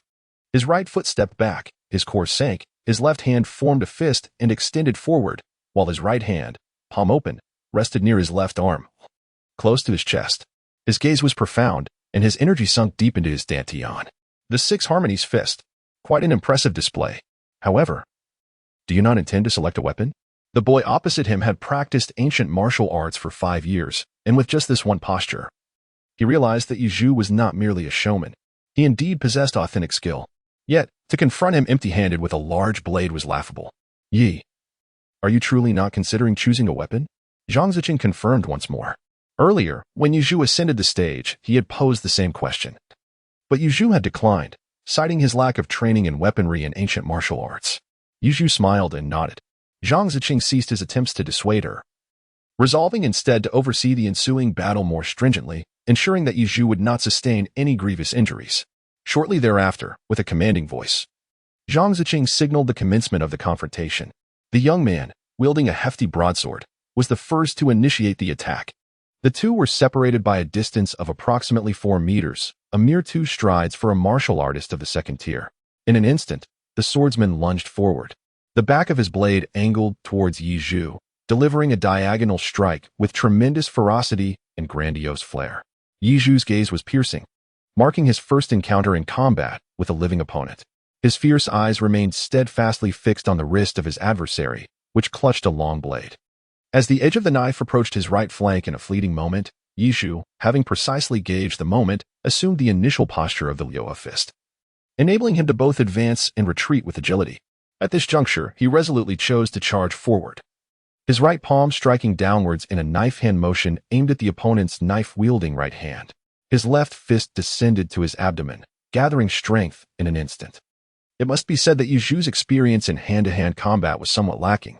The male adversary across from him, merely casting a fleeting glance at Yizhu, had already discerned his forthcoming actions. The right palm was merely a feint, intended to distract from the true threat posed by the descending left fist, which was the genuine lethal strike. Yet, despite this insight, the opponent showed no intention of altering his offensive strategy. Bolstered by an unwavering confidence, the confidence that he could bring Yizhu to his knees beneath his blade, the knife whistled through the air, failing to cleave into Yizhu's right flank, only to be met by Yizhu's knife hand strike upon the palm grasping the weapon. Simultaneously, Yizhu unleashed the power of his coiled fist, ready to deliver a decisive blow. However, at that very moment, the knife-wielding adversary's countenance, mere inches away, suddenly broke into a grin, revealing a semblance of triumph as if a cunning plan had come to fruition. Yizhu's left fist came to an abrupt halt, as if he had suddenly realized something. He attempted to alter his stance to evade the impending attack, but ultimately, it was too late. The boy, wielding the large blade, released his grip on the hilt, allowing the sword to continue its downward arc toward Yizhu's midsection, propelled by inertia. Simultaneously, the boy had meticulously planned his next move. The moment he relinquished the sword, he planted his left foot on the ground, pivoting his body to unleash a sweeping kick aimed at Yizhu's forehead. This strike was, likewise, a feigned attack, creating a pincer movement in conjunction with his sweeping leg. Yizhu, doomed to face his fate. Chapter 65. Subduing with a single step, the mentalist. The initial encounter between Yizhu and the senior student in the third year of high school. Yizhu found himself ensnared in an exceedingly precarious situation. A mere misstep could lead to his outright defeat. As Lu Lingling observed the advancing posture of the senior from the third year, an ominous premonition began to stir within her. In that moment, her foreboding was confirmed as Yizhu was beset from both sides. Had she been in his position, the most prudent course of action would have been to muster all her strength, leap into the air, and evade the encroaching assault. Yet, Yizhu was not she. Unbeknownst to herself, Lu Lingling clenched her fists, even commencing a silent prayer for Yizhu's success. Remarkably, despite having interacted only a handful of times, she had subconsciously come to regard him as a friend worthy of her concern. Upon the arena, to the eyes of onlookers, Yizhu appeared to be in dire straits. Confronting the dual offensive of his adversaries, yet his countenance exhibited little alteration. In a flash, the tension escalated. Yizhu's speed was so swift that it appeared blurred. His left hand, akin to an iron clamp, reached out directly to grasp the incoming blade's back. Simultaneously, his descending right fist swiftly positioned itself beside his head, ready to counter the opponent's striking whip kick. A dull thud resonated through the arena. Yizhu's dark, flowing hair was swept to one side by the force of a whip-like kick propelled by the wind. Yet, his figure remained utterly still. With precision, his left hand firmly caught the opponent's blade, the back of the sword just 3 centimeters from his tiger's mouth. The senior student, whose cunning scheme had faltered, widened his eyes in disbelief. The arrogance that once adorned his features swiftly transformed into a grave and anxious expression. He had never anticipated that Yizhu's reflexes and bodily movements could execute an effective defense in the blink of an eye. What gnawed him further was the realization that he had exerted 70% of his strength in that kick, aiming to bring Yizhu down with a single blow. However, when his leg collided with Yizhu's left arm, which served as a barrier, it felt as if he had struck reinforced concrete. A dull ache throbbed in his calf, compounded by an overwhelming psychological pressure that rendered him unable to budge Yizhu, casting a shadow of doubt over his resolve. Most critically, with his leg extended, he had left his defenses wide open. His greatest fear materialized with a resounding thud. Yizhu, far from being foolish, seized the glaring opportunity presented by his opponent's vulnerability. In a decisive motion, he delivered a kick squarely to the opponent's chest. The sound of impact echoed, accompanied by the ominous crack of bones. The senior male student was sent hurtling backward, propelled with a speed that surpassed his initial approach. He flew over 4 meters before crashing to the ground, rolling and tumbling an additional 6 or 7 meters. Fortunately, his ability to react swiftly and dissipate the force of the impact was commendable. During his tumble, he adeptly adjusted his posture, managing to stabilize himself in a half-kneeling position, avoiding any further disgrace. What kind of talent is this? The senior student, his forehead and neck veins bulging, his face flushed with rage, glared at Yizhu. His expression twisted in agony. It seemed as though he was grappling with the manipulation of lower-tier mental energy. Yizhu, having gained the upper hand, nonchalantly tossed the massive ringed sword back to his opponent. The blade arced gracefully through the air, its sharp tip embedding itself into the ground 3 feet before the boy. This revelation, however, was merely the prelude. When Yu Zhu claimed to possess only a low-tier mental manipulation talent, the boy could no longer contain the frustration bubbling within him. And a mouthful of blood erupted forth, marking the onset of his defeat in this midterm examination. How could it be that he was merely a mental type? Shouldn't his power rival that of Cheng Jianglong's formidable strength? Attempting to rise and grasp his sword's hilt, he found himself struggling in vain. Yu Zhu's kick had shattered his sternum and inflicted considerable damage upon his heart and lungs. The vital energy coursing through him began to falter, rendering him incapable of continuing the fight. Ultimately, he collapsed to the ground. Silence enveloped the arena. Students from the first and second years gasped in astonishment, some even covering their mouths in disbelief, their eyes wide with shock. Lu Lingling swallowed hard, taken aback by the sheer absurdity of the situation. Was a single kick truly capable of dispatching a senior from the third year? Yu Zhu wins. Zhang Ziqing promptly declared the victor, as medical personnel rushed onto the stage to assess the senior's injuries. Upon examination, it was found that he had 4 broken ribs on both sides of his chest, with his heart, lungs, and spleen suffering varying degrees of trauma, leading to a blockage of vital energy. However, his life was not in jeopardy. Quickly, take him down for treatment. The medical staff from the third-year campus swiftly concluded. Zhang Ziqing furrowed his brow, casting a glance at Yu Zhu, who met his gaze with an inquiring look. Instantly, Zhang's expression softened into a smile. You may leave now and await the next match. As Yu Zhu nodded and descended from the stage, Zhang's brow furrowed once more. What kind of martial arts had this young man mastered? It was not a strength-based talent. Yet he exhibited such terrifying power. Could it be a 2-star ancient martial technique? That kick displayed the finesse reminiscent of my own youth, swift, sharp, and entirely devoid of hesitation. The way Axe Jiang regarded Yu Zhu became increasingly amicable, even cultivating a sense of camaraderie. Meanwhile, Linan, while acknowledging the precision of Yu Zhu's timing and the adeptness of his strength, found his attention frequently drifting to Lu Sihui, especially after witnessing her intriguing expression towards Yu Zhu. A feeling of inexplicable hostility towards Yu Zhu began to swell within him as he observed Lu Sihui's unwavering focus on Yu Zhu's every move. After Yu Zhu stepped down, it coincided with Lu Lingling's turn to engage in combat. He stood by, observing the match. Lu Lingling's opponent was a female student from the second year of high school, trained in judo. However, the disparity in their overall abilities was stark. The encounter unfolded with little suspense. After Lu Lingling effortlessly evaded a strike from the girl, she delivered a precise knife-hand blow directly to her opponent's throat. The girl had no choice but to reluctantly concede defeat. The path of an assassin, perhaps? Quite intriguing. Yu Zhu did not hesitate to express his admiration. What a path of an assassin! This is the ancient martial art of the Tang sect. Coincidentally, Lu Lingling, just stepping off the stage, overheard Yu Zhu's commendation. She couldn't help but lift her little head like an arrogant lark, her face brimming with pride. Oh, that Cheng Jianglong has taken the stage as well. Let us go and observe. Approaching Yu Zhu, Lu Lingling's gaze fell upon Cheng Jianglong, who was brandishing an extravagant weapon and possessed a dark complexion. Just as he ascended the platform, he was about to engage in a face-off with a senior student striking a Tai Chi stance. Lu Lingling's eyes sparkled with excitement as she eagerly tugged on Yu Zhu's arm, guiding him toward the arena. Yu Zhu also bore witness to the adage that a single force can conquer 10 skills. Chapter 66. The Nature of Brutality, the Mysterious Fuqin.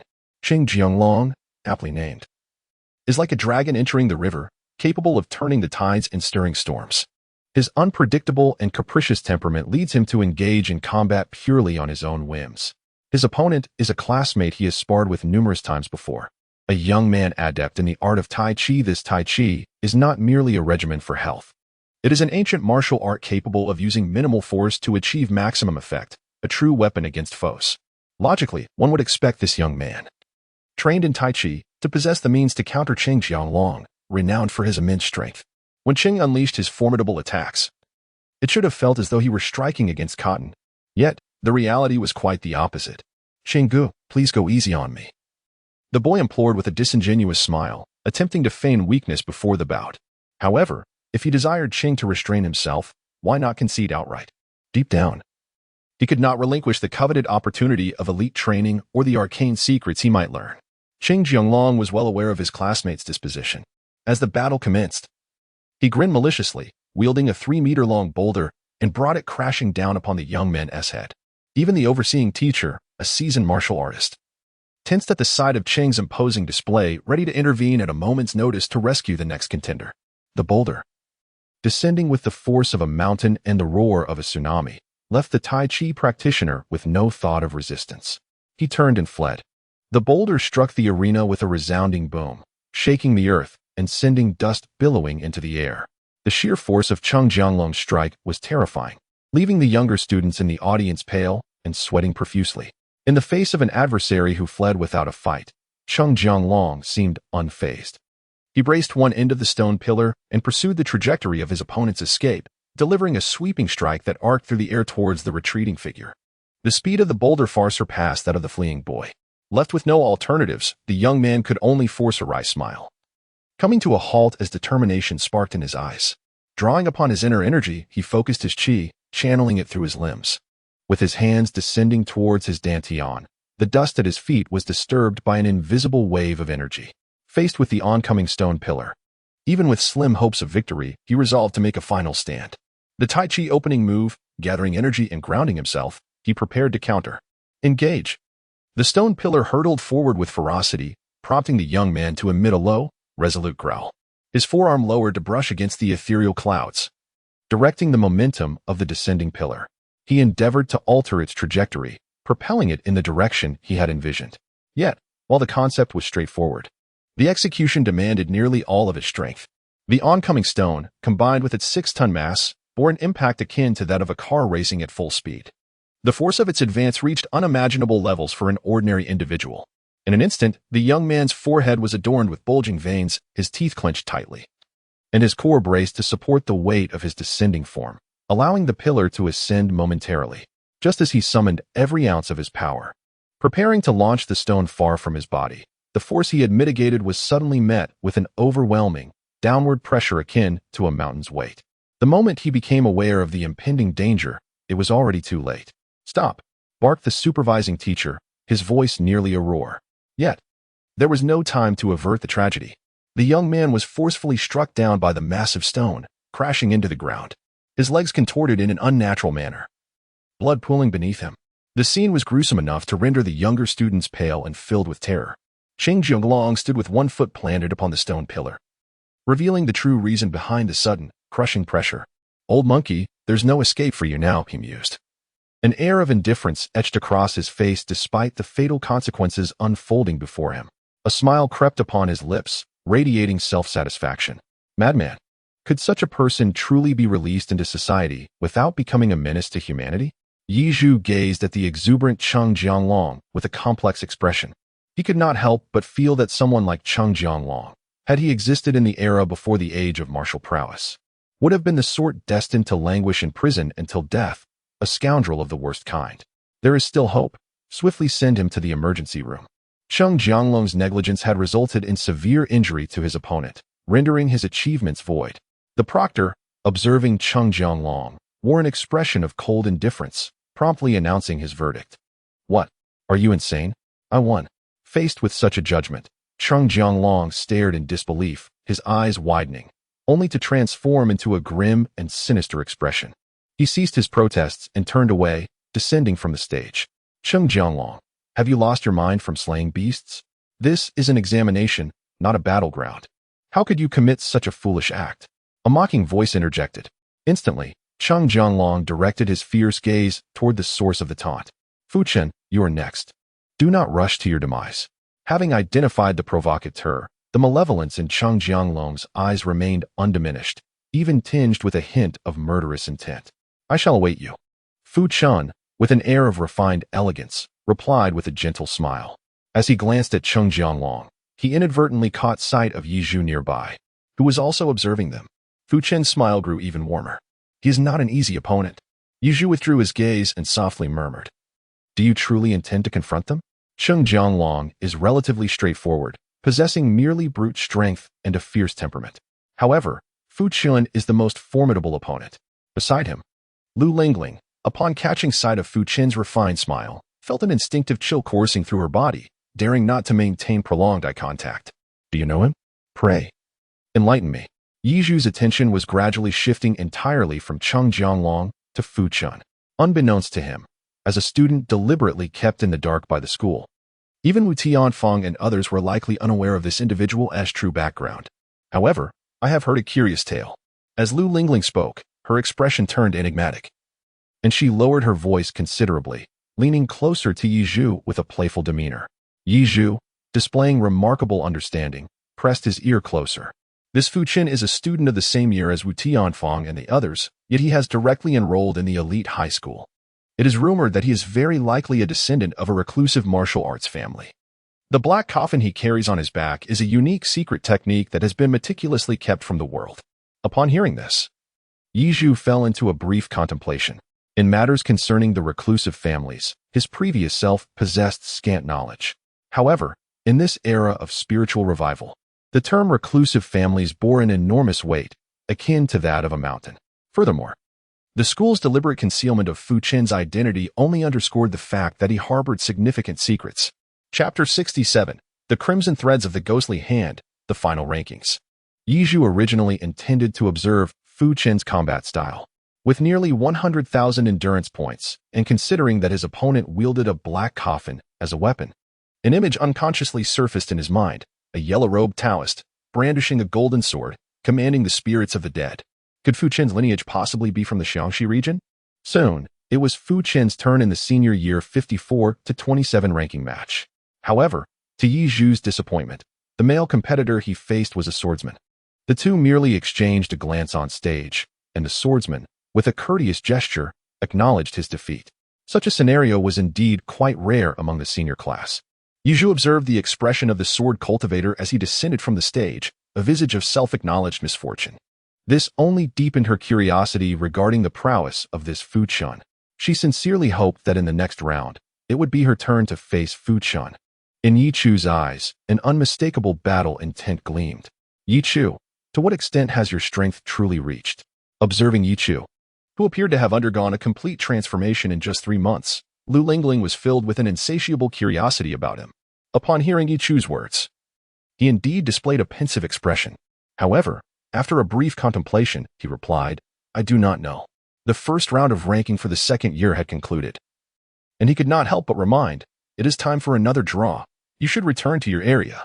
Lu Lingling pouted in mild dissatisfaction, retorting, Aren't you also a second-year student? She then promptly turned and returned to the third-year zone. The first round of ranking battles for the third-year students swiftly came to an end. Next came the ranking battle to determine the top 13 from 27 participants, wherein one individual would receive a bye and advance directly. That individual turned out to be Yichu. Upon drawing the solitary white ball, he felt a twinge of disappointment. After 3 months of diligent study and practice, he had successfully grasped the fundamentals of the dragon elephant skill, with only a single step remaining to achieve minor mastery. Yet, this final step presented him with an insurmountable challenge. He had intended to wait for teacher Mulan's return to inquire if she had any solutions, but ultimately, he was unable to wait. The mountain-moving palm consists of 3 forms, and he had only managed to learn the first. Nevertheless, it was sufficient to serve as a formidable finishing move. The 6 Harmonies Fist is a technique that synthesizes the dragon elephant skill with the mountain-moving palm. Based on his progress in both disciplines, he had cultivated the 6 Harmonies Fist to an introductory level, mastering both the fist and body techniques. As for the final secret method of concealing one's essence and spirit, Yizhu could only say that the vitality he currently possessed was more than tenfold of what he outwardly displayed. There was no other choice. In the span of 3 months, the furnace tortoise was on the verge of breaking through to the 7th tier of the exotic beasts. The life force it had bestowed upon him was overwhelmingly abundant, and during these 3 months, he had devoted approximately 70% of his time to cultivating the essence soul. As Yizhu remained idle in the senior high school arena, his attention was solely focused on 2 individuals, Cheng Jianglong and Fu Qin.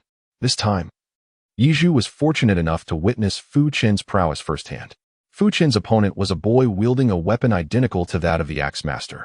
However, this boy's strength paled in comparison to that of the Axe Master among the senior high students. The boy, armed with a massive axe, swung it with tremendous force, reminiscent of a mountain being cleaved. Yet, his speed was ultimately too sluggish, and his moves were overly broad, leaving no room for recovery once he committed to an attack. In facing the enigmatic Fu Qin, the boy found himself utterly incapable of closing the distance. Fu Qin, on the other hand, merely drew forth several strands of crimson thread from his sleeves, manipulating them with his true energy while employing his agile movements to counter the boy with the colossal axe. The boy had no means of approaching Fu Qin, and those crimson threads were far from ordinary.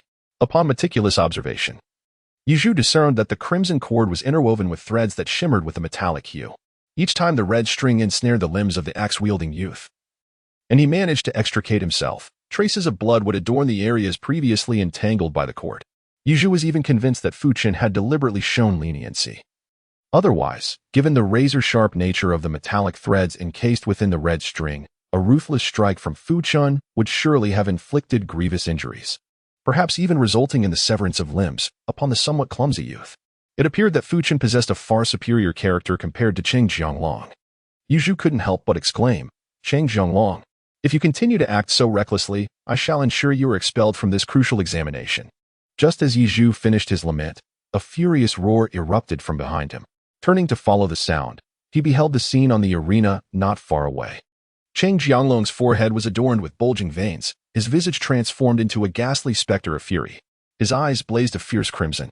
He effortlessly lifted a 6-ton stone pillar weapon with a single hand.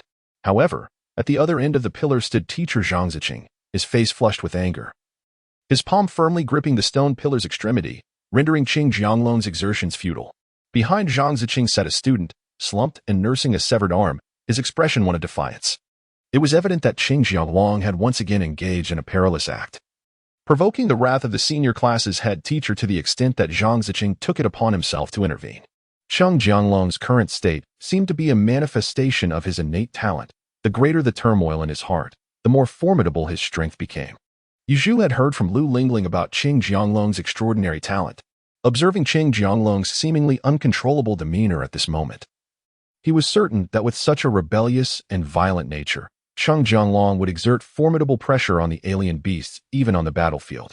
However, as the opponent's strength and power escalated, he would inevitably become a significant threat to humanity. Rather than allowing him to potentially evolve into a malignant tumor within the human race, it would be far more prudent to eliminate Cheng Jianglong at this juncture.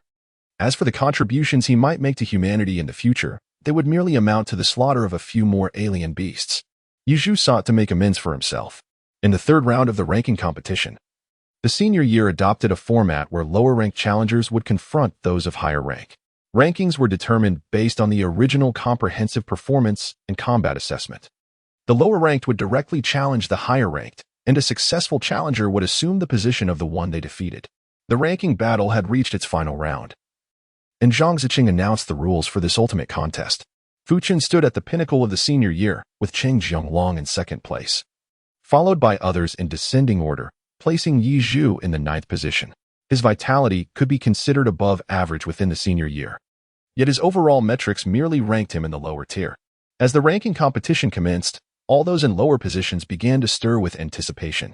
However, the vast majority chose to forego challenging Fu Qin and Cheng Jianglong, opting instead to confront the individual ranked third below Cheng Jianglong. Meanwhile, Cheng Jianglong had already set his sights on Fu Qin, as only one spot was available for the extraordinary training program in the senior year. Fu Qin, your time is up. I shall challenge Cheng Jianglong. Chapter 68, The Roar of the Tiger and the Dragon. The clash of strengths before Cheng Jianglong could complete his declaration to challenge Fu Qin. A clear and resonant voice swiftly overshadowed his words. Nearly all the students in the senior year turned in unison toward the source of the voice.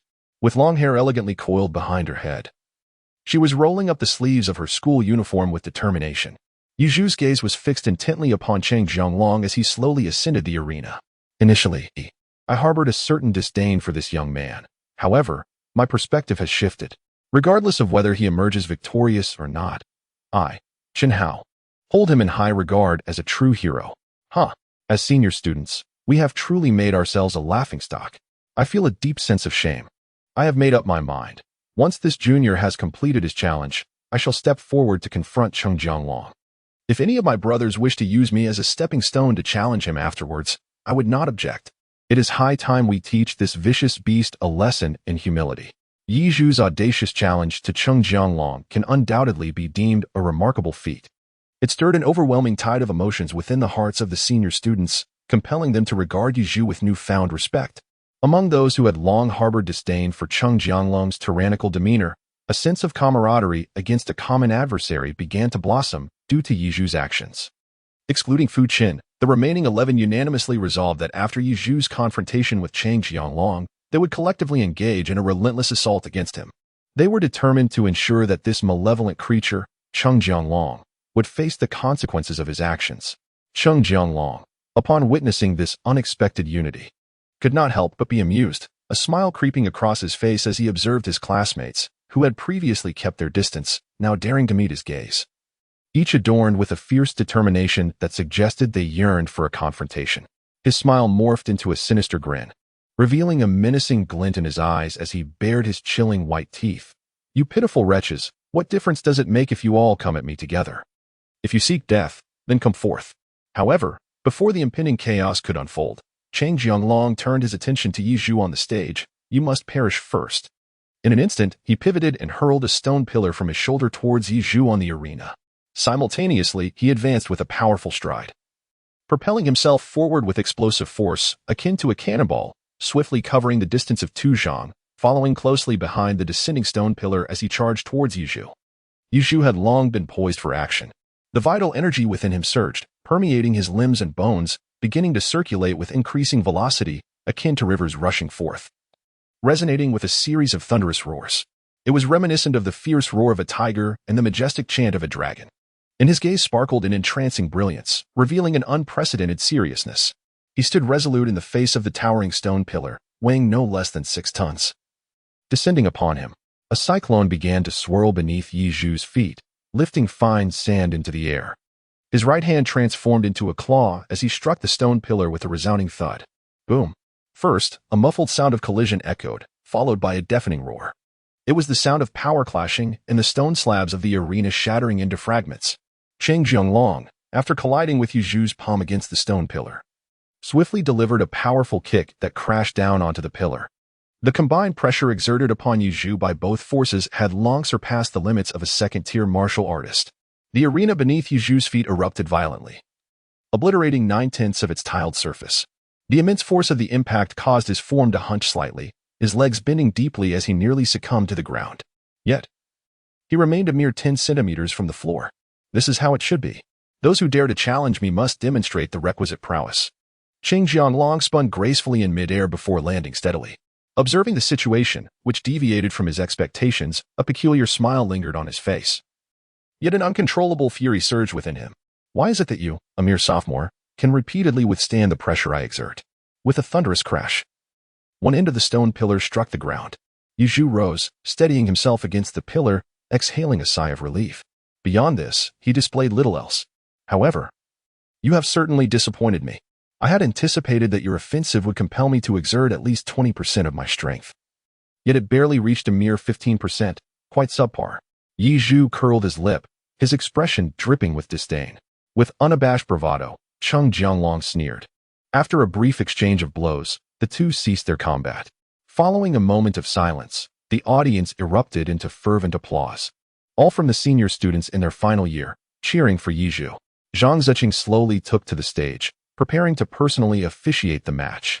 Observing the severely damaged ground and the two adversaries facing each other, Zhang Ziqing chose not to relocate them to a different arena. The rugged terrain would better showcase a warrior's ability to adapt to circumstances.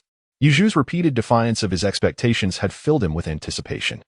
Zhang Jianglong's earlier strike had been one he intended to intercept, as the 6-ton stone pillar was something few in the senior year could easily lift.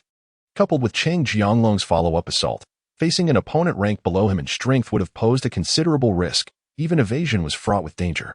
However, upon witnessing the cyclone swirling around Yu Zhu's feet and the roaring energy emanating from him, he halted, eager for the surprises Yu Zhu might unveil. Indeed, the surprise was profound, as Yu Zhu, with a vitality of merely 27, could withstand Cheng Jianglong's formidable blow without sustaining any injuries. There was not even a hint of stagnation in his internal energy. This indicated that Yu Zhu's claim of not exerting his full strength was indeed truthful. However, whether he truly had only utilized less than 20% of his power was another matter entirely, and Zhang Ziqing was skeptical. If that were the case, it would imply that Yi Zhu could effortlessly defeat Cheng Jianglong with a full-force strike, a notion no one could believe. Outside the five-story palace, Tianfeng inquired whether Yi Zhu could prevail against Cheng Jianglong. Lu Sihui furrowed her brow slightly, enhancing her naturally exquisite beauty, reminiscent of winter snowflakes, with an added allure. You seem quite concerned about him, Wu Tianfeng remarked, casting a sidelong glance at Lu Sihui. He continued, based on the strength he displayed earlier, confronting Cheng Jianglong head-on should pose no issue. Yet, the question lies in the extent of his upper limit in power. After all, Cheng Jianglong has only utilized less than 40% of his formidable strength thus far. If he were to become truly enraged and unleash tenfold his might, even the Axe General would struggle to surpass him in raw power. The Axe General nodded in agreement, acknowledging Cheng Jianglong's capabilities, which should have positioned him as the fifth member of their squad. However, due to his volatile temperament and defiance of authority, Wu Tianfeng had always been reluctant to accept him. Boss, you may be overestimating him. He is merely a newcomer who has been here for 3 months. Even if he possesses the power to confront Cheng Jianglong directly, he lacks the combat experience that Cheng Jianglong brings to the table. As he observed his companions fervently supporting Yi Zhu, Linan's inner dissatisfaction grew increasingly palpable. Chapter 69, The Six Harmonies Technique, The Fist That Shakes the River Dragon. Lu Nan's evidently nitpicking remarks did not overly concern Wu Tian and his companions. At this moment, the imminent battle of Yi Zhu commanded their undivided attention. Upon the arena, Zhang Ziqing cast a piercing gaze at Cheng Jianglong, his simmering anger, long restrained, now barely concealed. I perceive that you have increasingly disregarded my presence. Consider this your final warning. Should you dare to employ lethal force in this match, resulting in harm to our fellow students and teachers, I shall promptly petition the school for your expulsion. You would do well to return to Mo Bay and tend to your sheep.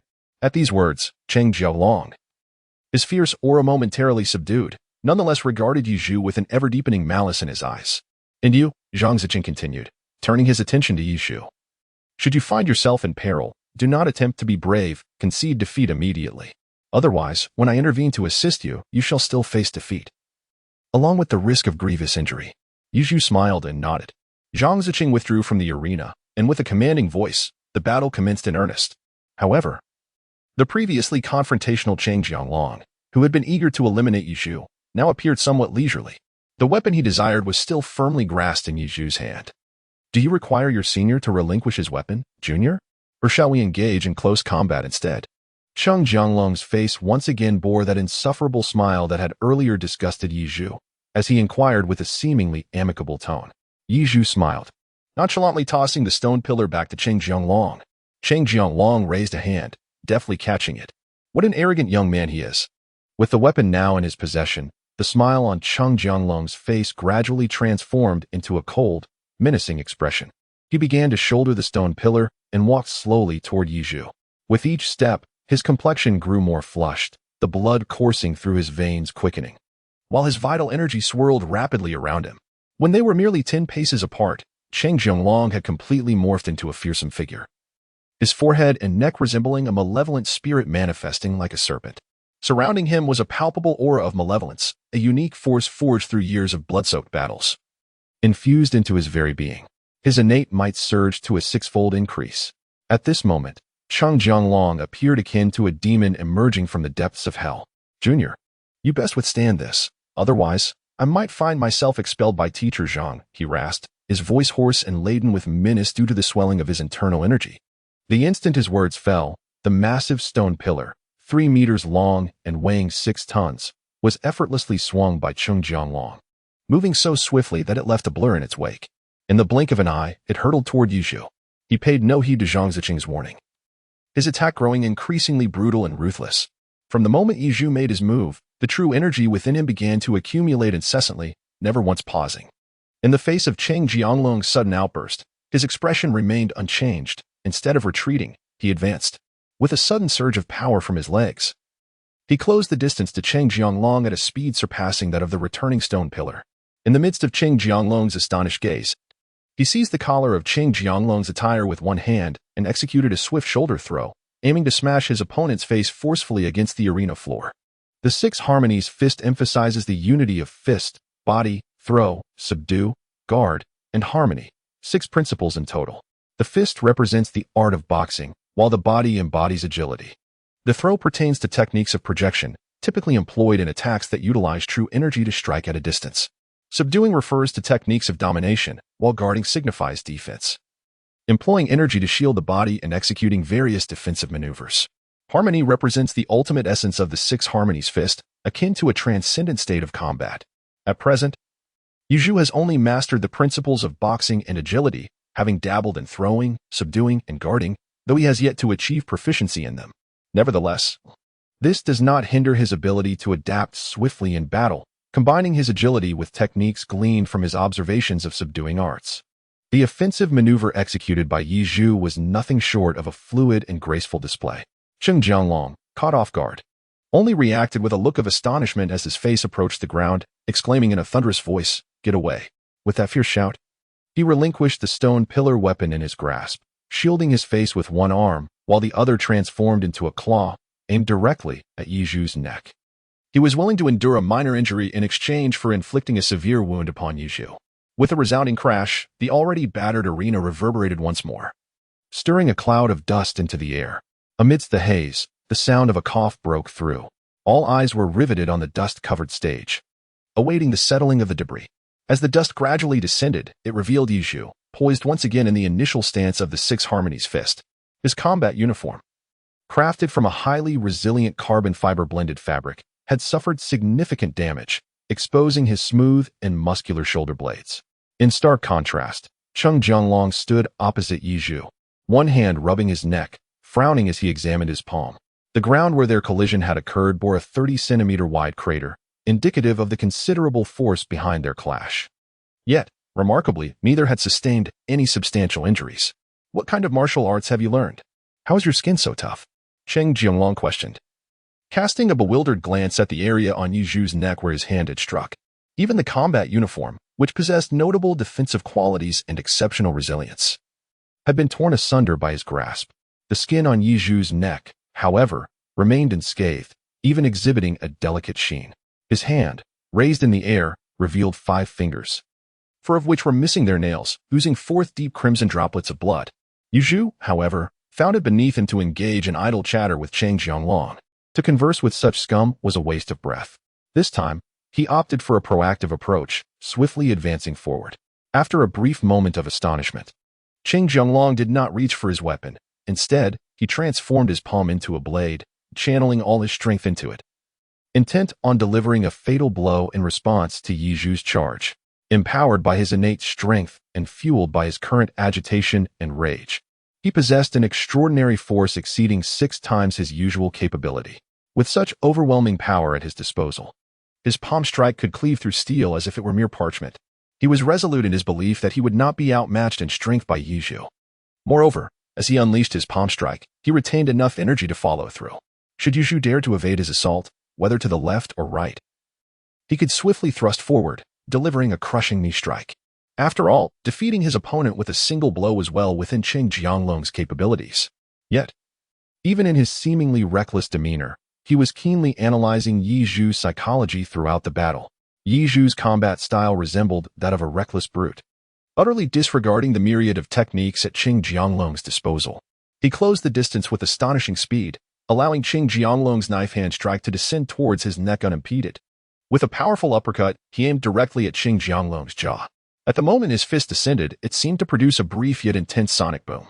Chapter 70. A blood-soaked struggle. The frenzied battle continues. Before the punch could land, the pressure of the wind generated by Yi Zhu's fist rushed toward Cheng Jianglong. The hairs on the back of his neck stood on end, and his heart raced uncontrollably. He instinctively sensed the imminent threat to his life. Fortunately, he had conserved enough energy beforehand to enable a timely evasion at this critical moment. As he swiftly dissipated the force in his palm, he exerted all his strength in his foot to sharply pivot, narrowly avoiding the trajectory of Yi Zhu's fist. The resounding punch grazed his cheek, accompanied by a rushing gale that whistled past his ear. Realizing he had once again miscalculated, Cheng Jianglong gritted his teeth in frustration, a surge of anger boiling within his chest. His strength surged anew, multiplying 8-fold. In a fit of rage, he thrust his knee forward. Coincidentally, Yi Zhu harbored the same intention. Their knees collided with a resounding impact, and moments later, Both launched simultaneous side kicks, their feet striking forcefully against each other's chests. The two combatants separated instantly upon contact. Yuzhu retreated 5 steps, while Cheng Jianglong withdrew 3. Once more, a sharp pain emanating from his chest fully awakened the fierce spirit within Cheng Jianglong, transforming him into a beast consumed by fury as he roared and charged once again at Yichu. Yichu remained composed in the face of danger, boldly advancing. What initially began as a traditional martial arts competition among students transformed into a brutal exchange of blows between Yichu and Cheng Jianglong. Each strike reverberated through the air, producing waves of force and a deep, drumming sound. Both fighters abandoned all defense, focusing solely on their relentless assault. Cheng Jianglong fought with seething rage, while Yichu engaged with a fervor that was exhilarating. In no time, blood stained their garments, and the combat uniforms, designed to withstand the claws of exotic beasts, were reduced to tatters. Shreds of fabric clung to their bodies. This clash was both gruesome and invigorating. First-year students, having only recently completed basic training, rarely participated in simulated battles. Witnessing such ferocity and a life-or-death struggle left the more fragile students pale and aghast. The second-year students fared slightly better, yet they remained wide-eyed and in awe of the bloody spectacle unfolding in the arena. In contrast, the third-year students, accustomed to the ground soaked in blood, were electrified, their excitement evident as their complexions flushed with fervor. Their hearts, ignited by the passion displayed by the two combatants, surged with adrenaline. Even the teachers of this elite high school, seasoned warriors themselves, felt a profound sense of astonishment and embarrassment at the intensity of the battle. They had seldom witnessed such ferocity. The two fighters were extraordinary. Zhang Zuqing, standing at the side of the arena and intently observing the duel, was captivated, his eyes sparkling with intrigue as if beholding rare specimens. Yichu was clearly the superior fighter. His prowess as a dragon-class warrior allowed him to discern the current dynamics of the battle. This young man was undeniably formidable, daring to engage Cheng Jianglong in such a fierce contest. Outside the palace, Axe Commander watched the clash between Yichu and Cheng Jianglong, his astonishment palpable. With arms tightly crossed, he clenched his fists. This kind of combat was precisely what he had always yearned for. At this moment, Yichu held a position in his heart that transcended mere camaraderie, reaching a level that surpassed even the closest of confidants. Should the opportunity arise in the future, he would undoubtedly seek to cultivate a deeper friendship with Yichu. Lu Xihui's eyes sparkled with an unprecedented brilliance, yet a subtle thread of concern intertwined with her excitement. Alas, Yichu seemed somewhat overconfident, daring to confront Cheng Jianglong in a head-to-head battle. Aside from you, Axe-General, the rest are fools.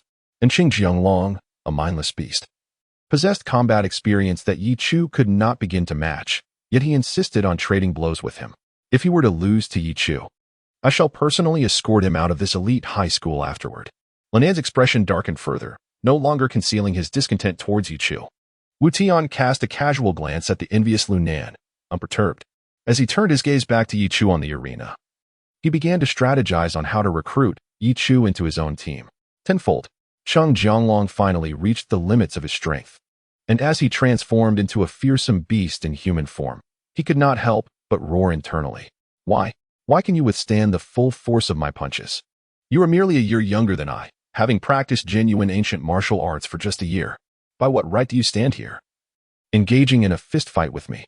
Is it due to your meager psychic talent, or perhaps your enviable appearance? Cheng Jianglong was teetering on the edge of madness. With broken ribs, overstrained lungs, and a heart rate soaring to an extreme of 378, he felt his life force depleting, his vital energy waning. His consciousness began to blur, his steps faltering, with only one obsession persisting in his mind: to strike and defeat Yichu. In stark contrast, Yichu remained unfazed.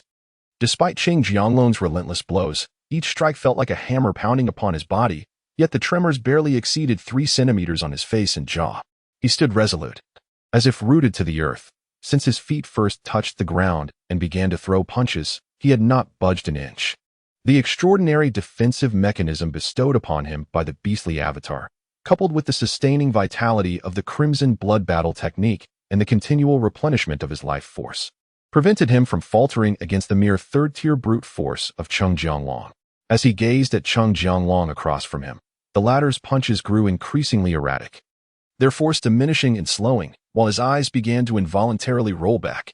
Yuzhu understood that Cheng Jianglong had reached his limit. He slowly exhaled a breath, and within him, A sound reminiscent of a tiger's roar and a dragon's chant reverberated once more. With 40% of the dragon elephant true chi remaining, he swiftly concentrated it into his right fist.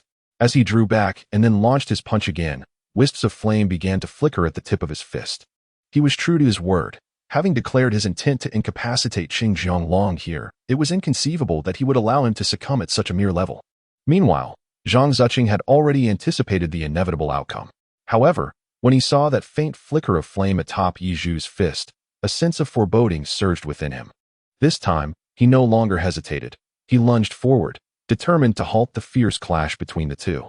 Yi Zhu had emerged victorious, and Qing Jianglong had no reason to squander his extraordinary talent for the sake of a mere competition. However, as he stepped onto the arena, his form abruptly halted due to an unforeseen turn of events. Qing Jianglong remained the same, appearing reckless and devoid of thought, yet harboring a cunning and calculating heart. As Yi Zhu prepared to unleash his final punch, Qing Jianglong's eyes flickered with a sudden clarity, revealing a glimmer of mischievous triumph. His previously unsteady stance solidified in an instant. Unbeknownst to anyone, he had grasped a massive stone pillar, previously scattered across the arena. The moment he seized the weapon, he exhibited an agility that belied his exhaustion, moving so swiftly that it left Yi Zhu momentarily dazed. It wasn't until a tremendous impact struck his left temple that his mind went blank. Qing Jianglong executed a speed he had never displayed before in front of others, swinging the stone pillar with ferocity, delivering a crushing blow to Yi Zhu's head. In Chapter 71, titled Jianglong Submerges, Power Accumulates, one must ponder, what kind of devastation would a 6-ton behemoth inflict upon the human body when propelled at such a breakneck velocity? Even a seasoned warrior would break into a cold sweat at the thought and opt to avoid such peril. If such force were to collide with the most vulnerable part of the body, the brain, the consequences would be dire. Below the arena, an oppressive silence enveloped the crowd. Lu Lingling, in sheer terror, covered her eyes, unable to witness Yi Zhu's fate. The senior students gaped in shock, their mouths agape, paralyzed in place. Having seen blood stain the ground before, they now struggled to swallow. Wu Tianfeng and his companions wore grave expressions, while Lu Sihui's delicate brows furrowed, her pale hands instinctively clenching tightly. The previously mocking Lu Nin fell silent, his face now etched with concern. Zhang Ziqing, who had already ascended the stage, clenched his fists. His brows furrowed in anger, his eyes wide with disbelief. With a thunderous crash, the stone pillar struck the ground, and Qing Jianglong collapsed onto the floor. What manner of monster are you? His complexion was a ghostly white, whether from shock or the loss of blood. The once brazen and fierce demeanor had vanished, replaced by a palpable fear of the unknown. In the face of Qing Jianglong's unprecedented strike, Yi Zhu's feet remained firmly planted, his upper body swaying to one side from the impact. Blood dripped from his disheveled dark hair onto the ground. With a slow exhale, obscured in shadow, Yi Zhu regained his composure. Is this truly your full power? Disheveled strands of hair fell carelessly across his cheeks, and the left side of his face was completely soaked in blood, obscuring his left eye from opening. His right eye, however, gazed down with an indifferent stare at Qing Jianglong, akin to the gaze one might bestow upon a corpse. How infuriating! Despite this, Qing Jianglong, mocked by Yi Zhu, struggled to rise for another round. Pathetic. A voice as frigid as the bitter chill of midwinter pierced through his eardrums. In his vision, Yi Zhu was suddenly engulfed in roaring flames. Amidst the inferno, he momentarily glimpsed the day he would rise as a national guardian, revered by all beneath him. Those who defied him would perish. Those who rebelled would be slain. Anyone or anything that obstructed his desires would meet the same fate, whether human or beast. Boom. Qing Jianglong was hurled from the arena. Though his visage was ruined, a faint, deranged smile lingered at the corners of his twisted mouth. The victor was Yi Zhu. Qing Jianglong tumbled from the stage, yet a flicker of life remained within him. Zhang Ziqing, abandoning his usual stern judgments, promptly declared Yi Zhu the winner. Gasps of astonishment echoed throughout the crowd, swiftly followed by an eruption of fervent cheers. A multitude of physicians surged forth from the audience, some rushing to Qing Jianglong, while others hastened to Yi Zhu. Yi Zhu, having sustained a grievous injury, left the onlookers among the physicians trembling with fear. In haste, they approached, intent on assessing his wounds. However, Yi Zhu took a step off the arena and made his way to the seemingly lifeless form of Qing Jianglong. How is he faring? Yi Zhu inquired calmly.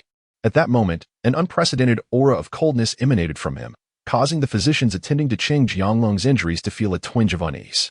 It is with great regret, student Yi, that I inform you your punch has severely damaged student Cheng's brainstem. The most favorable outcome would be a permanent vegetative state. However, do not blame yourself, student Yi. You acted in self-defense under those circumstances and will not face disciplinary action from the school. Beside Cheng Jianglong, a young female physician, distinguished by her striking pink hair and natural beauty, devoid of makeup, appeared pure and charming, seemingly just in her early 20s. She was the only physician fully dedicated to the assessment of their injuries. Upon seeing Yi Chu approach, she assumed he was concerned for Cheng Jianglong's condition and, fearing potential repercussions from the school, offered her words of comfort.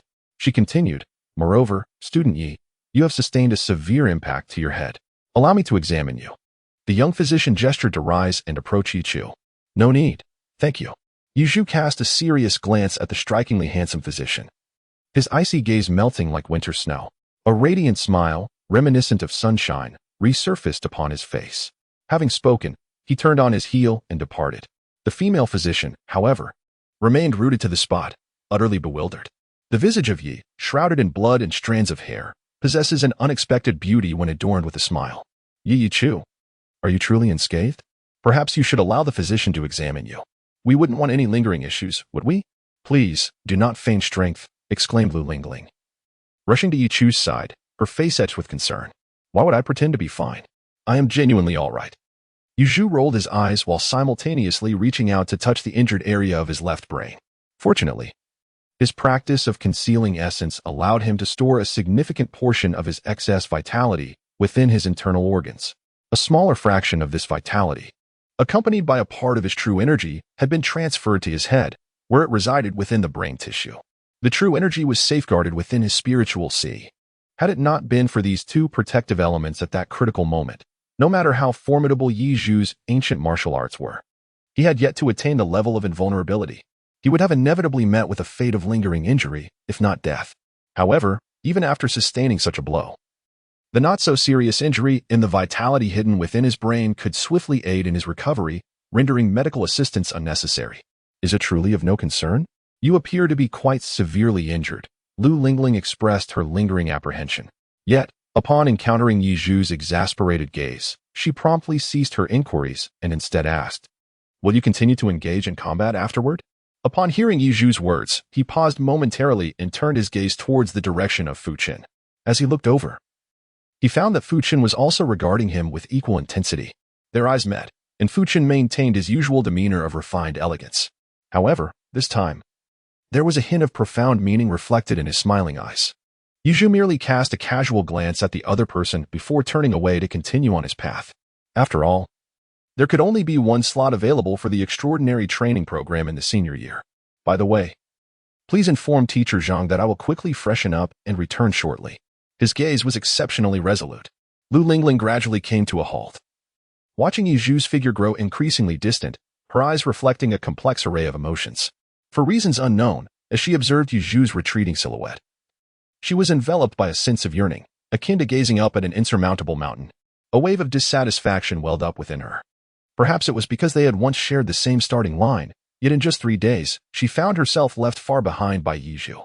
Or perhaps it was the emergence of an inexplicable sentiment during her interactions with him. Chapter 72, The Melting of the Iceberg?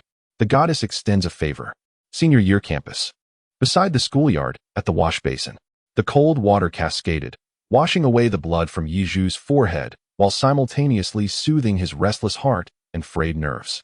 Yi Chu slowly exhaled, the frustration in his eyes gradually dissipating. His pitch-black gaze regained its clarity and lucidity. It was his first encounter with a life-and-death struggle. It was only natural for his mind to be unsettled. A cool, serene female voice resonated nearby. Yi Chu cast a sidelong glance, his gaze traversing the rivulets of water weaving through his hair, ultimately resting upon the fair hand that extended a towel. Turning off the faucet, Yi Chu allowed the water to trickle down for a moment before carelessly sweeping his hair back with both hands. The chilling sensation of the damp strands could not penetrate the formidable thermal resistance of his combat uniform.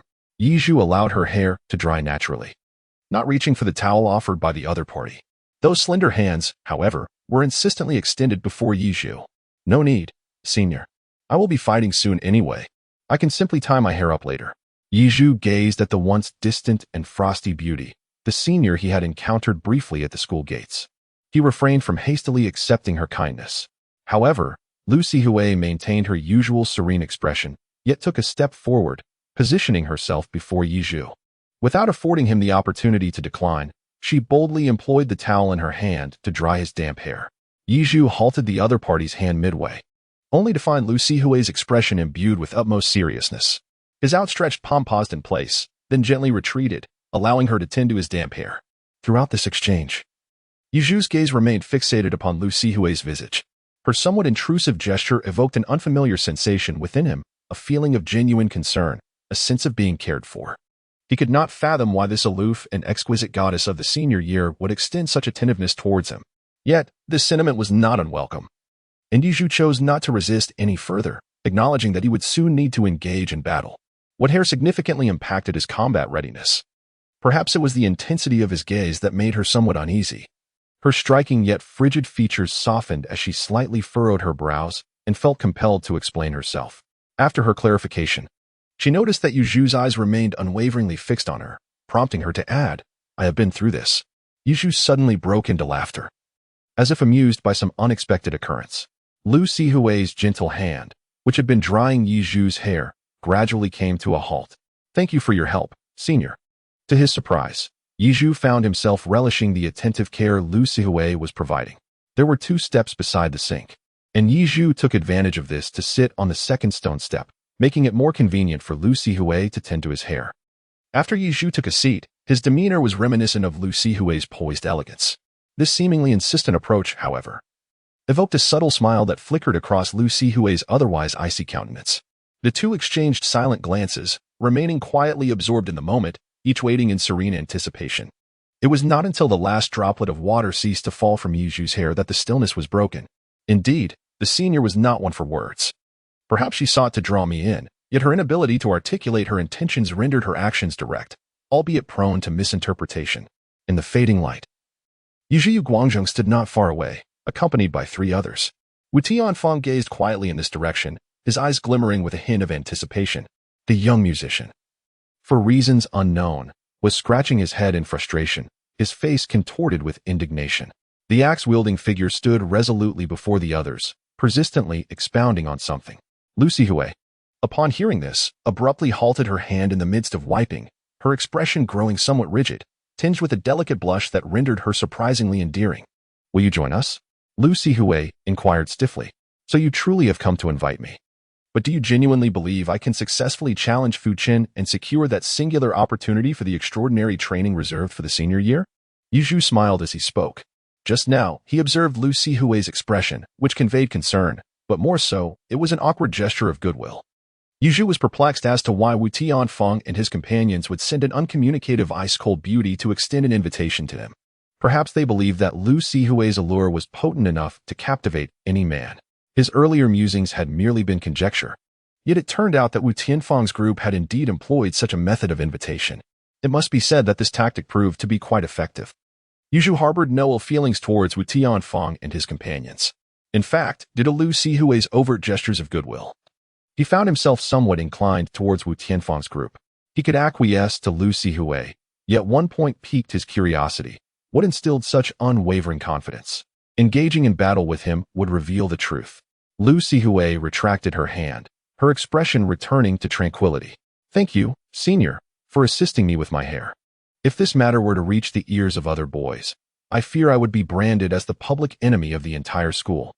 Yizhu rose with a smile, brushing past Lu Sihui. He had rested long enough. It was time for him to engage in the final battle. "So what? They cannot defeat you." Lu Sihui's cold words echoed from behind. Yizhu shook her head with a smile, finding her senior somewhat adorably naive. Even when joking, she felt the need to respond so earnestly. After Yizhu departed from the training grounds and returned to the gathering place for the major examination, Lu Sihui also turned back to join Wu Tianfeng and the others. "Did he agree?" Wu Tianfeng inquired blandly. Lu Sihui's gaze lingered on Yizhu's retreating figure as she nodded. A faint smile graced Wu Tianfeng's lips as he turned to leave.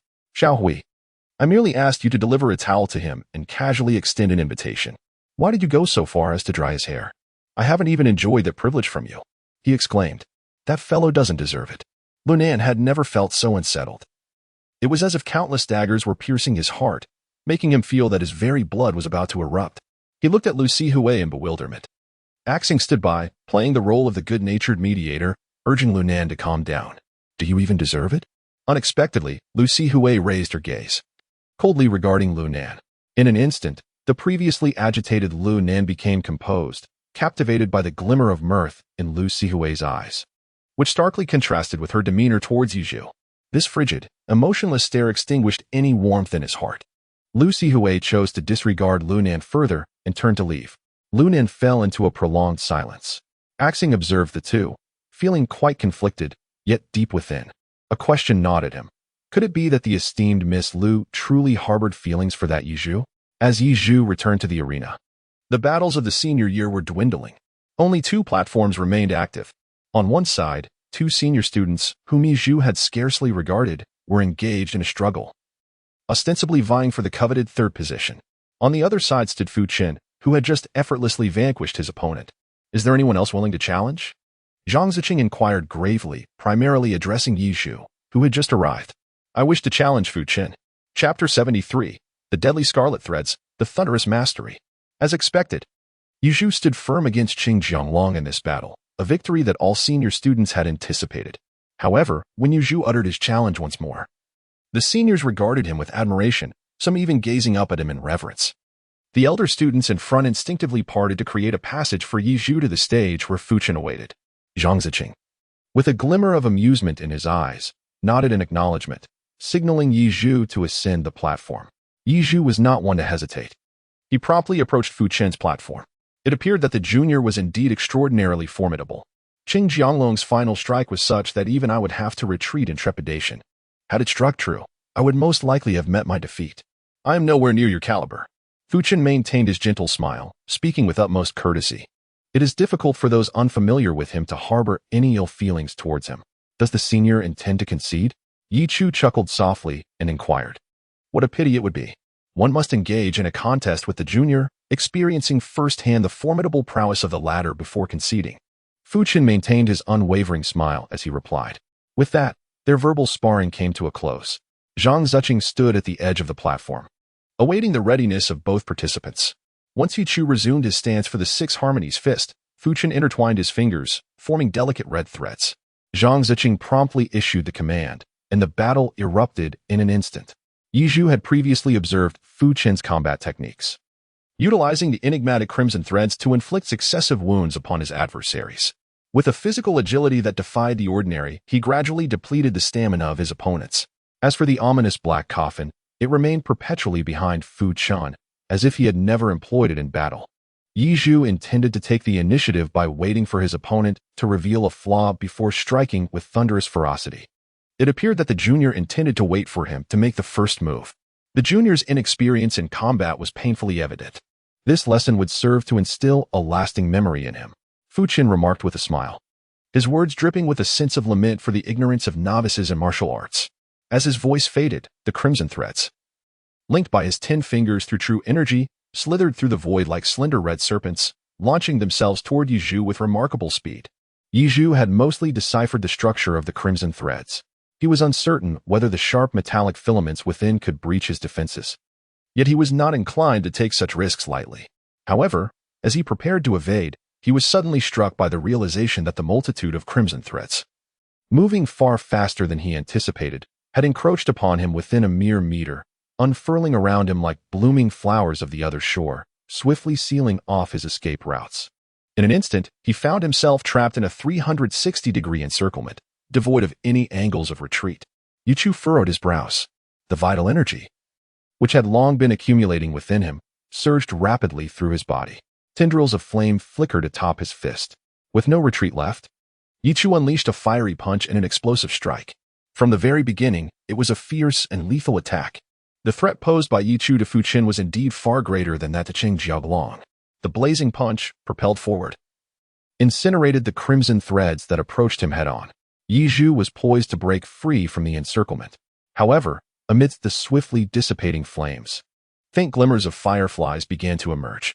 Yizhu immediately sensed that something was amiss and halted his movements, his expression darkening considerably.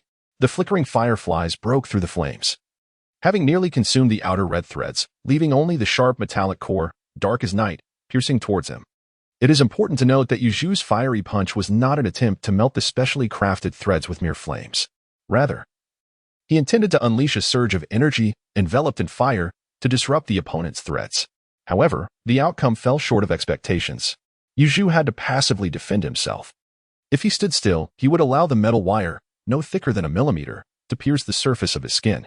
Yuju could not ascertain whether his defenses would suffice.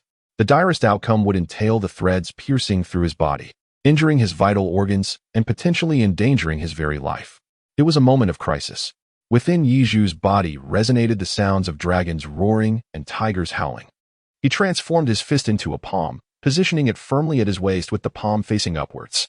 Subsequently, as the metallic thread lunged towards him with lethal intent, he executed a downward motion, striking with his palm in a swift and decisive manner.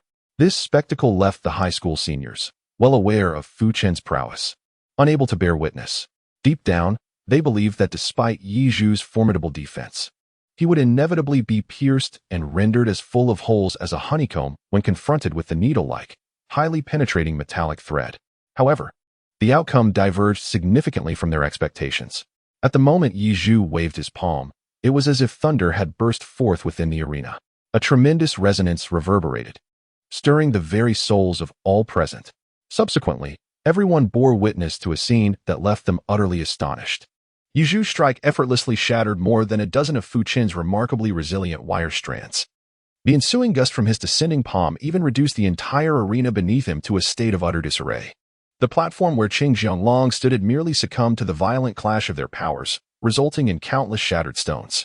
In stark contrast, Fu Chen's arena, a solid stone platform measuring 1 meter high and 200 square meters, was utterly demolished by the sheer force of the blow. Such destructive prowess emanating from a mere student was indeed astonishing. Even Fu Chen, who had maintained a composed demeanor, couldn't help but temper his previously carefree smile, his lips twitching slightly in response to the overwhelming might of the strike. At this moment, he finally regarded Yuju with a newfound seriousness. However, Yuju would not afford him the luxury of time to observe others. He understood that in dealing with a formidable adversary like Fu Chen, one could not allow even the slightest lapse in diligence. At this moment, it was precisely when the opponent's weapon was damaged and vulnerabilities were laid bare. With a sudden burst of power, Yuju sprang forth like a leopard, landing upon the shattered arena. He swiftly closed the distance to Fu Chen. His palm radiated a thunderous might, and Fu Chen felt the terrifying force contained within Yuju's grasp, causing his pupils to dilate in alarm. An urgent sense of crisis compelled him to evade at once. In that critical moment, Fu Chen subconsciously reached for the ominous black coffin behind him. Boom! Flames erupted beside Fu Chen's ear, singeing the delicate strands of his hair. Cold sweat trickled down his forehead, yet a sigh of relief escaped him. Grateful for his junior's restraint, he conceded, "I admit defeat." A wry smile resurfaced on Fu Chen's face, though it bore a tinge of bitterness. Ultimately, he had refrained from harnessing the power of the black coffin. There was no profound enmity between Yi Chu and Fu Chen. In that pivotal instant, they altered their techniques. Yi Chu unleashed the pent-up energy in his palm through a fiery punch. Even if he were to forfeit his chance to partake in the extraordinary plan, did he truly wish to forego the strength of that black coffin? Yuju retracted his fist and locked eyes with Fu Chen at close range. Upon closer inspection, he realized that the black coffin was not crafted from wood, but rather bore an entirely metallic matte exterior. His curiosity was piqued about what this ultimate weapon of Fu Chen truly was. Chapter 74, 2-star weapon, request for outing, yet here you are, a mere sophomore. Having already mastered such a terrifying technique, is it a 3-star ancient martial art? What astonished me, however, was that despite possessing the strength to subdue Qing Jianglong with a single strike, you insisted on engaging in a fistfight. It seems my junior is quite the combative spirit. Fu Chen did not respond directly, but instead gazed past Yuju, surveying the shattered arena. Deep within, he contemplated that if Yuju's palm were to strike him, he would likely end up as fragmented as the arena itself. How disappointing. He had anticipated a battle far more exhilarating than that with Qing Jianglong. Yuju understood that Fu Chen would not easily divulge the answer to him, and thus he felt no inclination to waste time with the other party. He turned and leaped off the arena. "Junior, do not be anxious. I believe it will not be long before you discover the true purpose of this black coffin of mine." Yuzhu had not ventured far when the profound words of Fu Qin reached him from behind. However, he paid them no heed. The senior year ranking competition had come to a close. The final standings would be revealed only after all grades had completed their matches. Students from both the second and third years were free to take their rest, Zhang Ziqing declared solemnly. Yuzhu strode directly towards the villa area. Lu Lingling, as expected, followed closely behind. Yuzhu, you truly are an enigma. It turns out you still had a trick up your sleeve. Before the major examination commenced, who could have anticipated that the real dark horse would be our sophomore, Yuzhu? It feels as though I have achieved the top rank in the senior year. Lu Lingling remarked, her expression radiating an air of haughty pride. At this moment, Yuzhu felt somewhat fatigued and lacked the inclination to engage in banter with Lu Lingling. That Yuzhu. Lu Lingling suddenly halted her steps, her voice tinged with hesitation, yet imbued with a certain gravity, as she called out to Yuzhu. Yuzhu came to a halt, casting a fleeting glance towards Lu Lingling. With the day's examination concluded, we, the selected students for the extraordinary training program, are entitled to a 3-day respite. I wish to extend an invitation for you to visit my home. However, before Lu Lingling could fully articulate her courageous proposal, Yuzhu had already turned back and resumed his forward stride. Lu Lingling's spirit sank, and she felt a pang of disappointment within. Perhaps another time. After the conclusion of the extraordinary training program, Yizhu's voice came through, feeble and lacking vigor. Lu Lingling's expression of despondency was instantly replaced by a glimmer of hope in her eyes. Is it true? It cannot be false. Yuzhu waved his hand, and his figure vanished around the corner. He returned to the villa. Yuzhu let his body fall straight down. 3 days, perhaps, should be sufficient for the furnace turtle to advance to the 7th tier. Having secured first place in the senior year ranking competition, I should now possess the qualification to freely enter and exit the elite high school and venture into the exotic beast zone beyond the city for hunting, should I not? Before the commencement of the extraordinary training program, I must bring the furnace turtle to my side. I recall that during the second assessment, I was seemingly classified as a dual talent, possessing a beast mastery aptitude. As Yizhu murmured softly, his eyelids grew heavy and eventually drooped. In this slumber, Yizhu experienced an unparalleled comfort, unlike the immersive sleep in the villa's bedroom. This rest allowed him to rediscover the profound sense of fulfillment he once felt in his ordinary high school days, where he would cultivate his vitality until he fell into a deep sleep. It was not until the following day, when the sun had risen high in the sky, that he awoke. Yizhu, with a slight stiffness in his neck, rose groggily from the ground. His robust vitality endowed him with the remarkable ability to swiftly restore his bodily functions. As he felt his body gradually returning to a more acceptable state, Yuzhu reminisced about the questions that had occupied his mind before he fell asleep the previous night. He retrieved his student ID from his pocket, its screen pulsating with notifications. The final standings for the ranking battles had been released. In his senior year, Yuzhu naturally claimed the top position, while the remaining 4 participants were not included in the rankings. Consequently, he was granted the privilege of freely customizing a 2-star weapon as a reward from the school. Furthermore, should he desire, he could directly advance to the senior year, albeit this was contingent upon the completion of the extraordinary training program. A 2-star weapon? He gazed at the details of the first-place prize with anticipation. Yuzhu reminisced about the silent memories in his mind. Weapons, akin to ancient martial arts, are also categorized into different ranks. Prior to reaching the celestial level, the highest tier of martial arts that a warrior can master is the 3-star rank. However, the mastery of weapons encompasses 5 distinct levels, ranging from 1 star to 5 stars. A 1-star weapon can be regarded as a specially crafted armament infused with materials from extraordinary beasts, possessing a hardness far surpassing that of alloys. An example of this is Cheng Jianglong's weapon, which is classified as 1 star. The majority of high school seniors utilize 1-star weapons. 2-star weapons incorporate exceptional qualities into their design. For instance, Fu Qin's red silk, with its remarkable resilience, is impervious even to Yizhu's fiery punch and can only be shattered by deploying the mightiest technique, the first form of the overwhelming mountain palm. 3-star weapons elevate their attributes to a higher echelon, exhibiting specialized characteristics tailored for specific purposes. A prime example is the mountain-cleaving axe wielded by the axeman, which is characterized by its immense power, providing a significant enhancement to the user, albeit with certain restrictions on its usage. The 4-star and 5-star weapons are privileges reserved for elephant-level and dragon-level warriors. The specifics of their unique attributes remain a mystery to Yi Zhu for the time being. Such rewards are indeed commendable, even though I have yet to practice the specialized weapon techniques. At worst, I could forge a pair of gauntlets. I still possess a modicum of knowledge in martial arts. Gurgle. As he pondered, a pang of hunger echoed from his stomach. Yi Zhu regained his senses and changed out of his damaged school uniform, donning a set of casual attire. He casually picked up a tactical backpack, which was nearly half his size, and promptly made his way out, heading straight for the dining hall. At this hour, it was still prior to the main meal period. However, the dining hall was prepared to serve food around the clock. This did not hinder Yi Zhu from enjoying his meal. On the contrary, the serene atmosphere of the dining hall allowed him to savor his culinary delights with great ease. After indulging in a lavish feast that cost him 6,000 credits, Yi Zhu packed away more than 20,000 credits worth of compressed meals, preparing for his upcoming hunting expedition. He carefully stowed the packaged meals into the spacious tactical backpack he had prepared in advance. Yi Zhu made his way directly to the sophomore teaching building.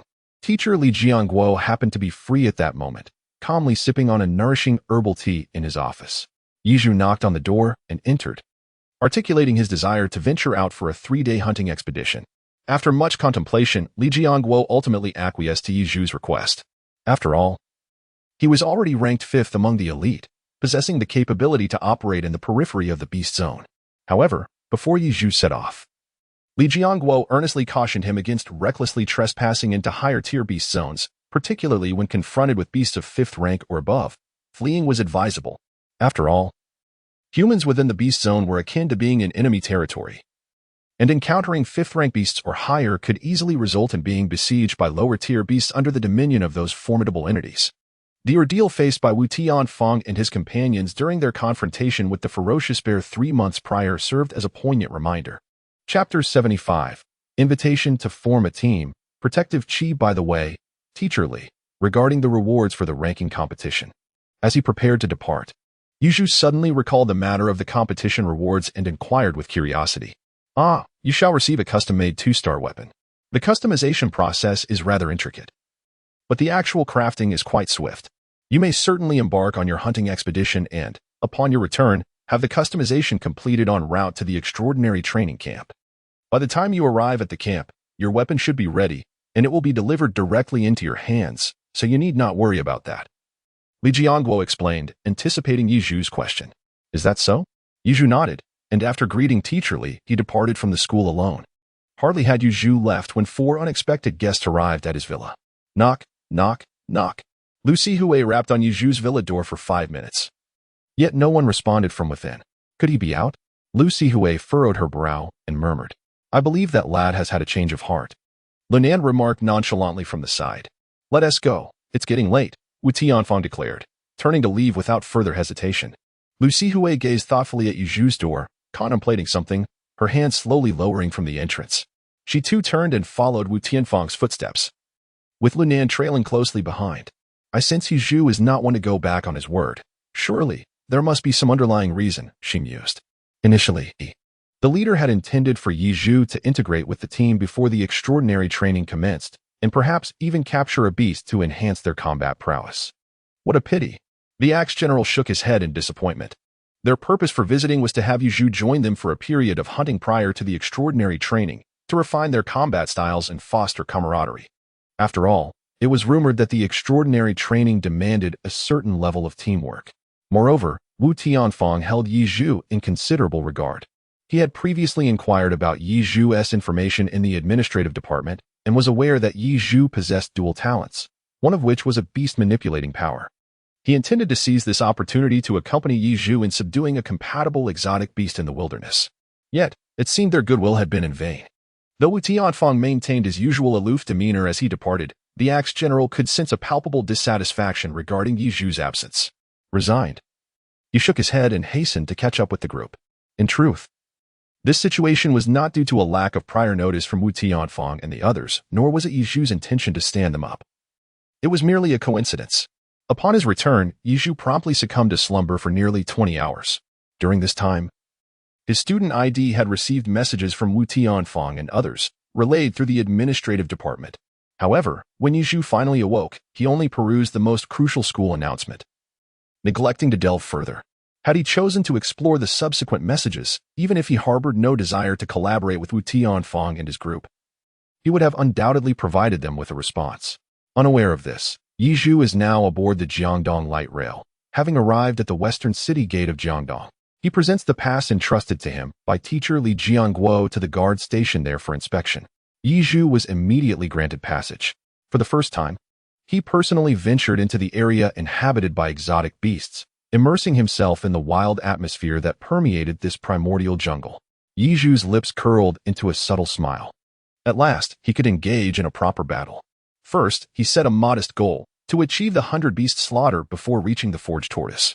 Yi Zhu tightened the straps of his backpack and strode purposefully into the depths of the jungle. The beast slayer, a fundamental criterion for any proficient warrior. Despite the seemingly battle-hungry demeanor of the senior students, with the exception of Wu Tianfang's small group, most had scarcely ventured into the wilderness for hunting. Yet, their hands bore the blood of numerous otherworldly beasts. This was an essential journey for any individual in society. A path leading to the transformation into a warrior capable of contending with these formidable creatures, facilitated by the remarkable connection between one's true self and their doppelganger. Yi Zhu advanced boldly into the depths of the untamed jungle. Having ventured merely 100 meters into this primordial wilderness, his unrestrained movement swiftly captured the attention of the creatures lurking at the periphery. With crimson eyes concealed amidst the underbrush, as Yi Zhu leapt gracefully over, a sudden white figure erupted from the thicket below, aiming directly for his vital points, coming from beneath. Such an astute angle of attack would typically instill panic in an ordinary warrior, prompting a hasty response. Yet, Yi Zhu remained unfazed. In midair, lacking a point of leverage, he utilized the sheer strength of his powerful hind legs to bring his front foot swiftly together, executing a sweeping kick at the white silhouette. Instantly, the hazy figure erupted into a spray of crimson blossoms. As Yi Zhu landed, he noted with dismay that his newly donned trousers were now marred by bloodstains. The sight of his fresh attire tainted by such misfortune caused a subtle shift in his mood. Turning to inspect the creature that had ambushed him, he discovered that his kick had obliterated its form entirely, leaving a gory mess that obscured its true nature. To prevent a recurrence of such an encounter, he remained vigilant. Yi Zhu directly rolled up his sleeves, and a sound akin to the rolling of tidal waves emanated from within him. Wisps of energy, resembling mist, began to radiate from his body, subsequently coalescing into a protective layer that enveloped him. This was the culmination of his efforts after an entire night devoted to the study of qi cultivation methods. By employing the technique of transforming energy into a protective barrier, he was able to forge a layer of qi around himself. He was uncertain if this could truly be classified as protective qi. Yet it was sufficient to withstand the full-force attacks of first and second-tier beast.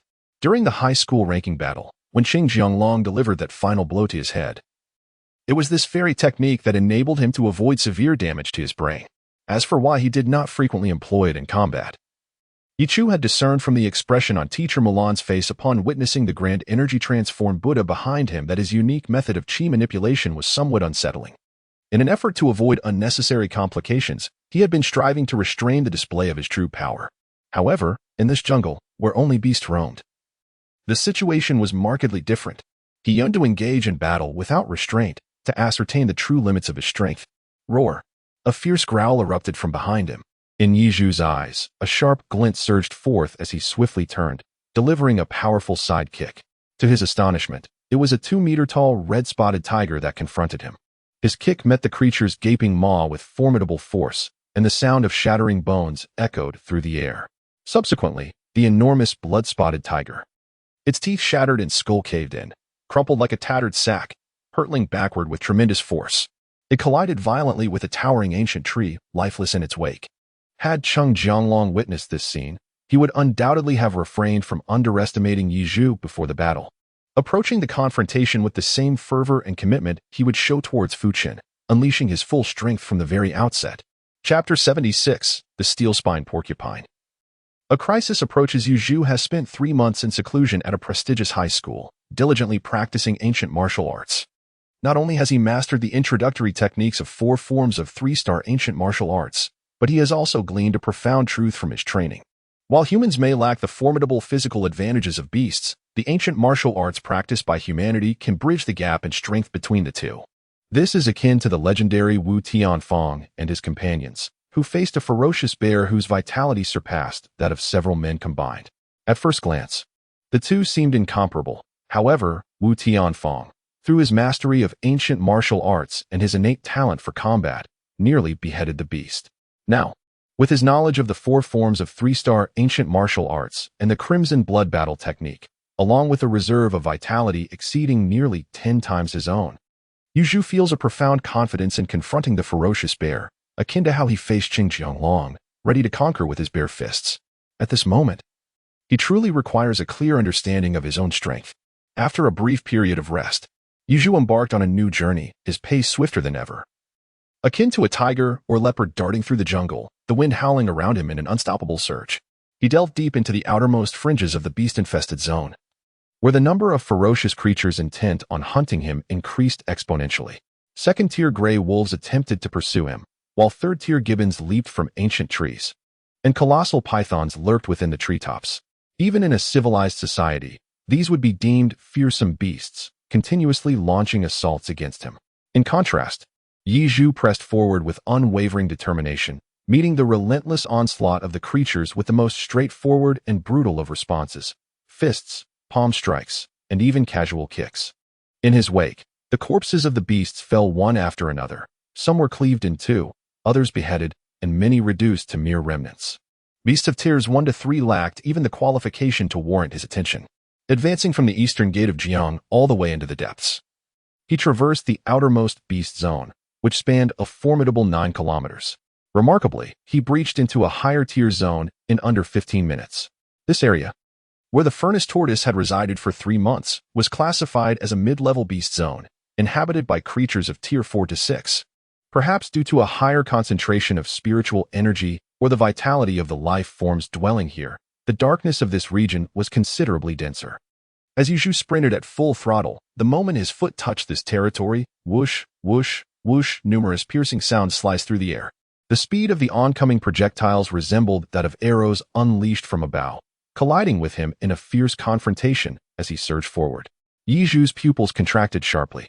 As his foot made contact with the ground, he suddenly exerted force to one side, narrowly evading a portion of the incoming projectiles. However, a few still collided with his body, sending a sharp pain coursing through his chest. Yu Zhu abruptly halted his steps. At that moment, one could see that his chest was impaled by a steel spike, resembling a javelin, measuring an astonishing 1.5 meters in length. The steel spike had pierced through his protective aura, penetrating into the skin that activated the defensive scales. However, the penetration was not profound, having breached the 6 centimeters thick protective energy, embedding itself approximately 2 centimeters into his flesh. Yu Zhu directly reached out and extracted the steel spike from his chest. However, due to the unique design at the tip of the spike, it inflicted even greater damage upon Yi Zhu's skin. Delicate threads of crimson blood stained the white sweatshirt. Yu Zhu furrowed her brows and gazed ahead. Thud, thud, thud. The earth began to tremble. A colossal shadow gradually emerged from the depths of the dark forest. With its body covered in steel spikes, measuring 6 to 7 meters in size, and equipped with razor-sharp tusks, it was unmistakably a 5th-tier exotic beast, the steel-spiked porcupine. No wonder its penetrating power was so formidable. It was indeed this creature. Yu Zhu possessed a certain understanding of such exotic beasts. For the precious steel spikes adorning its body were the finest material utilized by humanity in the development of highly lethal crossbow bolts. In Yi Zhu's eyes, a glimmer of brilliance began to surge, as if he had uncovered a treasure of immeasurable worth, fixating intently on the colossal porcupine. However, this expression devoid of fear, tinged with a hint of anticipation, was nothing short of a blatant provocation to the steel-spined creature. A low, rumbling grunt escaped its throat, hot breath escaping its nostrils. The steel-spined porcupine scraped its feet against the ground, sending up clouds of soil, poised to launch a fierce and barbaric charge at the audacious human who dared to underestimate it. The formidable quills adorning its body were more than sufficient to pierce the diminutive figure before it, rendering him as vulnerable as a nest of wasps. Yi Zhu's smile was laced with amusement as he weighed the steel spike, which he had pulled from his chest, in his hand. Its sharp tip was smeared with his own blood. With a furious roar, the steel-spiked porcupine suddenly launched into a charge, its massive form thundering forth, shaking the very earth with its colossal momentum. Yi Zhu's eyes suddenly widened in fury as he launched the steel spike back at the porcupine with a fierce resolve. The projectile surged forth with a velocity several times greater than its initial approach, reaching its target in the blink of an eye. The porcupine, evidently lacking in intellect, was completely unprepared for such an aggressive counterattack. In a fleeting moment, its beastly eyes narrowed as it perceived the steel spike hurtling towards its brow. The next instant, the creature's pupils dilated in shock, its massive limbs giving way as it collapsed heavily to the ground. The momentum from its forward charge caused its substantial form to roll like a boulder, crashing through numerous ancient trees in its path. Ultimately, it came to a precise halt. Mere 3 inches from Yichu.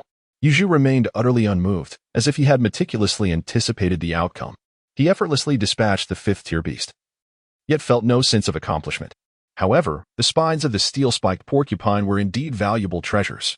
Yuzhu directly took action, collecting the steel quills from the porcupine's body, extracting a dozen or so with deft precision. Just as Yuzhu was reveling in his spoils, an unsettling sense of foreboding surged within him. The instinctual warning of danger manifested at a critical moment. Yuzhu immediately abandoned the collection of steel spines, carelessly tossing aside the heap of them he had been holding. With a vigorous lunge to the side, he evaded the impending danger. Just as he executed this evasive maneuver, several relatively short, yet dark purple steel spines inexplicably appeared on the body of the steel-spined porcupine. After Yizhu's sudden advance, the sense of impending danger within him remained unrelieved. He dared not let his guard down and swiftly executed several evasive maneuvers. Only when he had distanced himself over 10 meters from the corpse of the steel-spined porcupine did that feeling of trepidation gradually dissipate. Yuzhu immediately furrowed his brows and gazed intently in the places where he had narrowly evaded danger. He noticed that the underbrush and ancient trees were embedded with those short, dark purple steel spikes. What was more alarming was that these spikes were laced with a deadly toxin. They were visibly eroding the trunk of the ancient tree at an astonishing rate. With a creaking sound, the tree struck by the steel spikes had its trunk rapidly hollowed out, and soon, it succumbed to gravity and fell heavily. Yuzhu cast his gaze upon the true instigator, a diminutive porcupine, its size merely a third of the deceased steel-spiked porcupine, yet adorned with a coat of dark purple quills. However, Yuzhu dared not underestimate it in the slightest. This creature was a bloodthirsty spines layer, having reached the late stage of the 6th tier of aberrant beasts. The information panel of the bloodthirsty spines layer unfolded before Yizhu's eyes, revealing its formidable attributes: vitality of 3020, mutation abilities including bloodthirsty quills, exceptional speed, unparalleled resilience, and a semblance of semi-demonic intelligence. The mention of semi-demonic intelligence piqued his interest, causing him to scrutinize the creature's eyes with narrowed focus. The term demonic suggested that this aberrant beast possessed an intellect rivaling that of humanity. The designation of semi-demonic indicated that it could adapt and respond dynamically in battle, unlike the deceased steel-spiked porcupine, which charged blindly, coupled with its speed, which surpassed that of the steel-spiked porcupine, and its immense destructive power. The threat it posed was unmistakable. In Yizhu's heart, a tempest of emotions finally stirred, with a surge of battle fervor erupting in his gaze. Yet, to his astonishment, the bloodthirsty beast, which was merely of comparable height to him, did not pursue him further after forcing him away from the original corpse of the spiked porcupine. Instead, it swiftly approached the spiked porcupine, its dark purple spikes plunging directly into the creature's abdomen. The immense destructive force instantly corroded the flesh and blood of the spiked porcupine. In but a moment, the spiked porcupine was disemboweled by the bloodthirsty beast. Yizhu's expression was peculiar as he cautiously approached. He wished to discern the intentions of this individual. However, barely taking 2 steps closer, a flurry of steel spikes assailed him. Fortunately, Yizhu, already on high alert, managed to evade the attack. Nonetheless, he found it impossible to advance any further. After casting a glance at the bloodthirsty beast that directed a menacing gaze his way, he once again resumed his efforts to manipulate the steel-spiked porcupine's abdomen. Yichu's curiosity intensified, just as he was about to disregard the other's obstruction and rush forward to investigate. He was taken aback to see that the bloodthirsty beast had extracted a small piglet from the belly of a steel-spined porcupine. The piglet, stained with blood, was adorned in a delicate shade of pale purple. Yuzhu's eyes widened as he instantly comprehended the actions of this individual. It turned out that the steel-spined porcupine was a female, pregnant with the offspring of the bloodthirsty beast. This person was, astonishingly, performing a cesarean section to save her son. Moreover, the bloodthirsty beast cub was still alive, struggling slowly in its mother's jaws. This was indeed a rare treasure. The offspring of a half-demon beast, born from such a creature, had a high likelihood of awakening the entirety of its beastly lineage. From a young age, these offspring would exhibit intelligence far surpassing that of ordinary beasts. Coincidentally, his current mental strength was sufficient for him to possess a second beastly avatar. The bloodthirsty lineage was impressive. With formidable lethality and penetration capabilities, its future development would undoubtedly yield substantial benefits for him. As Yuchu pondered, the bloodthirsty beast had already seized its cub and commenced its flight into the depths of the jungle. TSK, a creature is but a creature. It remains oblivious to vengeance even in the wake of its mate's demise. As Yuju regained his senses, he prepared to sprint after them. However, after taking a step, he swiftly turned back to retrieve the steel spikes he had previously discarded, quickly gathering a dozen of them, cradling them in his arms. He then pursued the direction in which Bloodslaughter had fled.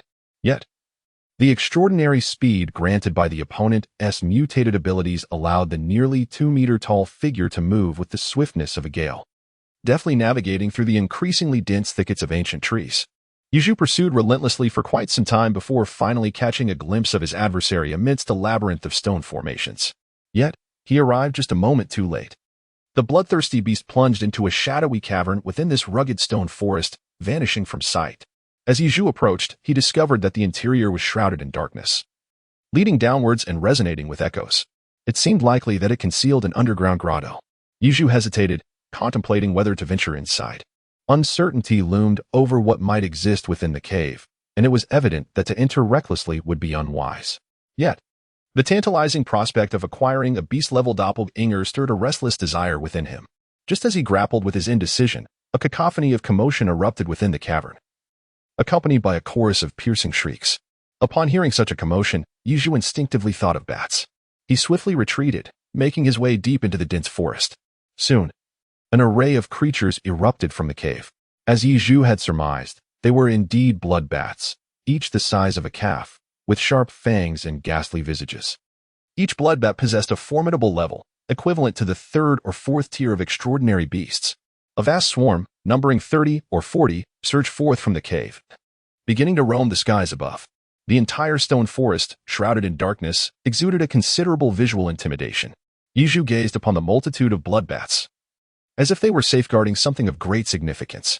He could not help but succumb to contemplation. The blood butcher and the blood bats were two entirely unrelated species of extraordinary beasts. Yet, the blood butcher had intruded upon the territory of the blood bats, and astonishingly, it had not faced their onslaught. Instead, this assembly of blood bats had encircled the stone forest, adopting a posture of defense. Curious. Truly curious. Yuju's narrowed gaze fixed intently upon the entrance of the cave. Her thoughts gradually crystallized.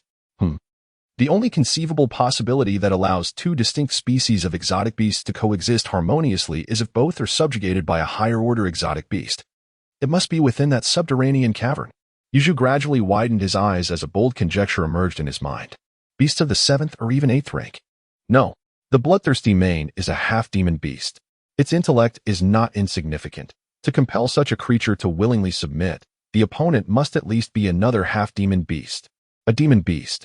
As this term repeatedly echoed in Yuju's mind, the nature of this beastly territory underwent a profound transformation. It is imperative to recognize that, across the globe, any creature capable of evolving into a demon beast would undoubtedly reign as the sovereign of its respective beastly domain. Moreover, the birth of each demon beast poses the imminent threat of triggering a surge of monstrous creatures throughout the entire region. Yuju's parents perished 4 years ago during the catastrophic tide of beasts led by the monstrous creatures. That particular onslaught inflicted severe losses upon Jiahai City, claiming the lives of over 100 martial artists of the barbarian rank. Now, when contemplating the peculiar behavior of the bloodthirsty young beast, one can't help but wonder, could this bloodthirsty cub be one of the newly born creatures? Yuju was taken aback, and soon felt a wave of overwhelming anxiety. Faced with such a predicament, what should he do? Should he return to Jiangdong City and inform the higher-ups, allowing them to address the issue? Or was there something he could do himself? As he found himself lost in deep contemplation, the blood bats in the sky suddenly began to stir, emitting sharp cries. Boom, boom. The earth commenced a violent tremor. Yi Chuxin shared a profound connection, her eyes shimmering with brilliance as she turned to glance behind her.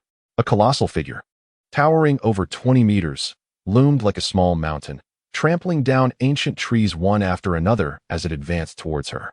Well then, it seems you have taken the liberty of making the decision for me. Yuzhu found himself in a state of bemusement. A massive figure slowly emerged, revealing its colossal head. The enormous cranium, adorned with dark red scales, boasted beastly eyes the size of lanterns, gazing affectionately at Yuzhu. It was none other than the furnace turtle, which had matured to the late stage of the 6th tier of extraordinary beasts, on the cusp of breaking into the 7th tier.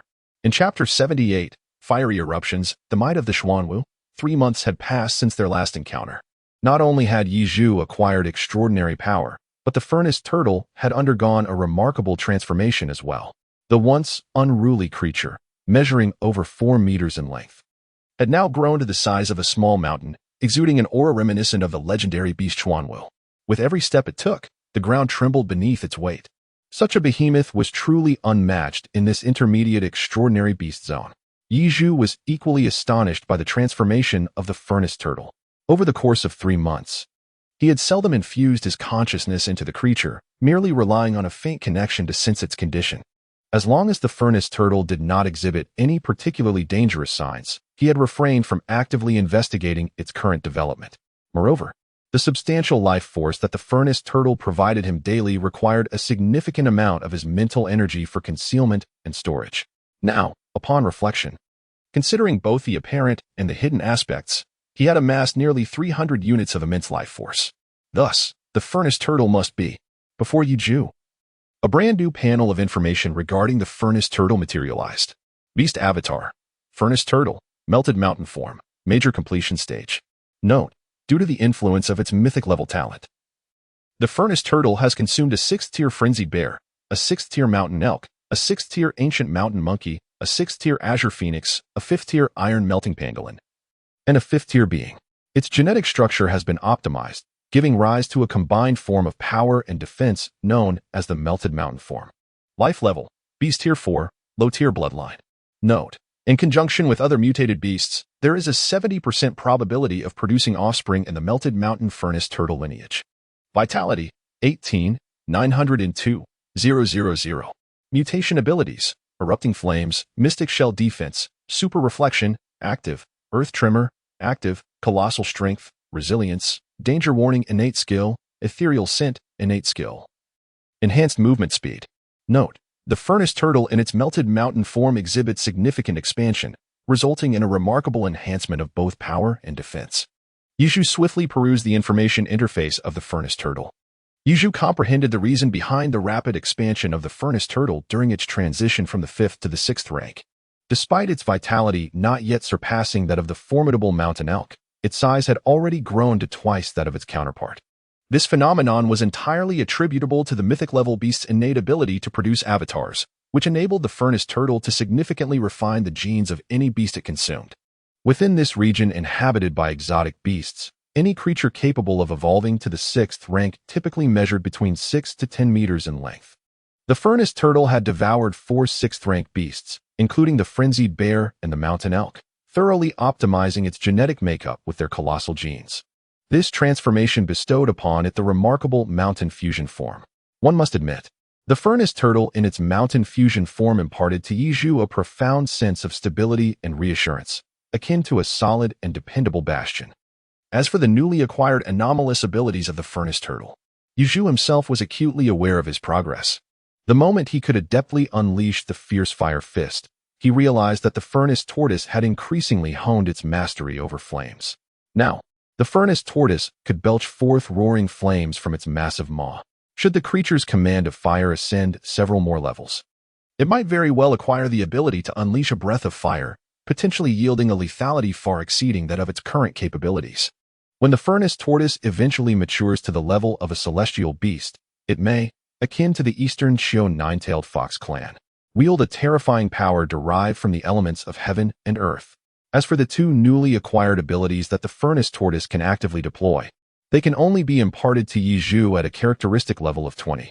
In the information interface of Yizhu, the characteristics of these 2 mutated abilities are referred to as resilience and low-level tremor. Resilience ensures that Yizhu remains steadfast and unyielding during his fistfight with Cheng Jianglong.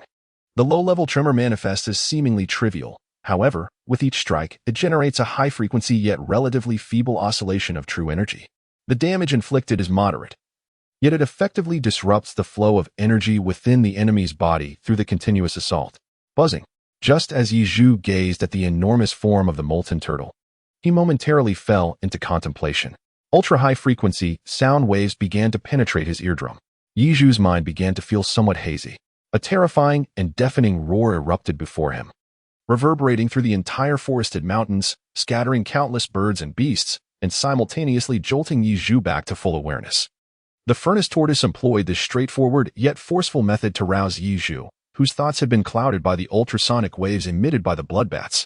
Its massive and fierce head reared back as it let out a furious roar, casting its gaze upon the darkened sky filled with a multitude of bloodbats. Flames began to coalesce in its mouth, blazing fiercely. Under the oppressive might of the furnace tortoise, the bloodbats fell into disarray, flitting chaotically through the skies. Yet, despite the turmoil, these third and fourth tier beasts did not retreat a single step from this stone forest area. It was only when the flames from the furnace tortoise transformed into a slanted pillar of fire, soaring into the heavens, that a large number of bloodbats were incinerated within the inferno. One by one, they plummeted to the ground like dumplings.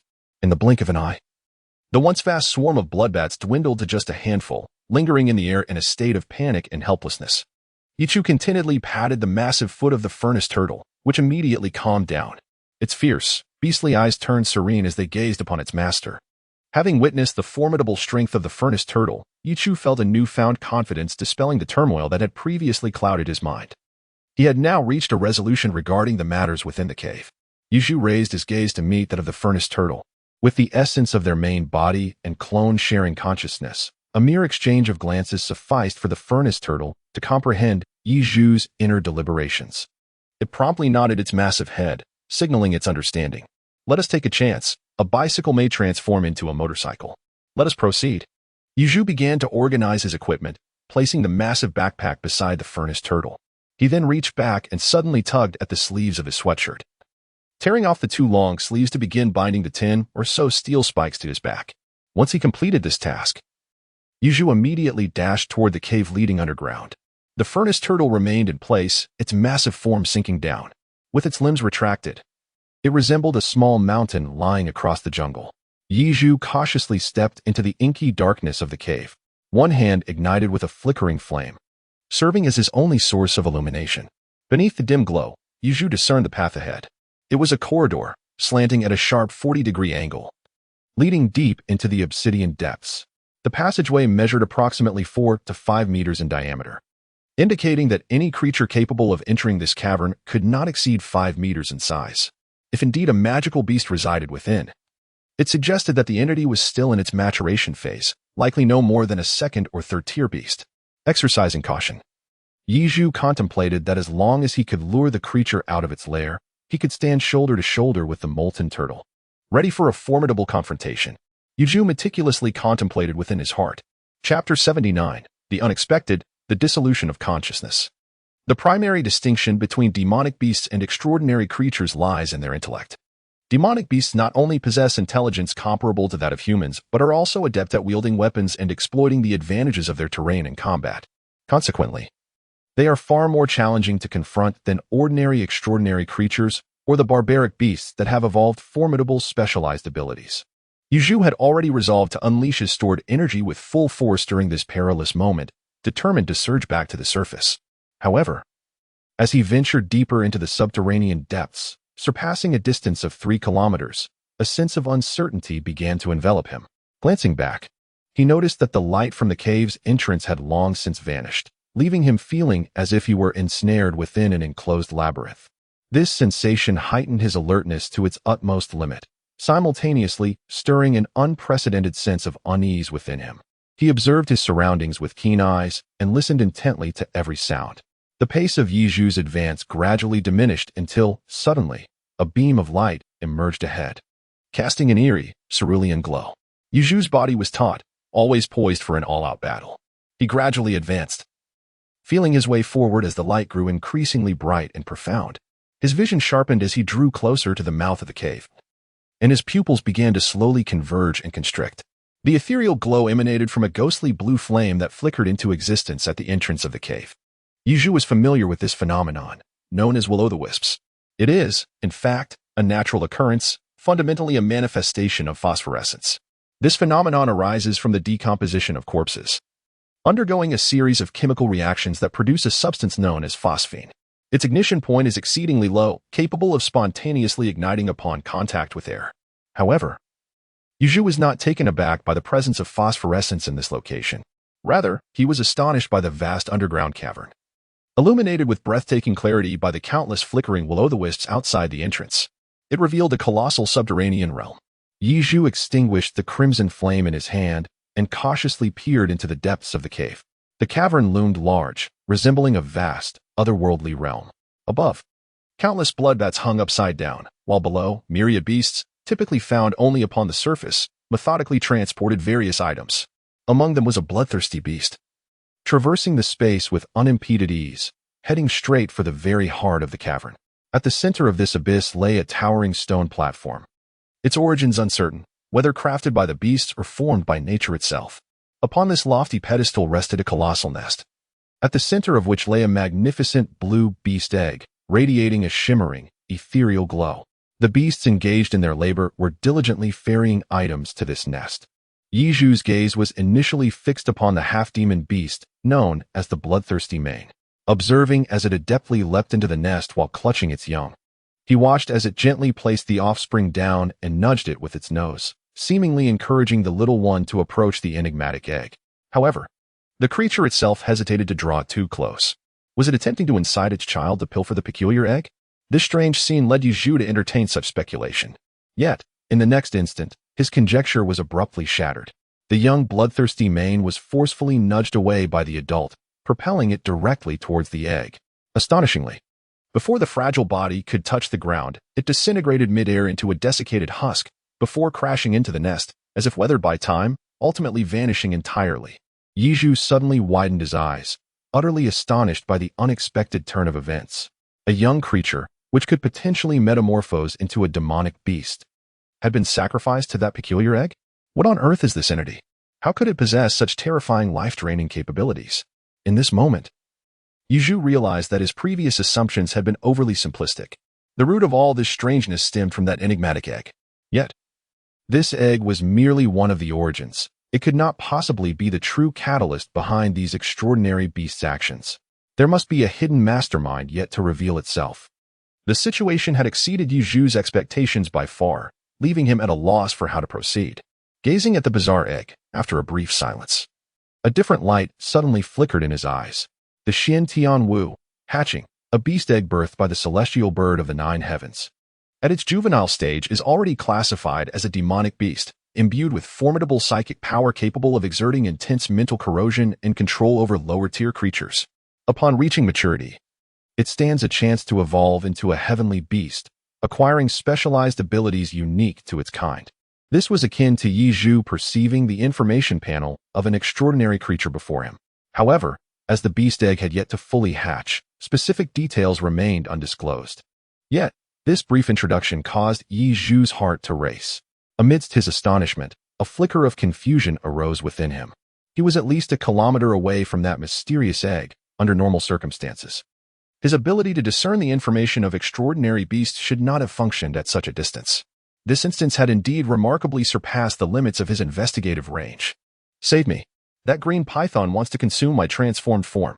A peculiar voice, reminiscent of an infant's cooing, suddenly echoed in Yizhu's mind. Startled, he quickly glanced around. The vast corridor was devoid of any presence, and within the immense cavern, no extraordinary beast had detected his existence. Only, is it you? Yizhu surveyed his surroundings and keenly identified the resplendent azure egg perched upon the elevated platform at the heart of the cavern. The luminous sheen surrounding him intensified, and he sensed an ethereal connection forming with the enigmatic egg. Was it possible for something yet to be born to possess such formidable psychic prowess? Yizhu marveled inwardly, simultaneously contemplating the message conveyed to him. The green python, the act of devouring, and the transformation into a flood dragon. A snake grows into a python, and a python evolves into a flood dragon. The flood dragon has the potential to become a dragon. Yizhu's slightly narrowed eyes gradually widened as he became acutely aware of the gravity of the situation. The true mastermind behind all that was transpiring here must be that azure python. It seeks to devour the soon-to-be-born Xiantian crow in order to transform into a flood dragon. To become a flood dragon signifies a significant evolution from a mere beast to a celestial creature. Goodness! Yi Zhu was startled for a moment, but soon lost all interest in the mysterious black egg of the Xiantian. He turned to hastily retrace his steps, eager to distance himself from this perilous place. Help me. Do not leave. Yet, just as he turned and took a single step, a powerful surge of mental energy erupted within his mind. Yi Zhu felt as though he were but a single grain in the vast ocean, his self-awareness perilously poised to be obliterated amidst the tumultuous waves of spiritual upheaval. His form began to sway precariously, uncontrollably turning away from its intended course. Yi Zhu's self-awareness is gradually slipping away from the control of his body. It is that cursed Xiantian crow. The entity is usurping his dominion over his own flesh. Yi Zhu's consciousness began to struggle violently, his body moving of its own accord. Stepping out of the cave and plunging into the open, revealing himself before all the exotic beasts. Ding! Sensing the imminent dissolution of his consciousness, his mythical grade talent activated, vying for control over his body. Chapter 80. Turning the tables, the beastly avatar in the fiery expanse of the Redleaf Forest. Wu Tianfeng and his companions took a brief respite. Each held a specially crafted jerky, replenishing their strength while preparing for the impending battle. Scattered around them lay the carcasses of various exotic beasts. If only we had emerged from the west gate, one lamented, coming from the east. We fought our way for 10 miles, each of us having slain dozens of low-tier wild creatures. The region between Jiangdong and Jianghai is increasingly peculiar. Lo Nan, munching on jerky, perused a musical score, venting his frustrations. Boss, it is indeed strange. We followed the markings left by Xiao Hui to locate that peculiar furnace turtle.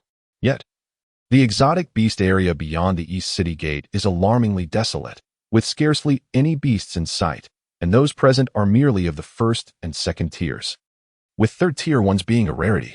This defies logic. Xiang furrowed his brow, pondering the scenes of their journey. 3 months prior, the emergence of a bug-type celestial beast in Longguo had significantly heightened the spiritual energy concentration in this area. Logically, the exotic beast should be proliferating like mushrooms after rain.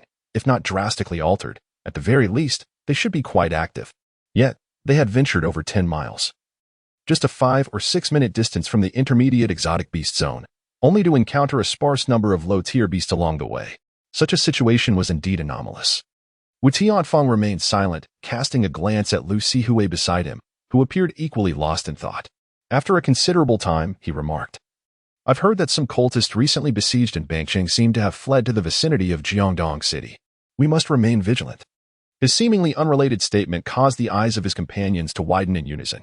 They exchanged glances, each recognizing the gravity in the other's gaze. Their leader's implication was clear. The bizarre occurrences here might be linked to those cultists, fanatics willing to go to any lengths, even self-sacrifice, for their shared objective. Their subsequent actions would necessitate heightened caution. Once we are rested, we shall continue. According to Xiao Hui's conjecture, the highly evolved furnace turtle likely headed west. 3 months ago, it was a 4th-tier exotic beast. Now, nearly 100 days have passed, and it is highly probable that the furnace turtle has advanced to the mid or even late 4th tier. Everyone steeled themselves, determined to capture that furnace turtle for Xiao Hui. Wu Tian was the first to hastily chew through the jerky in his hand. With that, the 6 flying swords hovering around him trembled in unison. Lu Sihui and the others quickly focused their minds. The group began to navigate along the perimeter of the mid-level exotic beast area, heading westward. Outside the stone forest, the furnace turtle emitted a deep and restless roar. Within the underground world, the terrifying mental disturbance was effectively subdued with the assistance of mythic-level talents. Yi Zhu's consciousness was fervently struggling, yet his corporeal form had already fallen into the midst of an innumerable horde of exotic beasts. The creatures, which had been methodically transporting various materials to nourish the Xiantian crow eggs, abruptly ceased their actions upon the appearance of a human. Pairs of eyes, gleaming with a dangerous light, converged upon Yi Zhu. On the elevated platform, the azure halo surrounding the Xiantian crow egg intensified, simultaneously casting a shimmering sheen upon Yi Zhu's body, effectively concealing his human essence. This gradual diminishment of gazes fixated on him was evident, though some beasts, captivated by Yi Zhu's human appearance, remained motionless, their stares unwavering. Above in the cavern, countless bloodbats stirred from their slumber, their eyes glowing with a sinister crimson hue as they fixated on Yizhu, particularly as he stumbled closer to the central platform of the cave. Within those scarlet eyes flickered ferocious glimmers. Ding! The consciousness of the Xiantian crow, which had invaded your sea of consciousness, has successfully devoured 70% of your essence. You now possess the ability to subdue the avatars of exotic beasts. Would you like to select the hatching Xiantian crow as your second exotic beast avatar? Accompanying the notification was the sound of a chime. Yichu, ensnared in a chaotic consciousness, regained a semblance of control over his body. The darkened vision gradually sharpened. However, upon realizing that he was amidst a seemingly endless horde of monstrous beasts, a chill ran down his spine. He refrained from hastily responding to the system's options. The Xiantian crow, whose consciousness had been devoured by a legendary-level talent, still directed a humble plea for salvation towards Yichu. This connection between their minds made Yichu acutely aware that the only reason he had yet to be besieged by the surrounding beasts was due to the Xiantian crow masking its presence upon him. The intellectually impaired creatures, upon sensing the aura of what they were meant to serve enveloping Yichu, dared not to strike. Understanding this, Yichu knew he could not immediately choose to submit to the Xiantian crow, for doing so would only lead him to an irreversible abyss. He needed to await an opportune moment. I may save you, but allow me to draw nearer. Yizhu, through his own consciousness, conveyed his thoughts to the mysterious Tianwu within the eggshell. Immediately, he sensed the profound joy emanating from the depths of Tianwu's being. Good, came the tender voice. Yizhu's previously unsteady figure began to take on a resolute stride, disregarding all the monstrous beings around him as he advanced directly towards the central platform. Simultaneously, he pondered deeply on the course of action he ought to take. As his form drew nearer to the elevated dais, he could distinctly sense the mounting hostility emanating from the surrounding creatures, becoming increasingly uncontrollable. Over half of the monstrous army had ceased their movements, their predatory gazes fixed intently upon him, until, with a thunderous roar, a low and ominous growl erupted from atop the platform. Yizhu's body was instantly covered in goosebumps. He recalled that atop the high platform, that bloodthirsty lion with independent thought was gazing at him. Indeed, he would subdue the Xiantian crow as a beastly avatar. Yizhu's consciousness immediately issued a command within his mind. In the next moment, the anguished wails that had just emerged were abruptly silenced. Yizhu regained control over his body, and the shimmering radiance enveloping him began to dissipate rapidly. Simultaneously, he established a mental connection with the Xiantian crow, akin to that with the furnace tortoise, in an instant. The immense spiritual power from the Xiantian crow surged back into his consciousness, erupting within his sea of awareness. In that fleeting moment, Yizhu's senses were heightened beyond measure. Chapter 81. The Transformation of the Celestial Azure Python. Chaos approaches. The cold subterranean water flowed down the cave walls, accompanied by the restless emotions of the exotic beasts. Xiantianwu's heart was filled with a sense of helplessness yet compliance. Moreover, there slumbered a formidable being, concealed within the dark recesses of the cave. So powerful was this entity that when Yizhu's surging mental energy made contact, the danger alert feature was triggered to an unprecedented degree. Yizhu's complexion instantly flushed crimson. The blood within him began to surge uncontrollably, boiling and coursing through his veins. In a mere moment, his heartbeat skyrocketed to its utmost limit, nearing a staggering 400 beats per minute. Veins of blood energy began to spread across his skin like tendrils. Yizhu suddenly raised his bloodshot, fierce eyes, gazing fiercely at the bloodthirsty beast atop the high platform. For the first time, the red blood battle technique was passively triggered. At this moment, Yizhu's mind was consumed by a singular thought: to slay, to eradicate every heretic, to obliterate the ocean of suffering and the river of darkness. In the next instant, Yizhu's feet suddenly exerted tremendous force, causing the earth within a 3-meter radius to shatter and collapse, sending debris flying in all directions. His figure resembled a crimson thunderclap erupting from the ground. In an instant, he traversed 100 meters, arriving above the unsuspecting bloodthirsty beast. Without reservation, he unleashed the first stance of the mountain-moving palm. The semi-demonic bloodthirsty beast could only gaze upward in terror. Its eyes met the visage of sheer bloodlust before its 2-meter form, along with the nest and platform beneath it, was utterly crushed. The terrifying palm wind surged relentlessly towards the base of the platform. Boom! A monstrous palm imprint, spanning over 10 meters, embedded itself into the ground alongside the mangled corpses of several grotesque beasts. Upon vanquishing his most desired target, the state of the crimson blood battle technique began to stabilize rapidly. Just before the platform collapsed, Yi Zhu's thoughts regained clarity. Leaving no time to admire the might of his strike, Yi Zhu's suspended body began to descend towards the Xiantian black egg. The moment his hands made contact with the egg, Yi Zhu's feet erupted with renewed vigor, propelling his form forcefully from the collapsing platform. Directly towards the entrance he had previously traversed. A desperate fight to the death was out of the question. Here, there were at least tens of thousands of otherworldly beasts. Even if he were to exhaust every ounce of his life force, it would be impossible to eradicate all the creatures in this place. Moreover, a thunderous rumble resonated through the vast underground cavern, causing all the blood bats above to become restless and begin to flit about chaotically. As numerous stone spikes began to plummet downward, the vital energy and blood within Yi Zhu's body surged uncontrollably once more. A terrifying roar erupted within this confined space.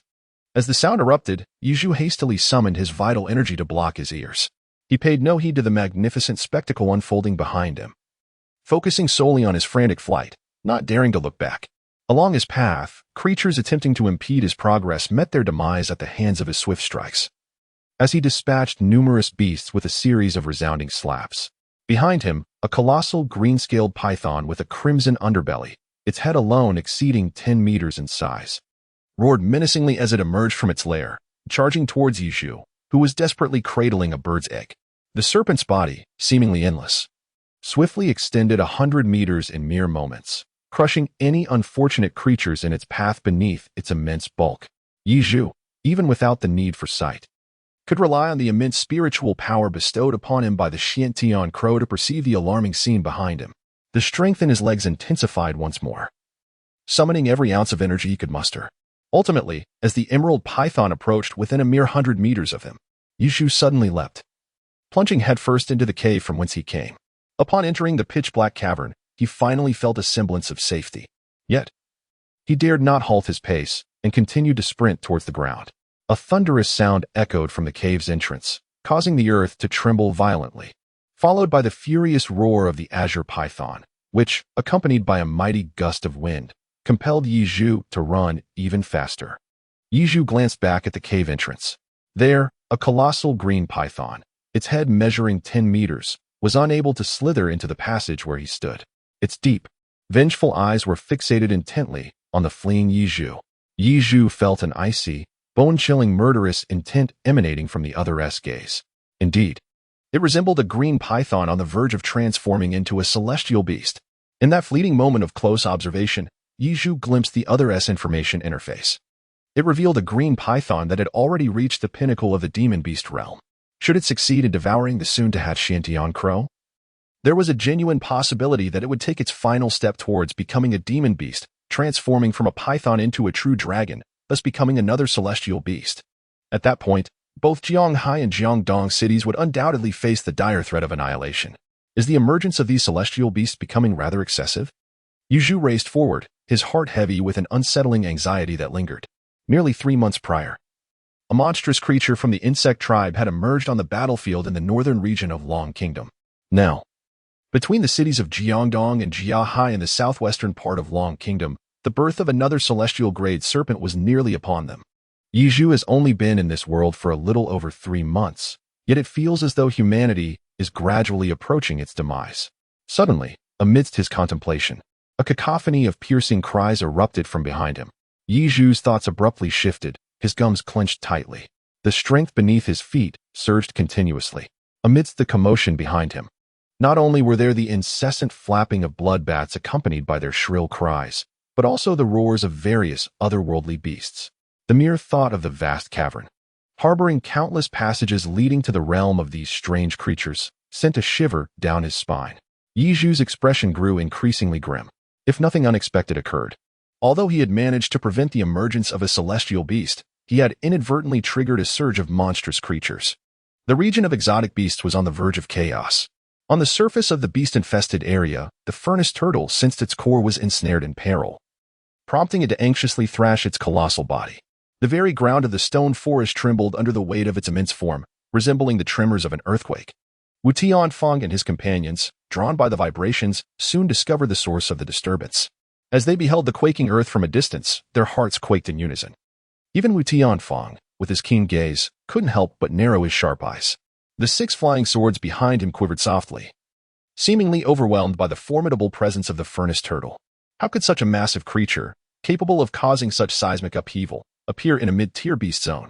This creature must be at least a 7th-tier exotic beast, on the brink of metamorphosis into a savage beast, remarked Axe General with a solemn countenance. Lu Sihue gazed at the gigantic silhouette of the furnace turtle, her eyes widening in sudden realization, leaving her momentarily speechless. At that moment, the surrounding commotion intensified dramatically, as if a multitude of exotic beasts had suddenly emerged from the very ground. The cacophony of screeches, roars, and countless feet pounding the earth resonated around them, accompanied by a commanding voice that rang out, "Quick! Act now!" In an instant, a swarm of bloodbats surged forth from the jungle, soaring into the sky, obscuring the bright heavens with their overwhelming numbers. The area within 100 paces was engulfed in darkness. Wu Tianfang and the others, witnessing this scene, felt their pupils constrict sharply. Lu Sihue even sensed an inexplicable familiarity with that voice. The colossal tortoise-like creature roared defiantly at the oppressive sky, as if confronting a storm. "We must leave this place immediately." Wu Tianfang was the first to sense the impending danger. After alerting the others, he swiftly turned and departed. His mastery lay in the ancient martial art of sword manipulation, a fusion of mental fortitude and true energy. With the ability to control 6 swords through sheer will and energy, Wu Tianfang possessed a mental acuity that ranked him among the elite of high school students. The moment the colossal beast roared, his formidable mental prowess allowed him to keenly detect the immense power coalescing within the creature. This force was both tumultuous and vast. Should it erupt unchecked, even the 4 of them would face considerable peril.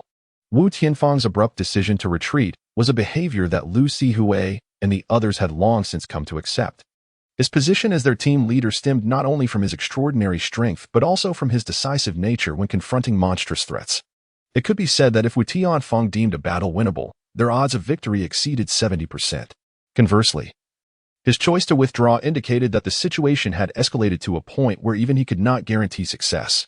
Thus, there was no need for the 3 of them to engage recklessly. It was reminiscent of their encounter with the 6th-tier Mad Bear. Both Lunan and Axe General had sensed the bear's formidable power, caught in a dilemma of whether to flee or fight. Yet, with Wu Tianfang's singular command to engage, their confidence surged, leading to a clear outcome. Had it not been for the beasts under the Mad Bear's command arriving to assist, the 6th-tier creature would have perished at their hands. Now, Wu Tianfang's choice to retreat signified that the situation had deteriorated to a level beyond their leader's control. Retreating was thus the most prudent course of action. Without hesitation, the group followed Wu Tianfang's lead, swiftly moving back in the direction they had come. They had scarcely covered a distance of 10 paces when Axe General and Lunan called out, "Defend." At the forefront, Wu Tianfang abruptly halted his steps and turned, voice low and commanding. Simultaneously, 3 of the 6 flying swords behind him soared to the rear of their companions, plunging straight into the earth, while the remaining 3 hovered and vibrated, forming a rudimentary sword formation alongside their grounded counterparts. The Axe Generals, upon witnessing this, collectively paled. They had never seen their leader display such a grave demeanor. Without hesitation, the Axe General turned, embedding the broad blade of his massive axe into the ground. Gripping the axe handle with both hands, a surge of true energy began to emanate from his body. Gradually, wherever the true energy flowed over his skin, it shimmered with a golden hue, embodying the ancient martial art of the Buddhist sect Vajrabhati. With true energy shielding his form, he became invulnerable as a diamond. Lunan, equally resolute, pivoted and swiftly retrieved a dark golden folding object from his backpack. He promptly buried the lower half of the object within his body and then stepped upon it. Instantly, the dark golden item unfurled, transforming into a composite shield over a meter wide. Lu Sihue, despite being the most vital member of the team, lacked the combat prowess of the Axe General and was thus the one in greatest need of protection. As the Axe General positioned himself as a shield, Lu Nan unfurled the alloy shield, and with the sword formation established by Wu Tianfang surrounding them, she felt secure standing behind the trio, relishing the protection offered by her companions. Remarkably, all these actions transpired within merely a second or 2 following Wu Tianfang's authoritative shout. Suddenly, a thunderous roar erupted. The 4 beheld a spectacle that would astonish even the strongest quartet of their elite high school. Centered around the colossal tortoise-like beast, the earth began to convulse violently. Terrifying seismic waves incessantly rippled through the ground, causing countless soil and stones to surge forth like undulating waves, crashing in all directions. Towering ancient trees caught in the turmoil either toppled, their roots severed, or were reduced to mere dust. Witnessing this scene, the Axe General and Lu Nen felt their scalps tingle and their hearts race uncontrollably. Wu Tianfang's previously indifferent expression began to take on a more sinister aspect. With clenched teeth, one hand behind his back and the other wielding his sword, he directed his blade towards the approaching tremors of the earth. A thunderous roar echoed as the terrifying seismic waves surged towards the four. Initially, they were separated by the formation of 6 flying swords conjured by Wu Tianfang. 3 swords, embedded in the ground, stood like a stabilizing anchor amidst the tumultuous waves of the earth. The dreadful seismic waves continued to spread around the flying swords, leaving the area occupied by Wu Tianfang and his companions untouched by any ground vibrations. The violent winds, laden with flying debris, shattered remnants of trees, and even several smaller beasts were all obliterated by the sword winds generated by the 3 levitating swords under Wu Tianfang's command. Only a few fragments managed to breach the protective formation, striking against the alloy battle shield and the body of the Axe Warrior, who had activated his indestructible form. Neither sustained any harm from the encounter. Lu Sihue, sheltered among the 3, resembled a passenger aboard a vessel braving a tempest upon the ocean, impervious to the ravages of the storm outside. What on earth is this? She thought, bewildered by the magnitude of the earthquake. The colossal tortoise-like beast must surely be of the savage beast caliber. The Axe Warrior lamented his fate. Although his indestructible form greatly enhanced his defenses and granted him a brief period of invulnerability, he still felt pain. Despite Wu Tianfang's efforts to mitigate almost 90% of the damage, the debris that struck him ignited a fire of frustration within. What vexed him further was the evident might of the tortoise-like beast, which had clearly attained the characteristics of a savage beast. Yet, the area was supposed to be dominated solely by the savage beast residing in the core zone of the anomalous beast territory. When had this immense tortoise appeared? Especially in the intermediate anomalous beast zone? Could it be the handiwork of those cultists? They were notorious for breeding powerful beasts to wreak havoc upon human society. At that moment, Lu Nen felt a chill of fear creeping over him. Wu Tianfang was fully engaged in resisting the oncoming seismic waves, while Lu Sihue's gaze remained fixed upon the enormous beast in the distance, stirring the earth into chaotic waves. It can't possibly be the cultists, she mused. That giant tortoise might very well be the harbinger of calamity. Chapter 83.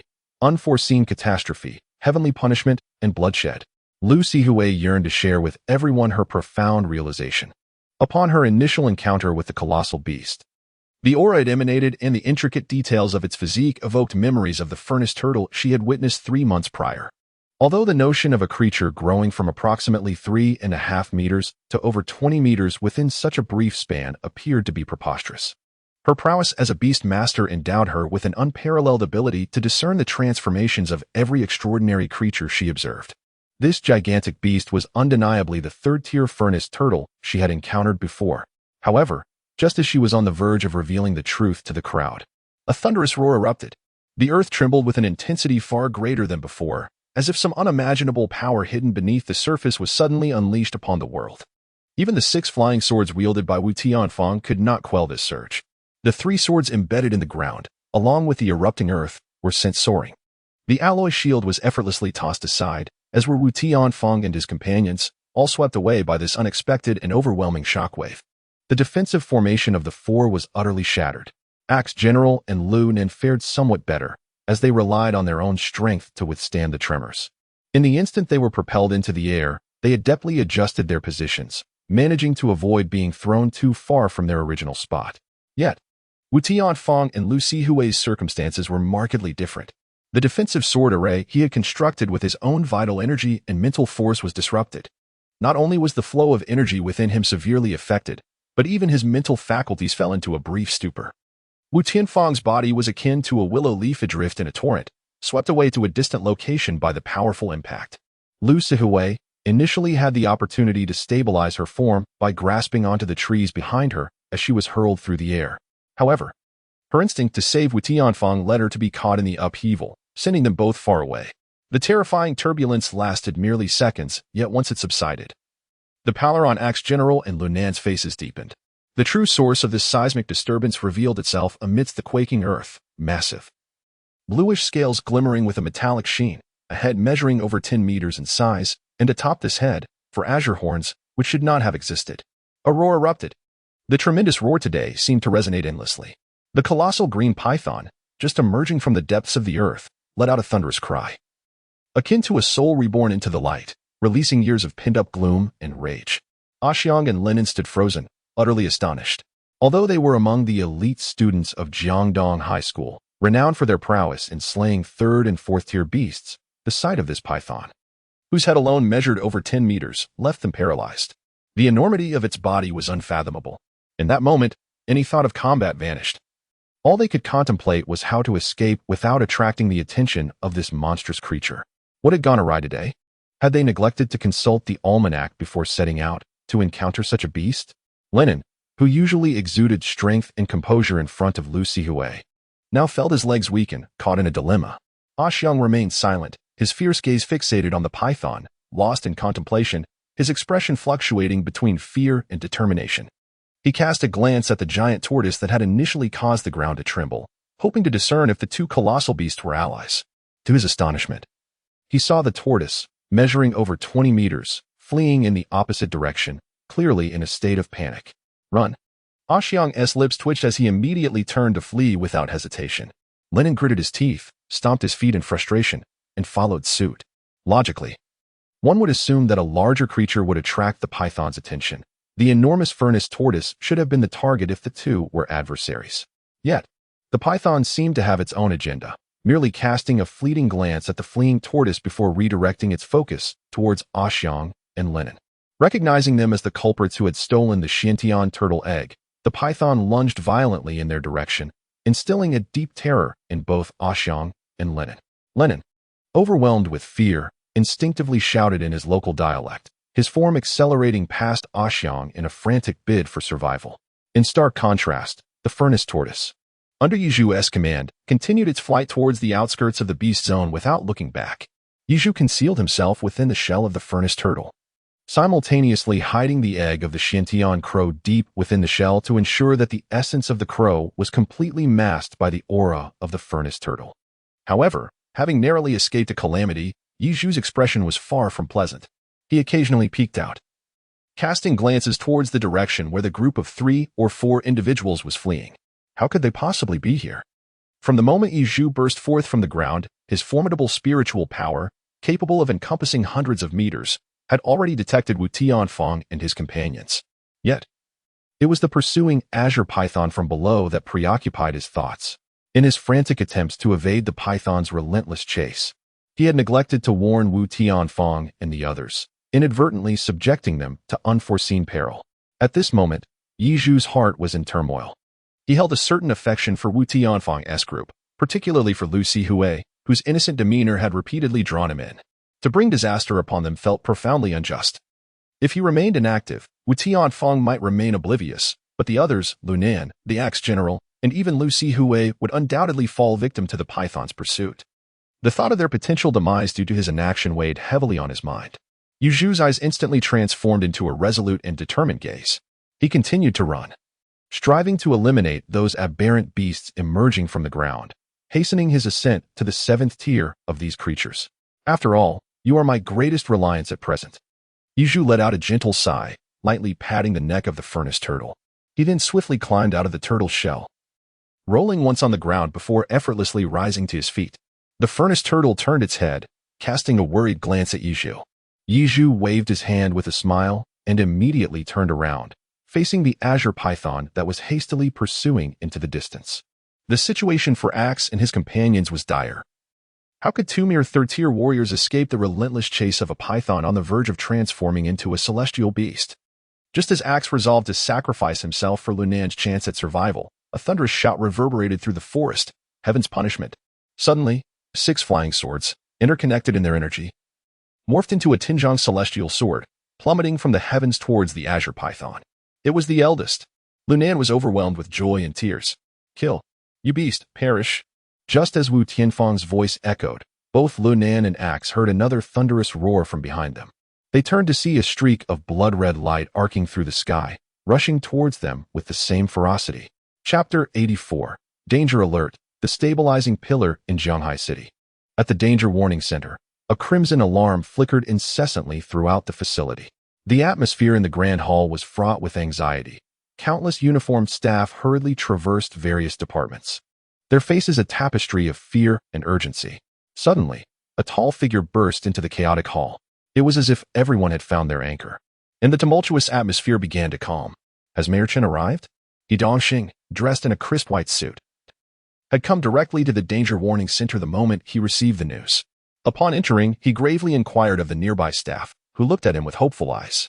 Mayor Chen will be here shortly. Director He, please wait in the reception room for a moment, suggested a staff member, forcing a stiff smile. Without further ado, He Dongxing strode purposefully towards the reception room.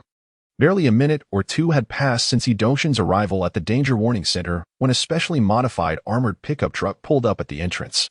The vehicle came to an abrupt stop, and the door was kicked open from the inside. A robust middle-aged man, equal in stature to He Dongxing and clad in a sharp black suit, descended from the truck with determined strides. Accompanying him were two military personnel, equally imposing, each carrying a large metallic case. Following closely behind the man in black, they entered the danger warning center with an air of authority.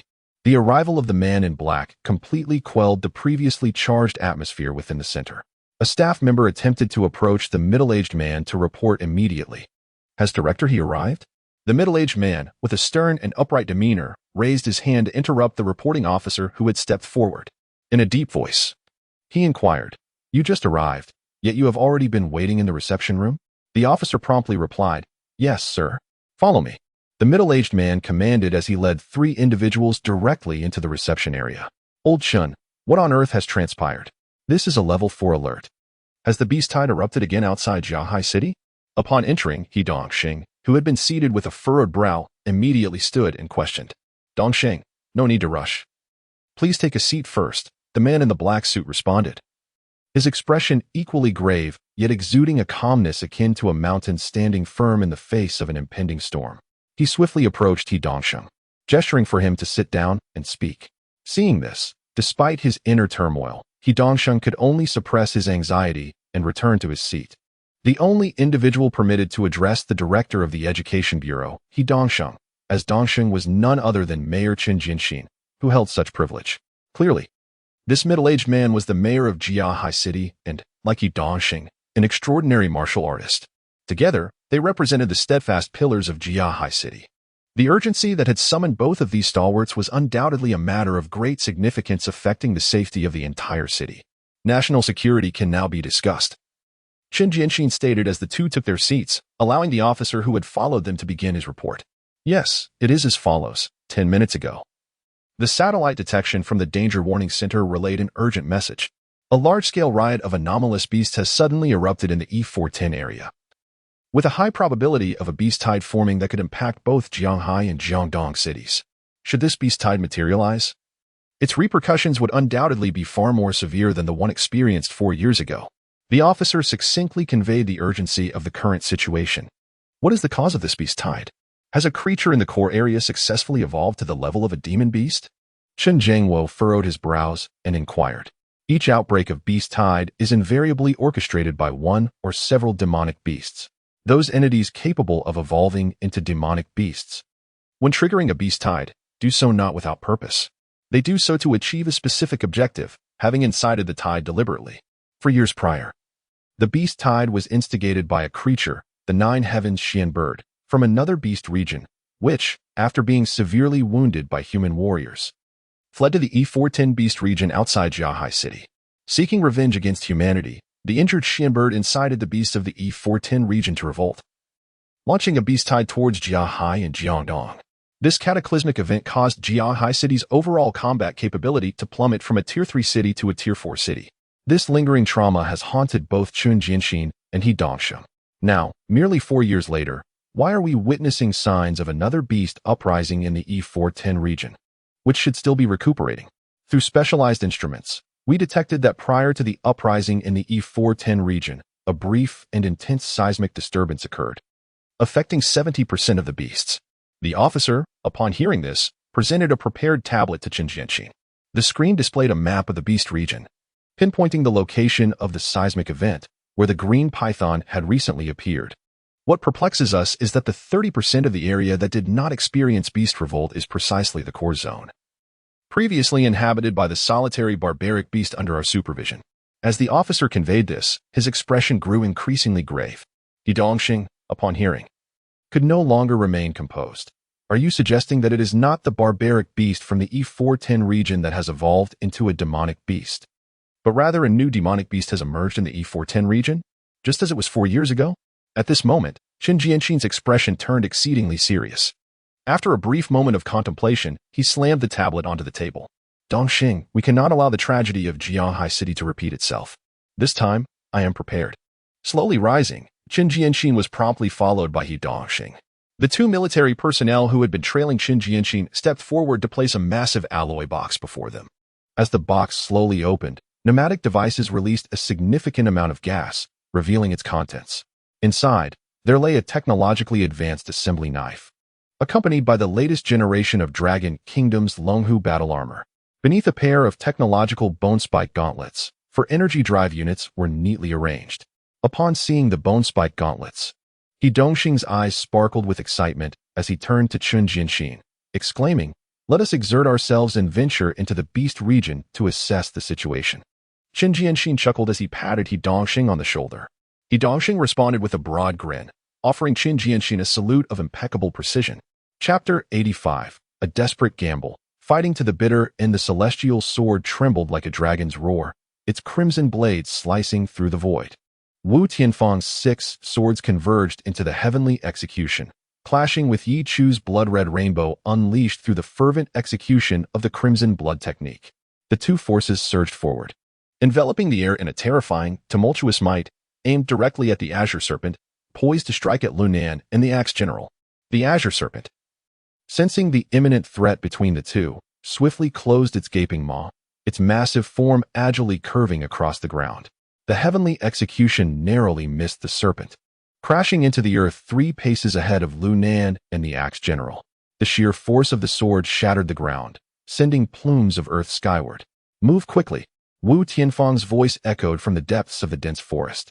Lunan and the Axe General turned to see Wu Tianfang approaching with a speed that surpassed even the swiftest of beasts.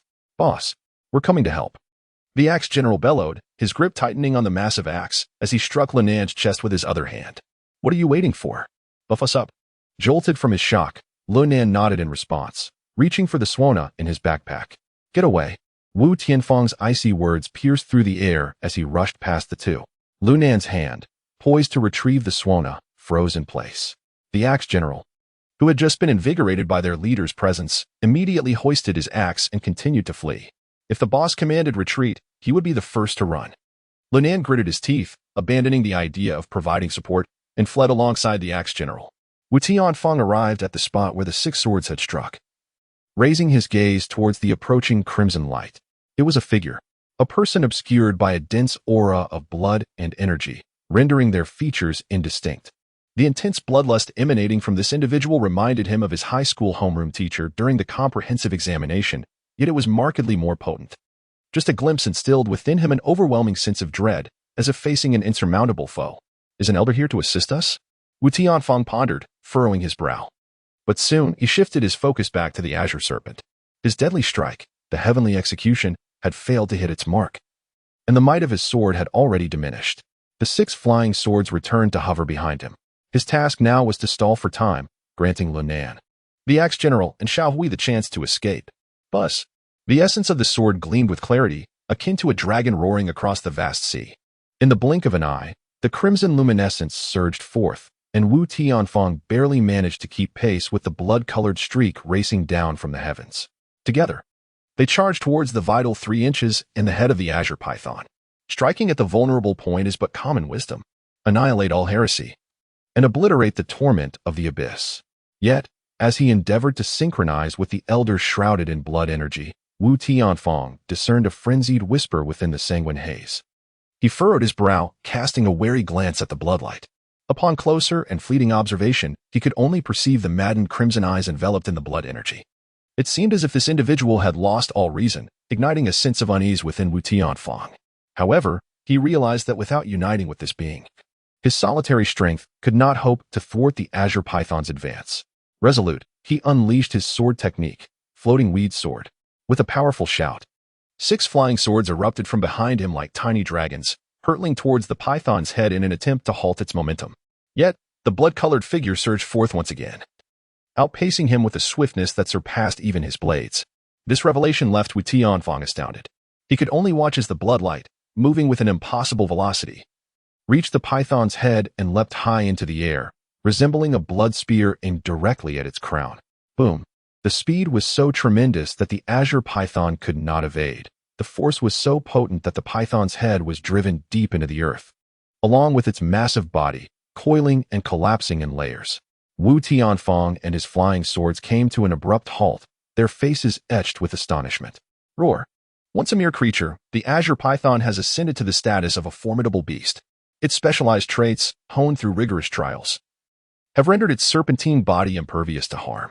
Even when its head was forcefully driven into the earth, the azure python soon erupted in a furious roar, casting its crimson form aloft. In the midst of fear, Wu Tianfang, albeit sluggishly, sensed the imminent danger approaching from behind. He could only raise his hands to shield his chest before being struck violently by the python's tail, which resembled a truck's collision, sending him hurtling away. His body soared like an arrow, shattering countless ancient trees along its path. Ultimately, he landed amidst the ruins, 100 meters away, gasping for breath, with crimson blood spilling from his mouth and nose. As Wu Tianfang attempted to rise, he discovered that his ribs and left forearm had sustained varying degrees of fracture. The slightest movement would exacerbate the shattered bones in his chest, potentially injuring his lungs and causing a perilous stagnation of his vital energy. Coughing violently, he expelled a mouthful of blood. Nevertheless, Wu Tianfang resolved to struggle to his feet. Boss, Lunan and Axe General, having narrowly escaped due to the tumultuous clash between the crimson figure and the azure python, hastened toward him upon witnessing Wu Tianfang's dire state. They were incredulous to see their once invincible leader in such a plight. The day had come when he too could be vanquished. Axe General, the blood cheap hill. Lunan, prepare my dance tune. A flying sword found its way into Wu Tianfang's grasp, and he leaned heavily on the blade, striving to rise. Boss, let it go. With that person aiding us, we should swiftly seek help, Lunan urged, observing Wu Tianfang's determination to continue the battle. Get away, came Wu Tianfang's sharp retort. A man of honor cannot betray his allies and abandon them in their hour of need. Lunan recoiled slightly, reluctantly retrieving a Swana from his pack. While Axe General emptied all the potions from his bag, Wu Tianfang seized a green pill and a handful of water honey pills, swallowing them hastily. He then picked up a purple injection from the array of potions. Axe General, seeing this, wished to dissuade him, but upon meeting Wu Tianfang's unwavering gaze, he swallowed his words and could only watch as Wu Tianfang injected the potion into his neck. As the purple liquid flowed into his body, Wu Tianfang's complexion began to exhibit an unnatural flush, his demeanor shifting to one of fervor, veins bulging prominently. You two, retreat 3 kilometers to the northwest. Relay the message back to the school. I shall accompany that senior in this life and death struggle. Wu Tianfang uttered these words, his entire being swiftly returning to the battlefield like a tempest. Chapter 86, The Heart of Slaughter, the time of death approaches.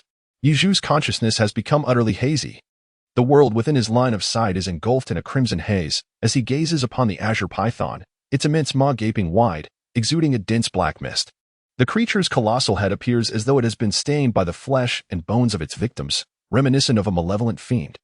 His focus is solely on this azure python, and within the depths of his heart resides but one thought: to annihilate this beast at all costs. The vital essence within him has completely boiled over, seeping through his skin's pores, releasing a vapor tinged with the hue of blood. Yizhu felt an absence of sensation regarding the rhythmic beating of his heart.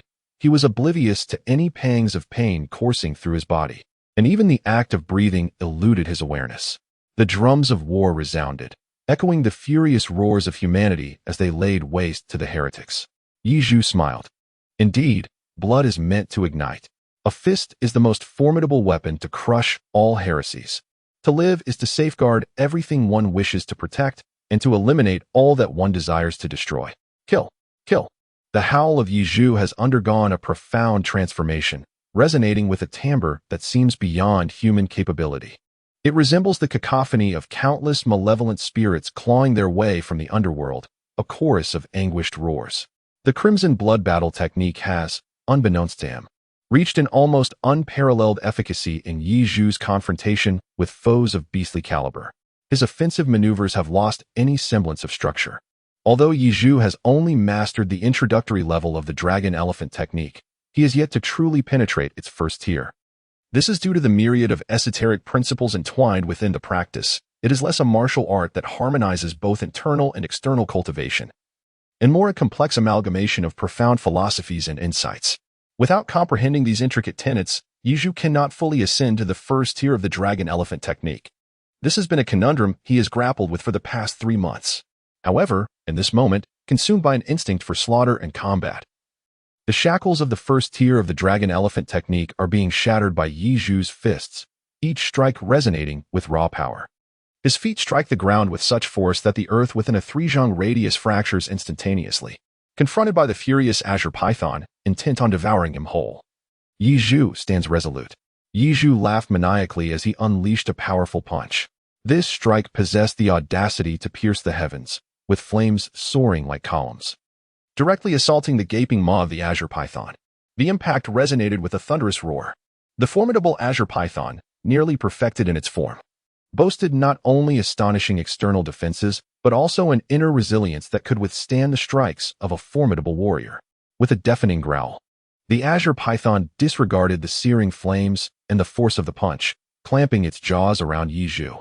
Wu Tianfang arrived belatedly, but immediately met the foe with the sword of divine retribution. At this moment, he was depleting his own life force to engage in battle, his state mirroring that of Yizhu.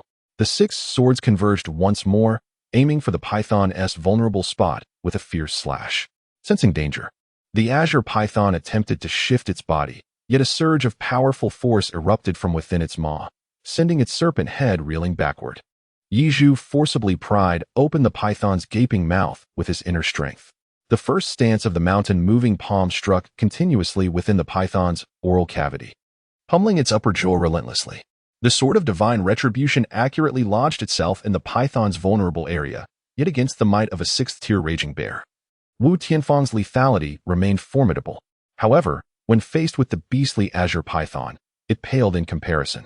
The united swords of the heavenly sword struck the python's scales, igniting a shower of sparks, failing to breach its defenses. Break. Wu Tianfang had never felt such murderous intent surging from his very core.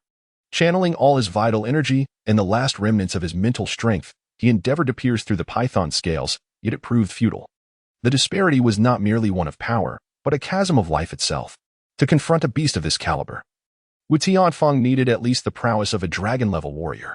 Regrettably, despite the ferocity of his assault, he remained merely a barbarian-level warrior with 2 years of cultivation.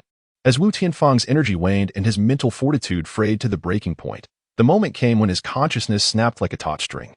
The sword of divine retribution ultimately left behind a shallow scratch upon the azure python scales. Wu Tianfang's form slumped heavily to the ground. Lu Nan and the axe general observed from afar, their teeth nearly ground to dust. The axe general was the first to dash forward, intent on rescuing his leader, with Lu Nan close on his heels. At that precise moment, the azure python unleashed another earth-shattering roar. Yizhu, who had been wreaking havoc within its mouth, was violently expelled, drenched in blood, now a mere specter of himself. Yet, Yizhu's fighting spirit remained unyielding. His blood continued to burn fiercely. The crimson blood battle technique dictated that he would fight to the death, never retreating. Yizhu adjusted his posture in the air until he landed steadily, only to suddenly step on a clumsy object beneath his feet. His eyes, brimming with a chilling intent, glanced down, and with a dismissive flick of his foot, he sent the bothersome item flying. Meanwhile, Xiang and Lenin, who were striving to come to his aid, looked up at the figure soaring away in the air, and without hesitation, turned around to continue their pursuit. Yizhu began to gasp violently. With each breath, a considerable volume of air erupted from his chest, accompanied by a horrifying flow of blood and water from his mouth. The quantity of blood would surely lead any medical professional to conclude that Yizhu was beyond salvation, utterly beyond hope. The reckless combat style of Yizhu has pushed his still-developing body to the brink of collapse, burdened beyond recovery. Although he possesses reserves of vitality to draw upon, the toll on his physique is irreparable. Yet, in this moment, Yizhu is entirely oblivious to the dire state of his body, which has already descended into a perilous abyss. As he ventures further, he approaches an unfathomable chasm. The azure python, repeatedly disturbed by this seemingly insignificant human, has grown increasingly impatient. Its eyes, shimmering with a dangerous glint, fixate on the human below with a haunting intensity, as if attempting to etch the visage of this human into its memory. Rather than launching another attack, it remains transfixed on Yizhu's face, which is twisted into a maniacal grin.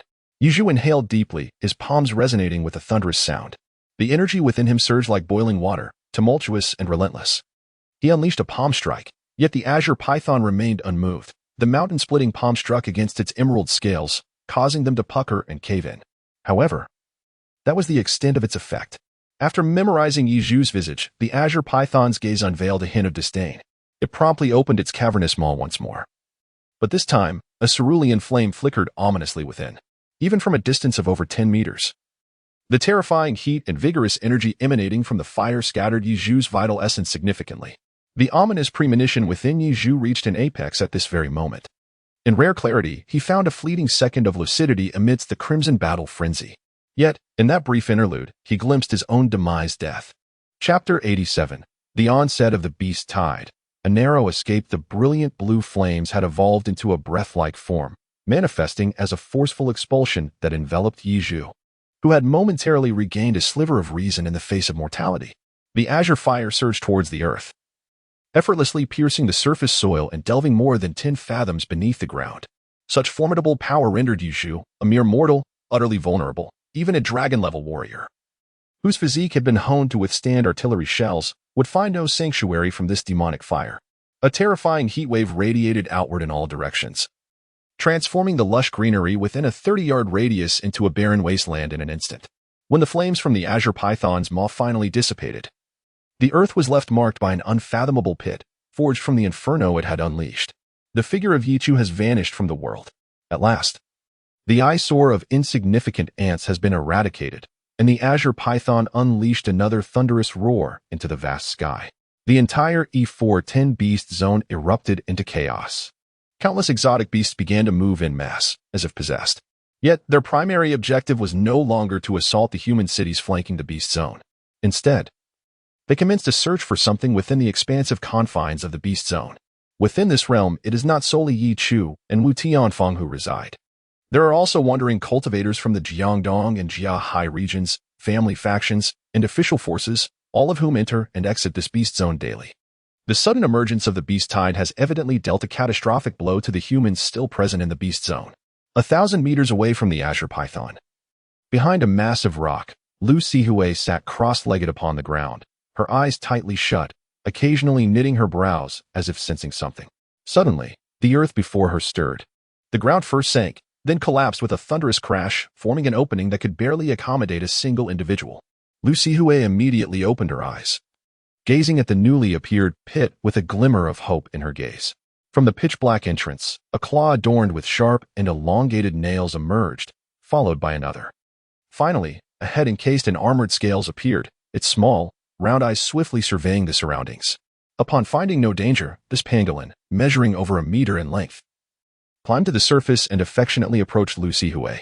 Simultaneously, as its entire form was revealed, a bloodied figure was coiled upon its long tail, the body severely burned and mangled.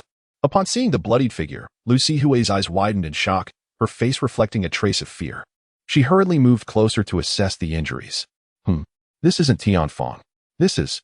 Lu Sihui's beautiful willow-like brows furrowed tightly, panic and astonishment flickering in her eyes. Is this Yu Chu? As Lu Sihui, a warrior endowed with unparalleled beast-taming talents, ventured forth, it was only natural that she would not embark on her journey without a contingent of beasts. Typically, during their excursions, the quartet operated with Wu Tianfeng as the primary combatant, acts as the secondary fighter, and Lu Nan providing support. While she assumed the role of the team's eyes and senses, utilizing her beasts, she meticulously scouted ahead for any potential extreme situations that might arise. This included their recent discovery of the formidable furnace turtle, a feat made possible by her soaring hawk and the burrowing pangolin that lay concealed beneath the earth, ready to tunnel forward. The efficacy of these two beasts enabled them to accurately trace the whereabouts of the furnace turtle, leading them to its location. Previously, when the azure python emerged, Lu Sihui felt a sense of helplessness and chose to remain at a distance, relying on her hawk to relay the unfolding battle situation, while keenly observing the movements of her 3 companions. It was only after Wu Tianfeng's decisive strike that her hawk transmitted an urgent warning of imminent danger to her comrade. Without hesitation, she commanded the concealed, fourth-tier pangolin beneath the ground to rush to Wu Tianfeng's aid with utmost speed. However, the individual she rescued was not Wu Tianfeng, but rather the unexpected Yi Chu. It turned out that Yi Chu had arrived in the beast territory ahead of them, which explained his absence when they went to invite him. Yet, now was not the time for such contemplations. As she beheld Yi Chu, gravely injured with extensive burns marring his skin, Lu Sihui experienced an unprecedented surge of urgency. She swiftly rummaged through her storage backpack to retrieve a vital signs monitor. Aiming the device at Yi Chu's chest, she activated it, and the instrument's laser scanned around his heart, swiftly yielding a grim conclusion. Life signs, extremely perilous. He had lost 95% of his blood, with indications of organ failure in the heart, lungs, and kidneys, and over 60% of his skin tissue was damaged. Immediate blood transfusion was imperative for his survival. Upon observing the instrument displaying that Yi Zhu had merely 5 units of blood remaining within his body, Lu Sihui's complexion turned pale, intermingled with profound disbelief. In the era of spiritual awakening, although humanity has, through the practice of ancient martial arts, continuously honed their physical forms to attain extraordinary longevity and imperviousness to weaponry, the functioning of the human body invariably relies upon the circulation of blood to sustain life. To be left with merely 5 units of blood is tantamount to having none at all. It is well known that a loss of 40 of blood volume dramatically escalates the probability of death, often rendering it inevitable. Yet, astonishingly, Yi Zhu, despite possessing only 5 units of blood, still managed to breathe autonomously and maintain the most minimal vital signs. This indeed transcends the limits of human endurance and has profoundly altered Lu Sihui's understanding. Nevertheless, what matters most is that Yi Zhu is still alive. The immediate priority now is a blood transfusion. However, she lacks the necessary equipment, and her own blood type may not even be compatible with Yi Zhu's. There is no alternative. Only one course of action remains. Lu Sihui gazed at the unconscious Yi Chu, her teeth clenched tightly against her lip. After much contemplation, she steeled herself, her gaze resolute. She raised her right arm, rolling up the sleeve to reveal her delicate, crystalline arm. With her other hand, she extended her index finger, infusing it with vital energy, forming a slender blade of qi. She then drew this blade across her own arm, slicing through the skin along her wrist, the wound extending 12 centimeters down her forearm. Blood began to flow like water down her arm, cascading until it dripped into Yi Chu's mouth. Simultaneously, Lu Sihui, with an unwavering expression, withdrew her finger and placed her palm flat against Yi Chu's bloodied chest. A continuous stream of vital energy surged into his chest, aiming to stimulate his heart's rhythm while simultaneously refining the blood that had flowed into his mouth, transforming it into vital essence to replenish Yi Chu's internal blood supply. During the 300 years of the high martial era, although human technological advancement faced significant stagnation, remarkable progress was made in ancient martial arts and related fields. The focus of contemporary human society shifted towards a people-centric approach, with all developments centered on enhancing the capabilities of warriors. Among these was a technique developed 2 centuries ago, capable of refining the blood and flesh of exotic beasts into potions that significantly enhance human vitality. This advancement greatly propelled the development of potions over the following 200 years. Lu Sihui's family was one of the 5 major groups at the forefront of potion research in the Dragon Kingdom. Thus she possessed a certain understanding of the processes and techniques involved in potion development. With blood continuously flowing from her arm into Yi Chu's mouth, her palm resting on his chest began to flush, radiating heat. The blood coursing through his esophagus was refined by her fervent vital energy into a gaseous form, dissipating throughout Yi Chu's body to compensate for his depleted blood supply. This technique was Lu Sihui's sole means of saving Yi Chu, yet it bore a significant drawback. As she was not a professional potion alchemist, her mastery of this technique was limited to the refinement of human blood for replenishment. Moreover, only 10% of every 100 milliliters of blood could be absorbed after gasification, with 90% rendered waste. Thus, to restore Yi Chu's blood to 60 or 70% of its former state, Lu Sihui would need to sacrifice an amount of blood tenfold that of what she intended to provide. Prepared to exhaust her life force to extend Yi Chu's existence, she braced herself for the endeavor. As for why she could go to such lengths for Yi Chu, Lu Sihui herself could not articulate it clearly. When she beheld Yi Chu in such a state, teetering on the brink of death, a singular thought consumed her: he must not die. As time wore on, Lu Sihui had already stirred the vital energy within her, sacrificing her own life force to fervently catalyze the generation of blood. Her once porcelain visage now appeared ghastly pale, devoid of color. She calculated that she had already lost nearly 40% of her total blood volume. The flow of blood from her arm had begun to slow, signaling that she was at the most perilous juncture of her life. Yet, her focus remained unwaveringly on Yi Chu, utterly disregarding the impending crisis that loomed over her. At this moment, Yi Chu's consciousness, due to the brink of death, had awakened two divergent awarenesses. One was the furnace turtle's consciousness, frantically exterminating the chaotic beasts, while the other lay hidden within the shell of the furnace turtle, still encased like a bird in an egg, the Xiantian crow's awareness. Roaring, the furnace turtle unleashed a torrent of flames, directly obstructing a horde of beasts surging forth. Countless creatures ignited in flames, collapsing to the ground after only a few strides. Silence forever. The aroma of charred flesh wafted into the nostrils of the furnace turtle, compelling it to rush toward the carcasses and devour them voraciously. The life force of the furnace turtle surged rapidly, approaching the pinnacle of the sixth tier. Would the main body survive? Under such a formidable breath? It was but a mere human with a meager life force of 300. It was inconceivable that it could withstand such power. The fragmented consciousness of Yi Chu awakened within the body of the furnace turtle, yet it refrained from seizing control of its form, allowing the creature to act autonomously. His thoughts were entirely consumed with concerns for his original self, contemplating whether it had perished.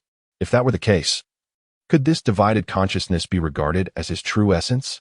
Suddenly, an unfamiliar sensation washed over him.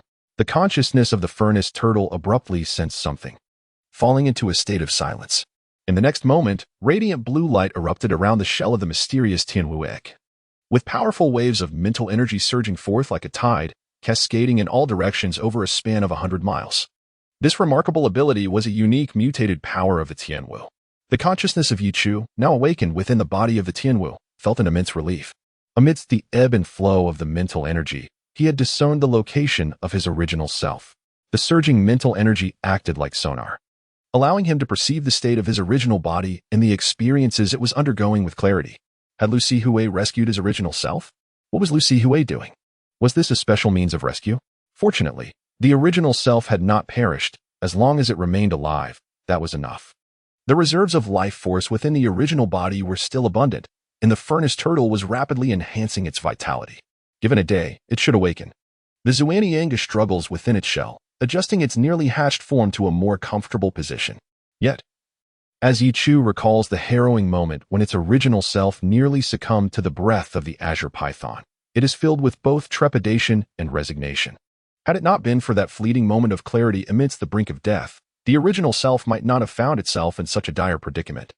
It was precisely during that ephemeral lucidity that the original self, once intent on unleashing 90% of its stored energy, akin to the eternal night's reaper from a century past, was able to deliver a blow exceeding its own power limit by more than tenfold.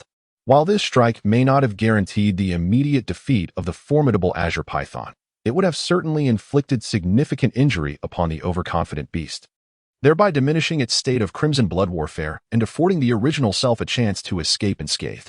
However, it was this very moment of fear and clarity that prevented the successful execution of that final strike.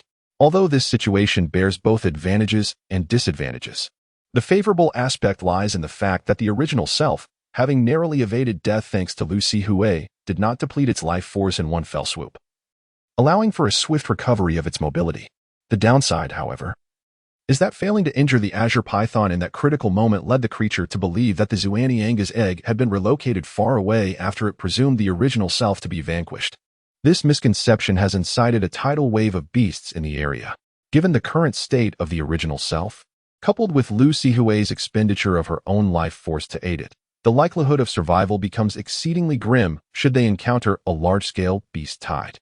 Though gratitude abounds for Lu Sihui's selfless act of saving its life, one must ponder, could she not reflect upon why the original self managed to survive in such dire circumstances before proceeding with her rescue?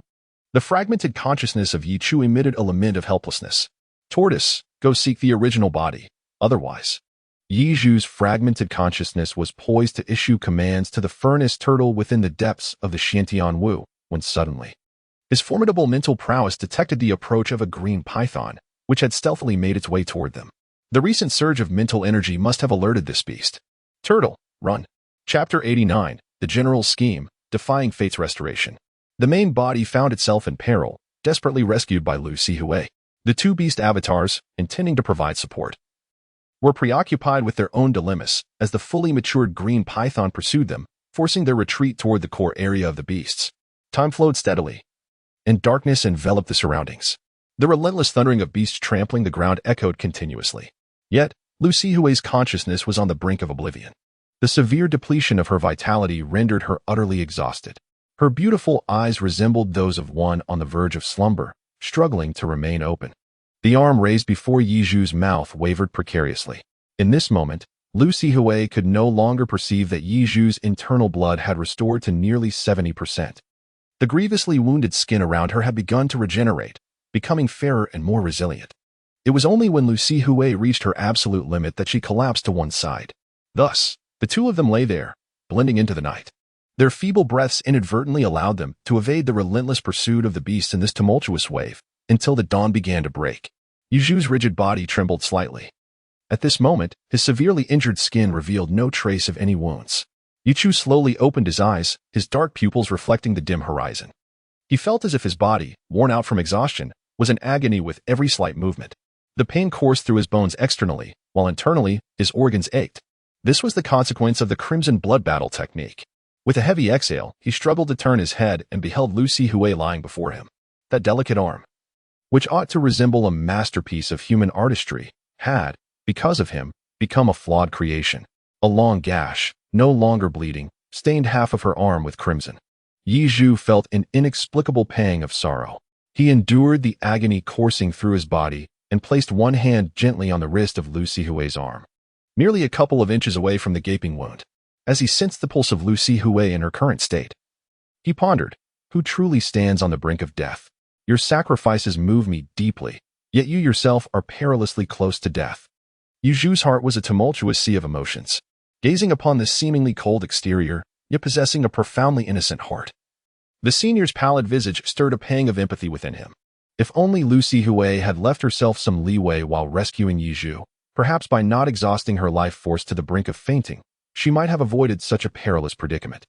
However, the crux of the matter lies in Lu Sihui's unwavering determination to save Yizhu, leaving no room for her own safety. Her singular focus had been on ensuring Yizhu's survival, without contemplating the consequences of her relentless efforts. With a deep sigh, Yizhu sought to quell the weight of his troubled heart. He began to struggle in an attempt to rise, only to be engulfed by an excruciating pain that penetrated to the very marrow of his bones.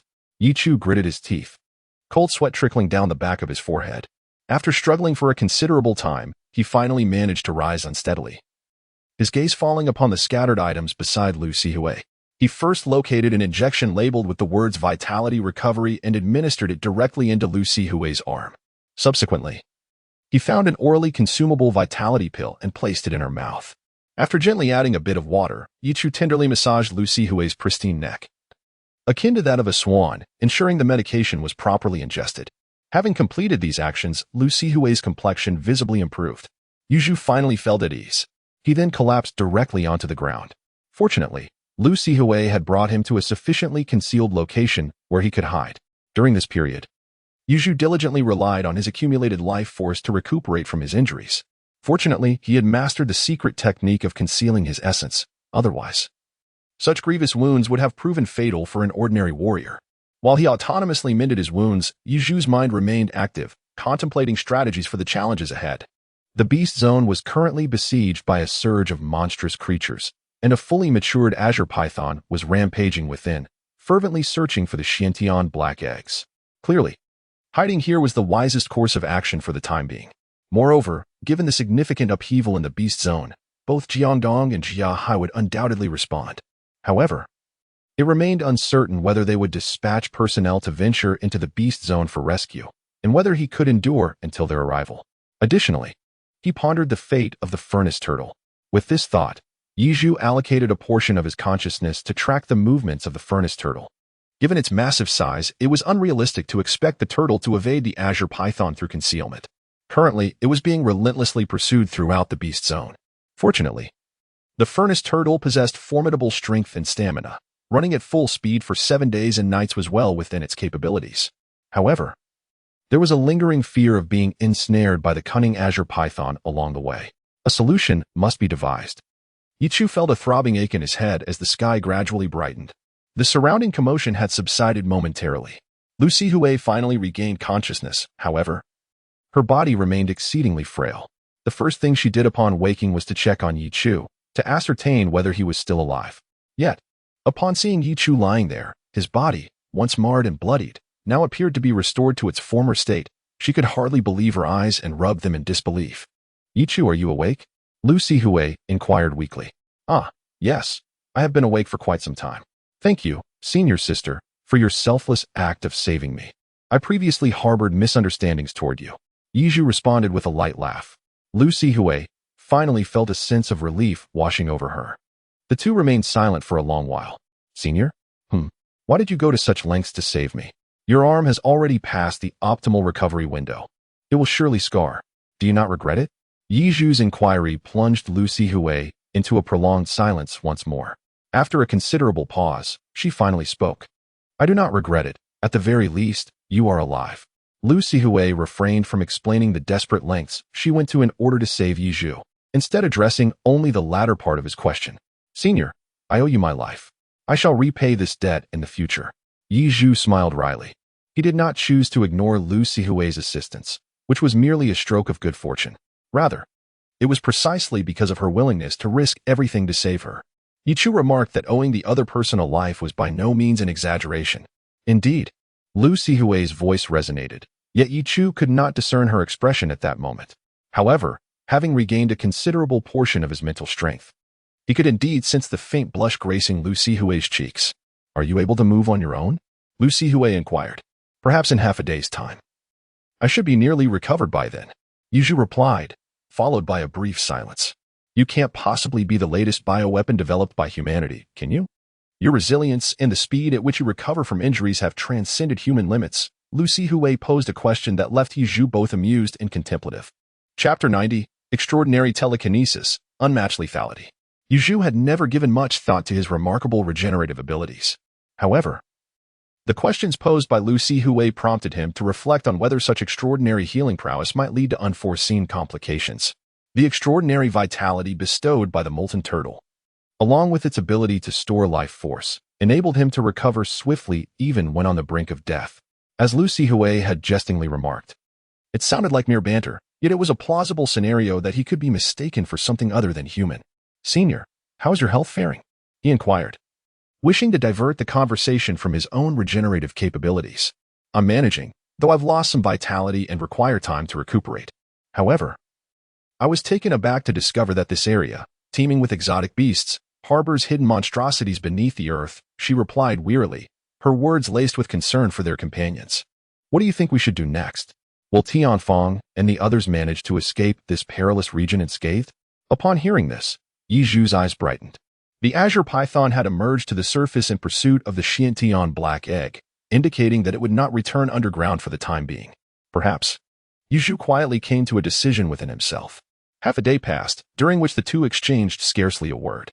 Yizhu was lost in contemplation, while Lu Sihui seized the moment to recuperate. It was not until Yizhu's body had nearly regained its former vitality, allowing him to move freely, that he inquired, "Senior, are you able to stand?" Yizhu slowly rose from the ground and approached Lu Sihui. "I still feel somewhat weak." "Yizhu, you should leave first and find a safe place to await rescue. It's fine to leave me here. We have been here for quite some time, and the beasts have yet to find us." Lu Sihui opened her eyes, troubled, and gently shook her head. She then urged Yizhu to depart. However, Lu Sihui watched as the tall young man slowly turned around, crouching down with his back to her. The implication was clear. "I will carry you."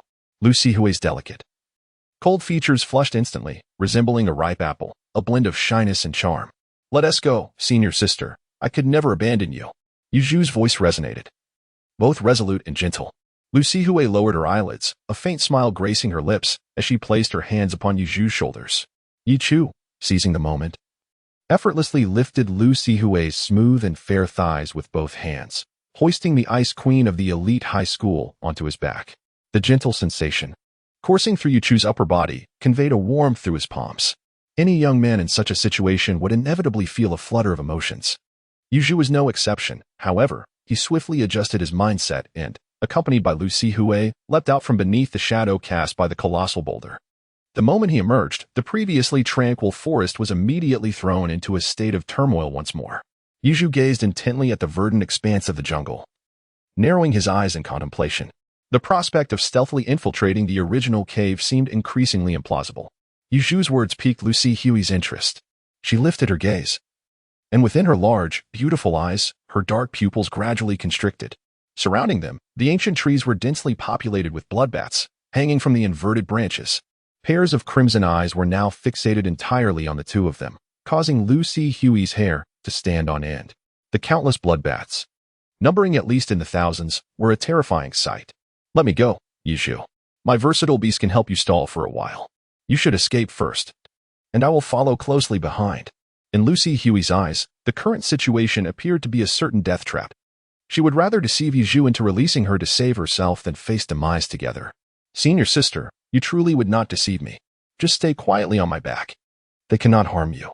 Yizhu let out a light laugh, lifting Lu Sihui's thigh with both hands, raising her slightly higher, signaling her to hold onto him tightly.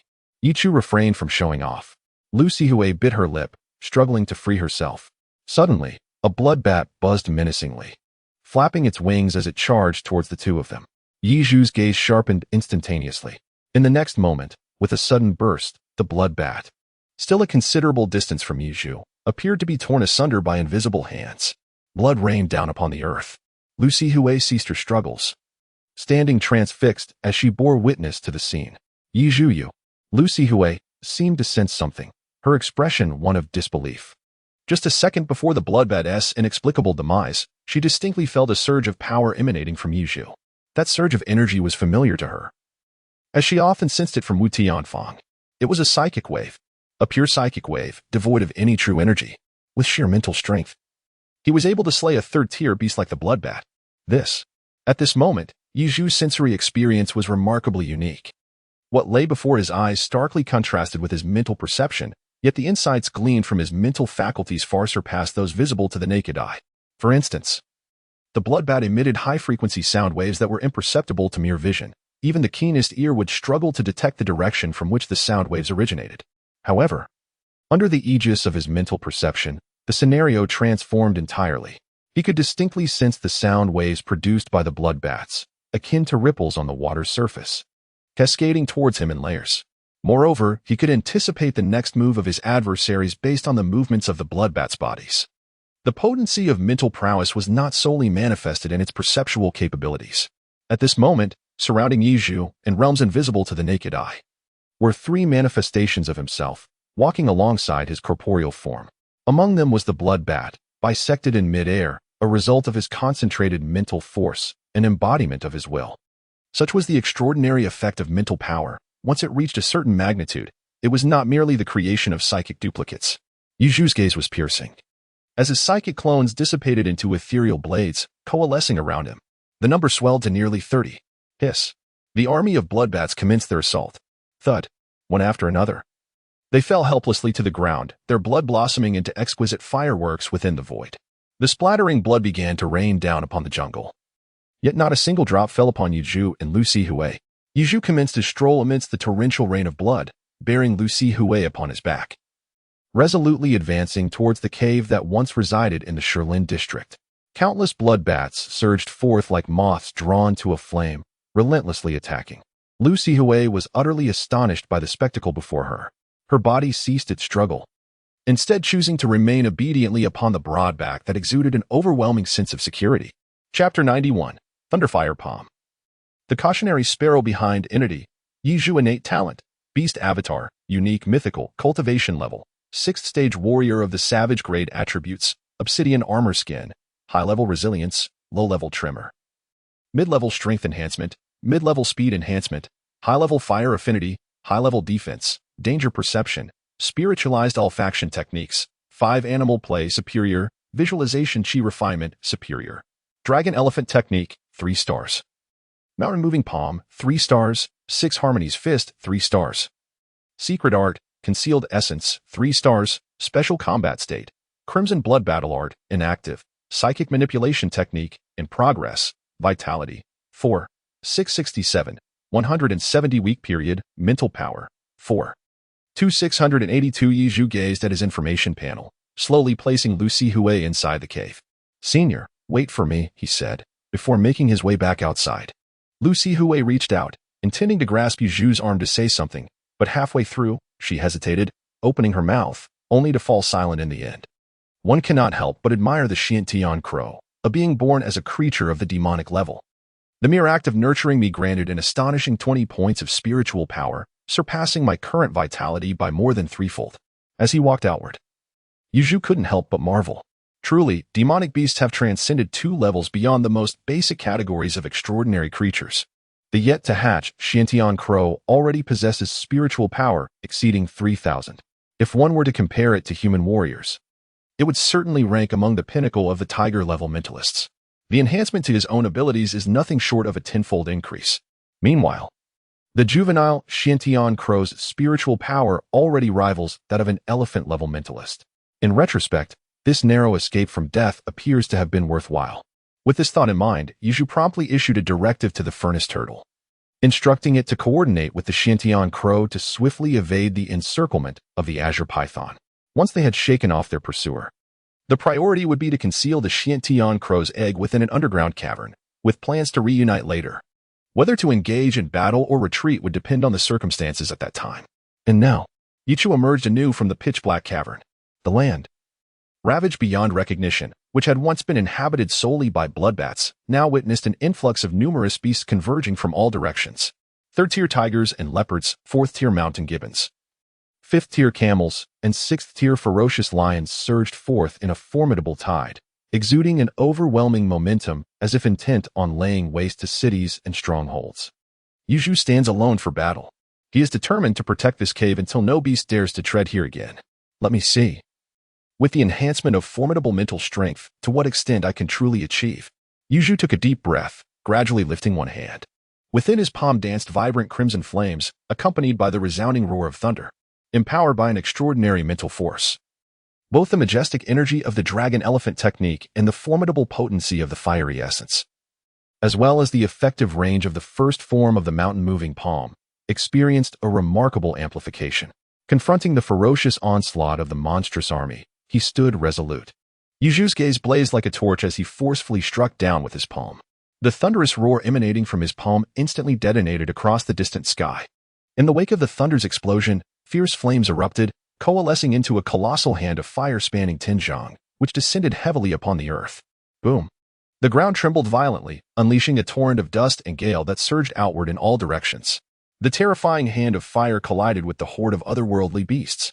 Even the 6th-tier beasts were reduced to mere flesh and blood, disintegrating into a viscous mire beneath the weight of that strike, sinking along with the earth. Yi Zhu's lips slowly curled into a smile, an uncontrollable brilliance shimmering in his eyes. The second battle was officially ignited. 300 miles south of the eastern city gate of Jianghai, merely a stone's throw from the core area of the alien beasts. The once lush forest now lay in ruins, ancient trees withered, rocks shattered, and the earth appeared as if it had been mercilessly struck by a colossal hammer time and again. The originally level woodland had transformed into treacherous terrain, fraught with peril. Scattered across the sunken ground were the massive corpses of 7th-tier alien beasts. Among them was a colossal land giant, its size dwarfing that of the furnace turtle, with a head as large as a modest house. Its spine grotesquely severed from its body, a grim testament to the immense strength that had wrenched its head from its shoulders. Why not leave the illustrious striped tiger king?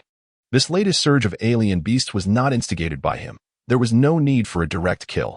Yi Dongxing was cleaning the stains on his gauntlets while observing Qin Jianxin, who approached him with the severed head of a tiger as large as a person. Clad in his signature white suit, now stained with considerable blood, he wore dark, spiked gauntlets, with the cruel spikes still imbued with the flesh and blood of alien beasts. On his arms and legs were energy-driven devices, not enhancements, but constraints to minimize the loss of vitality during battle and to ensure his unique techniques did not harm his core. Failure to perform adequately warranted punishment. Dressed in half-armor, wielding a lengthy broadsword in one hand and the massive tiger head in the other, Qin Jianxin responded with a decisive tone, exuding an air of lethal determination. His stern visage was marked by a palpable aura of menace. Was the source of the chaos truly found within this tiger's head? Yi Dongxing shook his head, long accustomed to his senior brother's resolute temperament. His concern lay with the cause of the turmoil in the alien beast zone. They had identified it as a green python on the verge of transformation. Should that creature evolve into a celestial beast, Jia Hai would face dire consequences. Qin Jianqi nodded, his expression slightly grave. Shall we proceed? Their fists collided. And after a prolonged absence from such exhilarating combat, He Dongxing's face radiated with fervor for battle. There's no rush. The turmoil instigated by the green python remains uncertain. Yet, it is likely tied to its impending metamorphosis. Items that assist beasts in their transformation into celestial beings could greatly benefit us in Jianghai. Allow me to delve deeper into the consciousness of this group and ascertain the situation thoroughly. Qin Jianxin, though decisive in his actions, also pursued efficiency with caution. Ah, brother, the soul-searching technique taught to you by our master has indeed been honed to perfection. After our master demonstrated it once, he required a 2-day respite. Yet you seem to require no such rest. He Dongsheng gazed at Qin Jianxin's hand gripping the tiger's head, clicking his tongue in admiration. The two were disciples of the same master, both trained by a renowned general from a century ago. Now, they had both matured into formidable celestial warriors capable of upholding their own in Jiahai City. At that moment, Qin Jianxin's expression suddenly grew serious. He Dongxing observed as his senior brother's arm, still clutching the tiger's head, began to emanate a blue hue. Immediately understanding that his brother had extracted some valuable information from the tiger's brain. Within the E410 anomalous beast zone, there were individuals from the Blood Fiend Hall. Chapter 92, The Pact of Words, Secretive Ambush. The battle between Yi Zhu and the monstrous army endured for a full 3 hours, saturating the desolate expanse with a deep crimson hue. No creature dared to approach within 100 paces of Yi Zhu. It seemed as though the conflict had finally drawn to a close. Throughout the entirety of the struggle, Yi Zhu remained steadfast, never once stepping away from the ground before the cave, untouched by the blood of his foes. Yi Zhu was uncertain of the exact number of exotic beasts he had slaughtered. He only knew that now, if he were to exert his full strength, he would no longer be at the stage where he could barely breach the defenses of a green python. He exhaled slowly, releasing a breath of turbid air that sliced through the 3 feet of empty space like an arrow. Yi Zhu turned his gaze towards the surrounding otherworldly beasts, who dared not take another step forward. Wherever his eyes fell, the creatures trembled in fear, retreating in terror. Yi Zhu, feeling satisfied, withdrew his gaze and turned to re-enter the cave. No sooner had he taken a couple of steps than he noticed Lu Sihui squatting nearby, regarding him with an expression akin to that of a creature from a fantastical realm. How is the senior sister recovering?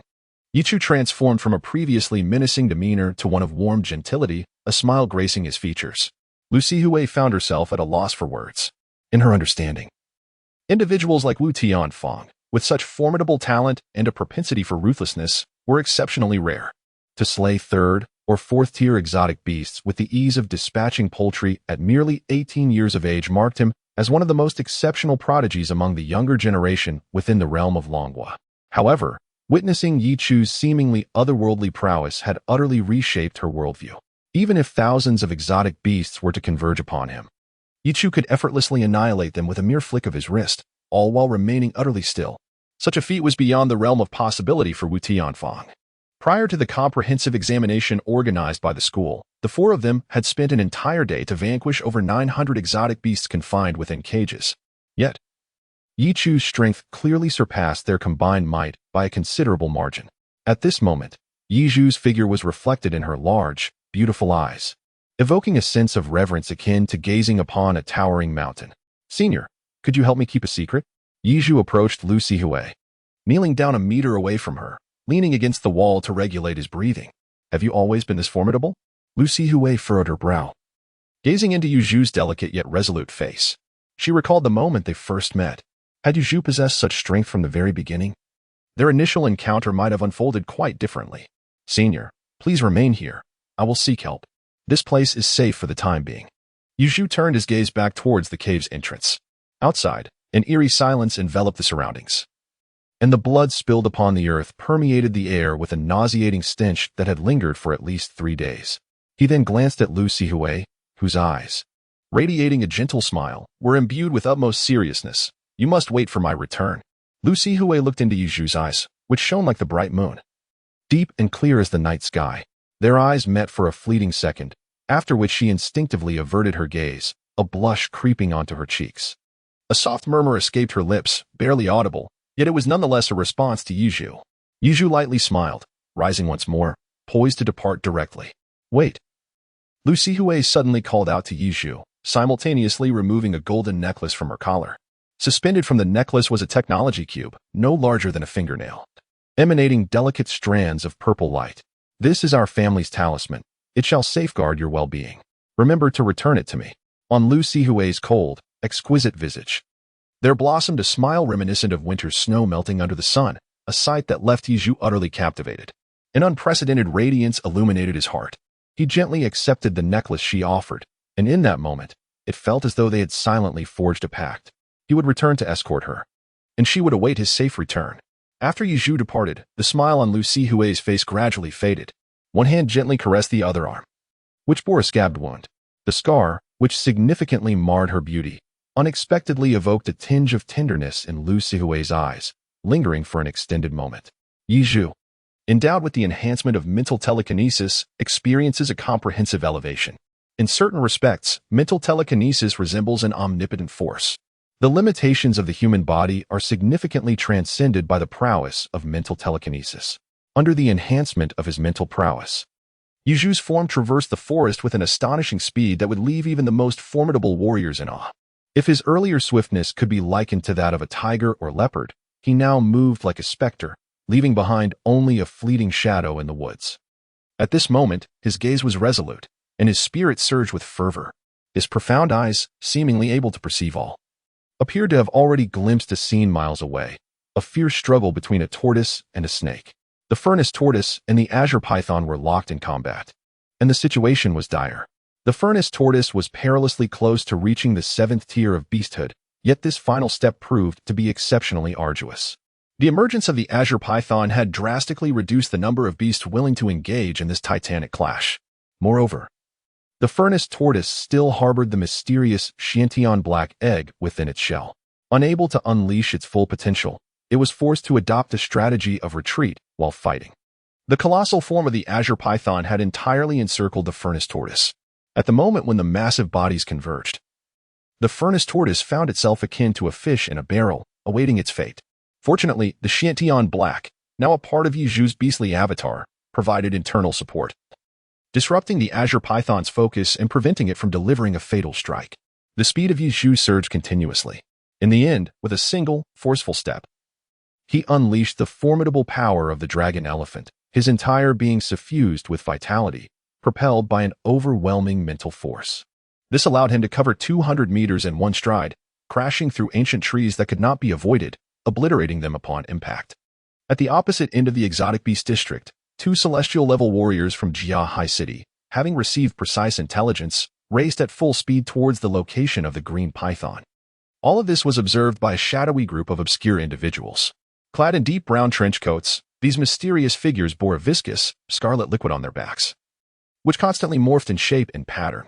Their appearances were indistinguishable from ordinary humans, yet their eyes were a different story. Beneath their pitch-black pupils, a green ethereal flame flickered ominously. One was a celestial-level warrior who had advanced 19 years ago, another who had ascended 6 years prior. And there was also an intriguing little ghost. Truly remarkable. Chapter 93, The Blood Fiend Hall and the Azure Nuclear Explosion. 20 minutes. Yizhu raced forward with remarkable speed, traversing a staggering 30 kilometers. Along the way, countless trees were felled and monstrous beasts vanquished at his hand.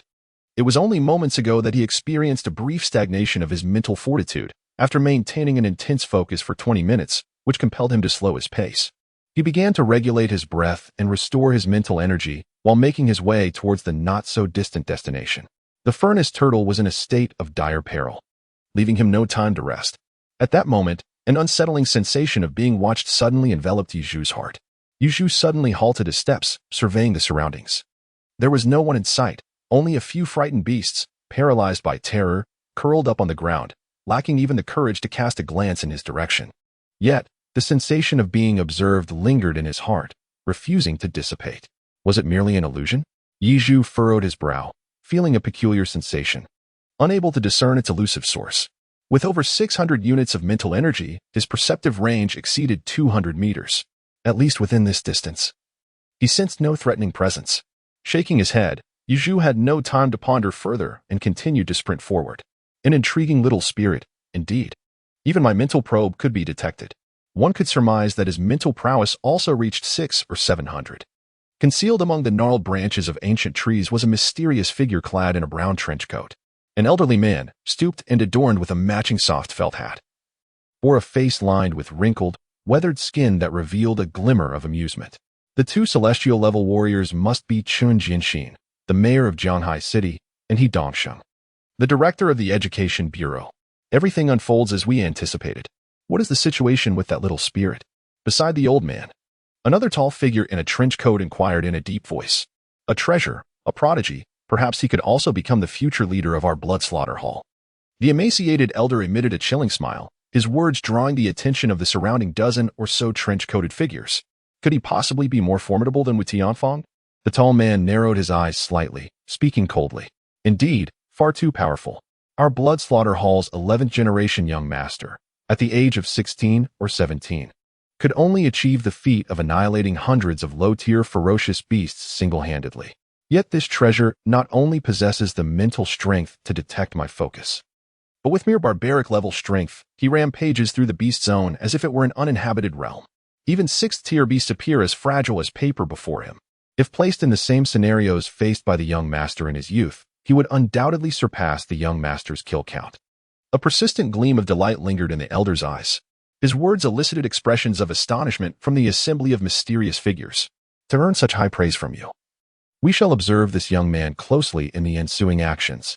If he truly excels, bringing him back to cultivate as the successor of the Blood Slaughter Hall would not be out of the question. If he falls short, we shall capture him for dissection and uncover the secret behind his 600 or 700 units of mental energy at such a tender age. The tall man remained expressionless, his words as frigid as ice. Upon hearing this, his companions exchanged wicked grins, clearly indicating they were not a righteous group. Meanwhile, Yi Zhu, the target of their scrutiny, had already reached the main battlefield, barely managing to restore his mental energy to a little over half. As Yi Zhu approached the tumultuous battlefield, where chaos reigned supreme, he quickened his pace once more. With a sudden burst of strength, he propelled himself into the air. This time, he refrained from recklessly employing the Crimson Blood battle technique. His singular purpose for being here was to assist the furnace turtle in its escape. Once the furnace turtle was safe, he had ample means to extricate himself. Boom! Flames erupted into the sky, accompanied by a symphony of thunder. Below, the colossal furnace turtle was thoroughly ensnared, while the azure python exerted tremendous effort to crush it. Suddenly, it glanced upward, only to witness a massive fiery hand, over 10 zhang in size, descending upon its head. The frail human, etched deeply in its memory, had somehow returned from the brink of death, reappearing before it. With a thunderous crash, the fiery giant hand struck the azure python's head, causing it to sway violently. The Xiantian crow, having prepared in advance, unleashed its psychic energy once more. Unlike the previous waves of psychic force that radiated in all directions, this time it coalesced into a sharp spear. Seizing the opportunity presented by the azure python's momentary vulnerability, the psychic spear surged forth, piercing into the creature's skull. Roar! The azure python, a fully matured beast, possessed formidable defenses against psychic attacks. However, against the Xiantian crow, a creature specializing in mental prowess, this psychic spear was potent enough to breach its defenses and harm its consciousness. The sensation was akin to countless ants gnawing at its head, inflicting a profound pain that struck at its very soul. Consequently, the azure python went into a frenzied rampage, its massive form unable to maintain its prior binding posture, thrashing wildly upon the earth. This tumultuous upheaval afforded the furnace turtle the chance to escape. The figure of Yi Zhu descended directly upon the back of the furnace turtle. The creature, previously characterized by its stoic demeanor, now found itself gasping for breath as it hastily extended its limbs, embarking on a frantic sprint. With a single leap onto the body of the azure python, its colossal and weighty form caused the already agonized creature to emit an even more furious and pained roar with but a mere step. Skirting past the azure python, the furnace turtle began its reckless dash without a backward glance. The azure python, its consciousness impaired, staggered drunkenly after the furnace turtle. Terrifying azure flames coalesced within its maw. Witnessing this scene, Yi Zhu felt a chill run down his spine.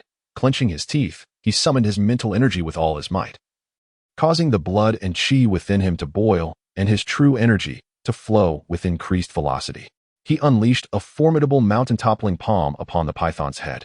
The enormous hand of blazing flames, doubled in size to a staggering 20 zhong, enveloped the entire head of the azure python, striking it into the ground just a moment before it could unleash its fiery breath. The ethereal flames, capable of easily piercing the earth, delved deep beneath the surface. Yi Zhu, who should have escaped calamity, suddenly changed countenance. His essence resonated with the two other consciousnesses. And visions materialized in the minds of the furnace turtle and the Shantian crow simultaneously. Yi Zhu leapt suddenly atop the back of the furnace turtle, soaring over Tinzhong in a single bound. The furnace turtle, in response, swiftly retracted its limbs into its shell, while Shantian Wu concentrated layers of psychic defense around the shell, using his mental prowess. It was in that fleeting moment of urgent evasion that the ground below violently cracked open, erupting with countless azure lights from the fissured earth. The fragmented terrain began to bulge upwards, resembling a drum, until the raised area encompassed a 1,000-meter radius. In the next instant, an intense blue light illuminated the entirety of this beastly territory. Chapter 94. The heavenly level arrives, a false alarm. Yi Zhu had indeed underestimated the formidable power unleashed by the green python in its frenzied assault. The strike of its ethereal flame breath represented the apex of its might. Executed with utmost effort, the sheer intensity of this attack sent a chill down Yi Zhu's spine, nearly compelling him to activate the blood rage technique in a desperate defense. Foreseeing the impending threat posed by this devastating strike, Yi Zhu deftly redirected the python's breath away from its intended path. Yet, in this fortuitous moment, the full force of the ethereal flame breath surged into the earth below. Unlike the previous occasion when the green python obliterated Yi Zhu with its breath, creating a bottomless pit in the ground, this time the breath penetrated the soil without the same overwhelming force. Instead, it transformed into a highly concentrated energy imbued with potent dispersive qualities. It was as if the earth were a balloon, with the green python continuously injecting gas into it as the limits of the earth approached. Combined with the lethal potency of the ethereal flame breath, the resulting explosion promised devastation akin to that of a nuclear bomb. With a desperate leap into the sky, soaring over Tinzhong, Yi Zhu found himself in a moment of utter helplessness. As the earth visibly swelled beneath him, all he could do was clasp his hands together in prayer, hoping to survive this dire predicament. The cerulean light illuminated the forest for 1,000 miles, transforming this space into a resplendent sea of blue. Just as the ground teetered on the brink of eruption, a thunderous roar reverberated above Yi Zhu's head. The heavens are strong. We, too, shall forge our path. Yi Zhu instinctively looked up, only to behold a middle-aged man clad in formidable armor, wielding a massive broadsword, descending upon the earth with the force of a mountain. The broadsword emanated a terrifying aura of power that left him utterly awestruck. Yi Zhu gazed blankly as a figure brushed past him. Suddenly, a resounding crash reverberated through the air. The azure aurora appeared as if cleaved in twain by a single stroke. The very fabric of the heavens and earth seemed to be bisected. The upheaved ground was sliced open, creating a vast chasm that stretched for miles. The ominous flames simmering beneath the surface were largely extinguished by this strike, which unleashed a formidable force. Ultimately, the devastation manifested as the obliteration of all ancient trees and rocks within a 300 zhang radius. Countless exotic beasts perished in the chaos. Fortunately, Yi Zhu and the furnace turtle emerged unscathed. As the blue light faded completely, tranquility returned. Yi Zhu's pupils suddenly constricted, deeply shaken by the sight before him. It was the fully evolved demon beast, on the verge of transforming from serpent to dragon, now suffering as its tail, measuring over 10 zhang, was severed by a single stroke. It writhed in agony upon the earth. Could such a feat be accomplished by mere mortals? A tempest of emotion surged within him. Yi Zhu, catch! A familiar voice resonated once more from the heavens. Yi Zhu turned his head somewhat awkwardly to look. Director He Dongsheng also descended from the vast sky, and while still in midair, he tossed a rapidly spinning massive object towards him. Have you learned to soar as well? He Dongsheng merely brushed past Yi Zhu swiftly, yet the unexpected remark was heard clearly by Yi Zhu. Yi Zhu caught the enormous object that fell towards him with both hands. Upon closer inspection, he realized it was, astonishingly, a tiger's head, roughly the size of a human. Yi Zhu turned his gaze once more, only to behold the middle-aged man, who had previously struck down with a single blow, now standing upon the writhing form of the azure python. The formidable scales of the azure python, impervious to even the most determined efforts, fell prey to the blade of the middle-aged man as though it were mere tofu. With swift precision, he executed a dismemberment of the creature in a matter of moments. Subsequently, He Dongxing descended like a cataclysmic projectile, shattering the python's most resilient cranium into fragments. A creature on the precipice of transcending into a celestial beast met with such a dismal fate. The question lingered, was this beast truly unique, deserving of death? With a single blow, He Dongxing eradicated the source of the greatest peril, then turned his gaze toward the furnace turtle, which had retreated like a small mountain. He then directed a question toward Chen Jianxin. Do not. Chen Jianxin had barely begun to speak when, as fate would have it, Yi Zhu hurriedly dove down, positioning himself in front of the molten turtle. He Dongxing and Chen Jianxin both exhibited expressions of perplexity. Yi Zhu, I had yet to inquire how you have managed to soar through the skies. If I recall correctly, it has only been 3 months since you entered the prestigious high school, has it not? Humanity has yet to develop a method that allows even a mere barbarian-level warrior to fly using ancient martial arts, He Dongxing remarked, casting a skeptical glance at Yi Zhu. Although his inquiry was merely a straightforward one, devoid of malice, it nonetheless caused Yi Zhu to break into a cold sweat. Director He, it is due to my exceptional mental prowess and a fortuitous coincidence that I have acquired the ability to utilize my mental strength for flight. Yi Zhu spoke with a blend of truth and jest. Exceptional mental prowess? To what extent? Are you capable of suspending in midair for such an extended period?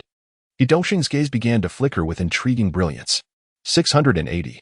Yi Zhu's expression was rigid as he uttered, Yi Zhu felt a sudden gust of wind sweep through, lifting his long hair completely behind his head.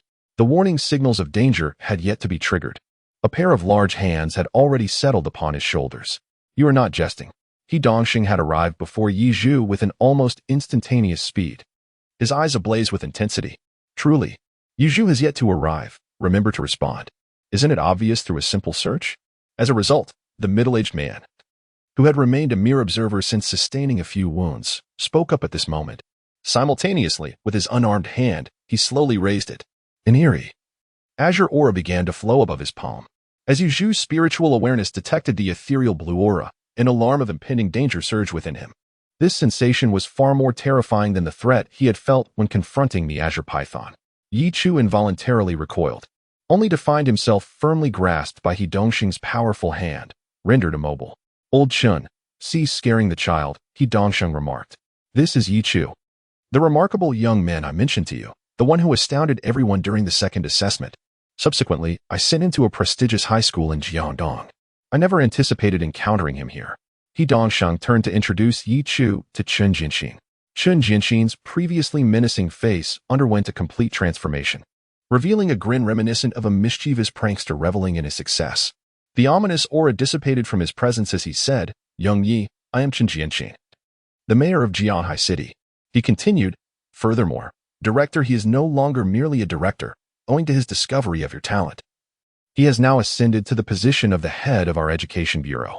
In that moment, Chen Jianxin resembled a venerable patriarch, kindly approaching Yi Zhu with a warm demeanor. It turned out that everything had merely been a jest.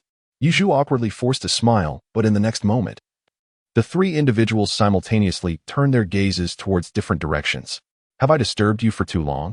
The voice of the unyielding Chun echoed ominously in their ears. Each of the three looked towards distinct directions, where several figures cloaked in brown trench coats emerged into view. Yi Zhu's mental probe, extending 200 meters, astonishingly failed to detect these individuals in advance. This can only imply one of two possibilities. Either these individuals possess a unique ability to evade mental detection, or they represent an encounter Yi Zhu dreaded the most. The figures clad in brown trench coats could traverse a distance of 200 meters in the blink of an eye, a prowess comparable to He Dongxing's instantaneous movement when he previously appeared before him. Old Chun, you haven't aged a day, the trench-coated elder remarked disdainfully. As he spoke, he slowly removed his soft cap, revealing sparse white hair and a scalp that bore the marks of a treacherous operation. A gruesome scar enveloped his forehead, a harrowing testament to his past. The soul exploration technique has improved significantly. I now possess at least 50% of its power. The elder's gaze towards Chen Jianxin was filled with a menacing intent. He gradually lifted his other hand, which had been concealed within his sleeve, revealing a mutilated hand missing 3 fingers. A crimson aura began to emanate from his palm, a stark contrast to the azure energy Chen Jianxin had previously exhibited, different in origin yet equally formidable. Indeed, it is your blood fiend palace that orchestrated this scheme. I must admit, you possess some cunning. I recall that fateful strike not only severed your head but also shattered your chest and heart. I never expected you, old fool, to survive like a tenacious insect. Chun Jianxin's initial gaze was fixed on the spot where this enigmatic elder had materialized. The two merely exchanged a glance. Yet they could both perceive the surging animosity igniting within each other's eyes, as if they were sworn enemies. Reflecting on the events of over 30 years ago, it seemed time had come to settle old scores. Upon hearing Chun Jianxin's taunt, the elder's smile deepened, becoming increasingly sinister. At that very moment, the 13 individuals clad in brown trench coats initiated a synchronized movement, their right palms facing downward. The ominous crimson liquid coursing along their backs swiftly flowed into their right arms. What had appeared as a viscous, living substance now transformed into a piercing blade, piercing through each of their palms and staining them with their own blood, coalescing into a 5-foot-long crimson sword. Though anticipated, it was unexpected that this ancient fiend of the Blood Fiend Palace had yet to perish. Apart from him being a celestial-level warrior, the others were merely dragon-level warriors. Yet caution was still warranted. Dongxing, protect Xiaoyu. I will divert this old fiend while you seize the opportunity to escape. Chun Jianxin rested one hand upon his neck, gently twisting it as the sound of his bones cracking echoed like the popping of beans being shelled. His voice did not emanate from his mouth. Yet both He Dongxing and Yi Chu were able to hear it. Yu Zhu was taken aback for a moment, then quickly realized that this must be the secret communication technique employed by martial artists to prevent the group of evidently hostile individuals surrounding them from overhearing. Director, are these people formidable? Yu Zhu lowered his voice as he approached He Dongxing, his innate danger alertness remaining dormant. Even when he observed the peculiar old man's crimson aura, he sensed no imminent threat, which left him perplexed. Eliminating you two mid-tier martial artists may require some effort. As for you, young man, we shall not take your life, but you must accompany us. Though Yi Zhu's voice was faint, it was still distinctly heard by the enigmatic figures surrounding him. Among them, the tallest man clad in a trench coat spoke with a tone as frigid as if devoid of any emotion. His gaze, directed at Yi Zhu, shimmered with a ghostly green flame. Yi Zhu felt a chilling sensation coursing through him. The crimson blood battle technique was stirring restlessly, bold and unrepentant. It seemed destined for death. Suddenly, Chun Jianxin let out a cold snort.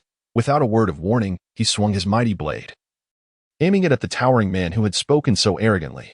At the very instant he made his move, Yi Zhu felt an overwhelming aura emanating from the mayor of Jianghai City, akin to a mighty tide crashing against the shores. In the presence of such grandeur, Yi Zhu appeared as a solitary vessel adrift amidst tempestuous winds and surging waves, ever on the brink of annihilation. Is this the formidable spirit of a celestial-level martial artist? Yi Zhu's heart surged with emotion. In the next moment, Chun Jianxin's blade, seemingly capable of cleaving the heavens and the earth, descended with fierce resolve. A tempest swept across the land, its aftermath more terrifying than the breath of a dark python. Yi Zhu swallowed hard, eager to witness the might of the blade with his own eyes. However, in the next moment, he felt an unusual force act upon him, leaving him no time to react as his vision blurred and then sharpened, finding himself in an entirely new jungle. He Dongxing, like a child carrying a chick, supported Yi Zhu's neck with his palm, preventing him from injuring his spine during the rapid movement. Yet, before Yi Zhu could regain his composure, a peculiar sound emanated from beneath their feet. He Dongxing merely cast a cold glance downward. Soon after, Yi Zhu felt the pressure on his neck once again. As expected, their perspective shifted once more, bringing them to yet another new clearing in the forest. Director, I cannot leave. Though aware of the urgency and the life-threatening gravity of the situation, his two beast avatars were still engaged on the battlefield. In the midst of the conflict, he feared for the safety of those avatars. They represented his entire wealth. Losing them would mean returning to square one, a fate far worse than death. What relation do you have with that giant turtle? He Dongxing raised an eyebrow, looking at Yi Zhu. It is part of my beast division. Yi Zhu did not hesitate. Among his dual talents, one was unmistakably designated as a beast mastery affinity. Although he sensed the rarity of the species, his life took precedence. He Dongxing, upon hearing this, could only shake his head in resignation. Whoosh, whoosh, whoosh. Several piercing sounds sliced through the air. Without even glancing, He Dongxing raised his hand and effortlessly deflected the shadowy arrows that had concealed themselves within the void. Yi Zhu gazed in horror at the arrows that hovered before He Dongxing's palm, each exceeding a foot in length and radiating an ominous black flame. The darkness of the blaze was so intense that it appeared to warp the very fabric of the void itself. The temperature of this inferno was beyond Yizhu's comprehension. To remain still would be akin to embracing death beneath such an onslaught. The choice is yours, He Dongxing remarked nonchalantly, addressing Yizhu. Yizhu clenched his silver teeth. Caught in a dilemma. The 3-foot azure peak lay within my grasp, and the myriad of celestial beings and demons bowed low. An eccentric tone resonated in the air. He Dongxing's powerful hand, which shielded Yizhu's neck, exerted its force once more. Chapter 96. Blood Sea Subpalace, a desperate flight originally. Yizhu believed that He Dongxing's speed had surpassed the very limits of sound, perhaps even achieving the elusive realm of instantaneous movement. Under such protective velocity, how could their adversaries possibly threaten them? However, the force exerted by He Dongxing again pressed upon his neck, blurring his vision anew. Yet, upon regaining clarity, he found himself confronted with the same scene as before. It was as if He Dongxing, despite his rapid movement, had not truly departed from his original position. In that moment, Yizhu noticed a gash in He Dongxing's white suit at the shoulder, crimson blood seeping forth, staining the pristine fabric. The prospect of escape had dissolved. Are you afraid of death, kid? He Dongxing released his hold on Yizhu's neck. His robust and resolute visage bore an expression of serene amusement, devoid of any tension that one might expect in the face of mortal peril. Not afraid. Yizhu shook his head earnestly. Very well. Although you may not be of much assistance, you must see this clearly. When confronting an adversary, the foremost requirement is to face them with composure. Only thereafter comes the thunderous eruption. He Dongxing's imposing aura surged forth suddenly, a grand wave of momentum that did not belong to Qin Jianqing. Yizhu found it difficult to even open his eyes in the face of this overwhelming aura. Yet, he could faintly discern a transformation in He Dongxing's smile. It morphed into an exceedingly cruel expression, one that seemed utterly out of place on the typically righteous face of He Dongxing. The surrounding adversaries gradually revealed themselves, including the towering figure who had previously uttered those bizarre words. Lei Guanchuan and He Dongxing had both entered the celestial tier 6 years ago. Yet they had only achieved the first level of celestial perfection. If your master were present before us, perhaps there would be some chance of victory. The tall man remained as indifferent as the depths of winter. Not only did his expression remain unchanged, but even his tone of voice was reminiscent of a frigid automaton, exuding an eerie chill. Moreover, the blood sword he wielded was unlike any other. The vivid crimson blade that pierced through his palm emanated an inexplicable magnetic disturbance, causing the very void to fracture with ominous fissures. Humph. Which member of the Blood Fiend Palace are you? With mere dragon-level prowess, you dare to boast in my presence? He Dongxing cast a displeased glance at the towering man. Blood Sea, Vice Palace Master. Ran Xixin, the tall man revealed, disclosing his lineage. Yizhu keenly observed that He Dongxing's expression shifted from indifference to one of gravity upon hearing the title of Blood Sea Deputy Hall. However, before he could further scrutinize the change, the battle had already quietly commenced. The ominous warning signs of danger ignited a fervent tumult within his heart, compelling him to instinctively bend forward. Whoosh! The sound of the air splitting echoed. Break! He Dongxing shouted, as the fleeting strike of the void shattered mere inches behind him. The fragmented void strike erupted with the ferocity of a weapon detonating, its shards brushing past He Dongxing's form. The ground was instantly marred, engraved with over a dozen deep fissures. These cracks crisscrossed, the shortest among them measuring over 10 zhang in length and plunging 6 or 7 meters deep. Such was the formidable might of this strike. Had the azure python, on the verge of transformation, been present, it would have multiplied into countless forms. Yizhu felt a tingling sensation on his scalp, an acute awareness of his life hanging by a thread. It was not until He Dongxing made his move that the tension escalated. Yizhu finally found a moment to breathe. When human warriors reach a certain pinnacle, they can comprehend a force akin to a law within the realm of martial arts. He Dongxing, having traversed the ranks of heavenly warriors for 6 years, possesses a unique ability known as spatial turbulence. The principle is intricate yet comprehensible. He wields the power to manipulate all matter flowing within the space surrounding him, including air itself. With this formidable capability, he can accelerate or decelerate his own bodily speed at will, utilizing the tumultuous space. As his adversaries initiate their attacks, his heavenly prowess activates, shattering the strike capable of distorting the void before him. In an instant, he vanishes from his original position. When he reappears, it is right before one of his foes, who is evidently caught off guard by his swift movement. Before the enemy could anticipate the impending impact, Dongxing's fists, powerful enough to shake the earth, crashed down upon his face. The opponent's skull did not rupture as expected. Instead, his resilience surpassed all imagination. However, He was still sent flying 1,000 feet away by that singular punch, vanishing from Yi Zhu's sight in the blink of an eye. Boom, boom, boom. A series of sonic explosions and impacts ensued. The 10 or so assailants surrounding him were ruthlessly dispatched by He Dongxing in this straightforward yet brutal manner. By the time He Dongxing approached the exceptionally tall man wielding a unique blood sword, he was already prepared for the next confrontation. In Yi Zhu's mind, the voice of He Dongxing echoed, "Run." Just a single word. The tall man and He Dongxing's figure vanished simultaneously from the spot. Yet, from that very place, a piece of white silk gracefully descended. Upon gently touching the ground, it appeared as though a weathered object had been scattered by the wind, disintegrating into fine powder and fading into oblivion. At this moment, Yi Zhu's heart felt an immense weight. Yet, he found himself devoid of choices. Even if he were to expend all his life force and mental energy, he would merely be a mid-tier tiger-level martial artist. Faced with a group of adversaries who were all at least dragon-level warriors, he truly felt a sense of helplessness. He began to exert power through his legs. Unable to effectively devise a plan for his subsequent actions, he could only do as He Dongxing had advised, to run, no matter where he fled. The only imperative was to distance himself as far as possible from the enemy and the battlefield. The purple cube pendant resting upon Yi Zhu's chest emitted a faint yet urgent glow. He commenced his retreat from the battlefield with utmost haste. In a mere 20 minutes, he could cover a distance of approximately 30 kilometers. Given an hour, he was confident he could return to Jiangdong City. "Senior, wait for me." Yet, before departing, Yi Zhu could not abandon Lu Sihui. 10 minutes elapsed. Yi Zhu had exerted himself to the fullest, his body now numb from the exertion. The overburdened strain on his heart and lungs caused his consciousness to become chaotic, and his vision began to blur. Yet, he could not afford to halt. A familiar sound of a sword's hum suddenly reverberated through the air. This time, the impending danger posed by Yi Zhu was not adequately foreseen. A shadowy gleam flickered in his eyes, a harbinger of a strike potent enough to injure He Dongxing. It was over. This was the singular thought that consumed Yi Zhu's mind at that moment. Ding! A surge of violet light enveloped him entirely, encasing him in a protective shroud. Yi Zhu's figure was not cleaved in twain by that ominous strike. Rather, he was forcibly propelled away by the dark blow. In an instant, he shattered over a dozen ancient trees, hurtling backwards for a distance of 400 to 500 meters. Ultimately, he collapsed painfully amidst the ruins.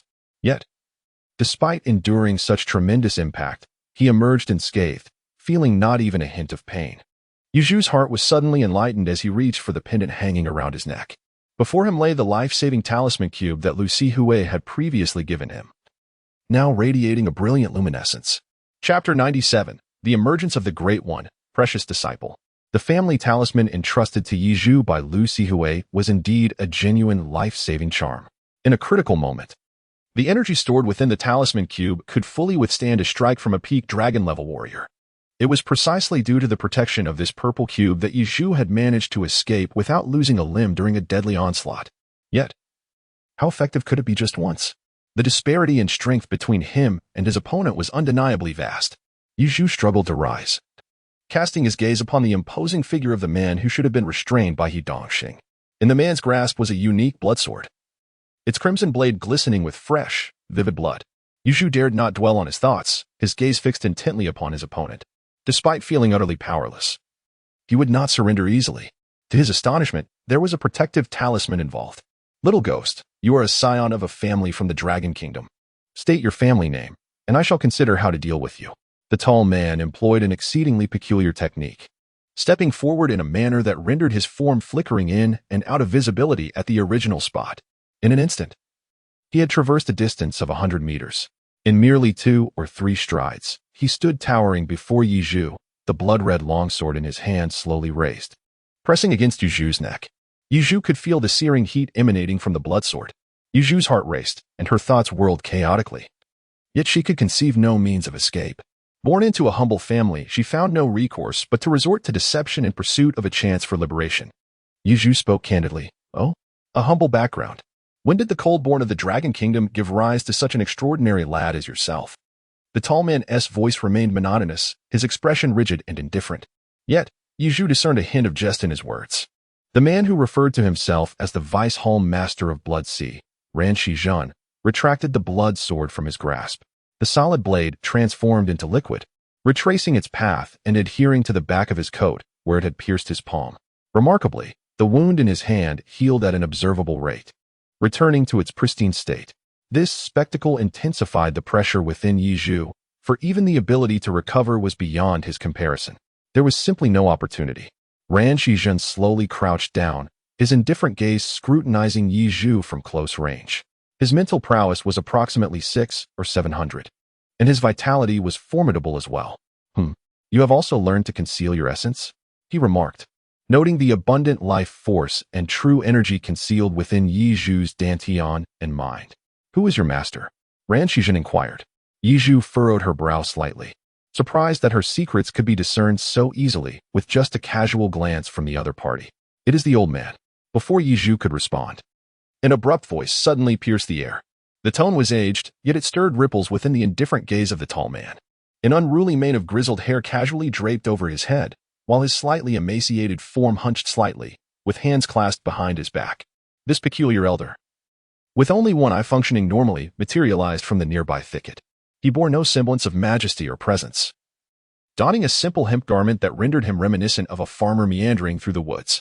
Thus, it became clear why this youth had mastered the Dragon Kingdom's foremost secret technique for concealing vital essence. The tall man shifted his focus from Yi Zhu, rising slowly to face the elder. The Bloodsea's vice warden, Ran Shizhen, acknowledged the old man, referred to as Bai Lao. Surprisingly, even Ran, who held little regard for Qin Jianxin and He Dongxing, displayed an unusual reverence, clasping his hands in salute toward the elderly figure reminiscent of a rustic farmer. How audacious you unseen rodents have become, to confront a celestial warrior of the Dragon Kingdom so openly. Do you believe the Dragon Kingdom will not eradicate the roots of your misdeeds, or perhaps you think those venerable figures, long displeased with you, will truly refrain from acting against your blood slaughter hall? The elder, addressed as Bai Lao by Rand, ambled closer to the two, his words laced with mockery, a cold smirk adorning his face. Ran Shizhen gradually closed his eyes, as if resigning himself to fate, standing still as a statue. Our paths diverge. Let us not conspire together. Little did he anticipate that this endeavor of the blood slaughter hall would evoke the personal intervention of Bai Lao, who had long since retreated from the fray. It seemed as though Ran Shizhen was delivering a soliloquy before his departure.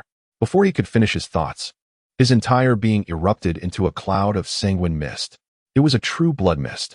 Within the fine, vaporous blood, even the human skeletal and organ structures were utterly obliterated, reduced to mere powder. Yi Zhu gazed in bewilderment as the towering man unexpectedly collapsed. It was only then that he turned his attention to the enigmatic elder. Following the demise of Ran Shizhen, the elder's countenance softened considerably, and his gaze upon Yi Zhu resembled that of one who beholds the most precious treasure in the world, unable to conceal his inner fondness. Are you all right, Yi Zhu? Without any visible action from the elder, Yi Zhu felt an invisible force enveloping him, gently lifting his prostrate form from the earth. I am eternally grateful for your life-saving grace, esteemed elder. Given the current developments, even Yi Zhu, who was typically slow to grasp nuances, understood that the elder before him was an ally, a formidable figure deserving of reverence from the Blood Fiend Hall. He dared not exhibit the slightest negligence and emulated Ran Shizhen's gesture, clasping his fists and bowing respectfully. Foolish child, there is no need for such formalities. You have learned the ancient martial arts foundational to my 4 schools. Why do you still regard me with such distance? The elder approached Yi Zhu, feigning displeasure. You are the Grim Reaper of Eternal Night? No, I stand corrected. You are my master. Upon hearing the mention of the 4 schools of ancient martial arts, Yi Zhu's eyes widened in astonishment, his face lighting up with joy. What Grim Reaper of Eternal Night? Merely an exaggerated accolade bestowed by others. Yet you, my child. Bai Hongzhang observed Yi Zhu closely. Despite his hunched stature of only about 1.67 meters, he felt an inexplicable pressure in the presence of Yi Zhu, who stood at a height of nearly 1.85 meters. You harbor great secrets. Had I not dispatched someone to investigate your identity long ago and monitored your actions in secret for quite some time, I would have undoubtedly assumed, based on your recent behavior, that you were a spy planted by those heretical cults within the Dragon Kingdom. Bai Hongzhang's expression turned serious as he spoke, pausing momentarily before continuing. Might you share your secrets with me? How is it that your vitality has surged over tenfold in the past 3 months? Even in a state of grievous injury and near death, you managed to recover to your normal appearance without peril. And what of that sudden surge in your mental prowess following your brush with danger? If you speak the truth to me, I may yet trust you. Should you choose to withhold information or dare to deceive me? Bai Hongzhang's lips curled into a cruel arc. one that instilled a deeper dread in Yi Chu than the full-force aura of a heavenly-level martial artist. Chapter 98. Profound and Unfathomable. The Method of Stealing Heavenly Fire. It turned out that from the very beginning, everything Yi Chu had done was observed by the elder before him, who was revered as the god of death of eternal night. He had remained completely oblivious to this fact. Now, confronted with the elder's relentless interrogation, Yi Chu found himself at a loss. Meeting the elder's gaze once more, he gritted his teeth, reasoning that if his mythic-level talent were to be discovered by this hero of the Dragon Kingdom, being a character of virtue, it should not pose a significant threat. With this thought, Yi Chu was prepared to divulge the effects of his extraordinary gift. However, as he opened his mouth to speak, he realized that no matter how hard he tried, his throat felt as if it were gripped by invisible hands, rendering him voiceless. Observing the elder's increasingly suspicious gaze, Yi Chu became anxious, bewildered by a sudden affliction. He began to gesture frantically, pointing at his throat to indicate the issue, his complexion turning nearly crimson. Ha ha ha ha ha. In response, Bai Hongzhang burst into hearty laughter, his previous solemn demeanor evaporating, transforming him into a playful old rogue, reflecting a hint of irreverence. Yi Chu was momentarily taken aback, only to swiftly realize that the old man was toying with him. His expression darkened considerably. I am not deceiving you. The so-called mythical level of talent is of little significance to me. What I truly seek is your sincere disposition. Bai Hongzhang seemed to have penetrated the depths of Yi Chu's heart with uncanny insight. The thoughts within Yi Chu's heart were unexpectedly articulated by him, causing Yi Chu's expression to shift repeatedly. In that moment, he seemed to gain a newfound understanding of the world. Could it be that a martial artist, and their strength, possesses the ability to delve into the depths of the human heart? It is not merely the act of probing into one's soul, but rather, Yi Chu's innermost thoughts were once again unveiled by Bai Hongzhang. Old Bai pointed at his own head, and everything was left unsaid. Although Yi Chu did not comprehend the situation, he dared not entertain any further thoughts. Very well, now that I have arrived, this farce must come to an end. Go fetch the young girl from the Lu family, the apothecary, and return to Jiangdong. I shall follow shortly. Bai Hongzhang patted Yu Zhu on the shoulder and turned to walk towards the remaining 2 battlefields. Master, Yi Chuxin, burdened with worries, turned and asked, This time. Bai Hongzhang failed to discern Yi Chu's inner thoughts, secretly marveling at the boy's sharp intellect. Meanwhile, he gazed at Yi Chu with a curious expression. Can Master help me preserve my large turtle? Yi Zhu implored earnestly. The state of the furnace turtle was far from favorable.